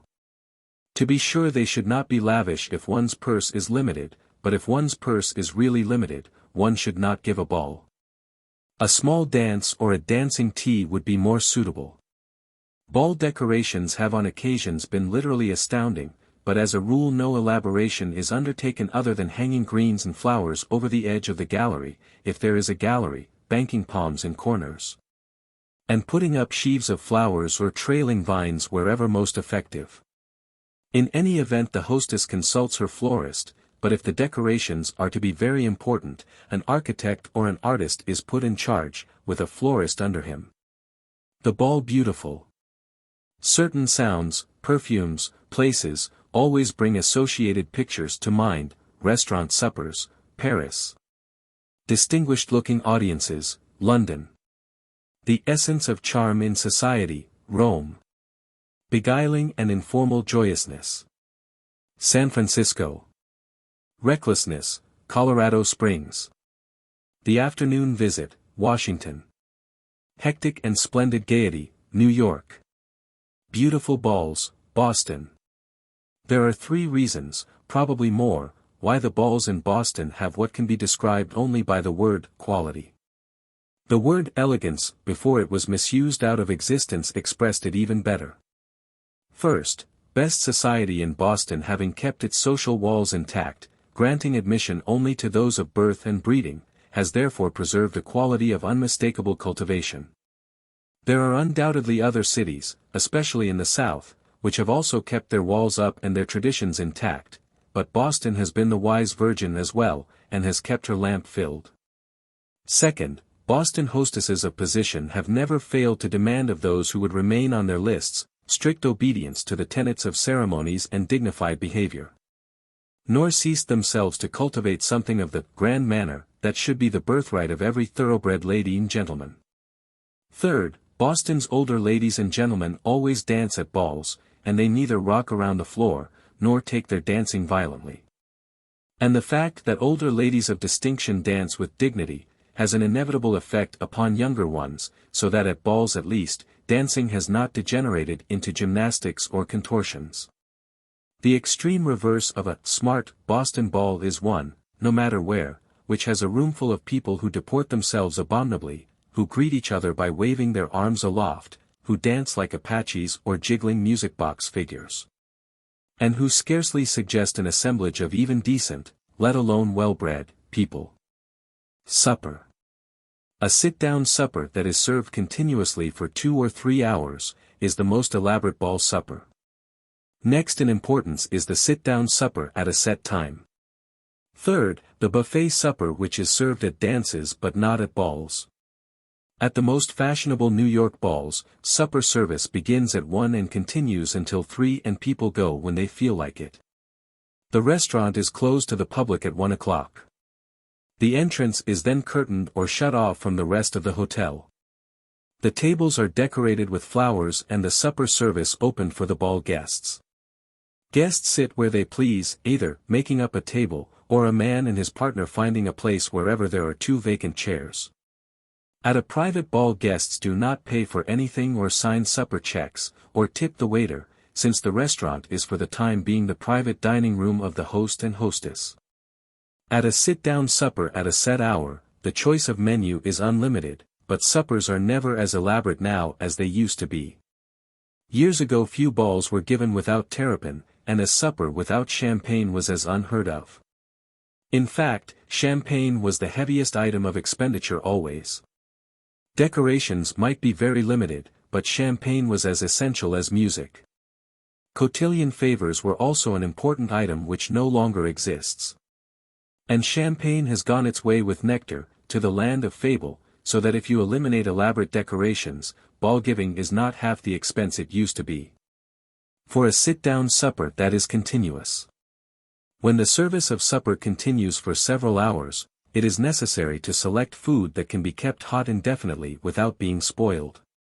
Birds or broiled chicken, which should be eaten the moment they are cooked, are therefore unsuitable. Dishes prepared in sauce keep best, such as lobster Newburg, sweetbreads and mushrooms, chicken à la king, or creamed oysters. Pâtés are satisfactory as the shells can be heated in a moment and hot creamed chicken or oysters poured in. Of course all cold dishes and salads can stand in the pantry or on a buffet table all evening. The menu for supper at a ball is entirely a matter of the hostess' selection, but whether it is served at one time or continuously, the supper menu at an important ball includes bouillon or green turtle, clear, in cups. Lobster à la Newburg, or terrapin or oyster pâté or another hot dish of shellfish or fowl. A second choice hot dish of some sort, squab, chicken and peas, if supper is served at a special hour, or croquettes and peas if continuous. Salad, which includes every variety known, with or without an aspic. Individual ices, fancy cakes. Black coffee in little cups. Breakfast served at about 4 in the morning and consisting of scrambled eggs with sausages or bacon and breakfast coffee and rolls is an occasional custom at both dances and balls. There is always an enormous glass bowl of punch or orangeade, sometimes 2 or 3 bowls each containing a different iced drink, in a room adjoining the ballroom. And in very cold climates it is the thoughtful custom of some hostesses to have a cup of hot chocolate or bouillon offered each departing guest. This is an especially welcome attention to those who have a long drive home. A dance. A dance is merely a ball on a smaller scale, fewer people are asked to it and it has usually, but not necessarily, simpler decorations.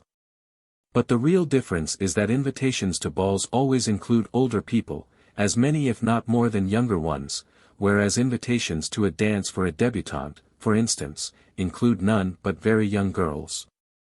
Young men and the merest handful of the hostess' most intimate friends. Supper may equally be a simple buffet or an elaborate sit-down one, depending upon the size and type of the house. Or a dance may equally well as a ball be given in the banquet or smaller ballroom of a hotel, or in the assembly or ballroom of a club. A formal dance differs from an informal one merely in elaboration, and in whether the majority of those present are strangers to one another. A really informal dance is one to which only those who know one another well are invited. Details of preparation for a ball or dance in a private house. There is always an awning and a red carpet down the steps, or up. And a chauffeur to open the carriage doors and a policeman or detective to see that strangers do not walk uninvited into the house. If there is a great crush, there is a detective in the hall to investigate anyone who does not have himself announced to the hostess. All the necessary appurtenances such as awning, red carpet, coat-hanging racks, ballroom chairs, as well as crockery, glass, napkins, waiters and food are supplied by hotels or caterers. Excepting in houses like the Gildings, where footmen's liveries are kept purposely, the caterers' men are never in footmen's liveries. Unless a house has a ballroom, the room selected for dancing must have all the furniture moved out of it. And if there are adjoining rooms and the dancing room is not especially big, it adds considerably to the floor space to put no chairs around it.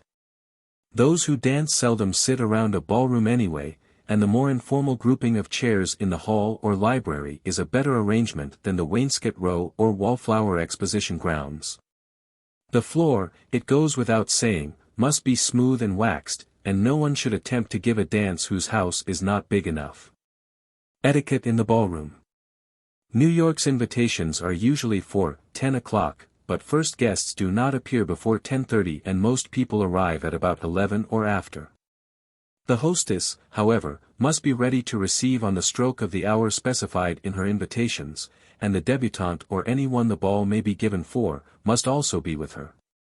It is not customary to put the débutante's name on the formal, at-home invitation. And it is even occasionally omitted on invitations that request the pleasure of, so that the only way acquaintances can know the ball is being given for the daughter is by seeing her standing beside her mother. Mr. and Mrs. Robert Gilding. Request the pleasure of. Name of guest is written here. Company on Tuesday, the 27th of December. At 10 o'clock. At the Fitzcherry. Dancing RSVP. 23 East Laurel Street.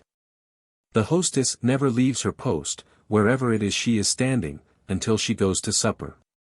If, as at the Ritz in New York, the ballroom opens on a foyer at the head of a stairway, the hostess always receives at this place. In a private house where guests go up in an elevator to the dressing rooms, and then walk down to the ballroom floor, the hostess receives either at the foot of the stairway, or just outside the ballroom. The hostess at a ball. Guests arriving are announced, as at a dinner or afternoon tea, and after shaking hands with the hostess, they must pass on into the ballroom. It is not etiquette to linger beside the hostess for more than a moment, especially if later arrivals are being announced. A stranger ought never go to a ball alone, as the hostess is powerless to look after any especial guests. Her duty being to stand in one precise place and receive. A stranger who is a particular friend of the hostess would be looked after by the host, but a stranger who is invited through another guest should be looked after by that other. A gentleman who has received an invitation through a friend is usually accompanied by the friend who presents him. Otherwise, when the butler announces him to the hostess, he bows, and says, "Mrs. Norman asked you if I might come." And the hostess shakes hands and says, "How do you do? I am very glad to see you." If other young men or any young girls are standing near, the hostess very likely introduces him. Otherwise, if he knows no one, he waits among the stags until his own particular sponsor appears. After supper, when she is no longer receiving, the hostess is free to talk with her friends and give her attention to the roomful of young people who are actually in her charge. When her guests leave, she does not go back to where she received, but stands wherever she happens to be, shakes hands and says, "Good night." There is one occasion when it is better not to bid one's hostess good night, and that is, if one finds her party dull and leaves again immediately. In this one case it is more polite to slip away so as to attract the least attention possible, but late in the evening it is inexcusably ill-mannered not to find her and say, "Good night," and "Thank you." The duty of seeing that guests are looked after, that shy youths are presented to partners, that shyer girls are not left on the far wallflower outposts, that the dowagers are taken in to supper, and that the elderly gentlemen are provided with good cigars in the smoking room, falls to the host and his son or son-in-law, or any other near male member of the family. Masquerade vouchers. Vouchers or tickets of admission like those sent with invitations to assembly or public balls should be enclosed in invitations to a masquerade. It would be too easy otherwise for dishonest or other undesirable persons to gain admittance. If vouchers are not sent with the invitations, or better yet, mailed afterwards to all those who have accepted, it is necessary that the hostess receive her guests singly in a small private room and request each to unmask before her. How to walk across a ballroom. If you analyze the precepts laid down by etiquette, you will find that for each there is a perfectly good reason. Years ago a lady never walked across a ballroom floor without the support of a gentleman's arm, which was much easier than walking alone across a very slippery surface in high-heeled slippers. When the late Ward McAllister classified New York society as having 400 people who were at ease in a ballroom, he indicated that the ballroom was the test of the best manners. He also said at a dinner, after his book was published and the country had already made New York's 400 a theme for cartoons and jests, that among the 400 who were at ease, not more than 10 could gracefully cross a ballroom floor alone. If his ghost is haunting the ballrooms of our time, it is certain the number is still further reduced. The athletic young woman of today strides across the ballroom floor as though she were on the golf course. The happy-go-lucky one ambles, shoulders stooped, arms swinging, hips and head in advance of chest, others trot, others shuffle, others make a rush for it. The young girl who could walk across a room with the consummate grace of Mrs. Old Name, who as a girl of 18 was one of Mr. McAllister's 10, would have to be very assiduously sought for. How does Mrs. Old Name walk? One might answer by describing how Pavlova dances. Her body is perfectly balanced, she holds herself straight, and yet in nothing suggests a ramrod. She takes steps of medium length, and, like all people who move and dance well, walks from the hip, not the knee. On no account does she swing her arms, nor does she rest a hand on her hip. Nor when walking, does she wave her hands about in gesticulation. Someone asked her if she had ever been taught to cross a ballroom floor. As a matter of fact, she had. Her grandmother, who was a top lofty, made all her grandchildren walk daily across a polished floor with sandbags on their heads. And the old lady directed the drill herself. No shuffling of feet and no stamping either. No waggling of hips, no swinging of arms, and not a shoulder stooped. Furthermore, they were taught to enter a room and to sit for an indefinite period in self-effacing silence while their elders were talking. Older gentlemen still give their arms to older ladies in all promenading at a ball, since the customs of a lifetime are not broken by one short and modern generation. Those of today walk side by side, except in going down to supper when supper is at a set hour. At public balls when there is a grand march, ladies take gentlemen's arms. Distinction vanished with cotillion. The glittering display of tinsel satin favors that used to be the featured and gayest decoration of every ballroom, is gone. The cotillion leader, his hands full of seat checks, his manners a cross between those of Lord Chesterfield and a traffic policeman, is gone, and much of the distinction that used to be characteristic of the ballroom is gone with the cotillion.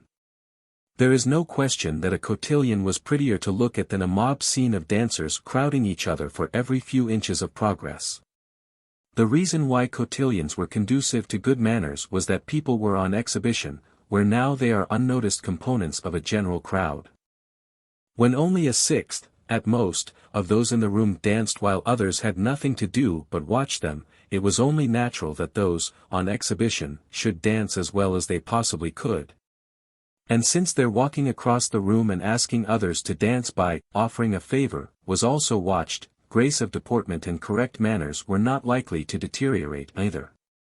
The cotillion was detested and finally banned by the majority who wanted to dance ceaselessly throughout the evening. But it was of particular advantage to the very young girl who did not know many men, as well as to what might be called the helpless type. Each young girl, if she had a partner, had a place where she belonged and where she sat throughout the evening. And since no couple could dance longer than the few moments allowed by the figure, there was no chance of anyone's being stuck. So that the average girl had a better chance of being asked to dance than now, when, without programs, and without cotillions. There is nothing to relieve the permanency of a young man's attachment to an unknown young girl once he asks her to dance. The ordeal by ballroom. Instead of being easier, it would seem that time makes it increasingly difficult for any but distinct successes to survive the ordeal by ballroom.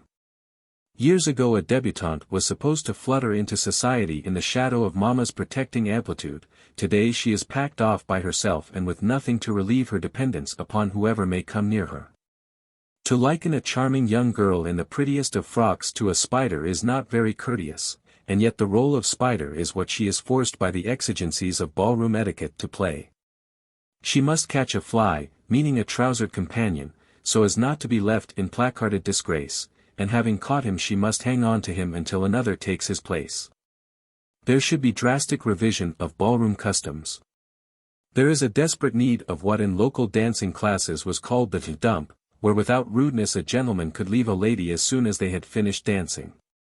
There used to be a chaperone into whose care a young girl could be committed. There used to be the dance card, or program, still in vogue at public balls, that allotted a certain dance to a certain gentleman and lady equally.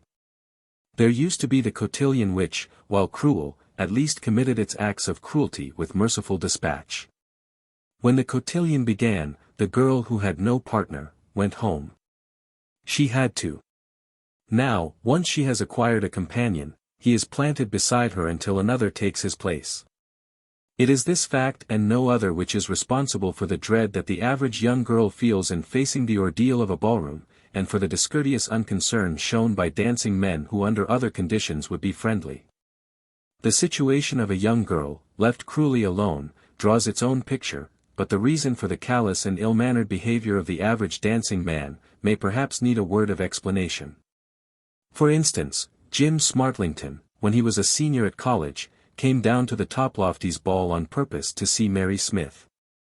Very early, before Mary arrived, he saw a Miss Blank, a girl he had met at a dinner in Providence, standing at the entrance of the room.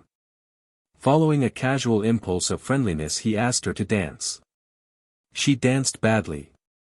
No one cut in, and they danced, sat down and danced again. Mary arrived. Jim walked Miss Blank near the stag line and introduced several men, who bowed and slid out of sight with the dexterity of eels who recognized a hook. From 10:30 until supper at 1:30, Jim was planted. He was then forced to tell her he had a partner for supper, and left her at the door of the dressing room. There was no other place to leave her. He felt like a brute and a cad, even though he had waited nearly 3 hours before being able to speak to the girl he had come purposely to see. There really is something to be said on the man's side. Especially on that of one who has to get up early in the morning and who, only intending to see 1 or 2 particular friends and then go home, is forced because of an impulse of courtesy not only to spend an endless and exhausting evening, but to be utterly unfit for his work next day. One is equally sorry for the girl.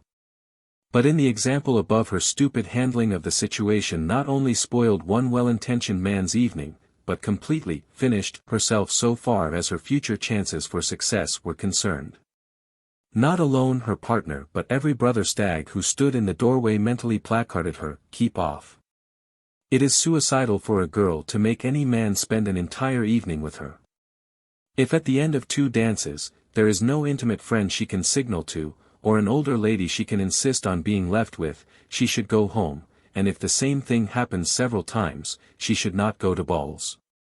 For the reasons given above, there is little that a hostess or host can do, unless a promise of release is held out, and that in itself is a deplorable situation, a humiliation that no young girl's name should be submitted to. And yet there it is. It is only necessary for a hostess to say, "I want to introduce you to a charming," and she is already speaking to the air. Boston hostesses solve the problem of a young girl's success in a ballroom in a way unknown in New York, by having ushers. Ushers. Each hostess chooses from among the best-known young men in society, who have perfect address and tact, a number to act as ushers. They are distinguished by white boutonnieres, like those worn by ushers at a wedding, and they are deputy hosts. It is their duty to see that wallflowers are not left decorating the seats in the ballroom, and it is also their duty to relieve a partner who has too long been planted beside the same rosebud. The ushers themselves have little chance to follow their own inclinations, and unless the honor of being chosen by a prominent hostess has some measure of compensation, the appointment, since it may not be refused, is a doubtful pleasure. An usher has the right to introduce anyone to anyone without knowing either principal personally and without asking any lady's permission. He may also ask a lady, if he has a moment to himself, to dance with him, whether he has ever met her or not, and he can also leave her promptly, because any stag called upon by an usher must dance. The usher in turn must release every stag he calls upon by substituting another, and the second by a third, and so on. In order to make a ball go, meaning to keep everyone dancing, the ushers have on occasions to spend the entire evening in relief work. At a ball where there are ushers, a girl standing or sitting alone would at once be rescued by one of them, and a rotation of partners presented to her. If she is hopeless, meaning neither pretty nor attractive nor a good dancer, even the ushers are in time forced to relieve her partners and take her to a dowager friend of the hostess, beside whom she will be obliged to sit until she learns that she must seek her popularity otherwhere than at balls. On the other hand, on an occasion when none of her friends happen to be present, the greatest belle of the year can spend an equally deadly evening. The dance program. The program or dance card of public balls and college class dances has undeniable advantages. A girl can give as many dances as she chooses to whomever she chooses. And a man can be sure of having not only many but uninterrupted dances with the one he most wants to be with, provided she is willing. Why the dance card is unheard of at private balls in New York is hard to determine, except that fashionable society does not care to take its pleasure on schedule. The gilded youth likes to dance when the impulse moves him. He also likes to be able to stay or leave when he pleases. In New York there are often 2 or 3 dances given on the same evening, and he likes to drift from one to the other just as he likes to drift from one partner to another, or not dance at all if he does not want to. A man who writes himself down for the 10th jazz must be eagerly appearing on the stroke of the first bar. Or if he does not engage his partners busily at the opening of the evening, he cannot dance at all. He may not want to, but he hates not being able to. So again we come back to the present situation and the problem of the average young girl whose right it is, because of her youth and sweetness, to be happy and young, and not to be terrified, wretched and neglected. The one and only solution seems to be for her to join a group. The flock system of the wise fledglings. If a number of young girls and young men come together, better yet, if they go everywhere together, always sit in a flock, always go to supper together, always dance with one another, they not only have a good time but they are sure to be popular with drifting odd men also. If a man knows that having asked a girl to dance, one of her group will inevitably cut in, he is eager to dance with her. Or if he can take her to the others, when they have danced long enough, he is not only delighted to be with her for a while but to sit with her, and the others, off and on throughout that and every other evening. Because since there are always some of them together, he can go again the moment he chooses. Certain groups of clever girls sit in precisely the same place in a ballroom, to the right of the door, or the left, or in a corner. One might almost say they form a little club, they dance as much as they like, but come back home between whiles. They all go to supper together, and whether individuals have partners or not is scarcely noticeable, nor even known by themselves. No young girl, unless she is a marked favorite, should ever go to a ball alone. If her especial flock has not as yet been systematized, she must go to a dinner before every dance, so as to go, and stay, with a group. If she is not asked to dinner, her mother must give one for her. Or she must have at least one dependable beau, or better, 2, who will wait for her and look out for her. Maid goes with her. A young girl who goes to a ball without a chaperone, meaning of course a private ball, takes a maid with her who sits in the dressing room the entire evening. Not only is it thought proper to have a maid waiting, but nothing can add more to the panic of a partnerless girl than to feel she has not even a means of escape by going home. She can always call a taxi as long as her maid is with her, and go. Otherwise she either has to stay in the ballroom or sit forlorn among the visiting maids in the dressing room. What makes a young girl a ballroom success? Much of the above is so pessimistic one might suppose that a ballroom is always a chamber of torture and the young girl taken as an example above. A very drab and distorted caricature of what a real young girl should be and is. But remember, the young girl who is a belle of the ballroom needs no advice on how to manage a happy situation, no thought spent on how to make a perfect time better. The ballroom is the most wonderful stage setting there is for the girl who is a ballroom success. And for this, especial talents are needed just as they are for art or sport or any other accomplishment. The great ballroom success, first and foremost, dances well. Almost always she is pretty. Beauty counts enormously at a ball.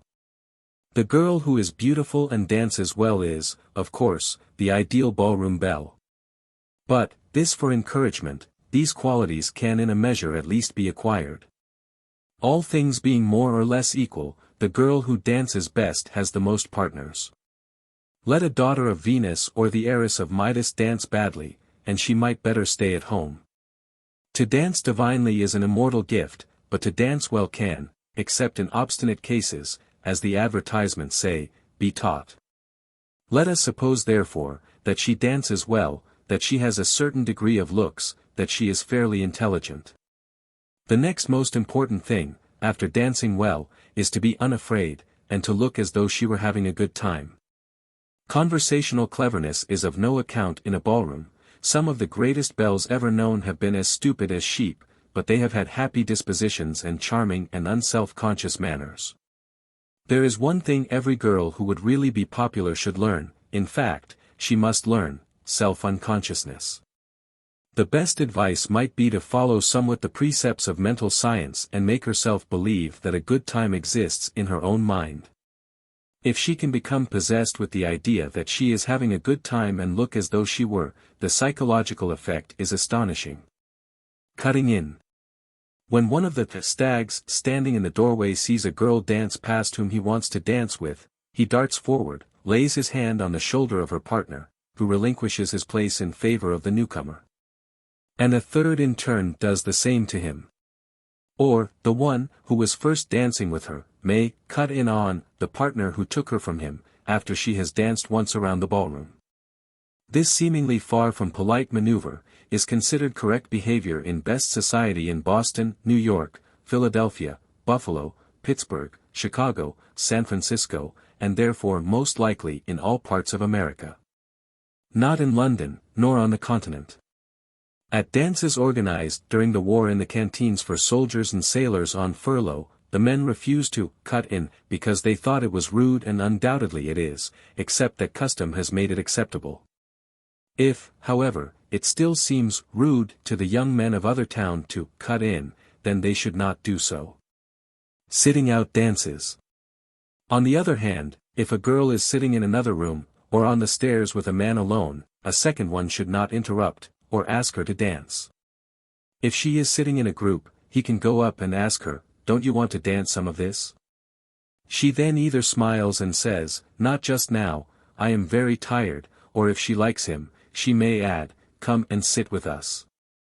To refuse to dance with one man and then immediately dance with another is an open affront to the first one, excusable only if he was intoxicated or otherwise actually offensive, so that the affront was both intentional and justifiable. But under ordinary circumstances, if she is dancing, she must dance with everyone who asks her. If she is not dancing, she must not make exceptions. An older lady can very properly refuse to dance and then perhaps dance briefly with her son or husband, without hurting her guest's proper pride. But having refused to dance with one gentleman, she must not change her mind and dance later with another. A young girl who is dancing may not refuse to change partners when another cuts in. This is the worst phase of the cutting in custom. Those who particularly want to dance together are often unable to take more than a dozen steps before being interrupted. Once in a while a girl will shake her head no to a stag who darts toward her. But that is considered rude. A few others have devised dancing with their eyes shut as a signal that they do not want to be cut in on.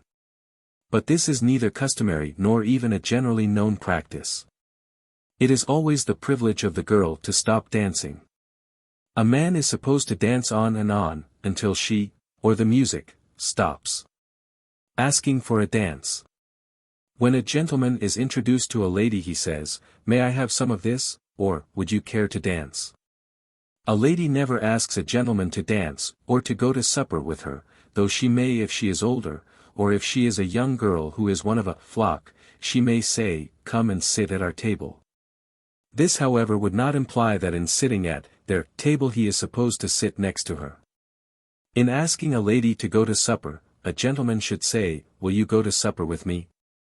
Or, "May I take you to supper?" He should never say, "Have you a partner?" as she is put in an awkward position in having to admit that she has none. A ball is not a dancing school. Since a girl may not without rudeness refuse to dance with a man who cuts in. A man who does not know how to dance is inexcusably inconsiderate if he cuts in on a good dancer and compels a young girl to become instructress for his own pleasure with utter disregard of hers. If at home, or elsewhere, a young girl volunteers to teach him, that is another matter, but even so, the ballroom is no place to practice, unless he is very sure that his dancing is not so bad as to be an imposition on his teacher.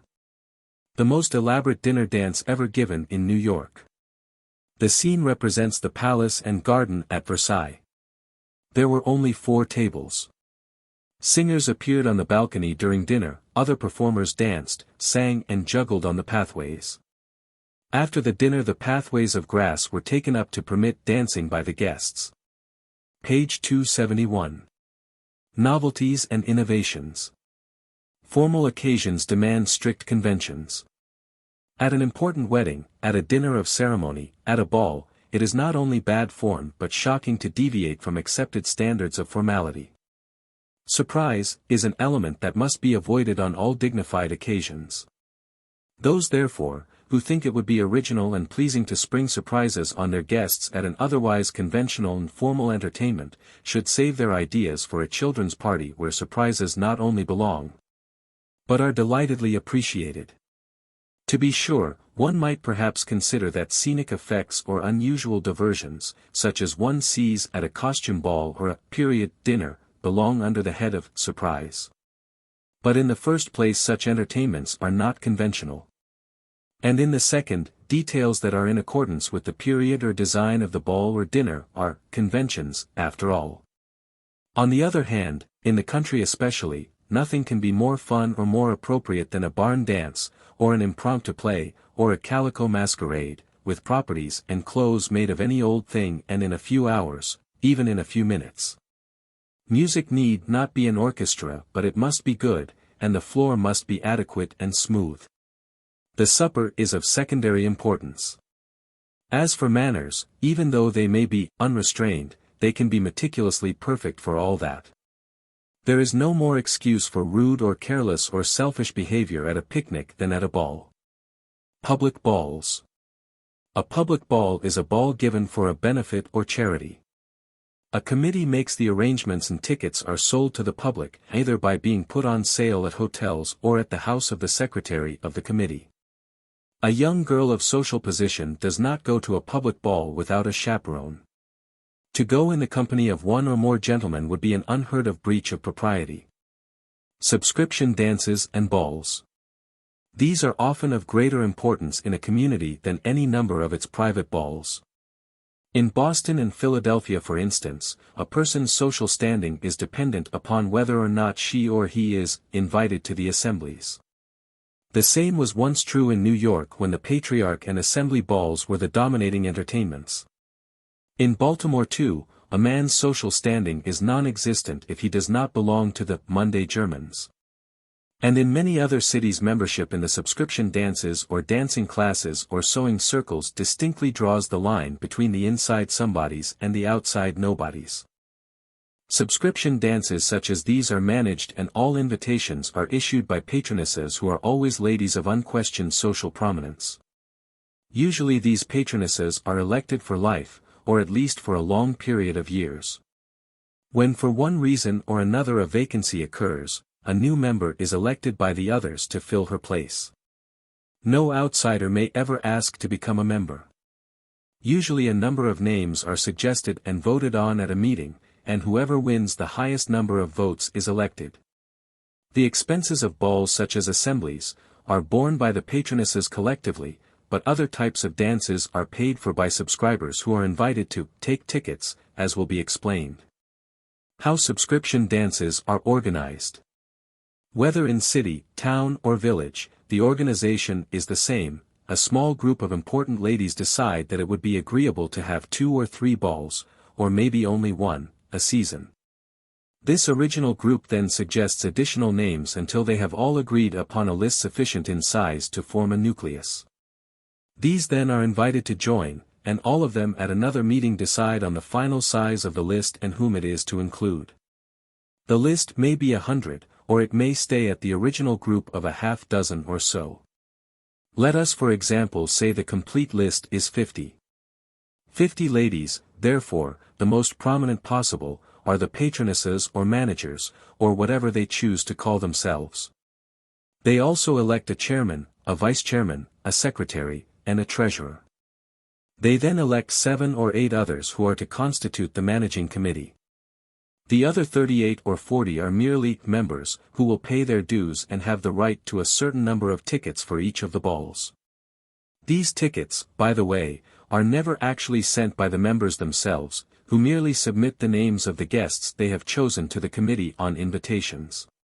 This is the only practical way to avoid duplication. Otherwise, let us say that Mrs. Oldname, Mrs. Worldly, Mrs. Norman and Mrs. Gilding each send their 2 tickets to the young Smartlingtons, which would mean that the Smartlingtons would have to return 3, and those 3 invitations would start off on a second journey perhaps to be returned again. On the other hand, if each patroness sends in a list, the top names which have not yet been entered in the invitation book are automatically selected, and the committee notify her to whom her invitations went. There is also another very important reason for the sending in of every name to the committee: exclusiveness. Otherwise the balls would all too easily deteriorate into the character of public ones.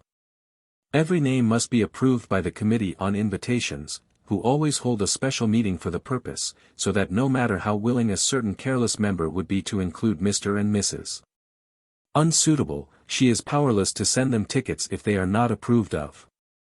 As a matter of fact, there is rarely any question of withholding invitations, since a serious objection would have to be sustained against one to warrant such an action on the part of the committee.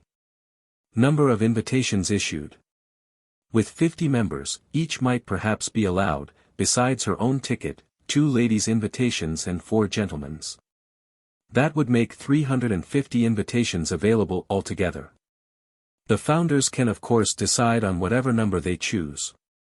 Patronesses can also exchange tickets. One who might want to ask a double number of guests to the first assembly, can arrange with another to exchange her second assembly invitations for first ones. Also, it often happens that the entire list sent in by a member has already been included, and not wanting to use her tickets, she gives them to another member who may have a debutante daughter and therefore be in need of extra ones. Bachelor balls, like the Monday Germans of Baltimore, are run by the gentlemen instead of the ladies. Otherwise they are the same as the assemblies. Other forms of subscription dances. Other forms are somewhat different in that instead of dividing the expenses between members who jointly issue invitations to few or many guests, the committee of 10, we will say, invites either all the men who are supposed to be eligible or all the young girls, to subscribe to a certain number of tickets. For instance, dances known usually as junior assemblies or the holiday dances are organized by a group of ladies, the mothers, usually, of debutantes. The members of the organization are elected just as the others are, for life. But they are apt after a few years, when their daughters are too old, to resign in favor of others whose daughters are beginning to be grown. The débutantes of highest social position are invited to become members. Each one pays dues and has the privilege of asking 2 men to each dance. Mothers are not expected to go to these dances unless they are themselves patronesses. Sometimes young women go to these dances until they marry. Often they are for débutantes, but most often they are for girls the year before they come out, and for boys who are in college. Patronesses receive. At a subscription dance where patronesses take the place of a hostess, about 4 of these ladies are especially selected by the ball committee to receive. They always stand in line and bow to each person who is announced, but do not shake hands. The guest arriving also bows to the hostesses collectively, not 4 times. A lady, for instance, is announced, she takes a few steps toward the receiving line and makes a slight courtesy, the ladies receiving make a courtesy in unison, and the guest passes on. A gentleman bows ceremoniously, the way he was taught in dancing school, and the ladies receiving incline their heads. Chapter 80th Débutante. How a young girl is presented to society. Any one of various entertainments may be given to present a young girl to society. The favorite and most elaborate of these, but possible only to parents of considerable wealth and wide social acquaintance, is a ball. Much less elaborate, but equal in size, and second in favor today, is an afternoon tea with dancing. Third, and gaining in popularity, is a small dance, which presents the débutante to the younger set and a few of her mother's intimate friends. Fourth, is a small tea without music. Fifth, the mere sending out of the mother's visiting card with the daughter's name engraved below her own, announces to the world that the daughter is eligible for invitations. A ball for a débutante. A ball for a débutante differs in nothing from all other balls excepting that the débutante receives standing beside the hostess, and furthest from the entrance, whether that happens to be on the latter's right or left. The guests as they mount the stairs or enter the ballroom and are announced, approach the hostess first, who, as she shakes hands with each, turns to the débutante and says, "Mrs. Worldly, my daughter." Or, "Cynthia, I want to present you to Mrs. Worldly." "Want to" is used on this occasion because "may I" is too formal for a mother to say to her child. A friend would probably know the daughter, in any event the mother's introduction would be, "You remember Cynthia, don't you?" Each arriving guest always shakes hands with the débutante as well as with the hostess, and if there is a queue of people coming at the same time, there is no need of saying anything beyond, "How do you do?" and passing on as quickly as possible. If there are no others entering at the moment, each guest makes a few pleasant remarks. A stranger, for instance, would perhaps comment on how lovely, and many, the débutante's bouquets are, or express a hope that she will enjoy her winter, or talk for a moment or two about the gaiety of the season, or the lack of balls. Or anything that shows polite interest in the young girl's first glimpse of society. A friend of her mother might perhaps say, "You look too lovely, Cynthia dear, and your dress is enchanting." Personal compliments, however, are proper only from a close friend. No acquaintance, unless she is quite old, should ever make personal remarks. An old lady or gentleman might very forgivably say, "You don't mind, my dear, if I tell you how sweet I think you look, or, what a pretty frock you have on." But it is bad taste for a young woman to say to another, "What a handsome dress you have on," and worst of all to add, "Where did you get it?" The young girl's particular friends are, of course, apt to tell her that her dress is wonderful, or more likely, simply divine. It is customary in most cities to send a débutante a bouquet at her coming out party. They may be bouquets really, or baskets, or other decorative flowers, and are sent by relatives, friends of the family, her father's business associates, as well as by young men admirers. These bouquets are always banked near and if possible, around the place the débutante stands to receive. If she has great quantities, they are placed about the room wherever they look most effective. The débutante usually holds one of the bouquets while receiving, but she should remember that her choice of this particular one among the many sent her is somewhat pointed to the giver.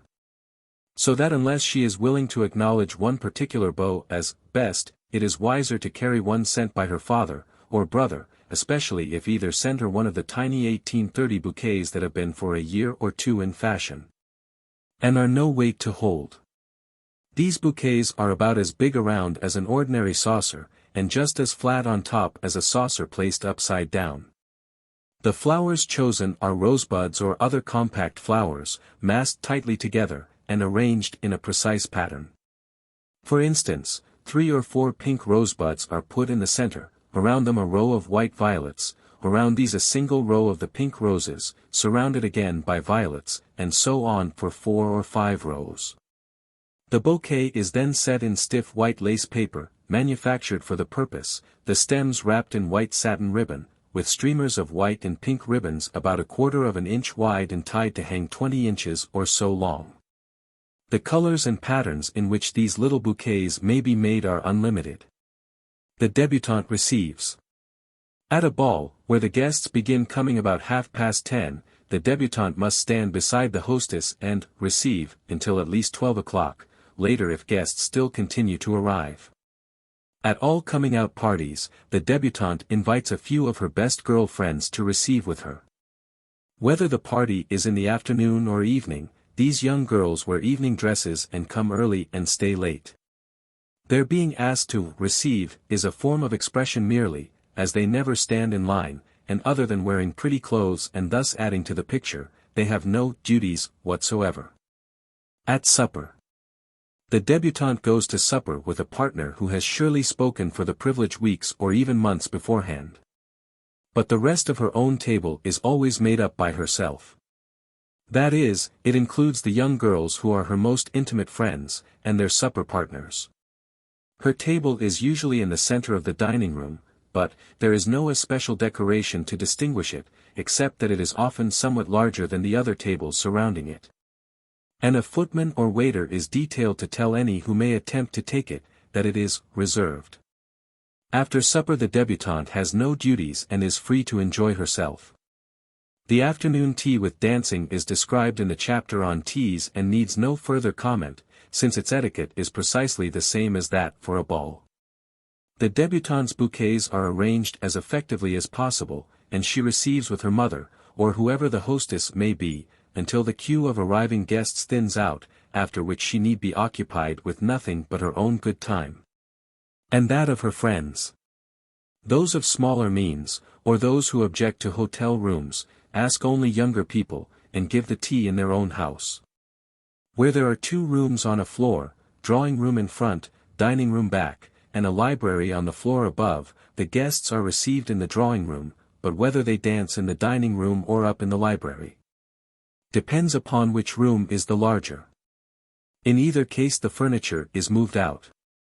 If possible the smallest room should be used to receive in, the largest to dance in, and the tea table should be set in the medium one.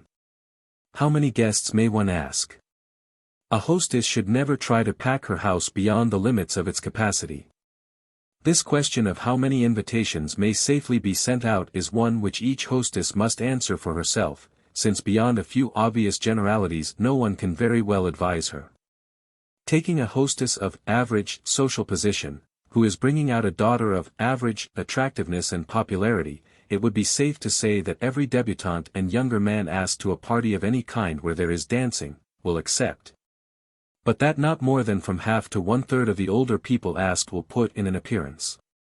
Lavish parties giving way to simple ones. A ball, by the way, is always a general entertainment, meaning that invitations are sent to the entire dinner list, not only actual but potential, of the host and hostess, as well as to the younger people who are either themselves friends of the débutante, or daughters and sons of the friends, and acquaintances of the hostess.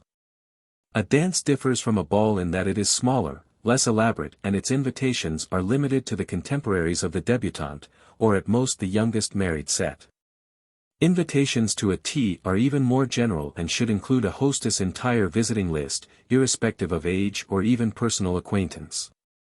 The old-fashioned visiting list of the young hostess included the entire list of her mother, plus that of her mother-in-law, to which was added all the names acquired in her own social life. It can easily be seen that this list became a formidable volume by the time her daughter was old enough to come out, and yet this entire list was supposed to be included in all general invitations. In the present day, however, at least in New York, there is a growing tendency to eliminate these general or impersonal invitations. In smartest society, it is not even considered necessary that a general entertainment be given to introduce a daughter. In New York last winter there were scarcely a dozen private balls all told.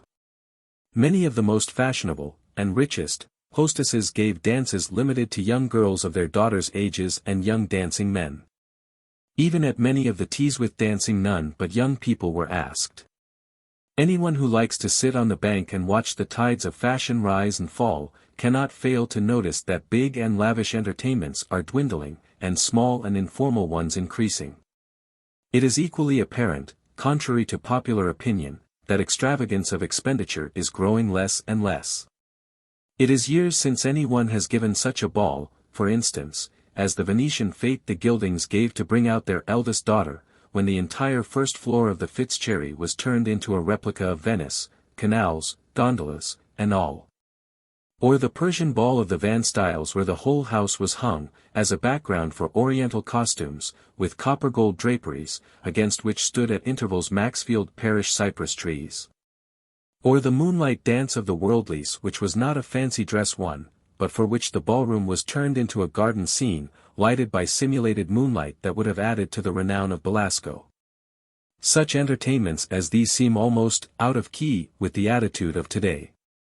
For although fancy dress and elaborate parties are occasionally given, they are not usually given for débutantes, nor on the scale of those mentioned above. The débutante's dress. At a ball, the débutante wears her very prettiest ball dress.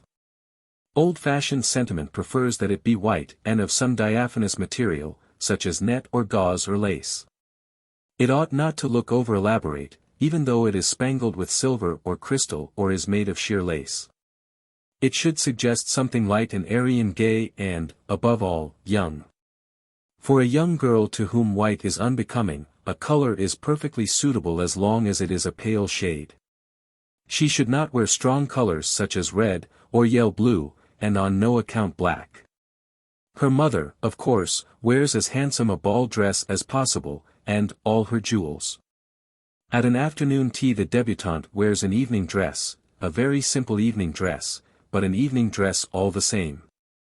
Usually a very pale color, and quite untrimmed, such as she might wear at home for dinner. Her mother wears an afternoon dress, not an evening one. Both mother and daughter wear long gloves, and neither they, nor the young girls receiving, wear hats. To describe the details of clothes is futile. Almost before this page comes from the printer, the trend may quite likely change. But the tendency of the moment is toward greater simplicity, in effect at all events. In confidence to a débutante. Let us pretend a worldly old godmother is speaking, and let us suppose that you are a young girl on the evening of your coming-out ball. You are excited, of course you are. It is your evening, and you are a sort of little princess. There is music, and there are lights, and there are flowers everywhere, a great ballroom massed with them, tables heaped with bouquets, all for you. You have on an especially beautiful dress, one that was selected from among many others, just because it seemed to you the prettiest. Even your mother and married sister who, en grande tenue, have always seemed to you dazzling figures, have for the moment become, for all their brocades and jewels, merely background, and you alone are the center of the picture. Up the wide staircase come throngs of fashionables, who mean the world. They are coming on purpose to bow to you. You can't help feeling that the glittering dresses, the tiaras, the ropes of pearls and chains of diamonds of the dowagers, the stiff white shirt fronts and boutonnieres and perfectly fitting coats of the older gentlemen, as well as the best clothes of all the younger people, were all put on for you. You shake hands and smile sweetly to a number of older ladies and shake hands with an equal number of gentlemen, all very politely and properly. Then suddenly, halfway up the stairs you see Betty and Anne and Fred and Ollie. Of course your attention is drawn to them. You are vaguely conscious that the butler is shouting some stupid name you never heard of, that you don't care in the least about. Your mother's voice is saying, Mrs. ZZZZZZ. Impatiently you give your hand to someone, you haven't the slightest idea who it is. So far as your interest is concerned, you might as well be brushing away annoying flies. Your smiles are directed to Betty and Ann. As they reach the top of the stairs you dart forward and enter into an excited conversation, deliberately overlooking a lady and gentleman who, without trying further to attract your attention, pass on. Later in the winter you will perhaps wonder why you alone among your friends are never asked to great estates. The lady and gentleman of whom you are so rudely unaware, happen to be Mr. and Mrs. Worldly, and you have entirely forgotten that you are a hostess, and furthermore that you have the whole evening, beginning at supper, when you can talk to these friends of yours. You can dance with Fred and Ollie and Jimmy all the rest of the evening, you can spend most of your time with them for the rest of your life if you and they choose. But when you are out in public, above all at a party which is for you, your duty in commonest civility is to overcome your impulses, and behave as a grown-up person, and a well-bred grown-up person at that. It takes scarcely more than 10 seconds to listen to the name that is said to you, to look directly and attentively at the one to whom the name belongs, to put out your hand firmly as you would take hold of something you like. Not something that you feel an aversion to, and with a smile say, "How do you do?" At your ball your mother says, "Mrs. Worldly, my daughter." You look directly at Mrs. Worldly, put out your hand, say, "How do you do, Mrs. Worldly?" And she passes on. It takes no longer to be cordial and attentive than to be distrait and casual and rude, yet the impression made in a few seconds of actual time may easily gain or lose a friend for life. When no other guests are arriving, you can chatter to your own friends as much as you like, but as you turn to greet another stranger, you must show pleasure, not annoyance, in giving him your attention. A happy attitude to cultivate is to think in your own mind that new people are all packages in a grab bag, and that you can never tell what any of them may prove to be until you know what is inside the outer wrappings of casual appearances. To be sure, the old woman of the fairy tale, who turns out to be a fairy in disguise, is not often met with in real life, but neither is her approximate counterpart an impossibility. As those who have sent you flowers approach, you must thank them. You must also write later an additional note of thanks to older people. But to your family or your own intimate friends, the verbal thanks, if not too casually made, are sufficient. A few don'ts for débutantes. Don't think that because you have a pretty face, you need neither brains nor manners. Don't think that you can be rude to anyone and escape being disliked for it. Whispering is always rude. Whispering and giggling at the same time have no place in good society. Everything that shows lack of courtesy toward others is rude. If you would be thought a person of refinement, don't nudge or pat or finger people. Don't hold hands or walk arm about waist in public. Never put your hand on a man, except in dancing and in taking his arm if he is usher at a wedding or your partner for dinner or supper. Don't allow anyone to paw you. Don't hang on anyone for support, and don't stand or walk with your chest held in, and your hips forward, in imitation of a reversed letter S. Don't walk across a ballroom floor swinging your arms. Don't talk or laugh loud enough to attract attention, and on no account force yourself to laugh. Nothing is flatter than laughter that is lacking in mirth. If you only laugh because something is irresistibly funny, the chances are your laugh will be irresistible too. In the same way a smile should be spontaneous, because you feel happy and pleasant. Nothing has less allure than a mechanical grimace, as though you were trying to imitate a toothpaste advertisement. Where are the bells of yesterday? In olden days and until a comparatively short while ago, a young girl's social success was invariably measured by her popularity in a ballroom. It was the girl who had the most partners, who least frequently sat against the wall, who carried home the greatest quantity of the baubles known as favors, who was that evening's and usually the season's belle. But today, although ballroom popularity is still important as a test by which a young girl's success is measured, it is by no means the beginning and end that it used to be. As repeated several times in this book, the day of the belle is past. Beaux belong to the past too. Today is the day of woman's equality with man, and if in proving her equality she has come down from a pedestal. Her pedestal was perhaps a theatrical property, at best, and not to be compared for solid satisfaction with the level ground of the entirely real position she now occupies.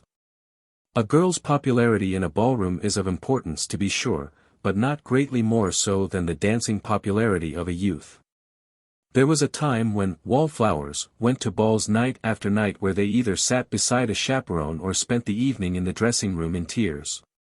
Today a young girl who finds she is not a ballroom success avoids ballrooms and seeks her success otherwhere.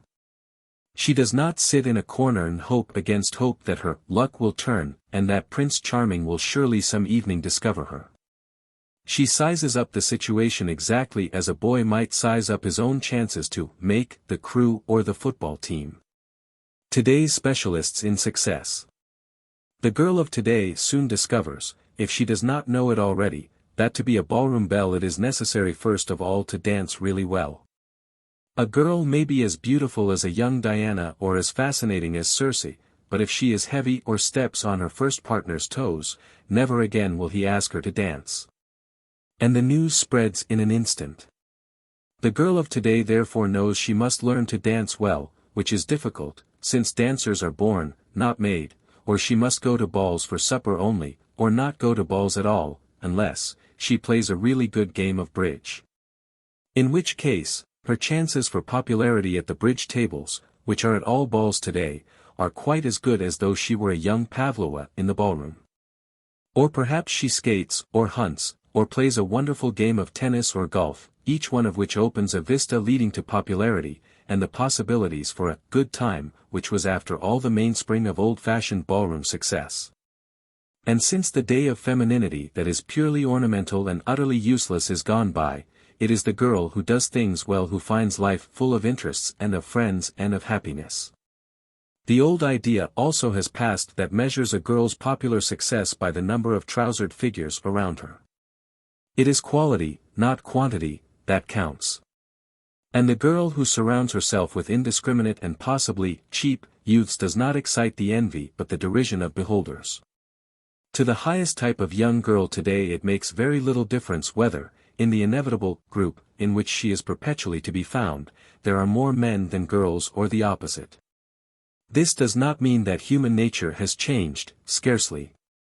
There always are and doubtless always will be any number of women to whom admiration and flirtation is the very breath of their nostrils, who love to parade a beau just as they love to parade a new dress. But the tendencies of the time do not encourage the flirtatious attitude. It is not considered a triumph to have many love affairs, but rather an evidence of stupidity and bad taste. Frankness of today. A young man playing tennis with a young girl a generation ago would have been forced patiently to toss her gentle balls and keep his boredom to himself, or he would have held her chin in his hand, while he himself stood shivering for hours in 3 feet of water, and tried his best to disguise his opinion as to the hopelessness of her ever learning to swim. Today he would frankly tell her she had better play tennis for a year or 2 with a marker, or struggle at swimming by herself, and any sensible girl would take that advice for what she really is. Instead of depending upon beauty, upon sex appeal, the young girl who is the success of today depends chiefly upon her actual character and disposition. It is not even so necessary to do something well as to refrain from doing things badly. If she is not good at sports, or games, or dancing, then she must find out what she is good at and do that. If she is good for nothing but to look in the glass and put rouge on her lips and powder her nose and pat her hair, life is going to be a pretty dreary affair. In other days beauty was worshipped for itself alone, and it has votaries of sorts today. But the best type of modern youth does not care for beauty, as his father did. In fact, he doesn't care a bit for it, if it has nothing to go with it, any more than he cares for butter with no bread to spread it on. Beauty and wit, and heart, and other qualifications or attributes is another matter altogether. A gift of more value than beauty is charm, which in a measure is another word for sympathy, or the power to put yourself in the place of others. To be interested in whatever interests them, so as to be pleasing to them, if possible, but not to occupy your thoughts in futilely wondering what they think about you. Would you know the secret of popularity? It is unconsciousness of self, altruistic interest, and inward kindliness, outwardly expressed in good manners. Chapter XIXTHE Chaperone and Other Conventions. A gloomy word. Of course there are chaperones and chaperones. But it must be said that the very word has a repellent schoolteacherish sound. One pictures instinctively a humorless tyrant whose correct manner plainly reveals her true purpose, which is to take the joy out of life. That she can be, and often is, a perfectly human and sympathetic person, whose unselfish desire is merely to smooth the path of one who is the darling of her heart. In nothing alters the feeling of gloom that settles upon the spirit of youth at the mention of the very word chaperone. Freedom of the chaperoned. As a matter of fact, the only young girl who is really free is she whose chaperone is never very far away. She need give conventionality very little thought, and not bother about her P's and Q's at all, because her chaperone is always a strong and protective defense. But a young girl who is unprotected by a chaperone is in the position precisely of an unarmed traveler walking alone among wolves. His only defense is in not attracting their notice. To be sure, the time has gone by when the presence of an elderly lady is indispensable to every gathering of young people. Young girls for whose sole benefit and protection the chaperone exists, she does not exist for her own pleasure, youthful opinion to the contrary notwithstanding, have infinitely greater freedom from her surveillance than had those of other days. And the typical chaperone is seldom seen with any but very young girls, too young to have married friends. Otherwise a young married woman, a bride perhaps scarcely out of her teens, is, on all ordinary occasions, a perfectly suitable chaperone, especially if her husband is present. A very young married woman gaddying about without her husband is not a proper chaperone. There are also many occasions when a chaperone is unnecessary. It is considered perfectly correct for a young girl to drive a motor by herself, or take a young man with her, if her family know and approve of him, for any short distance in the country. She may play golf, tennis, go to the country club, or golf club, if nearby, sit on the beach, go canoeing, ride horseback, and take part in the normal sports and occupations of country life. Young girls always go to private parties of every sort without their own chaperone, but the fact that a lady issues an invitation means that either she or another suitable chaperone will be present. The best chaperone herself.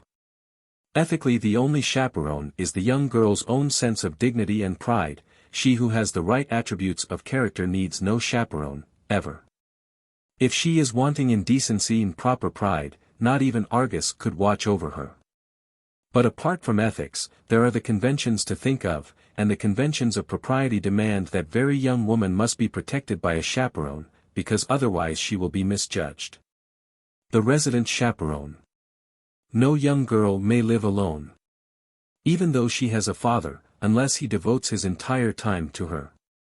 She must also have a resident chaperone who protects her reputation until she is married or old enough to protect it herself, which is not until she has reached a fairly advanced age, of perhaps 30 years or over if she is alone.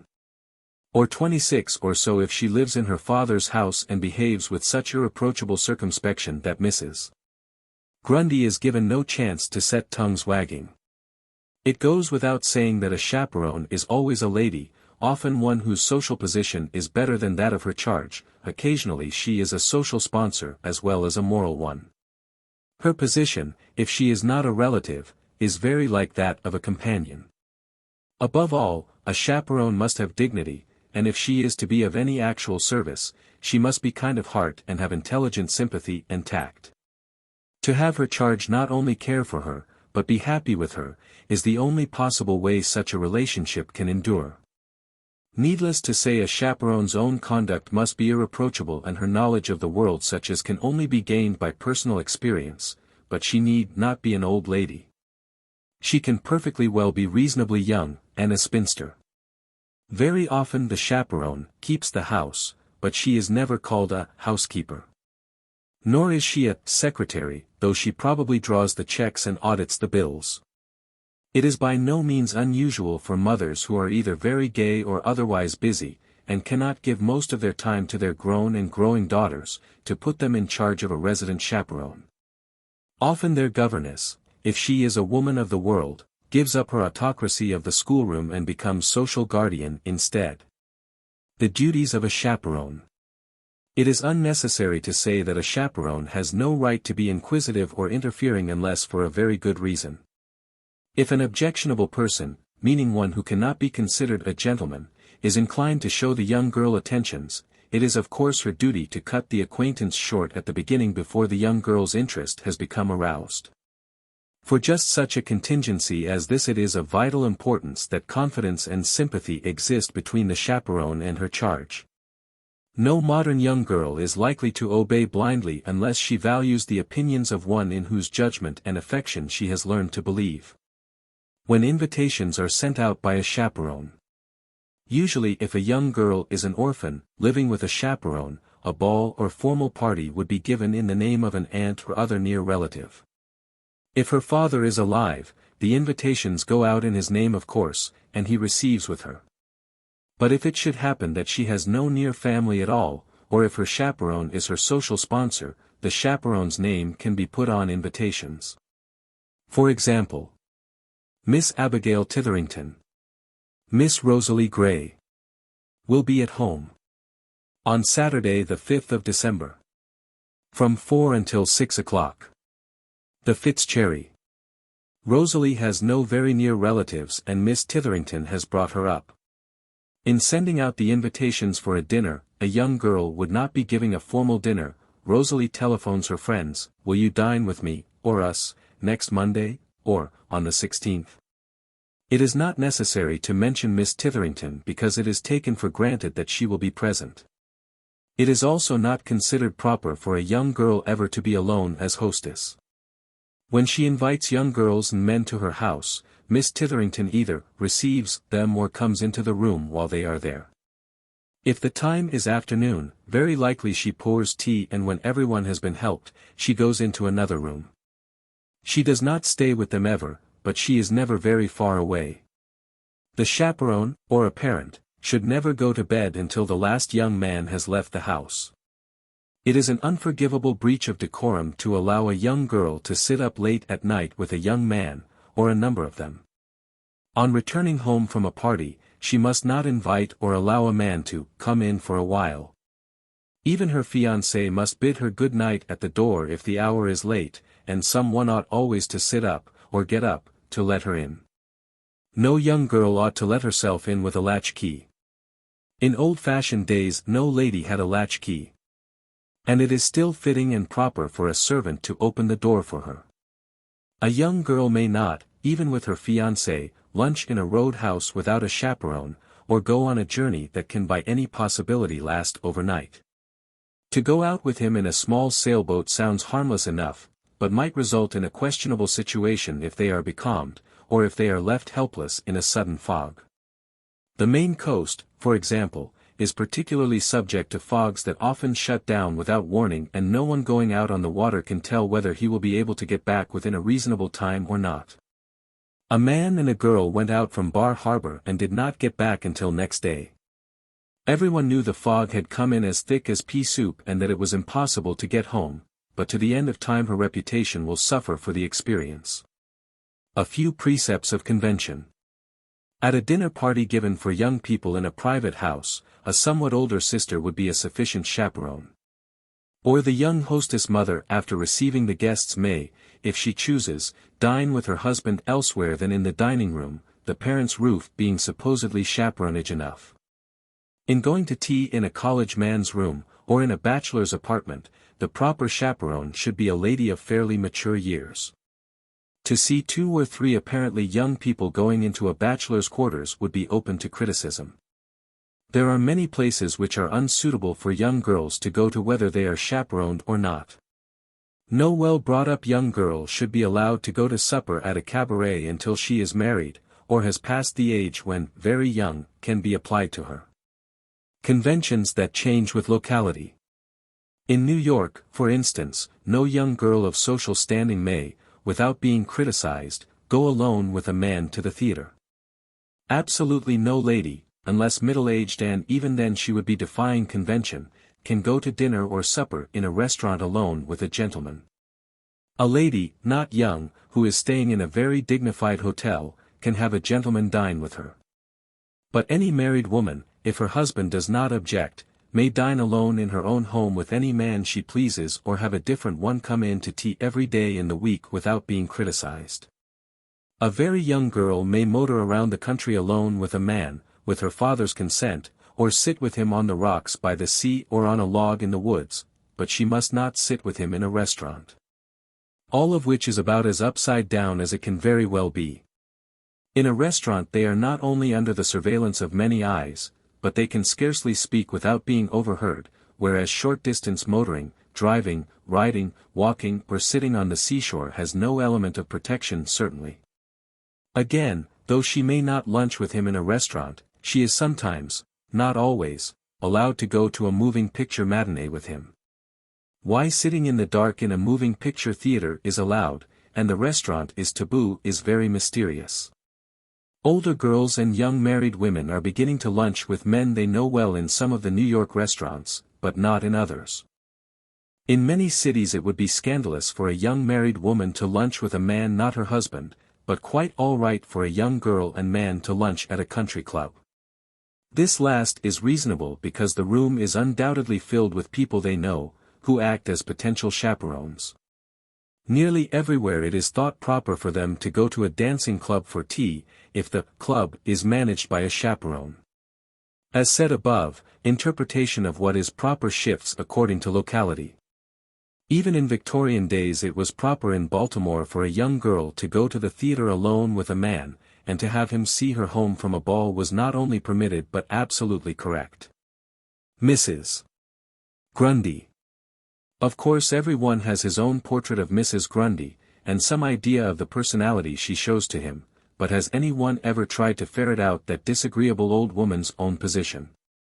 To find out where she lives and why she has nothing to do but meddle in affairs which do not concern her. Is she a lady? One would imagine she is not.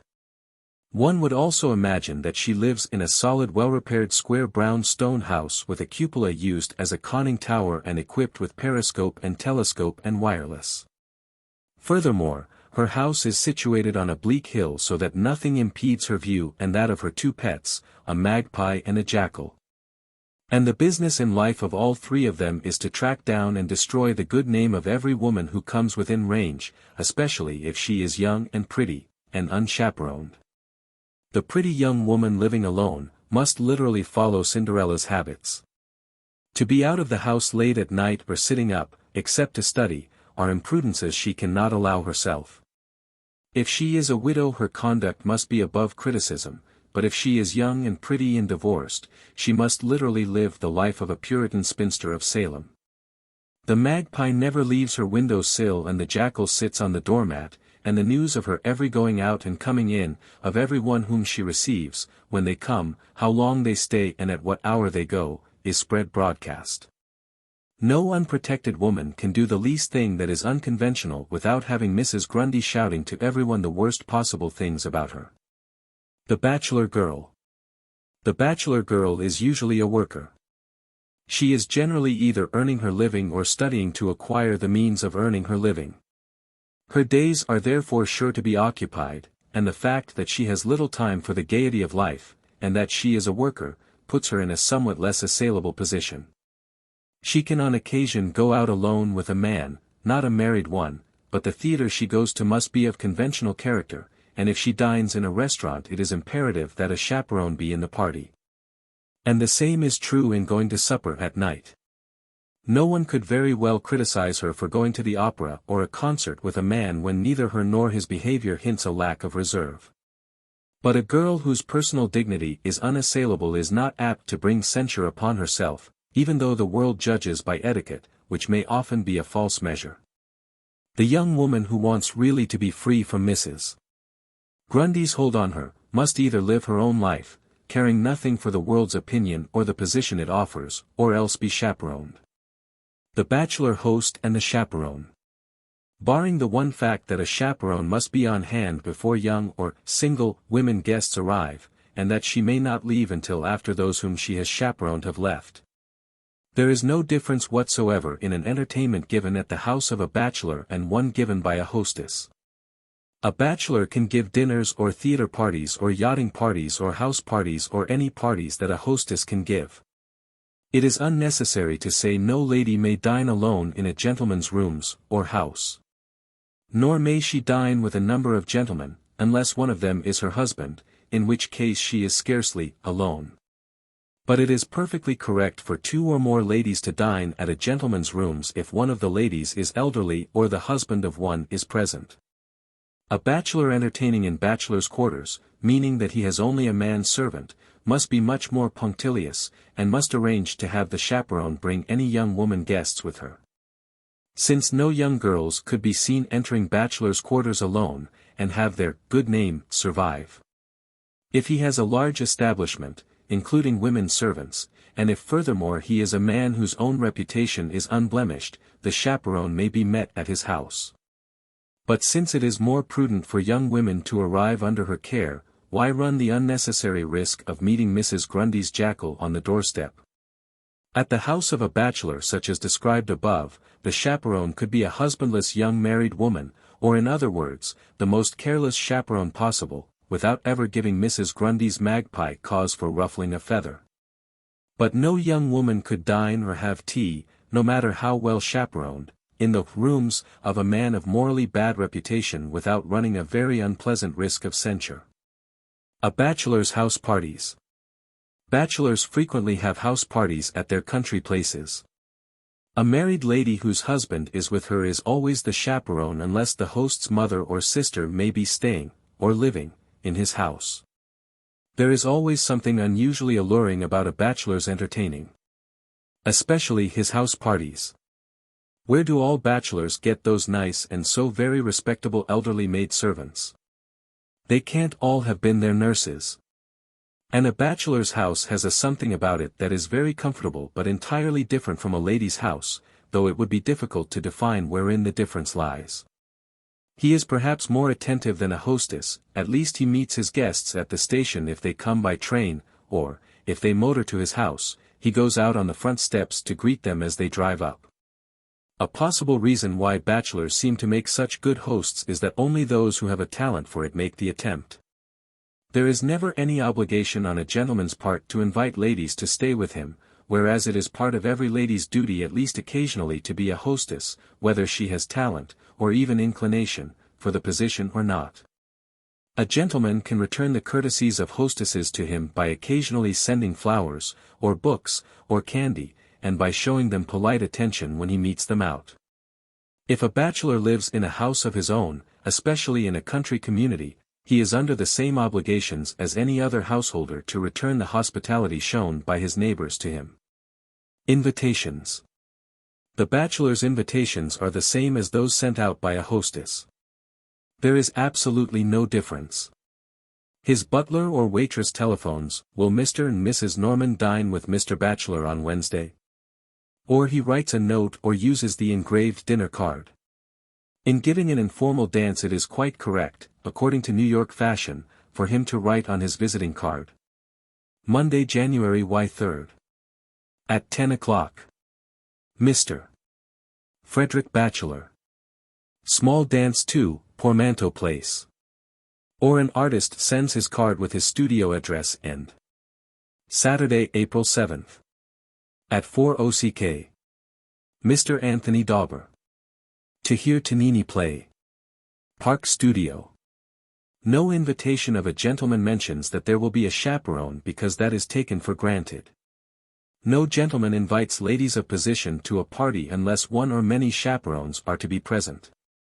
A very young girl never goes even to an unmarried doctor's or a clergyman's, unless the latter is very elderly, without a chaperone, who in this instance may be a semi-elderly maid. A lady having her portrait painted always takes a woman friend, or her maid, who sits in the studio, or at least within sight or hearing. Chapters. Engagements. Courtship. So long as romance exists and le chinvar remains young manhood's ideal, love at first sight and marriage in a week is within the boundaries of possibility. But usually, and certainly more wisely, a young man is for some time attentive to a young woman before dreaming of marriage.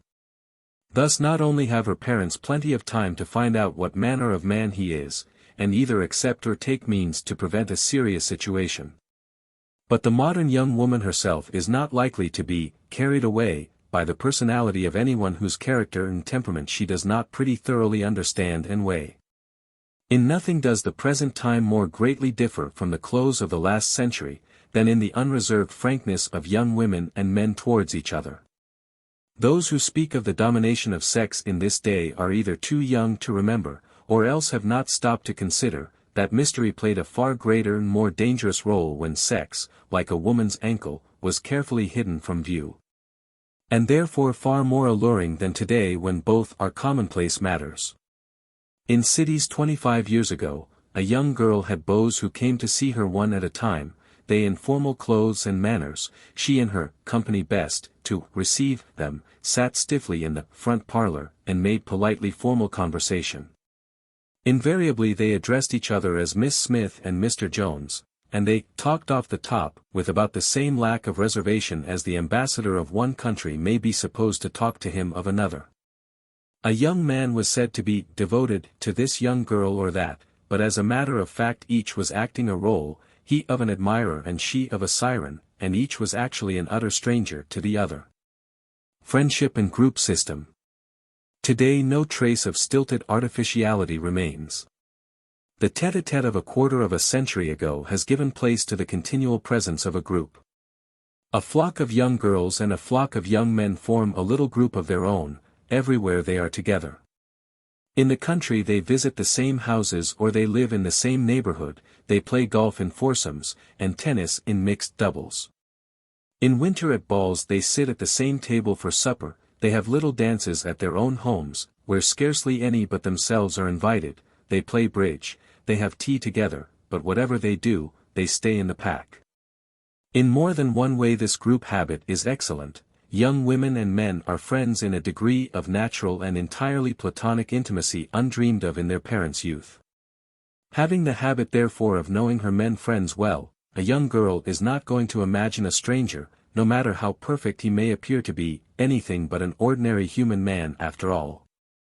And in finding out his bad points as well as his good, she is aided and abetted, encouraged or held in check, by the members of the group to which she belongs. Suppose, for instance, that a stranger becomes attentive to Mary.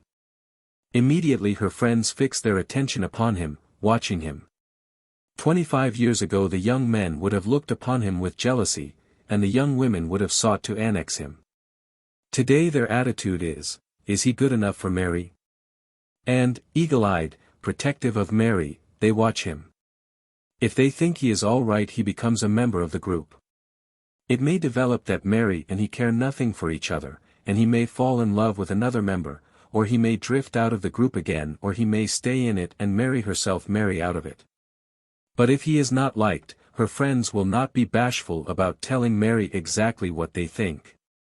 And they will find means usually, unless their prejudice is without foundation, to break up the budding friendship far better than any older person could do. If she is really in love with him and determined to marry in spite of their frankly given opinion, she at least makes her decision with her eyes open. There are also occasions when a young woman is persuaded by her parents into making a suitable marriage, there are occasions when a young woman persists in making a marriage in opposition to her parents. But usually a young man either belongs in or joins her particular circle of intimate friends, and one day, it may be to their own surprise, though seldom to that of their intimates, they find that each is the only one in the world for the other. And they become engaged. First duty of the accepted suitor. If a young man and his parents are very close friends it is more than likely he will already have told them of the seriousness of his intentions. Very possibly he has asked his father's financial assistance, or at least discussed ways and means, but as soon as he and she have definitely made up their minds that they want to marry each other, it is the immediate duty of the man to go to the girl's father or her guardian, and ask his consent. If her father refuses, the engagement cannot exist. The man must then try, through work or other proof of stability in seriousness, to win the father's approval. Failing in that, the young woman is faced with dismissing him or marrying in opposition to her parents. There are, of course, unreasonable and obdurate parents, but it is needless to point out that a young woman assumes a very great risk who takes her future into her own hands and elopes. But even so, there is no excuse for the most unfilial act of all, deception. The honorable young woman who has made up her mind to marry in spite of her parents' disapproval, announces to them, if she can, that on such and such a day her wedding will take place. If this is impossible, she at least refuses to give her word that she will not marry. The height of dishonor is to give her word and then break it. The approved engagement. Usually, however, when the young man enters the study or office of her father, the latter has a perfectly good idea of what he has come to say and, having allowed his attentions, is probably willing to accept his daughter's choice. And the former, after announcing that the daughter has accepted him, goes into details as to his financial standing and prospects. If the finances are not sufficiently stable, the father may tell him to wait for a certain length of time before considering himself engaged, or if they are satisfactory to him, he makes no objection to an immediate announcement. In either case, the man probably hurries to tell the young woman what her father has said, and if he has been very frequently at the house, very likely they both tell her mother and her immediate family, or, more likely still, she has told her mother first of all. His parents call on hers. As soon as the young woman's father accepts the engagement, etiquette demands that the parents of the bridegroom-elect call at once, within 24 hours, upon the parents of the bride-to-be. If illness or absence prevents one of them, the other must go alone. If the young man is an orphan, his uncle, aunt or other nearest relative should go in the parent's place. Not even deep mourning can excuse the failure to observe this formality. The engagement ring. It is doubtful if he who carries a solitaire ring enclosed in a little square box and produces it from his pocket upon the instant that she says, yes, exists outside of the moving pictures. As a matter of fact, the accepted suitor usually consults his betrothed's taste, which of course may be gratified or greatly modified, according to the length of his purse, or he may, without consulting her, buy what ring he chooses. A solitaire diamond is the conventional emblem of the singleness and endurability of the one love in his life, and the stone is supposed to be pure and flawless as the bride herself, and their future together, or sentiments equally beautiful. There is also sentiment for a sapphire's depth of true blue.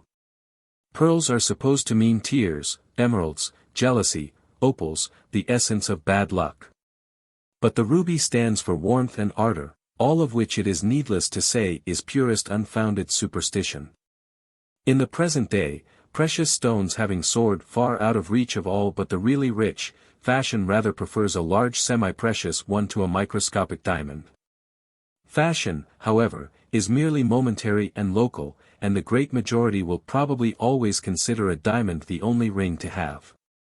It is not obligatory, or even customary, for the girl to give the man an engagement present, but there is no impropriety in her doing so if she wants to, and any of the following articles would be suitable: a pair of cuff links, or waistcoat buttons, or a watch chain, or a key chain, or a cigarette case. Probably because the giving of an engagement ring is his particular province, she very rarely gives him a ring or, in fact, any present at all. The engagement ring is worn for the first time in public on the day of the announcement. Before announcement. Usually a few days before the formal announcement, and still earlier for letters written abroad or to distant states, both young people write to their aunts, uncles, and cousins, and to their most intimate friends of their engagement, asking them not to tell anyone until the determined date. As soon as they receive the news, all the relatives of the groom-elect must call on the bride. She is not welcomed by the family until their cards, left upon her in person, assure her so. She must, of course, return all of these visits, and as soon as possible. If his people are in the habit of entertaining, they should very soon ask her with her fiancé to lunch or to dinner, or after the engagement is publicly announced, give a dinner or tea or dance in her honor. If, on the other hand, they are very quiet people, their calling upon her is sufficient in itself to show their welcome. In case of a recent death in either immediate family, the engagement cannot be publicly announced until the first period of mourning is past.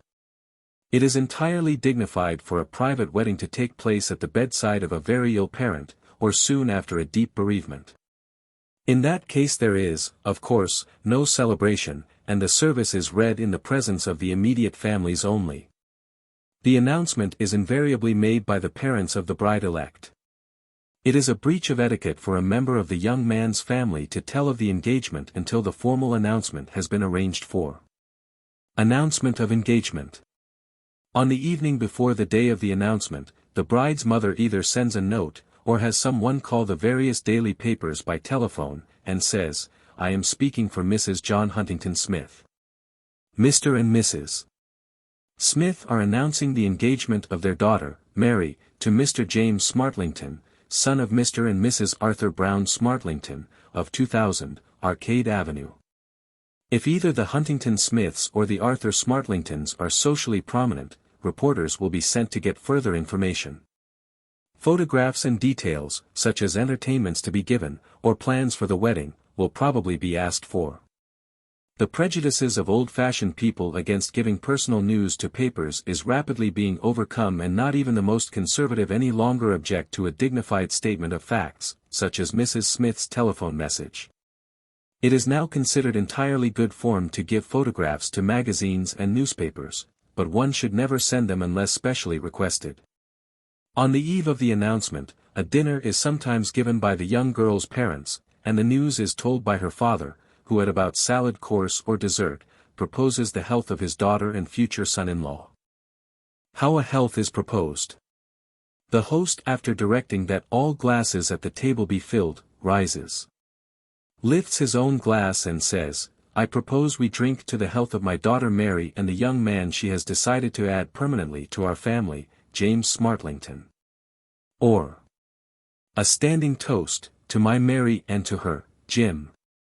Or, "I want you to drink the happiness of a young pair whose future welfare is close to the hearts of all of us, Mary," holding up his glass and looking at her, and Jim, holding it up again and looking at him. Every one except Mary and Jim rises and drinks a swallow or two, of whatever the champagne substitute may be. Every one then congratulates the young couple, and Jim is called upon for a speech.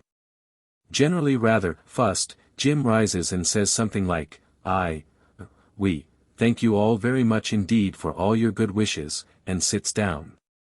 Or if he is an earnest rather than a shy youth, perhaps he continues, "I don't have to tell you how lucky I am, the thing for me to do is to prove, if I can, that Mary has not made the mistake of her life in choosing me.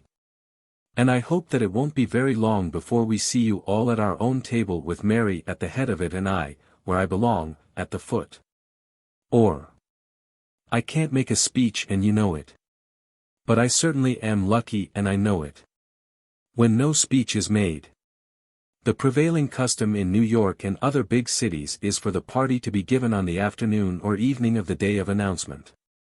The engagement in this case is never proclaimed to the guests as an assembled audience. The news is out and everyone is supposed to have heard it. Those who have not, cannot long remain ignorant, as the groom-elect is either receiving with his fiancée or brought forward by her father and presented to everyone he does not know. Everybody congratulates him and offers the bride-to-be good wishes for her happiness. A dinner or other entertainment given to announce an engagement is by no means necessary. Quiet people very often merely write notes of announcement and say they will be at home on such an afternoon at tea time. The form and detail are exactly the same as on an habitual day at home, except that the bride and groom-elect both receive as well as her mother. Parties for the engaged couple. If the families and friends of the young couple are at all in the habit of entertaining, the announcement of an engagement is the signal always for a shower of invitations. The parents of the groom-elect are sure to give a dance, or a party of one kind or another, to meet their daughter-to-be. If the engagement is a short one, their life becomes a veritable dashing from this house to that, and every meal they eat seems to be one given for them by someone. It is not uncommon for a bride-elect to receive a few engagement presents. These are entirely apart from wedding presents which come later. A small afternoon teacup and saucer used to be the typical engagement gift, but it has gone rather out of vogue, along with Harlequin china in general.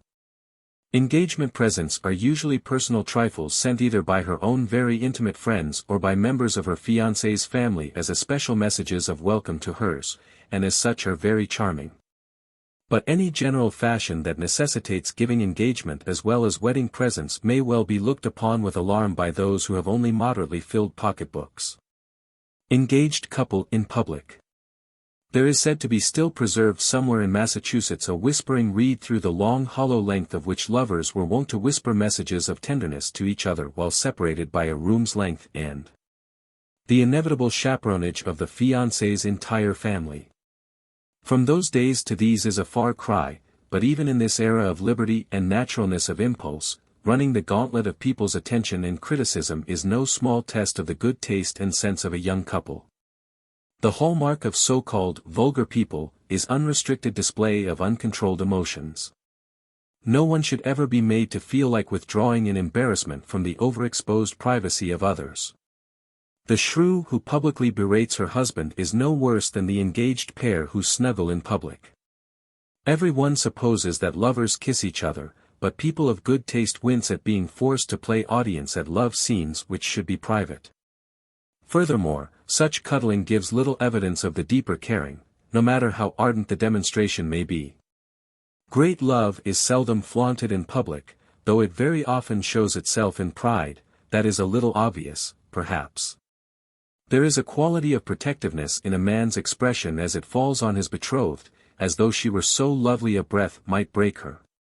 And in the eyes of a girl whose love is really deep, there is always evidence of that most beautiful look of championship, as though she thought, no one else can possibly know how wonderful he is. This underlying tenderness and pride which is at the base of the attitude of each, only glints beneath the surface of perfect comradeship. Their frank approval of whatever the other may do or say is very charming. And even more so is their obvious friendliness toward all people, of wanting the whole world beautiful for all because it is so beautiful to them. That is love, as it should be. And its evidence is a very sure signpost pointing to future happiness. Etiquette of engaged people. It is unnecessary to say that an engaged man shows no attention whatever to other women. It should be plain to every one, even though he need not behave like a mooncalf, that one is alone in his thoughts. Often it so happens that engaged people are very little together, because he is away at work, or for other reasons. Rather than sit home alone, she may continue to go out in society, which is quite all right, but she must avoid being with any one man more than another and she should remain visibly within the general circle of her group. It always gives gossip a chance to see an engaged girl sitting out dances with any particular man, and slander is never far away if any evidence of ardor creeps into their regard, even if it be merely manner, and actually mean nothing at all. In the backwaters of long engagement. Unless the engaged couple are both so young, or by temperament so irresponsible, that their parents think it best for them to wait until time is given a chance to prove the stability of their affection. No one can honestly advocate a long-delayed marriage. Where there is no money, it is necessary to wait for better finances. But the old argument that a long engagement was wise in that the young couple were given opportunity to know each other better, has little sense today when all young people know each other thoroughly well. A long engagement is trying to everyone, the man, the girl, both families, and all friends. It is an unnatural state, like that of waiting at the station for a train, and in a measure it is time wasted. The minds of the two most concerned are centered upon each other, to them life seems to consist in saying the inevitable goodbye. Her family think her absent-minded, distrait, aloof and generally useless. His family never see him. Their friends are bored to death with them, not that they are really less devoted or loyal, but her men friends withdraw, naturally refraining from breaking in. He has no time between business and going to see her to stop at his club or wherever friends of his may be. Her girl friends do see her in the daytime, but gradually they meet less and less because their interests and hers no longer focus in common. Gradually the stream of the social world goes rushing on, leaving the two who are absorbed in each other to drift forgotten in a backwater. He works harder, perhaps, than ever, and she perhaps occupies herself in making things for her trousseau or her house, or otherwise preparing for the more contented days which seem so long in coming. Once they are married, they no longer belong in a backwater, but find themselves again sailing in midstream. It may be on a slow-moving current, it may be on a swift, but their barge sails in common with all other craft on the river of life. Should a long engagement be announced? Whether to announce an engagement that must be of long duration is not a matter of etiquette but of personal preference. On the general principle that frankness is always better than secretiveness, the situation is usually cleared by announcing it. On the other hand, as illustrated above, the certain knowledge of two persons' absorption in each other always creates a marooned situation. When it is only supposed, but not known, that a man and girl particularly like each other, their segregation is not nearly so marked. Meeting of kinsmen. At some time before the wedding, it is customary for the two families to meet each other. That is, the parents of the groom dine or lunch at the house of the parents of the bride to meet the aunts, uncles and cousins. And then the parents of the bride are asked with the same purpose to the house of the groom-elect. It is not necessary that any intimacy ensue, but it is considered fitting and proper that all the members of the families which are to be allied should be given an opportunity to know one another, at least by sight. The engaged couple and the chaperone. The question of a chaperone differs with locality. In Philadelphia and Baltimore, custom permits any young girl to go alone with a young man approved by her family to the theater, or to be seen home from a party. In New York or Boston, Mrs. Grundy would hold up her hands and run to the neighbors at once with the gossip. It is perhaps sufficient to say that if a man is thought worthy to be accepted by a father as his daughter's husband, he should also be considered worthy of trust no matter where he finds himself alone with her. It is not good form for an engaged couple to dine together in a restaurant, but it is all right for them to lunch, or have afternoon tea. And few people would criticize their being at the opera or the theater, unless the performance at the latter was of questionable propriety. They should take a chaperone if they motor to roadhouses for meals, and it goes without saying that they cannot go on a journey alone that can possibly last overnight. Gifts which may and those which may not be accepted. The fiancée of a young man who is saving in order to marry would be lacking in taste as well as good sense were she to encourage or allow him extravagantly to send her flowers and other charming, but wasteful, presents. But on the other hand, if the bridegroom-elect has plenty of means, she may not only accept flowers but anything he chooses to select, except wearing apparel or a motor car or a house and furniture, anything that can be classified as maintenance. It is perfectly suitable for her to drive his car, or ride his horse, and she may select furniture for their house, which he may buy or have built. But, if she would keep her self-respect, the car must not become hers nor must she live in the house or use its furniture until she is given his name. He may give her all the jewels he can afford, he may give her a fur scarf, but not a fur coat. The scarf is an ornament, the coat is wearing apparel. If she is very poor, she may have to be married in cheesecloth, or even in the dress she wears usually, but her wedding dress and the clothes she wears away, must not be supplied by the groom or his family. There is one exception: if his mother, for instance, has some very wonderful family lace, or has kept her own wedding dress and has no daughter herself, and it would please her to have her son's wife wear her lace or dress. It is proper for the bride to consent. But it would be starting life on a false basis, and putting herself in a category with women of another class, to be clothed by any man, whether he is soon to be her husband or not. If the engagement should be so unfortunate as to be broken off, the engagement ring and all other gifts of value must be returned. Chapter XIIIFIRST. Preparations before a wedding. To begin with, before deciding the date of the wedding, the bride's mother must find out definitely on which day the clergyman who is to perform the ceremony is disengaged. And make sure that the church is bespoken for no other service. If it is to be an important wedding, she must also see that the time available for the church is also convenient to the caterer. Sundays, and days in Lent, are not chosen for weddings, and Friday being a fast day in Catholic and very high Episcopal churches, weddings on that day, if not forbidden, are never encouraged. But the superstition that Friday and the month of May are unlucky, is too stupid to discuss. Having settled upon a day and hour, the next step is to decide the number of guests that can be provided for, which is determined by the size of the church and the house, and the type of reception intended. The invitations. The bride-elect and her mother then go to the stationer and decide details, such as size and texture of paper and style of engraving, for the invitations. The order is given at once for the engraving of all the necessary plates, and probably for the full number of house invitations, especially if to a sit-down breakfast where the guests are limited. There are also ordered a moderate number of general church invitations or announcements, which can be increased later when the lists are completed and a definite number of guests more accurately known. Her mother consults his mother. The bride's mother then consults with the groom, or more likely, with his mother, as to how the house list is to be divided between them. This never means a completely doubled list, because, if the two families live in the same city, many names are sure to be in duplicate. If the groom's people live in another place, invitations to the house can be liberally sent. As the proportion of guests who will take a long trip seldom go beyond those of the immediate family and such close friends as would be asked to the smallest of receptions.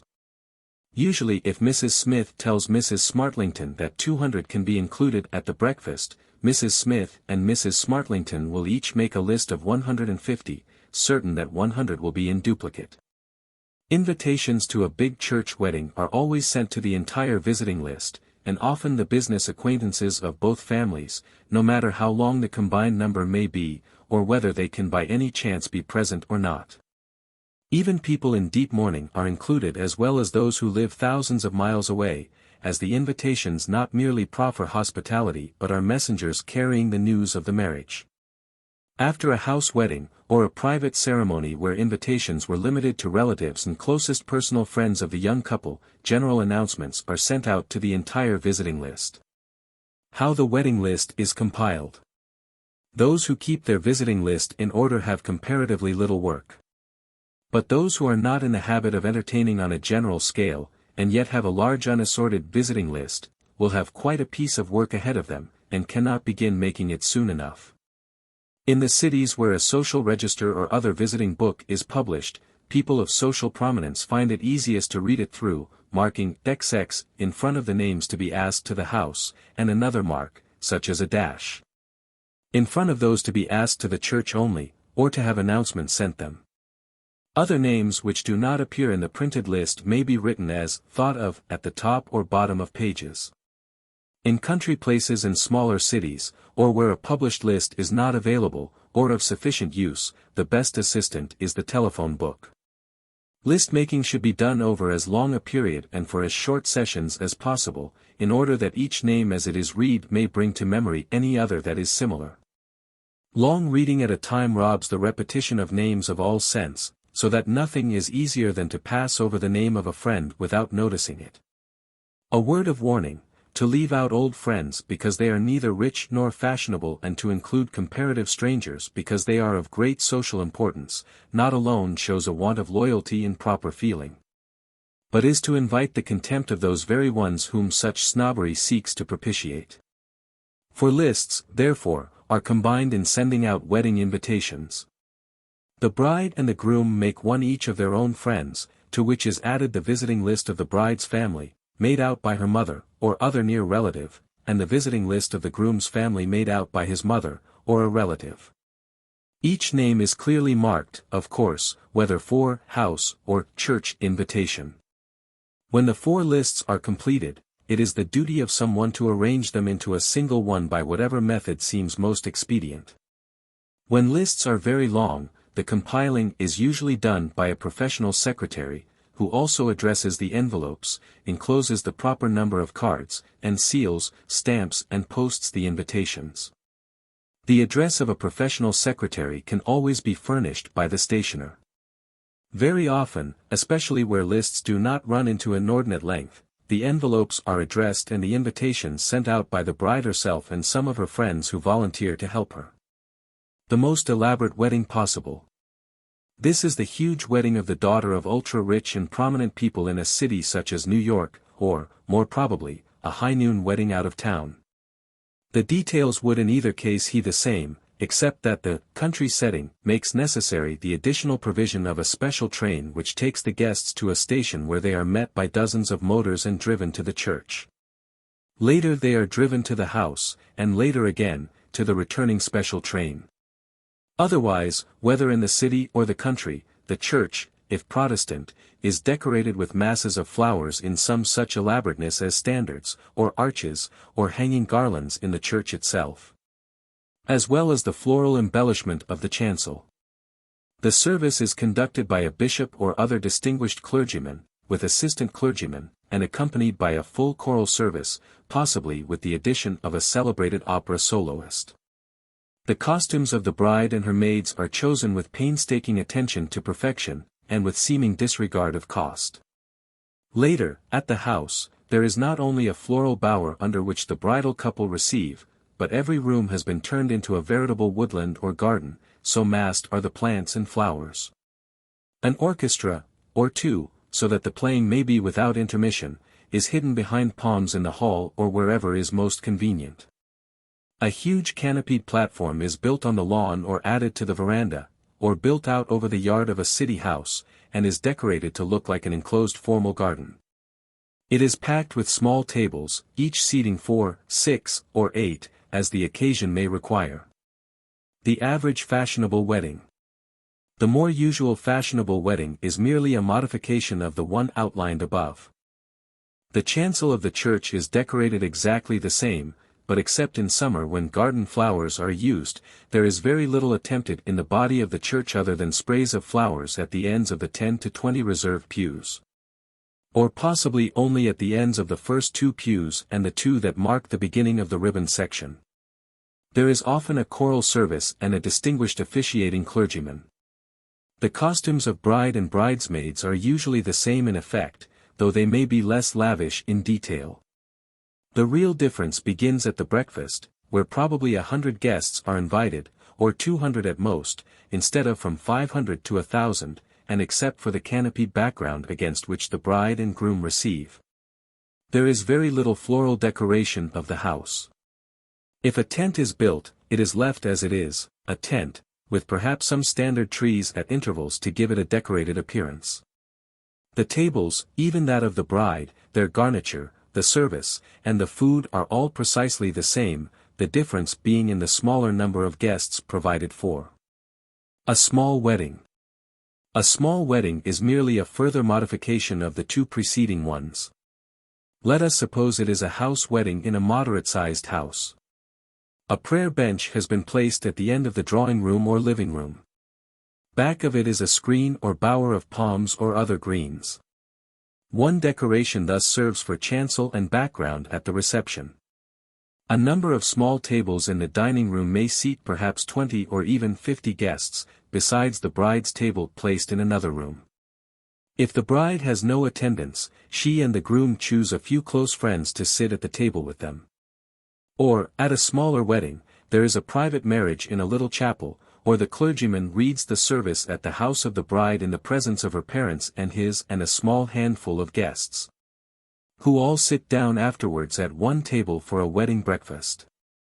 Or there may be a greater number of guests and a simpler collation, such as a stand-up afternoon tea, where the refreshments are sandwiches, cakes, tea and chocolate.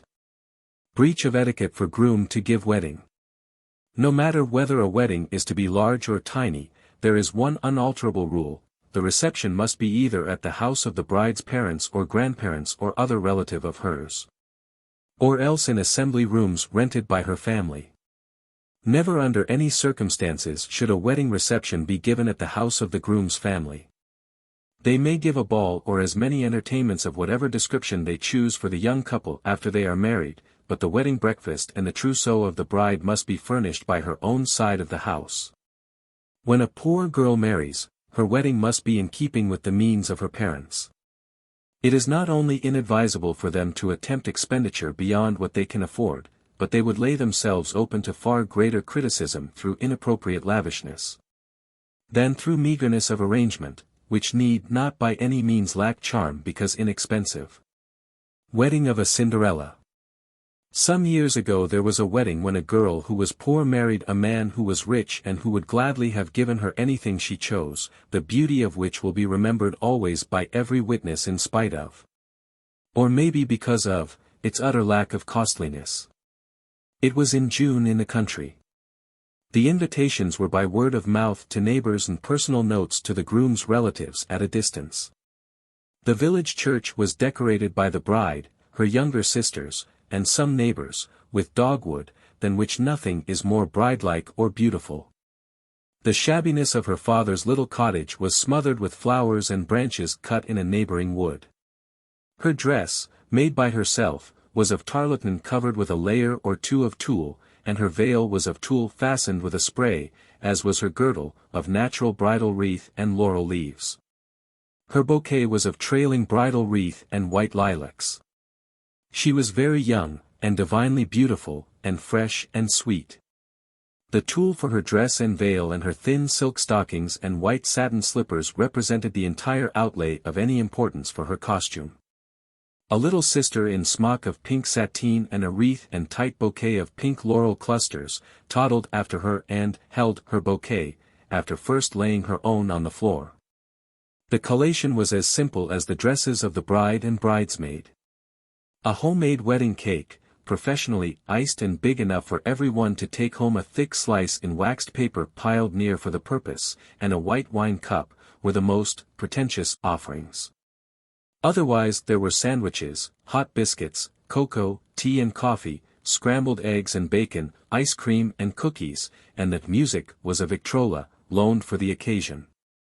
The bride's going-away dress was of brown holland linen and her hat a plain little affair as simple as her dress. Again her only expenditure was on shoes, stockings and gloves.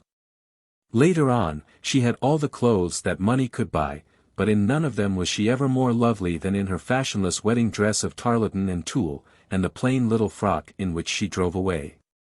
Nor are any of the big parties that she gives today more enjoyable, though perfect in their way, than her wedding on a June day, a number of years ago. The wedding hour. The fashionable wedding hour in New York is either noon, or else in the afternoon at 3, 3:30 or 4 o'clock, with the reception always a half hour later. High noon, which means that the breakfast is at 1 o'clock, and 4 o'clock in the afternoon, with the reception at half after, are the conventional hours. The evening wedding. In San Francisco and generally throughout the West altogether smart weddings are celebrated at 9 o'clock in the evening. The details are precisely the same as those of morning or afternoon. The bride and bridesmaids wear dresses that are perhaps more elaborate and evening in model, and the bridegroom as well as all men present wear evening clothes, of course. If the ceremony is in a church, the women should wear wraps and an ornament or light scarf of some sort over their hair, as ball dresses are certainly not suitable. Besides which church regulations forbid the uncovering of women's heads in consecrated places of worship. The morning wedding. To some, 9 o'clock in the morning may sound rather eccentric for a wedding, but to people of the Atlantic coast it is not a bit more so than an evening hour, less so, if anything. Because morning is unconventional anyway in etiquette, never being very strong at that hour, is not defied, but merely left quiescent. If, for any reason, such as taking an early morning train or ship, an early morning wedding might be a good suggestion. The bride should, of course, not wear satin and lace, she could wear organdie, let us hope the 9 o'clock wedding is in summer. Or she could wear very simple white crepe de chine. Her attendants could wear the simplest sort of morning dresses with garden hats, the groom a sack suit or flannels. And the breakfast, really breakfast, could consist of scrambled eggs and bacon and toast and coffee, and griddle cakes. The above is not written in ridicule. The hour would be unusual, but a simple early morning wedding where every one is dressed in morning clothes, and where the breakfast suggests the first meal of the day, could be perfectly adorable. The evening wedding on the other hand, lays itself open to criticism because it is a function is formal, and the formal is always strictly in the province of that austere and inflexible lawmaker, etiquette. An etiquette at this moment says, weddings on the Atlantic seaboard are celebrated not later than 4:30 o'clock in the afternoon. Wedding presents. And now let us return to the more particular details of the wedding of our especial bride. The invitations are mailed about 3 weeks before the wedding. As soon as they are out, the presents to the bride begin coming in, and she should enter each one carefully in her gift book. There are many published for the purpose, but an ordinary blank book, nicely bound, as she will probably want to keep it, about 8 to 10 inches square, will answer every purpose. The usual model spreads across the double page, as follows. Present received date. Article. Sent by. Sender's address. Where bought. Date of thanks written. May 20th. Silver dish. Mr. and Mrs. White. 1, Eleanor Place. Tiffany's. May 20th. May 21st. 12 plates. Mr. and Mrs. Green. 2, North Street. Collimores. May 21st. All gifts as they arrive should be put in a certain room, or part of a room, and never moved away until the description is carefully entered. It will be found a great help to put down the addresses of donors as well as their names so that the bride may not have to waste an unnecessary moment of the overcrowded time which must be spent at her desk. The bride's thanks. The bride who is happy in receiving a great number of presents spends every spare moment in writing her notes of thanks, which must always be written by her personally. Telephoning won't do at all, and neither will a verbal, "Thank you so much," as she meets people here and there. She must write a separate letter for each present, a by no means small undertaking. A bride of this year whose presents, because of her family's great prominence, ran far into the hundreds, never went to bed a single night before her wedding until a note of thanks was checked against every present received that day. To those who offered to help her through her overwhelming task, she, who is supposed to be very spoiled, answered, "If people are kind enough to go out and buy a present for me, I think the least I can do is to write at once and thank them." That her effort was appreciated was evident by everyone's commenting on her prompt and charming notes. Notes of thanks can be very short, but they should be written with as little delay as possible. When a present is sent by a married couple, the bride writes to the wife and thanks both, "Thank you for the lovely present you and Mr. Jones sent me." Arranging the presents. Not so much in an effort to parade her possessions as to do justice to the kindness of the many people who have sent them. A bride should show her appreciation of their gifts by placing each one in the position of greatest advantage. Naturally, all people's tastes are not equally pleasing to the taste of the bride, nor are all pocketbooks equally filled. Very valuable presents are better put in close contrast with others of like quality, or others entirely different in character. Colors should be carefully grouped. Two presents, both lovely in themselves, can be made completely destructive to each other if the colors are allowed to clash. Usually china is put on one table, silver on another, glass on another, laces and linens on another. But pieces that jar together must be separated as far apart as possible and perhaps even moved to other surroundings. A crudely designed piece of silverware should not be left among beautiful examples, but be put among china ornaments, or other articles that do not reveal its lack of fineness by too direct comparison. For the same reason imitation lace should not be put next to real, nor stoneware next to Chinese porcelain. To group duplicates is another unfortunate arrangement. 18 pairs of pepper pots or 14 sauce boats in a row might as well be labeled, "Look at this stupidity. What can she do with all of us?" They are sure to make the givers feel at least a little chagrined at their choice. Cards with presents. When Mrs. Smith orders a present sent to a bride, she encloses a card reading, "Mr. and Mrs. John Huntington Smith." Nearly every married woman has a plate engraved with both names, but if she hasn't, then she encloses Mr. Smith's card with hers. Some people write, "All good wishes," or, "With best wishes," but most people send cards without messages. Delayed presents. If because of illness or absence, a present is not sent until after the wedding, a short note should accompany it, giving the reason for the delay. When the presents are shown. There is absolutely no impropriety in showing the presents at the wedding reception. They are always shown at country weddings, and, more often than not, at the most fashionable town houses. The only reason for not showing them is lack of room in an apartment house. In a town house, an upstairs library, or even a bedroom, from which all the furniture has been removed, is suitable. Tables covered with white damask, plain, tablecloths are put like counters around the sides, and down the center of the room.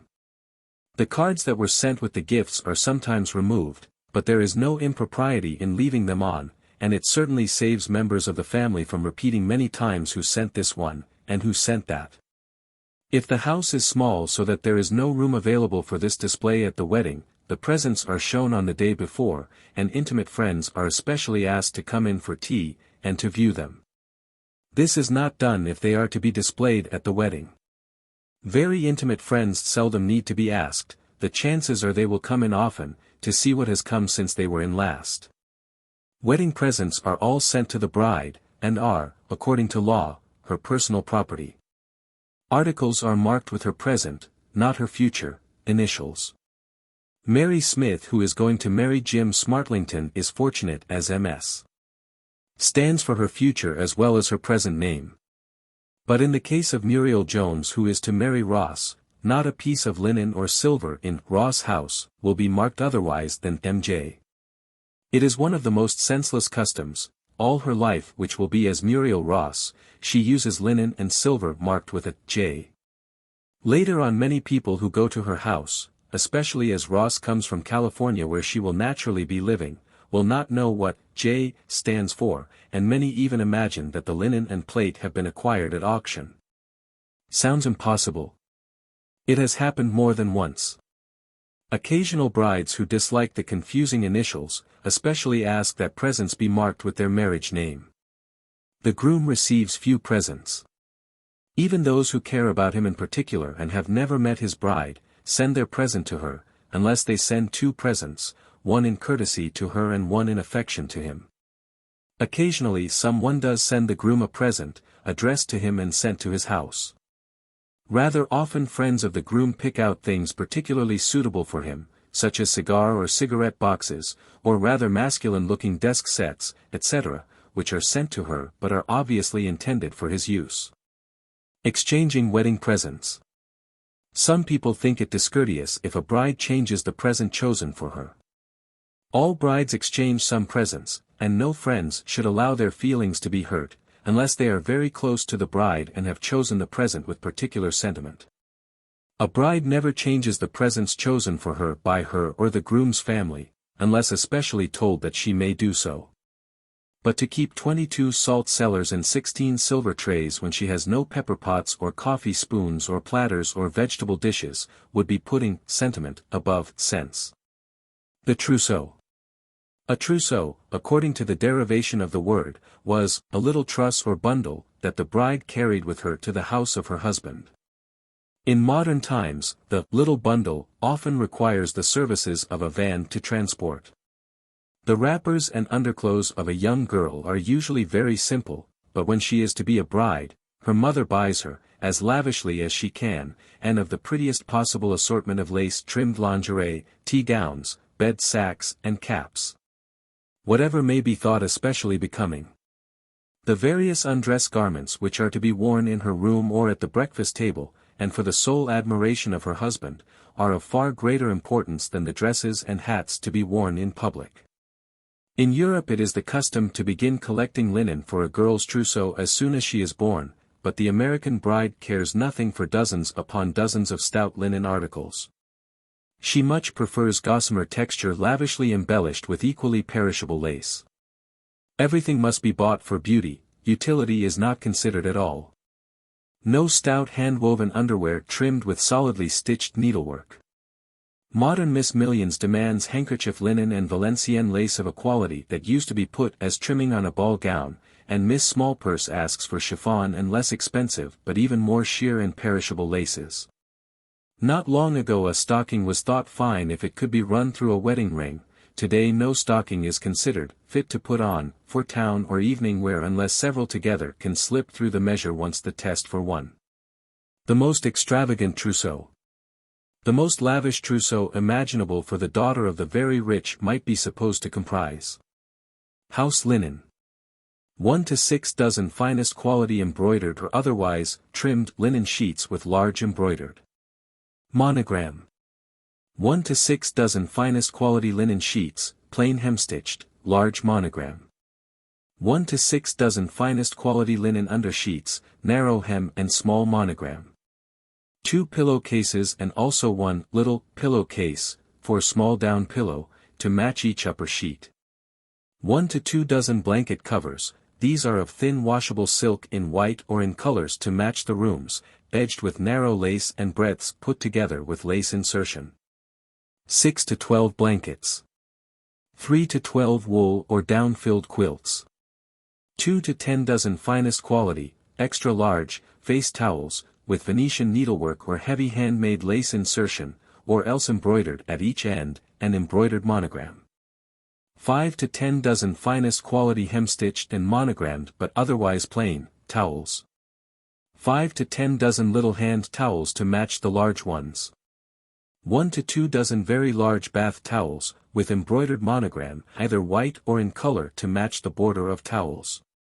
2 to 4 dozen smaller towels to match. 1 tablecloth, 6 or 8 yards long, of finest but untrimmed damask with embroidered monogram on each side, or 4 corners. 3 dozen dinner napkins to match. Lace inserted and richly embroidered tablecloths of formal dinner size are not in the best taste. 1 tablecloth 5 to 6 yards long with 2 dozen dinner napkins to match.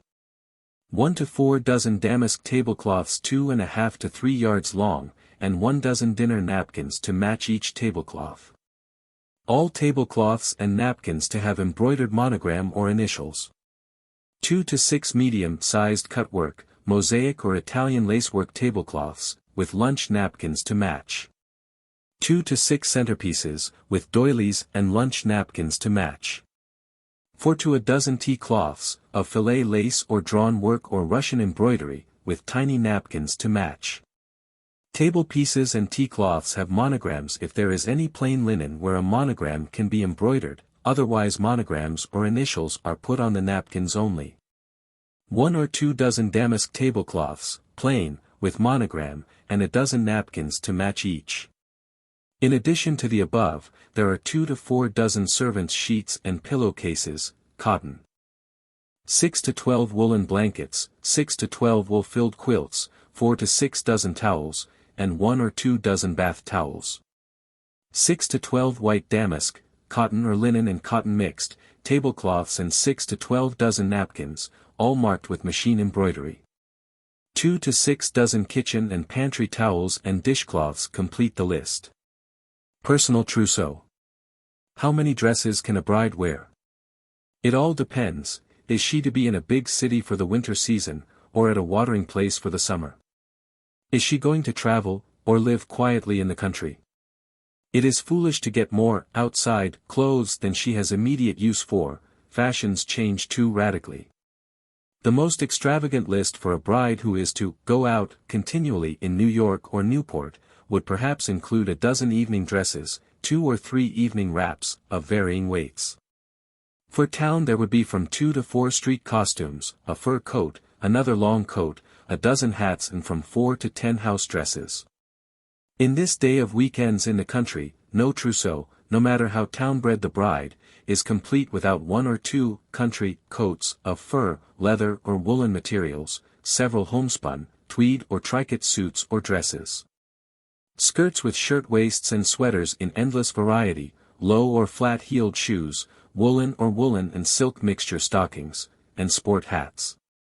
If the season is to be spent out of town, even in Newport or Palm Beach, the most extravagant bride will find little use for any but country clothes, a very few frocks for Sunday, and possibly a lot of evening dresses. Of course, if she expects to run to town a great deal for lunch, or if she is to travel, she chooses her clothes accordingly. So much for the outer things. On the subject of the under things, which being of first importance are saved for the last, one can dip into any of the women's magazines devoted to fashion and fashionables, and understand at first sight that the furnishings which may be put upon the person of one young female would require a catalogue as long and as varied as a seedsman's. An extravagant trousseau contains every article illustrated, and more besides, in quality never illustrated, and by the dozens. But it must not for a moment be supposed that every fashionable bride has a trousseau like this, especially the household linen which requires an outlay possible only to parents who are very rich and also very indulgent. The moderate trousseau. The moderate trousseau simple cuts the above list into a fraction in quantity and also in quality. There is nothing of course that takes the place of the smooth fineness of really beautiful linen, it can no more be imitated than can a diamond, and its value is scarcely less. The linen of a really modest trousseau in this day of high prices must of necessity be cotton. Fortunately, however, many people dislike the chill of linen sheets, and also prefer cotton face towels, because they absorb better, and cotton is made in attractive designs and in endless variety. For her personal trousseau, a bride can have everything that is charming and becoming at comparatively little expense. She who knows how to do fine sewing can make things beautiful enough for anyone. And the dress made or hat trimmed at home is often quite as pretty on a lovely face and figure as the article bought at exorbitant cost at an establishment of reputation. Youth seldom needs expensive embellishment. Certain things such as footwear and gloves have to be bought, and are necessary. The cost, however, can be modified by choosing dresses that one-color slippers look well with. In cities such as New York, Washington or Boston, it has never been considered very good taste to make a formal display of the trousseau. A bride may show an intimate friend or two a few of her things, but her trousseau is never spread out on exhibition. There can, however, be no objection to her so doing, if it is the custom of the place in which she lives. What the bridesmaids wear. The costumes of the bridesmaids, slippers, stockings, dresses, bouquets, gloves and hats, are selected by the bride, without considering or even consulting them as to their taste or preferences. The bridesmaids are always dressed exactly alike as to texture of materials and model of making, but sometimes their dresses differ in color. For instance, two of them may wear pale blue satin slips covered with blue chiffon and cream lace fichus, and cream-colored picture hats trimmed with orchids. The next two wear orchid dresses, cream fichus, and cream hats trimmed with pale blue hydrangeas. The maid of honor likewise wears the same model, but her dress is pink chiffon over pink satin and her cream hat is trimmed with both orchids and hydrangeas. The bouquets would all be alike of orchids and hydrangeas. Their gloves all alike of cream-colored suede, and their slippers, blue, orchid, and pink, with stockings to match. Usually the bridesmaids are all alike in color as well as outline, and the maid of honor exactly the same but in reverse colors. Supposing the bridesmaids to wear pink dresses with blue sashes and pink hats trimmed in blue, and their bouquets are of larkspur, the maid of honor wears the same dress in blue, with pink sash, blue hat trimmed with pink, and carries pink roses. At Lucy Gilding's wedding, her bridesmaids were dressed in deep shades of burnt orange and yellow, wood-colored slippers and stockings, skirts that shaded from brown through orange to yellow. Yellow leghorn hats trimmed with jonquils, and jonquil bouquets. The maid of honor wore yellow running into cream, and her hat, the of the same shape of leghorn, was trimmed with cream feathers, and she carried a huge cream feather fan. As in the case of the wedding dress, it is foolish to enter into descriptions of clothes more than to indicate that they are of light and fragile materials, more suitable to evening than to daytime. Flower girls and pages are dressed in quaint old-fashioned dresses and suits of satin with odd old-fashioned bonnets, or whatever the bride fancies as being especially picturesque. If a bridesmaid is in mourning, she wears colors on that one day, as bridesmaids' dresses are looked upon as uniforms, not individual costumes. Nor does she put a black band on her arm. A young girl in deepest mourning should not be a bridesmaid, unless at the very private wedding of a bride or groom also in mourning. In this case she would most likely be the only attendant and wear all white. As a warning against the growing habit of artifice, it may not be out of place to quote one commentary made by a man of great distinction who, having seen nothing of the society of very young people for many years, had to go to the wedding of a niece. It was one of the biggest weddings of the spring season in New York. The flowers were wonderful, the bridesmaids were many and beautiful, the bride lovely. Afterwards the family talked long about the wedding, but the distinguished uncle said nothing. Finally, he was asked point blank, "Don't you think the wedding was too lovely? Weren't the bridesmaids beautiful?" "No," said the uncle, "I did not think it was lovely at all. Every one of the bridesmaids was so powdered and painted that there was not a sweet or fresh face among them. I can see a procession just like them any evening on the musical comedy stage. One expects makeup in a theater, but in the house of God it is shocking."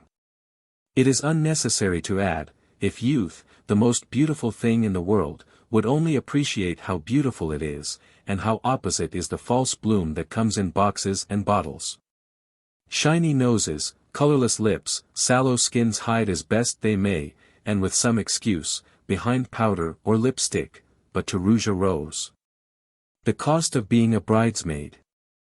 With the exception of parasols, or muffs or fans, which are occasionally carried in place of bouquets and presented by the bride, every article worn by the bridesmaids, flower girls or pages, although chosen by the bride, must be paid for by the wearers. It is perhaps an irrefutable condemnation of the modern wedding display that many a young girl has had to refuse the joy of being in the wedding party because a complete bridesmaid outfit costs a sum that parents of moderate means are quite unable to meet for popular daughters. And it is seldom that the bride is herself in a position to give 6 or 8 complete costumes, much as she may want all of her most particular friends with her on her day of days. Very often a bride tries especially to choose clothes that will not be expensive, but New York prices are New York prices, and the chic which is to make the wedding a perfect picture is the thing of all others that has to be paid for. Even though one particular girl may be able to dress herself very smartly in homemade clothes of her own design and making, those same clothes duplicated 8 times seldom turn out well. Why this is so, is a mystery. When a girl looks smart in inferior clothes, the merit is in her, not in the clothes, and in a group of 6 or 8, 5 or 7 will show a lack of finish, and the tender-hearted bride who, for the sake of their purses sends her bridesmaids to an average little woman to have their clothes made, and to a little hat place around the corner, is apt to have a rather dowdy little flock fluttering down the aisle in front of her. How many bridesmaids? This question is answered by, how many friends has she whom she has always promised to have with her on that day? Has she a large circle of intimates or only 1 or 2? Her sister is always maid of honor. If she has no sister, she chooses her most intimate friend. A bride may have a veritable procession, 8 or 10 bridesmaids, a maid of honor, flower girls and pages. That is, if she follows the English custom, where every younger relative, even including the little boys as pages, seems always to be brought into a perfect maypole procession of ragged ages and sizes. Or she may have none at all. She almost always has at least one maid, or matron, of honor, as the picture of her father standing holding her bouquet and stooping over to adjust the fall of her dress, would be difficult to witness with gravity. At an average New York wedding, there are 4 or 6 bridesmaids, half of the maids may be matrons, if most of the bride's group of friends have married before her. It is, however, not suitable to have young married women as bridesmaids, and then have an unmarried girl as maid of honor. Best man and ushers. The bridegroom always has a best man, his brother if he has one, or his best friend. The number of his ushers is in proportion to the size of the church and the number of guests invited. At a house wedding, ushers are often merely honorary, and he may have many or none, according to the number of his friends. As ushers and bridesmaids are chosen only from close friends of the bride and groom, it is scarcely necessary to suggest how to word the asking. Usually they are told that they are expected to serve at the time the engagement is announced, or at any time as they happen to meet. If school or college friends who live at a distance are among the number, letters are necessary. Such as, Mary and I are to be married on the 10th of November, and, of course, you are to be an usher. Usually he adds, my dinner is to be on the 7th at 8 o'clock at, naming the club or restaurant. It is unheard of for a man to refuse, unless a bridegroom, for snobbish reasons, asks someone who is not really a friend at all. Bride's usher and groom's bridesmaid. A brother of the bride, or if she has no brother, then her favorite cousin, is always asked by the groom to be usher out of compliment to her. The bride returns the compliment by asking the sister of the groom who is nearest her own age, to be bridesmaid, or if he has no sister. She asks a cousin or even occasionally shows her courtesy by asking the groom to name a particular friend of his. The bride in asking her does not say, will you be one of my bridesmaids because Jim wants me to ask you? If the bridesmaid is not a particular friend of the bride, she knows perfectly that it is on Jim's account that she has been asked. It is the same with the bride's usher. The groom merely asks him as he asks all of the others. When a foreigner marries an American girl, his own friends being too distant to serve, the ushers are chosen from among the friends of the bride. Bridegroom has no trousseau. A whole outfit of new clothes is never considered necessary for a bridegroom, but shabby ones are scarcely appropriate. Whatever his wardrobe may stand in need of should be bought, if possible. He should have, not necessarily new, plenty of good shirts of all kinds, handkerchiefs, underwear, pajamas, socks, ties, gloves, etc., and a certain number of fresh, or as good as new, suits of clothes. There was a wedding not long ago which caused quite a lot of derisive comment because the groom's mother provided him with a complete and elaborate trousseau from London, enormous trunks full of every sort of raiment imaginable. That part of it all was very nice. Her mistake was in inviting a group of friends in to see the finery. The son was so mortified by this publicity that he appeared at the wedding in clothes conspicuously shabby, in order to counteract the mama's darling little newlywed effect that the publicity of her generous outlay had produced. It is proper and fitting for a groom to have as many new clothes as he needs, or pleases, or is able to get, but they are never shown to indiscriminate audiences, they are not featured, and he does not go about looking dressed up. The wedding clothes of the bridegroom. If he does not already possess a well-fitting morning coat, often called a cutaway, he must order one for his wedding. The frock coat is out of fashion at the moment. He must also have dark striped gray trousers. At many smart weddings, especially in the spring, a groom, also his best man, wears a white peak-high double-breasted waistcoat, because the more white that can be got into an otherwise somber costume the more wedding-like it looks. Conventionally he wears a black one to match his coat, like the ushers. The white edge to a black waistcoat is not, at present, very good form. As to his tie, he may choose an ascot of black and white or grey patterned silk. Or he may wear a four-in-hand, matching those selected for the ushers, of black silk with a narrow single, or broken white stripe at narrow or wide intervals. At one of the ultra-smart weddings in New York last spring, after the London fashion, the groom and all the men of the wedding party wore bow ties of black silk with small white dots. White buckskin gloves are the smartest, but gray suede are the most conventional. White kid is worn only in the evening. It is even becoming the fashion for ushers at small country weddings not to wear gloves at all. But at every wedding, great or small, city or country, etiquette demands that the groom, best man, and ushers, all wear high silk hats, and that the groom carry a walking stick. Very particular grooms have the soles of their shoes blacked with waterproof shoe polish so that when they kneel, their shoes look dark and neat. What the best man wears. The best man wears precisely what the groom wears, with only one small exception: the groom's boutonniere is slightly different and more elaborate. The groom and best man often wear ties that are different from those worn by the ushers, and occasionally white waistcoats. Otherwise the two principal men are dressed like the ushers. What the ushers wear. It is of greatest importance that in dress each usher be an exact counterpart of his fellows, if the picture is to be perfect. Everyone knows what a ragged-edged appearance is produced by a company of recruits whose uniforms are odd lots. An after effect of army training was evident at one or two smart New York weddings where the grooms were in each case ex-officers and their ushers turned out in military uniformity. Each of these grooms sent typewritten instructions to his ushers, covering every detail of the equipment exacted. Few people may have reasoned why, but scarcely anyone failed to notice what smart-looking men all the ushers were. It is always just such attention to detail that produces a perfectly finished result. The direction sent by one of the grooms was as follows. Wedding rehearsal on Tuesday, St. Bartholomew's at 5 p.m. Wedding on Wednesday at 4 p.m. Please wear black calfskin low shoes, plain black silk socks, gray striped trousers, the darkest you have, morning coat and single-breasted black waistcoat, white dress shirt, see that cuffs show 3/4 of an inch below coat sleeves, stand-up wing collar, tie and gloves are enclosed. Boutonniere will be at the church.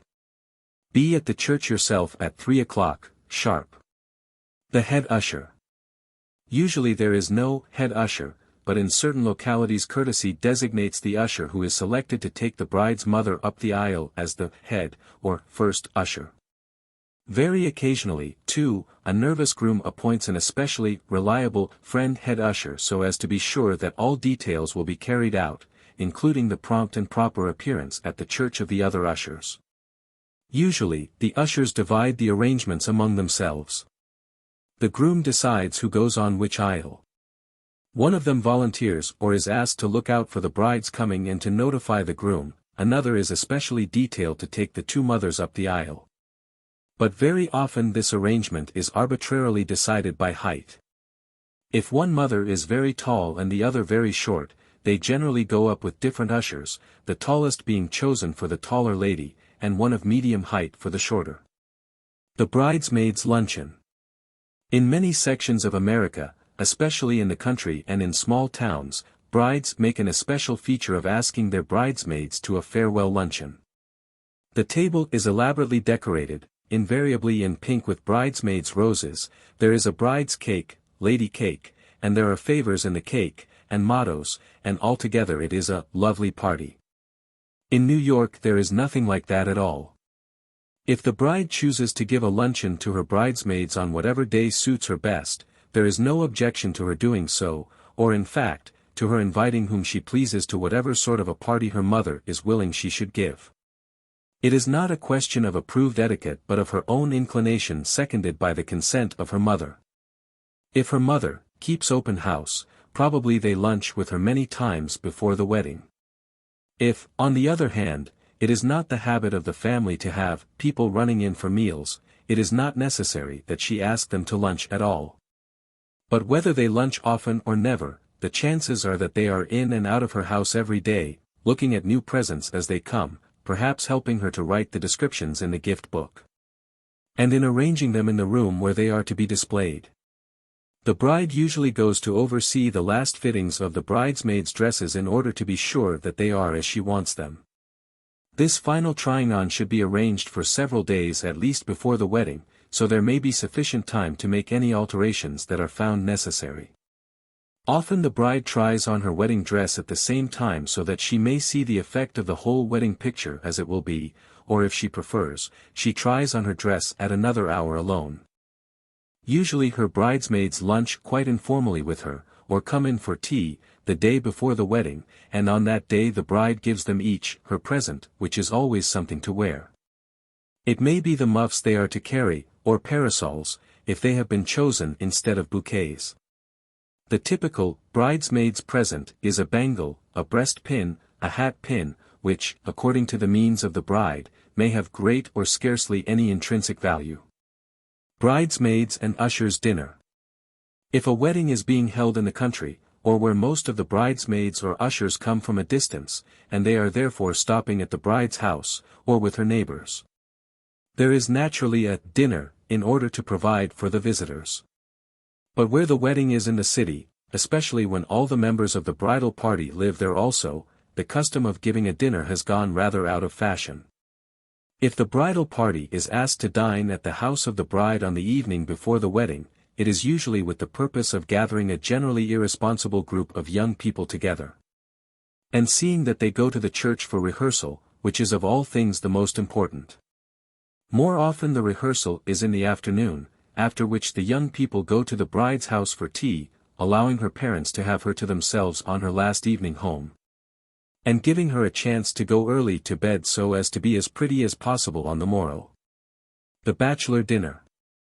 Popularly supposed to have been a frightful orgy, and now arid as the Sahara Desert and quite as flat and dreary, the bachelor dinner was in truth more often than not, a sheep in wolf's clothing. It is quite true that certain big clubs and restaurants had rooms especially constructed for the purpose, with walls of stone and nothing breakable within hitting distance, which certainly does rather suggest frightfulness. As a matter of fact, an orgy was never looked upon with favor by any but silly and wholly misguided youths, whose idea of a howling good time was to make a howling noise, chiefly by singing at the top of their lungs and breaking crockery. A boisterous picture, but scarcely a vicious one. Especially as quantities of the cheapest glassware and crockery were always there for the purpose. The breaking habit originated with drinking the bride's health and breaking the stem of the wine glass, so that it might never serve a less honorable purpose. A perfectly high-minded sentiment. And this same time-honored custom is followed to this day. Toward the latter end of the dinner the groom rises, and holding a filled champagne glass aloft says, to the bride. Every man rises, drinks the toast standing, and then breaks the delicate stem of the glass. The impulse to break more glass is natural to youth, and probably still occurs. It is not hard to understand. The same impulse is seen at every county fair where enthusiastic youths, and men, delight in shooting, or throwing balls, at clay pipes and ducks and crockery. Aside from toasting the bride and its glass-smashing result, the groom's farewell dinner is exactly like any other man's dinner, the details depending upon the extravagance or the frugality of the host, and upon whether his particular friends are staid citizens of sober years or mere boys full of the exuberance of youth. Usually there is music of some sort, or Neapolitans, or coons, who sing, or 2 or 3 instrumental pieces, and the dinner party itself does the singing. Often the dinner is short and all go to the theater. Gifts presented to ushers. The groom's presents to his ushers are always put at their places at the bachelor dinner. Cuff links are the most popular gift, scarf pins in localities where they are still fashionable. Silver or gold pencils, belt buckles, keyrings in gold, keychains in silver, cigarette cases, bill folders, card cases, or other small and personal articles are suitable. The present to the best man is approximately the same, or slightly handsomer than the gift to the ushers. The rehearsal. The bride always directs her wedding rehearsal, but never herself takes part in it, as it is supposed to be bad luck. Someone else, anyone who happens to be present, is appointed understudy. Nearly always a few especial friends happen in, generally those who are primed with advice as to how everything should be done, but the opinion of the bride or the bride's mother is final. Vital importance of rehearsal. Most of us are familiar with the wedding service, and its form seems simple enough. But, unless one has by experience learned to take care of seemingly non-existent details, the effect, although few may be able to say why, is hitchy and disjointed, and all the effort spent in preparation is wasted. It is not that gauche happenings are serious offenses, no matter how awkward the incident. Even were the wedding party to get hopelessly entangled, no crime would have been committed. But any detail that destroys the smoothness of the general impression is fatal to dignity, and dignity is the qualification necessary above all else in ceremonial observances. How the procession is drilled. The organist must always be at the rehearsal, as one of the most important details is marking the time of the wedding march. Witnesses of most weddings can scarcely imagine that a wedding march is a march at all. More often than not, the heads of ushers and bridesmaids bob up and down like something boiling in a pan. A perfectly drilled wedding procession, like a military one, should move forward in perfect step, rising and falling in a block or unit.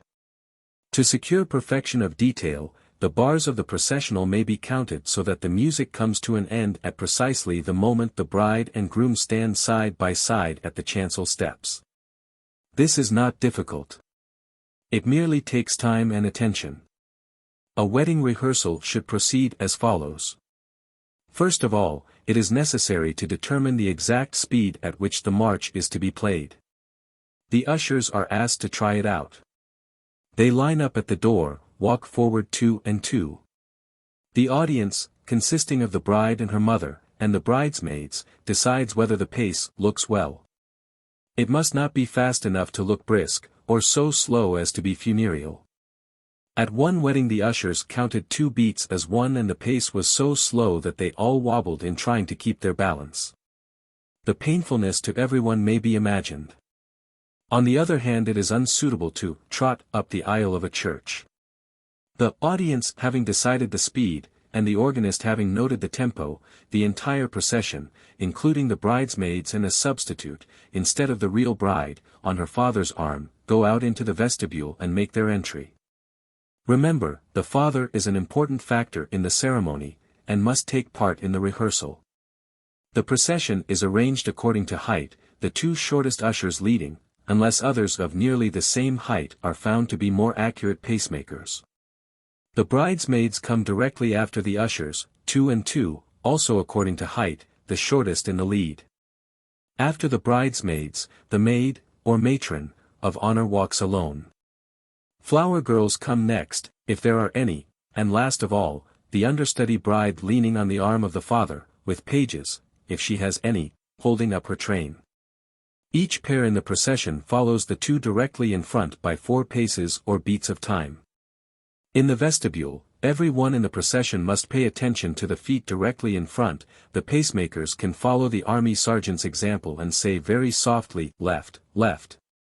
At the end the bride counts 8 beats before she and the father put left foot forward. The whole trick is starting. After that they just walk naturally to the beat of the music, but keeping the ones in front as nearly as possible at the same distance. At the foot of the chancel, the ushers divide. In a small church, the first 2 go up the chancel steps and stand at the top, one on the right, the other on the left. The second 2 go to a step or 2 below the first. If there are more, they stand below again. Chalk marks can be made on the chancel floor if necessary, but it ought not to be difficult, except for very little children who are flower girls or pages, to learn their position. Or in a big church they go up farther, some of them lining the steps, or all of them in front of the choir stalls. The bridesmaids also divide, half on either side, and always stand in front of the ushers. The maid of honor's place is on the left at the foot of the steps, exactly opposite the best man. Flower girls and pages are put above or below the bridesmaids wherever it is thought the picture is best. The grouping of the ushers and bridesmaids in the chancel or lining the steps also depends upon their number and the size of the church. In any event, the bridesmaids stand in front of the ushers, half of them on the right and half on the left. They never stand all on the bride's side, and the ushers on the groom's. Entrance of the bridegroom. The clergyman who is to perform the marriage comes into the chancel from the vestry. At a few paces behind him follows the groom, who in turn is followed by the best man. The groom stops at the foot of the chancel steps and takes his place at the right, as indicated in the accompanying diagram. His best man stands directly behind him. The ushers and bridesmaids always pass in front of him and take their places as noted above. When the bride approaches, the groom takes only a step to meet her. A more effective greeting of the bride is possible if the door of the vestry opens into the chancel so that on following the clergyman, the groom finds himself at the top instead of the foot of the chancel steps. He goes forward to the right-hand side, his left, his best man behind him, and waits where he is until his bride approaches, when he goes down the steps to meet her, which is perhaps more gallant than to stand at the head of the aisle and wait for her to join him. The real bride watches carefully how the pseudo-bride takes her left hand from her father's arm, shifts her fan, or whatever represents her bouquet, from her right hand to her left, and gives her right hand to the groom.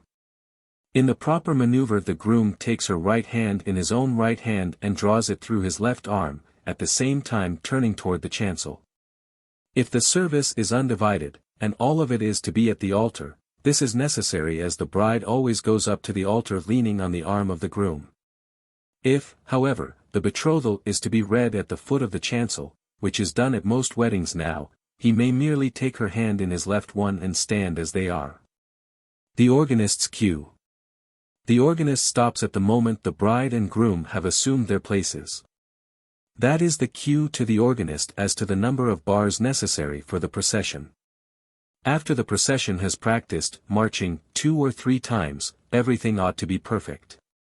The organist, having counted up the necessary bars of music, can readily give the leading ushers their music cue, so that they can start on the measure that will allow the procession and the organ to end together. The organist can, and usually does, stop off short. But there is a better finish if the bride's giving her hand to the groom and taking the last step that brings her in front of the chancel is timed so as to fall precisely on the last bars of the processional. No words of the service are ever rehearsed, although all the positions to be taken are practiced. The pseudo-bride takes the groom's left arm and goes slowly up the steps to the altar. The best man follows behind and to the right of the groom, and the maid of honor, or first bridesmaid, leaves her companions and advances behind and to the left of the bride. The pseudo-bride, in pantomime, gives her bouquet to the maid of honor. The best man, also in pantomime, hands the ring to the groom, this merely to see that they are at a convenient distance for the services they are to perform. The recessional is played, and the procession goes out in reversed order. Bride and groom first, then bridesmaids, then ushers, again all taking pains to fall into step with the leaders. On no account must the bridesmaids walk either up or down the aisle with the ushers. Once in a while the maid of honor takes the arm of the best man and together they follow the bride and groom out of the church. But it gives the impression of a double wedding and spoils the picture. Obligations of the bridegroom. In order that the first days of their life together may be as perfect as possible, the groom must make preparations for the wedding trip long ahead of time, so that best accommodations can be reserved. If they are to stop first at a hotel in their own city, or one nearby, he should go days or even weeks in advance and personally select the rooms. It is much better frankly to tell the proprietor, or room clerk, at the same time asking him to keep the secret. Everyone takes a friendly interest in a bridal couple, and the chances are that the proprietor will try to reserve the prettiest rooms in the house, and give the best service. If their first stop is to be at a distance, then he must engage train seats or boat stateroom, and write to the hotel of their destination far enough in advance to receive a written reply, so that he may be sure of the accommodations they will find. Expense of the wedding trip. Just as it is contrary to all laws of etiquette for the bride to accept any part of her trousseau or wedding reception from the groom, so it is unthinkable for the bride to defray the least fraction of the cost of the wedding journey, no matter though she have millions in her own right, and he be earning $10 a week. He must save up his $10 as long as necessary, and the trip can be as short as they like, but convention has no rule more rigid than that the wedding trip shall be a responsibility of the groom. There are 2 modifications of this rule: a house may be put at their disposal by a member of her family, or, if she is a widow, they may go to one of her own, provided it is not one occupied by her with her late husband. It is also quite all right for them to go away in a motor belonging to her, but driven by him, and all garage expenses belong to him. Or if her father or other member of the family offers the use of a yacht or private railway car, the groom may accept, but he should remember that the incidental and unavoidable expense of such a gift is sometimes greater than the cost of railway tickets. Buying the wedding ring. It is quite usual for the bride to go with the groom when he buys the wedding ring, the reason being that as it stays for life on her finger, she should be allowed to choose the width and weight she likes and the size she finds comfortable. The groom's present to the bride. He is a very exceptional and enviable man who is financially able to take his fiancée to the jeweler's and let her choose what she fancies. Usually the groom buys the handsomest ornament he can afford, a string of pearls if he has great wealth, or a diamond pendant, brooch or bracelet, or perhaps only the simplest bangle or charm, but whether it is of great or little worth. It must be something for her personal adornment. Further obligations of the groom. Gifts must be provided for his best man and ushers, as well as their ties, gloves and boutonnieres, a bouquet for his bride, and the fee for the clergyman, which may be a $10 gold piece or 1 or 2 new $100 bills, according to his wealth and the importance of the wedding. Whatever the amount, it is enclosed in an envelope and taken in charge by the best man, who hands it to the clergyman in his vestry room immediately after the ceremony. Chapter XIITHE of the wedding. No one is busier than the best man on the day of the wedding. His official position is a cross between trained nurse, valet, general manager and keeper. Bright and early in the morning he hurries to the house of the groom, generally before the latter is up. Very likely they breakfast together. In any event, he takes the groom in charge precisely as might a guardian. He takes note of his patient's general condition. If he is normal and fit, so much the better. If he is up in the air, or nervous, the best man must bring him to earth and jolly him along as best he can. Best man as expressman. His first actual duty is that of packer and expressman. He must see that everything necessary for the journey is packed, and that the groom does not absent-mindedly put the furnishings of his room in his valise and leave his belongings hanging in the closet. He must see that the clothes the groom is to wear away are put into a special bag to be taken to the house of the bride, where he, as well as she, must change from wedding into traveling clothes. The best man becomes expressman if the first stage of the wedding journey is to be to a hotel in town. He puts all the groom's luggage into his own car or a taxi, drives to the bride's house, carries the bag with the groom's traveling suit in it to the room set aside for his use, usually the dressing room of the bride's father or the bedroom of her brother. He then collects, according to prearrangement, the luggage of the bride and drives with the entire equipment of both bride and groom to the hotel where rooms have already been engaged, sees it all into the rooms, and makes sure that everything is as it should be. If he is very thoughtful, he may himself put flowers about the rooms.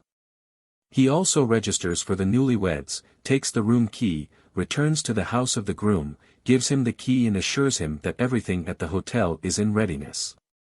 This maneuver allows the young couple when they arrive to go quietly to their rooms without attracting the notice of anyone, as would be the case if they arrived with baggage and were conspicuously shown the way by a bellboy whose manner unmistakably proclaims bride and groom.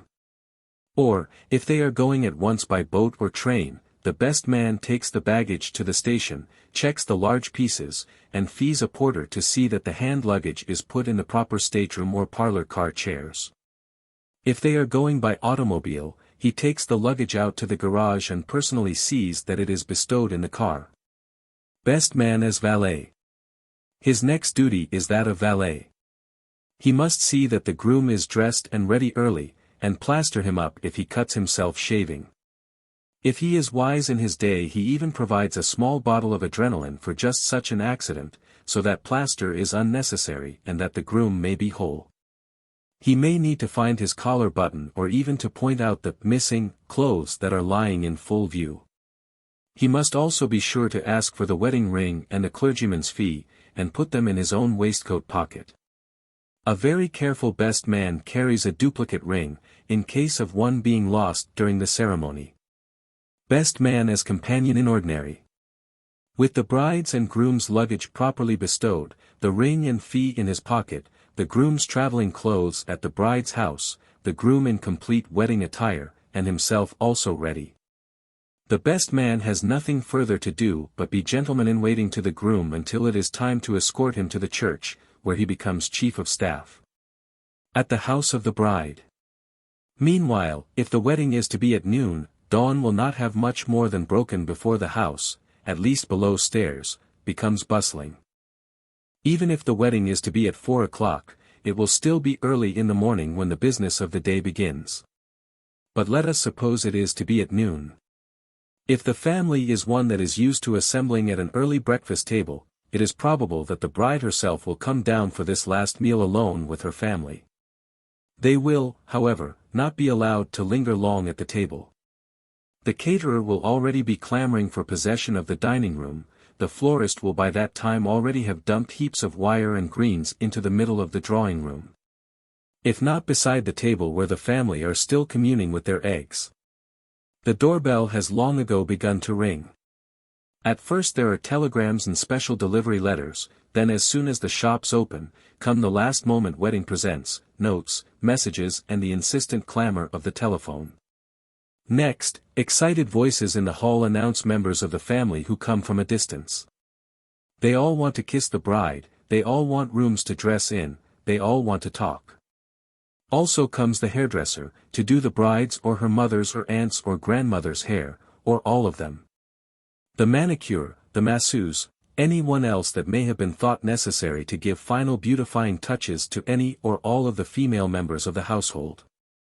The 1,001 articles from the caterer are meantime being carried in at the basement door, made dishes, and dishes in the making, raw materials of which others are to be made. Folding chairs, small tables, chinaware, glassware, napery, knives, forks and spoons, it is a struggle to get in or out of the kitchen or area door.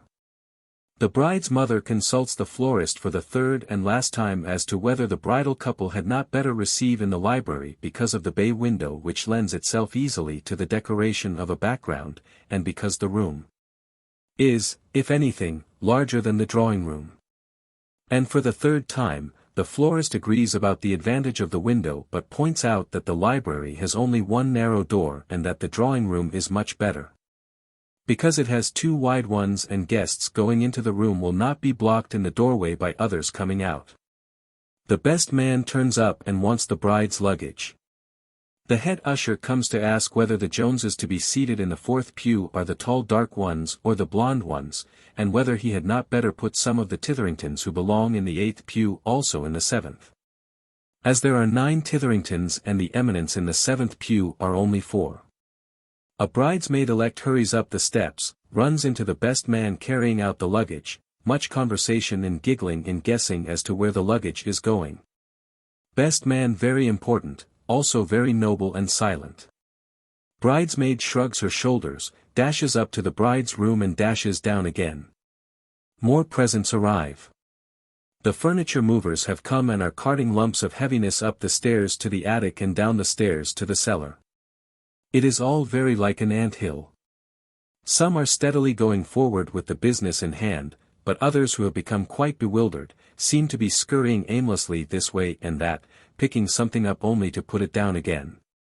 The drawing room. Here, where the bride and groom are to receive, one cannot tell yet what the decoration is to be. Perhaps it is a hedged-in garden scene, a palm grove, a flowering recess, a screen and canopy of wedding bells, but a bower of foliage of some sort is gradually taking shape. The dining room. The dining room, too, blossoms with plants and flowers. Perhaps its space and that of a tent adjoining is filled with little tables, or perhaps a single row of camp chairs stands flat against the walls, and in the center of the room, the dining table pulled out to its farthest extent is being decked with trimmings and utensils which will be needed later when the spaces left at intervals for various dishes shall be occupied. Preparation of these dishes is meanwhile going on in the kitchen. The kitchen. The caterer's chefs in white cook's caps and aprons are in possession of the situation, and their assistants run here and there, bringing ingredients as they are told. Or perhaps the caterer brings everything already prepared. In which case the waiters are busy unpacking the big tin boxes and placing the bain-marie, a sort of fireless cooker receptacle in a tank of hot water, from which the hot food is to be served. Huge tubs of cracked ice in which the ice cream containers are buried are already standing in the shade of the areaway or in the backyard. Last preparations. Back again in the drawing room, the florist and his assistants are still tying and tacking and arranging and adjusting branches and garlands and sheaves and bunches. And the floor is a litter of twigs and strings and broken branches. The photographer is asking that the central decoration be finished so he can group his pictures. The florist assures him that he is as busy as possible. The house is as cold as open windows can make it, to keep the flowers fresh, and to avoid stuffiness. The doorbell continues its ringing, and the parlor maid finds herself a contestant in a marathon, until someone decides that card envelopes and telegrams had better be left in the front hall. A first bridesmaid arrives. She at least is on time.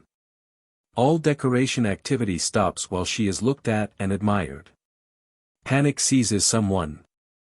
The time is too short, nothing will be ready. Someone else says the bridesmaid is far too early, there is no end of time. Upstairs everyone is still dressing. The father of the bride, one would suppose him to be the bridegroom at least, is trying on most of his shirts, the floor strewn with discarded collars. The mother of the bride is hurrying into her wedding array so as to be ready for any emergency, as well as to superintend the finishing touches to her daughter's dress and veil. The wedding dress. Everyone knows what a wedding dress is like. It may be of any white material, satin, brocade, velvet, chiffon, or entirely of lace. It may be embroidered in pearls, crystals, or silver.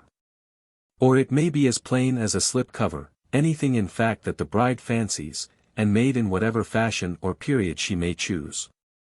As for her veil in its combination of lace or tulle and orange blossoms, perhaps it is copied from a headdress of Egypt or China, or from the severe drapery of Rebecca herself, or proclaimed the knowing touch of the Rue de la Paix. It may have a cap, like that of a lady in a French print, or fall in clouds of tulle from under a little wreath, such as might be worn by a child queen of the May. The origin of the bridal veil is an unsettled question. Roman brides wore yellow veils, and veils were used in the ancient Hebrew marriage ceremony. The veil as we use it may be a substitute for the flowing tresses which in old times fell like a mantle modestly concealing the bride's face and form. Or it may be an amplification of the veil which medieval fashion added to every headdress. In olden days the garland rather than the veil seems to have been of greatest importance. The garland was the coronet of the good girl, and her right to wear it was her inalienable attribute of virtue. Very old books speak of 3 ornaments that every virtuous bride must wear, a ring on her finger, a brooch on her breast and a garland on her head. A bride who had no dowry of gold was said nevertheless to bring her husband great treasure, if she brought him a garland, in other words, a virtuous wife. At present the veil is usually mounted by a milliner on a made foundation, so that it need merely be put on, but every young girl has an idea of how she personally wants her wedding veil and may choose rather to put it together herself or have it done by some particular friend, whose taste and skill she especially admires. If she chooses to wear a veil over her face up the aisle and during the ceremony, the front veil is always a short separate piece about a yard square, gathered on an invisible band, and pinned with a hairpin at either side. After the long veil is arranged, it is taken off by the maid of honor when she gives back the bride's bouquet at the conclusion of the ceremony. The face veil is a rather old-fashioned custom, and is appropriate only for a very young bride of a demure type. The tradition being that a maiden is too shy to face a congregation unveiled, and shows her face only when she is a married woman. Some brides prefer to remove their left glove by merely pulling it inside out at the altar. Usually the underseam of the wedding finger of her glove is ripped for about 2 inches and she need only pull the tip off to have the ring put on. Or, if the wedding is a small one, she wears no gloves at all. Brides have been known to choose colors other than white. Cloth of silver is quite conventional and so is very deep cream, but cloth of gold suggests the habiliment of a widow rather than that of a virgin maid, of which the white and orange blossoms, or myrtle leaf, are the emblems. If a bride chooses to be married in traveling dress, she has no bridesmaids, though she often has a maid of honor. A traveling dress is either a tailor-made, if she is going directly on a boat or train, or a morning or afternoon dress, whatever she would wear away after a big wedding. But to return to our particular bride. Everyone seemingly is in her room, her mother, her grandmother, 3 aunts, 2 cousins, 3 bridesmaids, for small children, 2 friends, her maid, the dressmaker, and an assistant. Every little while, the parlor maid brings a message or a package. Her father comes in and goes out at regular intervals, in sheer nervousness. The rest of the bridesmaids gradually appear and distract the attention of the audience so that the bride has moments of being allowed to dress undisturbed. At last even her veil is adjusted and all present gasp their approval. How sweet! Dearest, you are too lovely, and, darling, how wonderful you look. Her father reappears. If you are going to have the pictures taken, you had better all hurry. Oh, Mary, shout someone, what have you on that is? Something old, something new. Something borrowed, something blue. And a lucky sixpence in your shoe. Let me see, says the bride, old, I have old lace, new, I have lots of new. Borrowed, and blue. A chorus of voices, where my ring, where my pin, where mine. It's blue, and someone's pin which has a blue stone in it, is fastened on under the trimming of her dress and serves both needs. If the lucky sixpence, a dime will do, is produced, she must at least pay discomfort for her luck. Again someone suggests the photographer is waiting and time is short. Having pictures taken before the ceremony is a dull custom, because it is tiring to sit for one's photograph at best, and to attempt anything so delaying as posing at the moment when the procession ought to be starting. Is as trying to the nerves as it is exhausting, and more than one wedding procession has consisted of very dragged-out young women in consequence. At a country wedding it is very easy to take the pictures out on the lawn at the end of the reception and just before the bride goes to dress. Sometimes in a town house, they are taken in an upstairs room at that same hour. But usually the bride is dressed and her bridesmaids arrive at her house fully half an hour before the time necessary to leave for the church. And pictures of the group are taken as well as several of the bride alone, with special lights, against the background where she will stand and receive. Procession to church. Whether the pictures are taken before the wedding or after, the bridesmaids always meet at the house of the bride, where they also receive their bouquets. When it is time to go to the church, there are several carriages or motors drawn up at the house. The bride's mother drives away in the first, usually alone, or she may, if she chooses, take one or two bridesmaids in her car, but she must reserve room for her husband who will return from church with her. The maid of honor, bridesmaids and flower girls go in the next vehicles, which may be their own or else are supplied by the bride's family, and last of all, comes the bride's carriage, which always has a wedding appearance. If it is a brougham, the horses' headpieces are decorated with white flowers and the coachman wears a white boutonniere.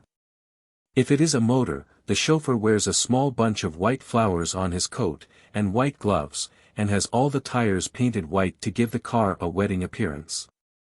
The bride drives to the church with her father only.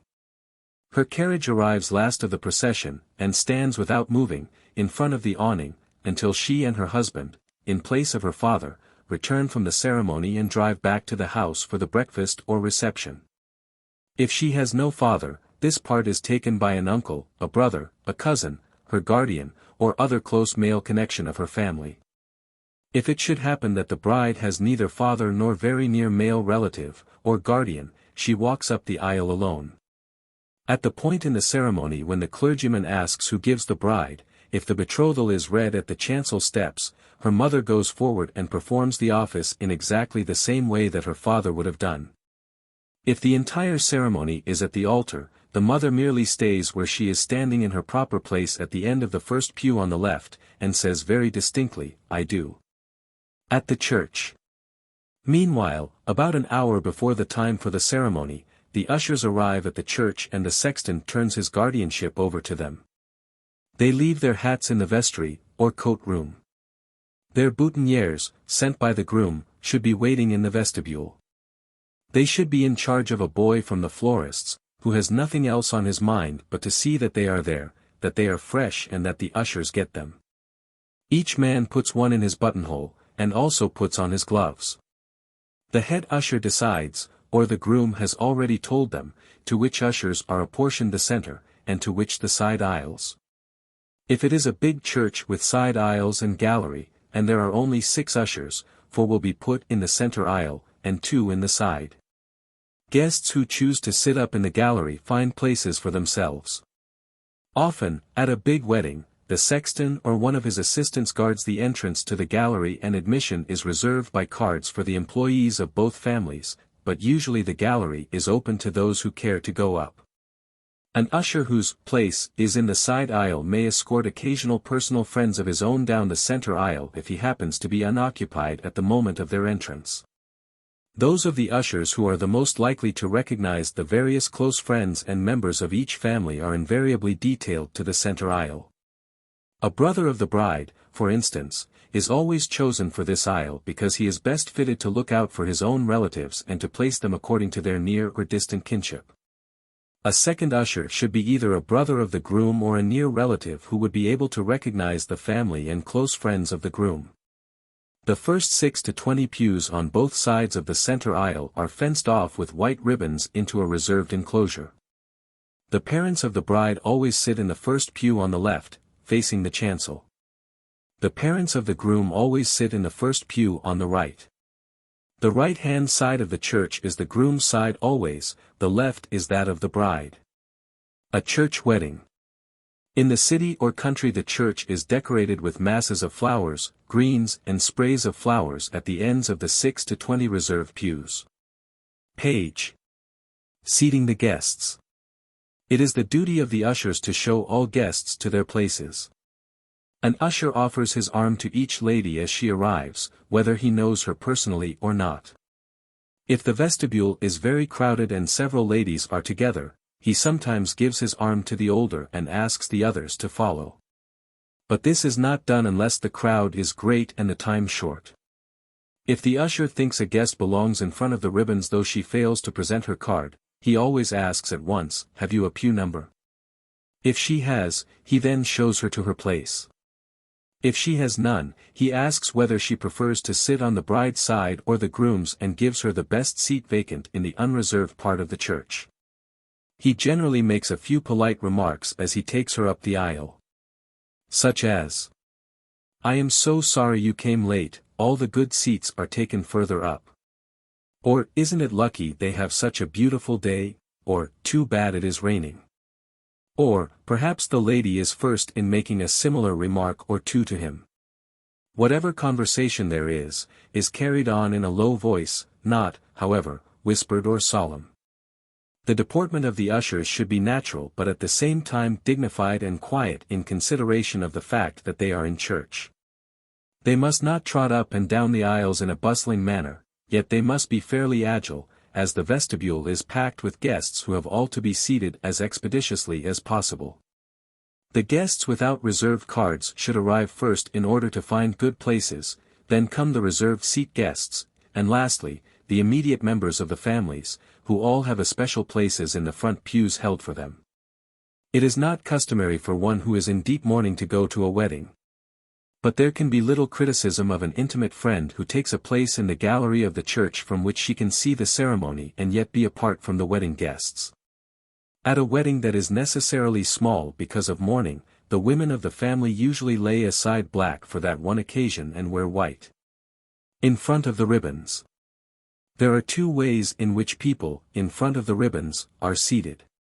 The less efficient way is by means of a typewritten list of those for whom seats are reserved and of the pews in which they are to be seated, given to each usher, who has read it over for each guest who arrives at the church. From every point of view, the typewritten list is bad. First, it wastes time, and as everyone arrives at the same moment, and every lady is supposed to be taken personally up the aisle, on the arm of an usher. The time consumed while each usher looks up each name on several gradually rumpling or tearing sheets of paper is easily imagined. Besides which, one who is at all intimate with either family cannot help feeling in some degree slighted when, on giving one's name, the usher looks for it in vain. The second, and far better method, is to have a pew card sent, enclosed with the wedding invitation, or an inscribed visiting card sent by either family. A guest who has a card with "Pew No. 12" on it, knows, and the usher knows, exactly where she is to go. Or if she has a card saying, "Reserved," or, "Before the ribbons," or any special mark that means in the reserved section but no especial pew. The usher puts her in the best position available, behind the first 2 or 3 numbered rows that are saved for the immediate family, and in front of the ribbons marking the reserved enclosure. It is sometimes well for the head usher to ask the bride's mother if she is sure she has allowed enough pews in the reserved section to seat all those with cards. Arranging definite seat numbers has one disadvantage. One pew may have every seat occupied and another may be almost empty. In that case an usher can, just before the procession is to form, shift a certain few people out of the crowded pews into the others. But it would be a breach of etiquette for people to reseat themselves, and no one should be seated after the entrance of the bride's mother. The bridegroom waits. Meanwhile, about 15 minutes before the wedding hour, the groom and his best man, both in morning coats, top hats, boutonnieres and white buckskin, but remember not shiny, gloves, walk or drive to the church and enter the side door which leads to the vestry. There they sit, or in the clergyman's study, until the sexton or an usher comes to say that the bride has arrived. The perfectly managed wedding. At a perfectly managed wedding, the bride arrives exactly 1 minute, to give a last comer time to find place, after the hour. 2 or 3 servants have been sent to wait in the vestibule to help the bride and bridesmaids off with their wraps and hold them until they are needed after the ceremony. The groom's mother and father also are waiting in the vestibule. As the carriage of the bride's mother drives up, an usher goes as quickly as he can to tell the groom, and any brothers or sisters of the bride or groom, who are not to take part in the wedding procession and have arrived in their mother's carriage, are now taken by ushers to their places in the front pews. The moment the entire wedding party is at the church, the doors between the vestibule and the church are closed. No one is seated after this, except the parents of the young couple. The proper procedure should be carried out with military exactness, and is as follows. The groom's mother goes down the aisle on the arm of the head usher and takes her place in the first pew on the right. The groom's father follows alone, and takes his place beside her. The same usher returns to the vestibule and immediately escorts the bride's mother. He should then have time to return to the vestibule and take his place in the procession. The beginning of the wedding march should sound just as the usher returns to the head of the aisle. To repeat, no other person should be seated after the mother of the bride. Guests who arrive later must stand in the vestibule or go into the gallery. The sound of the music is also the cue for the clergyman to enter the chancel, followed by the groom and his best man. The 2 latter wear gloves but have left their hats and sticks in the vestry room. The groom stands on the right-hand side at the head of the aisle, but if the vestry opens into the chancel, he sometimes stands at the top of the first few steps. He removes his right glove and holds it in his left hand. The best man remains always directly back and to the right of the groom, and does not remove his glove. Here comes the bride. The description of the procession is given in detail on a preceding page in the Wedding Rehearsal section. Starting on the right measure and keeping perfect time, the ushers come, 2 by 2, 4 paces apart. Then the bridesmaids, if any, at the same distance exactly, then the maid of honor alone, then the flower girls, if any, then, at a double distance, the bride on her father's right arm. She is dressed always in white, with a veil of lace or tulle. Usually she carries a bridal bouquet of white flowers, either short, or with streamers, narrow ribbons with little bunches of blossoms on the end of each, or trailing vines, or maybe she holds a long sheaf of stiff flowers such as lilies on her arm. Or perhaps she carries a prayer book instead of a bouquet. The groom comes forward to meet the bride.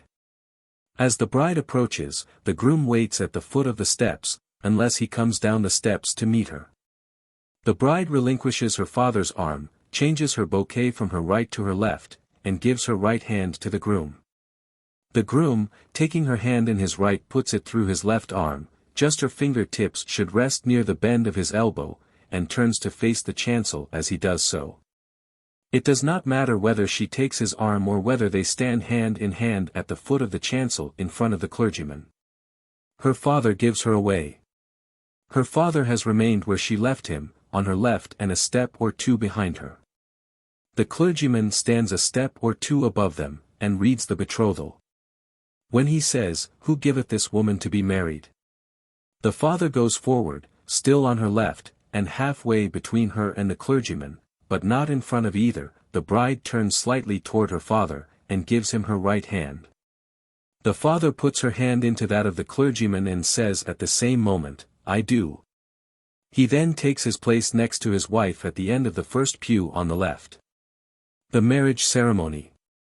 A soloist or the choir then sings while the clergyman slowly ascends to the altar, before which the marriage is performed. The bride and groom follow slowly, the fingers of her right hand on his left arm. The maid of honor, or else the first bridesmaid, moves out of line and follows on the left-hand side until she stands immediately below the bride. The best man takes the same position exactly on the right behind the groom. At the termination of the anthem, the bride hands her bouquet to the maid of honor, or her prayer book to the clergyman, and the bride and groom plight their troth. When it is time for the ring, the best man produces it from his pocket. If in the handling from best man to groom, to clergyman, to groom again, and finally to the bride's finger, it should slip and fall, the best man must pick it up if he can without searching. If not, he quietly produces the duplicate which all careful best men carry in the other waistcoat pocket, and the ceremony proceeds. The lost ring, or the unused extra one, is returned to the jeweler's next day. Which ring, under the circumstances, the bride keeps, is a question as hard to answer as that of the lady or the tiger. Would she prefer the substitute ring that was actually the one she was married with? Or the one her husband bought and had marked for her? Or would she prefer not to have a substitute ring and have the whole wedding party on their knees searching? She alone can decide. Fortunately, even if the clergyman is very old and his hands shaky, a substitute is seldom necessary. The wedding ring must not be put above the engagement ring. On her wedding day a bride either leaves her engagement ring at home when she goes to church or wears it on her right hand. After the ceremony. At the conclusion of the ceremony, the minister congratulates the new couple. The organ begins the recessional. The bride takes her bouquet from her maid of honor, who removes the veil if she wore one over her face. She then turns toward her husband, her bouquet in her right hand, and puts her left hand through his right arm, and they descend the steps. The maid of honor, handing her own bouquet to a second bridesmaid, follows a short distance after the bride, at the same time stooping and straightening out the long train and veil. The bride and groom go on down the aisle. The best man disappears into the vestry room. At a perfectly conducted wedding he does not walk down the aisle with the maid of honor. The maid of honor recovers her bouquet and walks alone. If a bridesmaid performs the office of maid of honor, she takes her place among her companion bridesmaids who go next, and the ushers go last. The best man has meanwhile collected the groom's belongings and dashed out of the side entrance and around to the front to give the groom his hat and stick. Sometimes the sexton takes charge of the groom's hat and stick and hands them to him at the church door as he goes out. But in either case the best man always hurries around to see the bride and groom into their carriage, which has been standing at the entrance to the awning since she and her father alighted from it. All the other conveyances are drawn up in the reverse order from that in which they arrived. The bride's carriage leaves first, next come those of the bridesmaids, next the bride's mother and father, next the groom's mother and father, then the nearest members of both families. And finally all the other guests in the order of their being able to find their conveyances.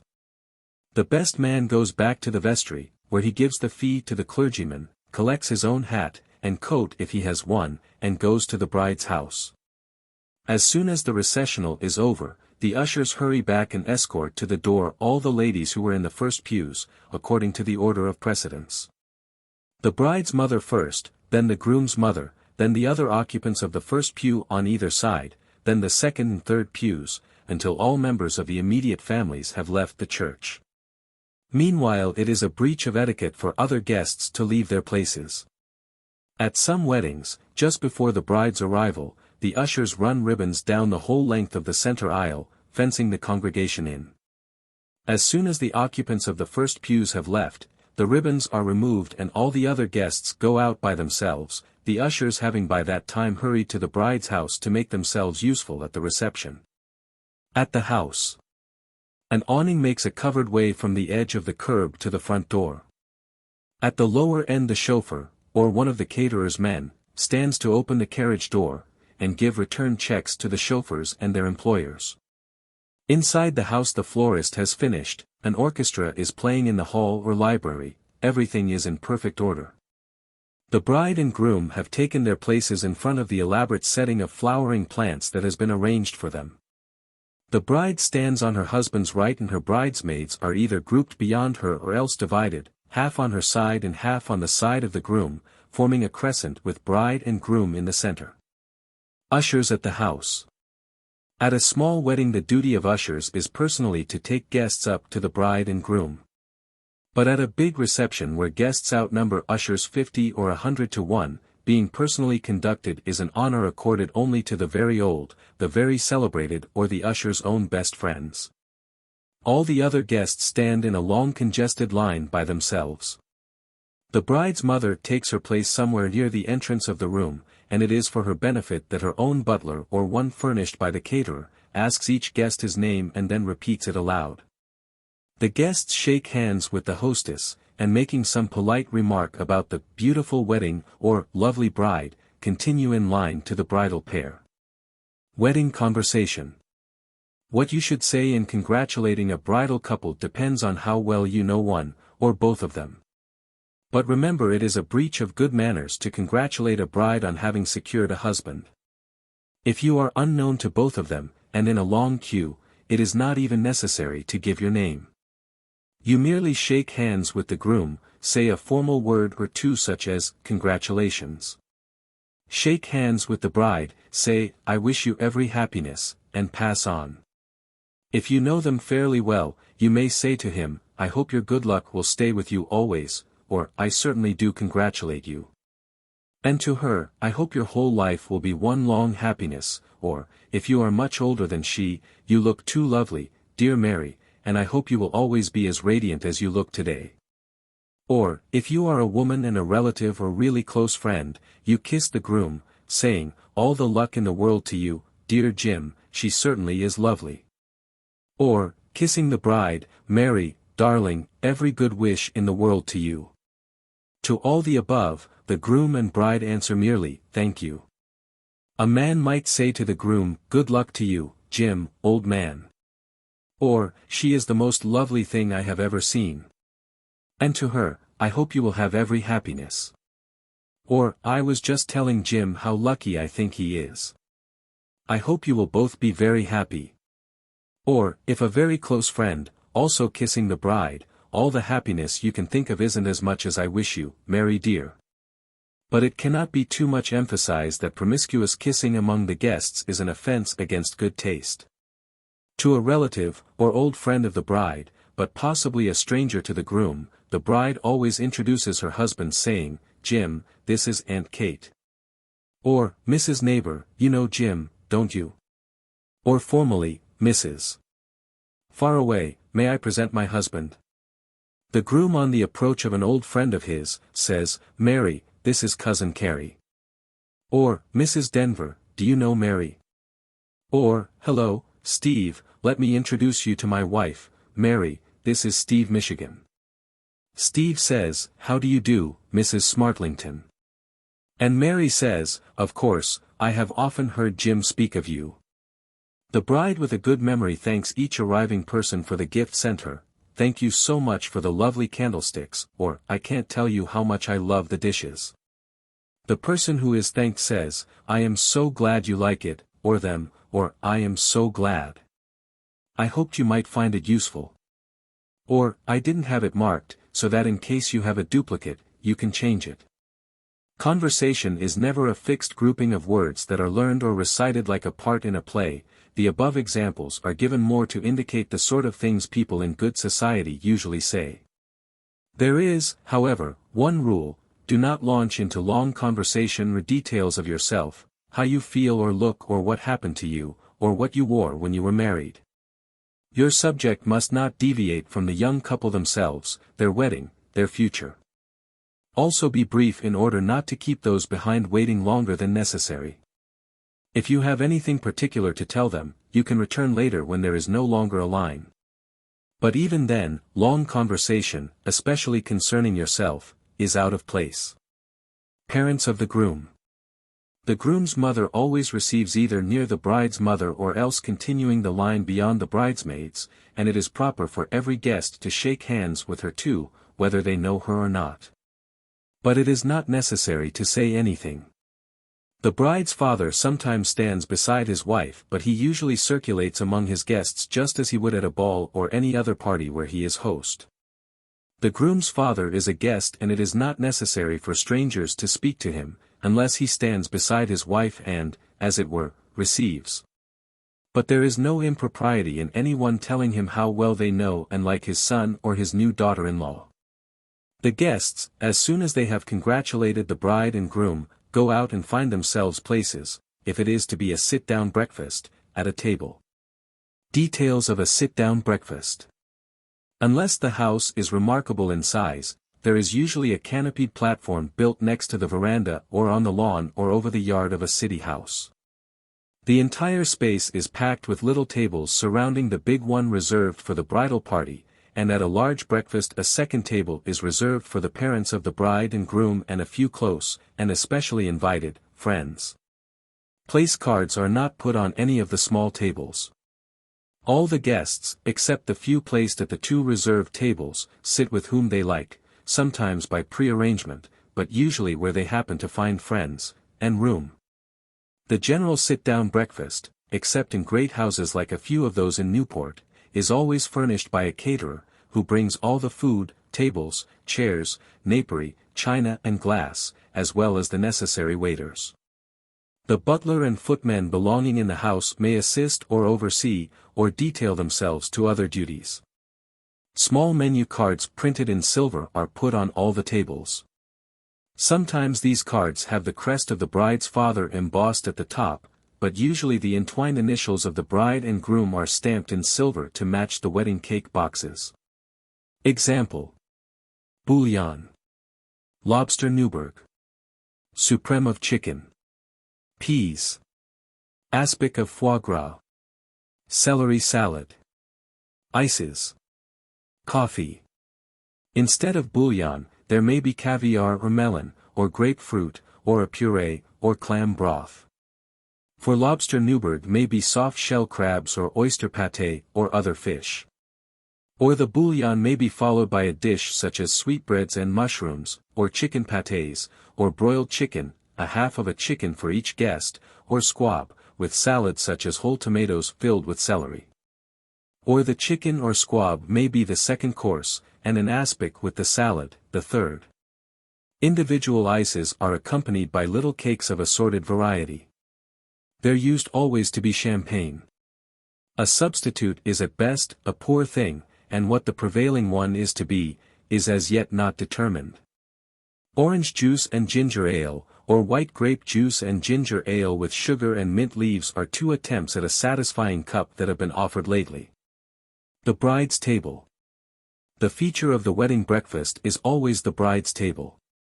Placed sometimes in the dining room, sometimes on the veranda or in a room apart, this table is larger and more elaborately decorated than any of the others.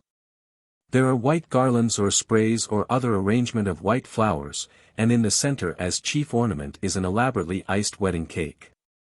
On the top it has a bouquet of white or silver flowers, or confectioner's quaint dolls representing the bride and groom.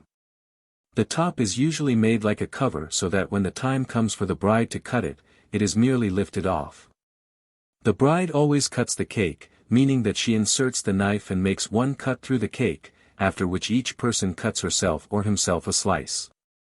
If there are two sets of favors hidden in the cake, there is a mark in the icing to distinguish the bridesmaid's side from that of the ushers. Articles, each wrapped in silver foil, have been pushed through the bottom of the cake at intervals. The bridesmaids find a 10-cent piece for riches, a little gold ring for first to be married, a thimble or little parrot or cat for old maid, a wishbone for the luckiest. On the usher's side, a button or dog is for the bachelor, and a miniature pair of dice as a symbol of lucky chance in life. The ring and 10-cent piece are the same.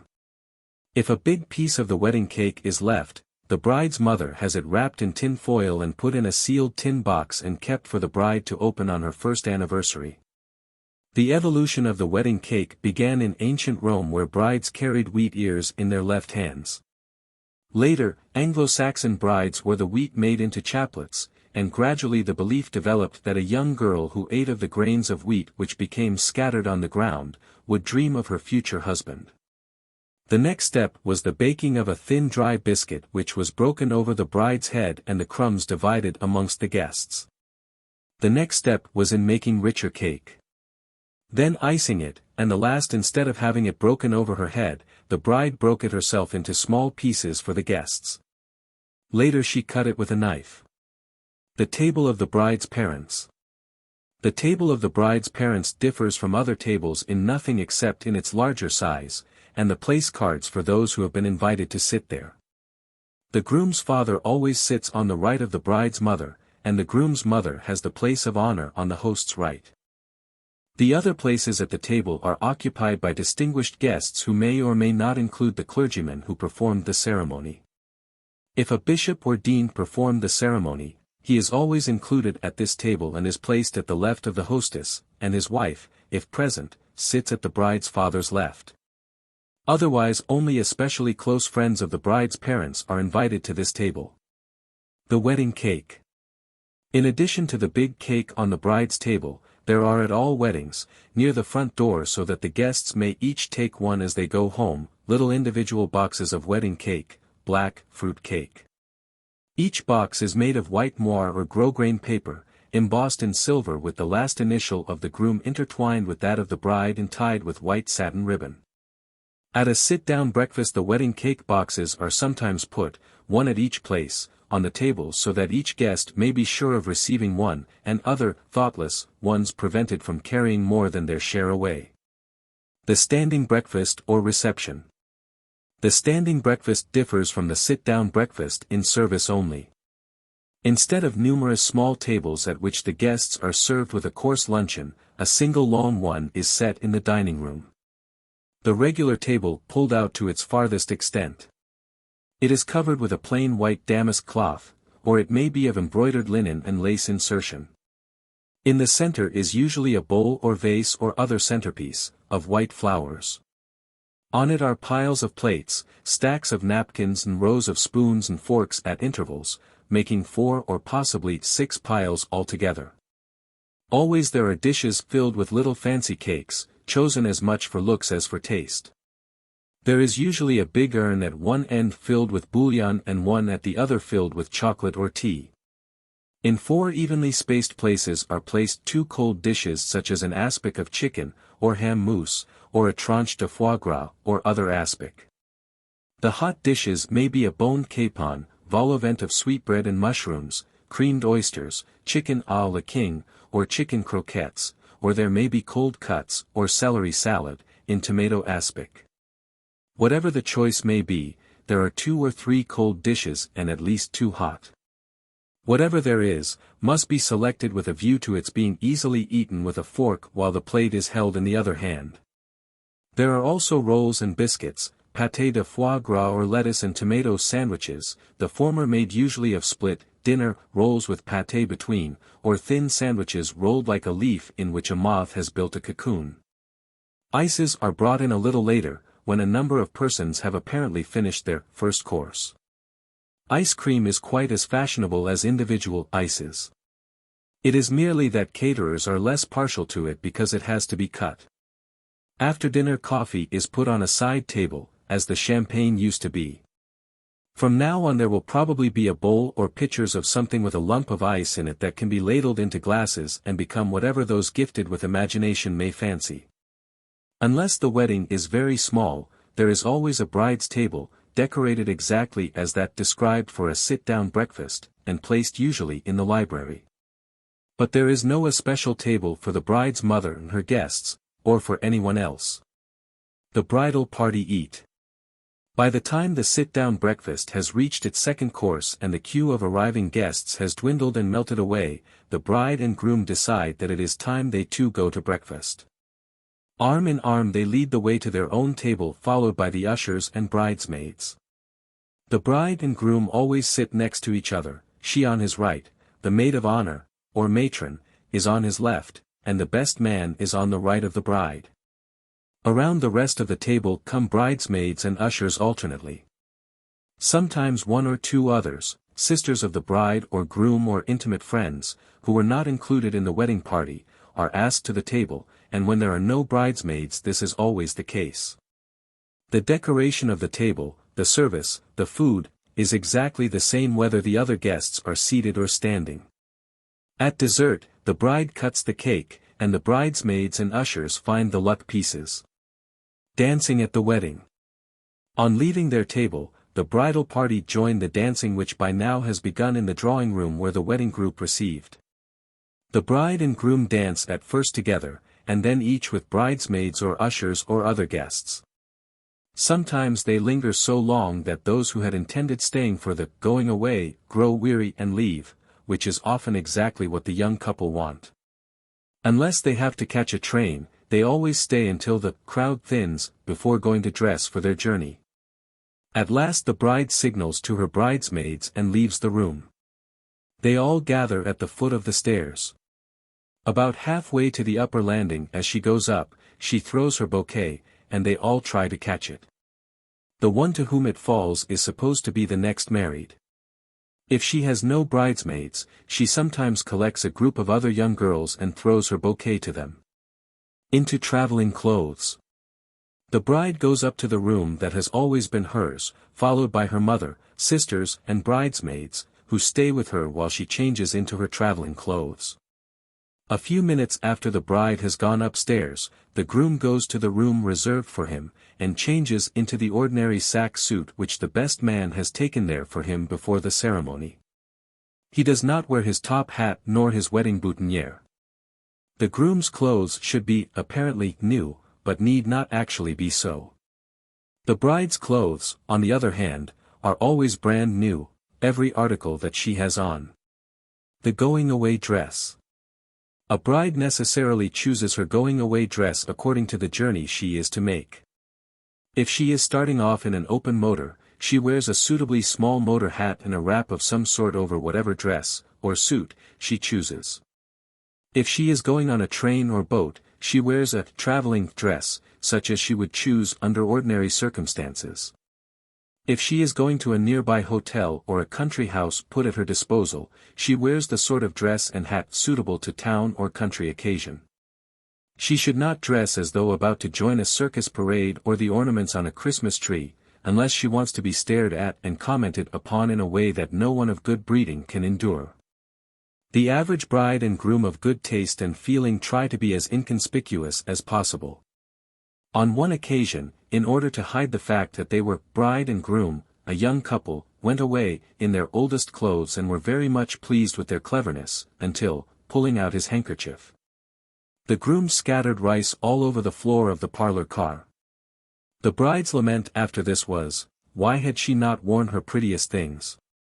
The groom, having changed his clothes, waits upstairs, in the hall generally, until the bride emerges from her room in her traveling clothes.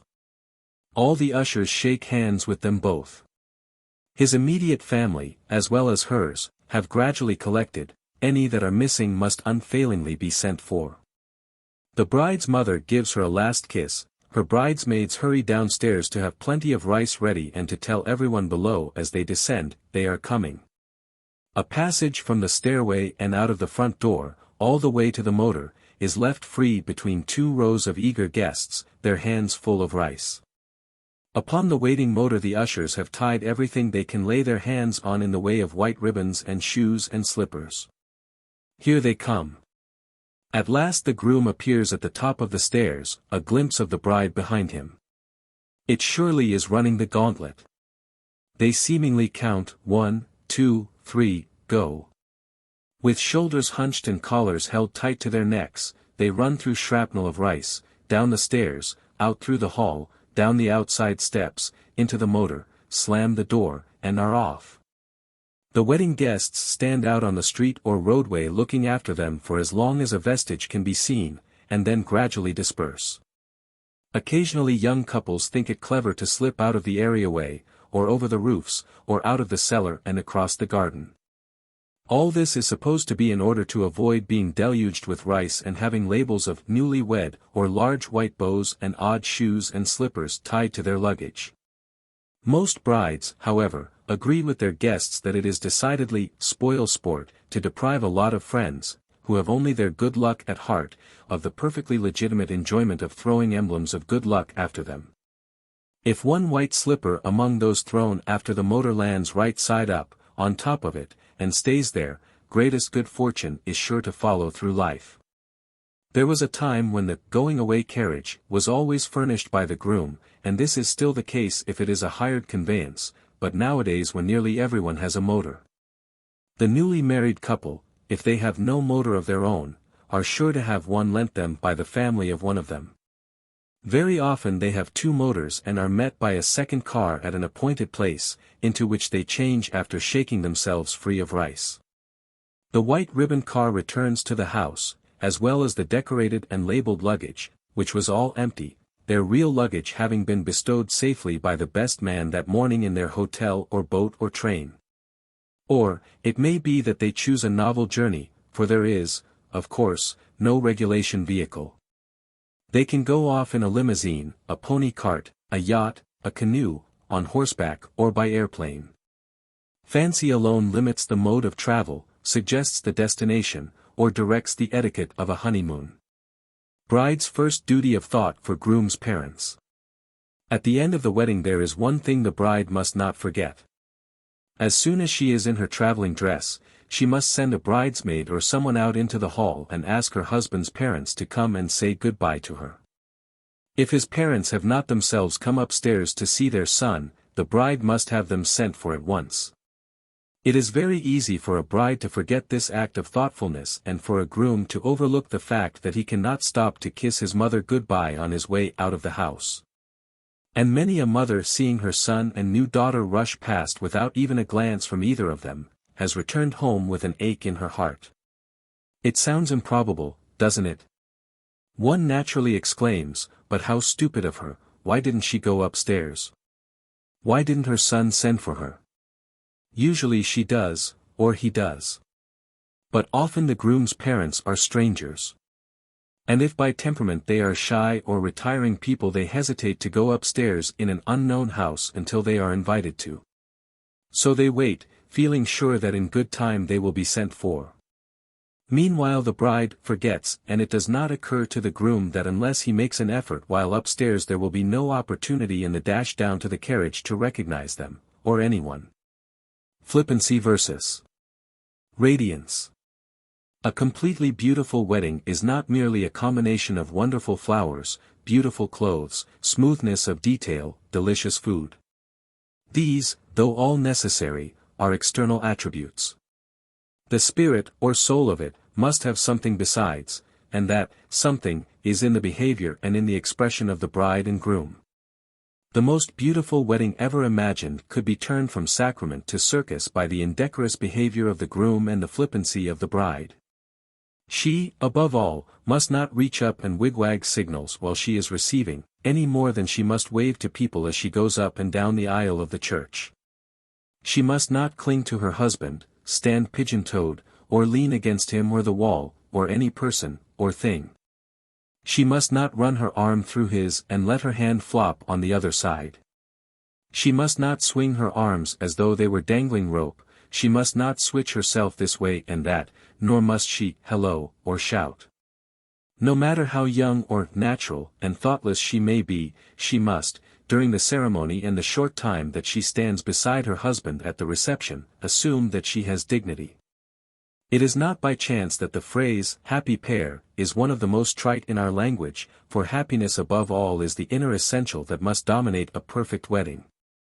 An unhappy-looking bride, an unwilling-looking groom, turns the greatest wedding splendor into sham. Without love it is a sacrament inadvisedly entered into, and the sight of a tragic-faced bride strikes chill to the heart. The radiance of a truly happy bride is so beautifying that even a plain girl is made pretty, and a pretty one, divine. There is something glad yet sweet, shy yet triumphant, serious yet radiant. There is no other way to put it. And a happy groom looks first of all protective. He, too, may have the quality of radiance, but it is different, more directly glad. They both look as though there were sunlight behind their eyes, as though their mouths irresistibly turned to smiles. No other quality of a bride's expression is so beautiful as radiance, that visible proof of perfect happiness which endears its possessor to all beholders and gives to the simplest little wedding complete beauty. The house wedding. A house wedding involves slightly less expenditure but has the disadvantage of limiting the number of guests. The ceremony is exactly the same as that in a church, excepting that the procession advances through an aisle of white satin ribbons from the stairs down which the bridal party descends, to the improvised altar. A small space near the altar is fenced off with other ribbons, for the family. There is a low rail of some sort back of which the clergyman stands, and something for the bride and groom to kneel on during the prayers of the ceremony. The prayer bench is usually about 6 or 8 inches high, and between 3 and 4 feet long. At the back of it an upright on either end supports a crosspiece, or altar rail. It can be made in roughest fashion by any carpenter, or amateur, as it is entirely hidden under leaves and flowers. On the kneeling surface of the bench are placed cushions rather than flowers, because the latter stain. All caterers have the necessary standards to which ribbons are tied, like the wires to telegraph poles. The top of each standard is usually decorated with a spray of white flowers. At a house wedding the bride's mother stands at the door of the drawing room, or wherever the ceremony is to be, and receives people as they arrive. But the groom's mother merely takes her place near the altar with the rest of the immediate family. The ushers are purely ornamental, unless the house is so large that pews have been installed, and the guests are seated as in a church. Otherwise the guests stand wherever they can find places behind the aisle ribbons. Just before the bride's entrance, her mother goes forward and stands in the reserved part of the room. The ushers go up to the top of the stairway. The wedding march begins and the ushers come down 2 and 2, followed by the bridesmaids, exactly as in a church, the bride coming last on her father's arm. The clergyman and the groom and best man have, if possible, reached the altar by another door. If the room has only one door, they go up the aisle a few moments before the bridal procession starts. The chief difference between a church and house wedding is that the bride and groom do not take a single step together. The groom meets her at the point where the service is read. After the ceremony, there is no recessional. The clergyman withdraws, an usher removes the prayer bench, and the bride and groom merely turn where they stand, and receive the congratulations of their guests, unless, of course, the house is so big that they receive in another room. An attractive altar arrangement for a house wedding. Page. When there is no recessional, the groom always kisses the bride before they turn to receive their guests. It is against all tradition for anyone to kiss her before her husband does. There are seldom many bridal attendants at a house wedding, 2 to 4 ushers, and 1 to 4 bridesmaids, unless the house is an immense one. In the country a house wedding includes one in a garden, with a wedding procession under the trees, and tables out on the lawn, a perfect plan for California or other rainless states. But difficult to arrange on the Atlantic seaboard where rain is too likely to spoil everything. The wedding in assembly rooms. Those whose houses are very small and yet who wish to have a general reception, sometimes give the wedding breakfast in a hotel or assembly rooms. The preparations are identical with those in a private house, the decorations and menu may be lavish or simple. Although it is perfectly good form to hold a wedding reception in a ballroom, a breakfast in a private house, no matter how simple, has greater distinction than the most elaborate collation in a public establishment. Why this is so, is hard to determine. It is probably that without a home atmosphere, though it may be a brilliant entertainment, the sentiment is missing. The second marriage. The detail of a spinster's wedding is the same whether she marries a bachelor or a widower, the difference being that a widower does not give a bachelor dinner.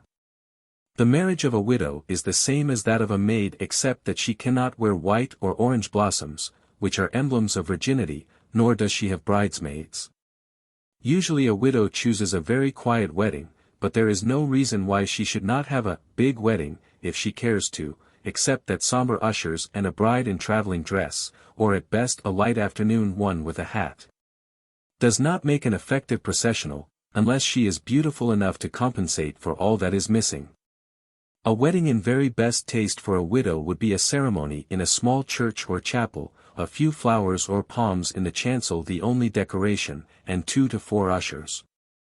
There are no ribboned-off seats, as only very intimate friends are asked. The bride wears an afternoon street dress and hat. Her dress for a church ceremony should be more conventional than if she were married at home, where she could wear a semi-evening gown and substitute a headdress for a hat. She could even wear a veil if it is colored and does not suggest the bridal white one. A celebrated beauty wore for her second wedding in her own house, a dress of gold brocade, with a Russian court headdress and a veil of yellow tulle down the back. Another wore a dress of gray and a Dutch cap of silver lace, and had her little girl in quaint cap and long dress, to match her own, as maid of honor. A widow has never more than one attendant and most often none. There may be a sit-down breakfast afterwards, or the simplest afternoon tea.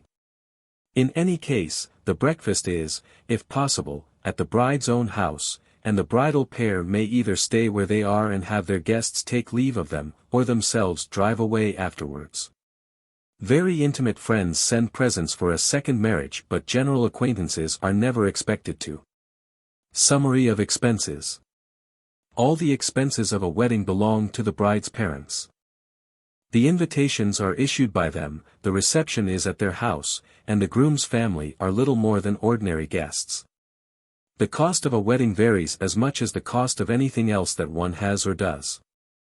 A big fashionable wedding can total far up in the thousands, and even the simplest entails considerable outlay, which can, however, be modified by those who are capable of doing things themselves instead of employing professional service at every point. The parents of the bride provide 1. Engraved invitations and cards. 2. The service of a professional secretary who compiles a single list from the various ones sent her, addresses the envelopes, both inner and outer, encloses the proper number of cards, seals, stamps and mails all the invitations. This item can be omitted and the work done by the family. 3. The biggest item of expense, the trousseau of the bride, which may consist not alone of wearing apparel of endless variety and lavish detail, but household linen of finest quality, priceless in these days, and in quantity sufficient for a lifetime. Or it may consist of the wedding dress, and even that a traveling one, and 1 or 2 others, with barest essentials and few accessories. 4. Awnings for church and house.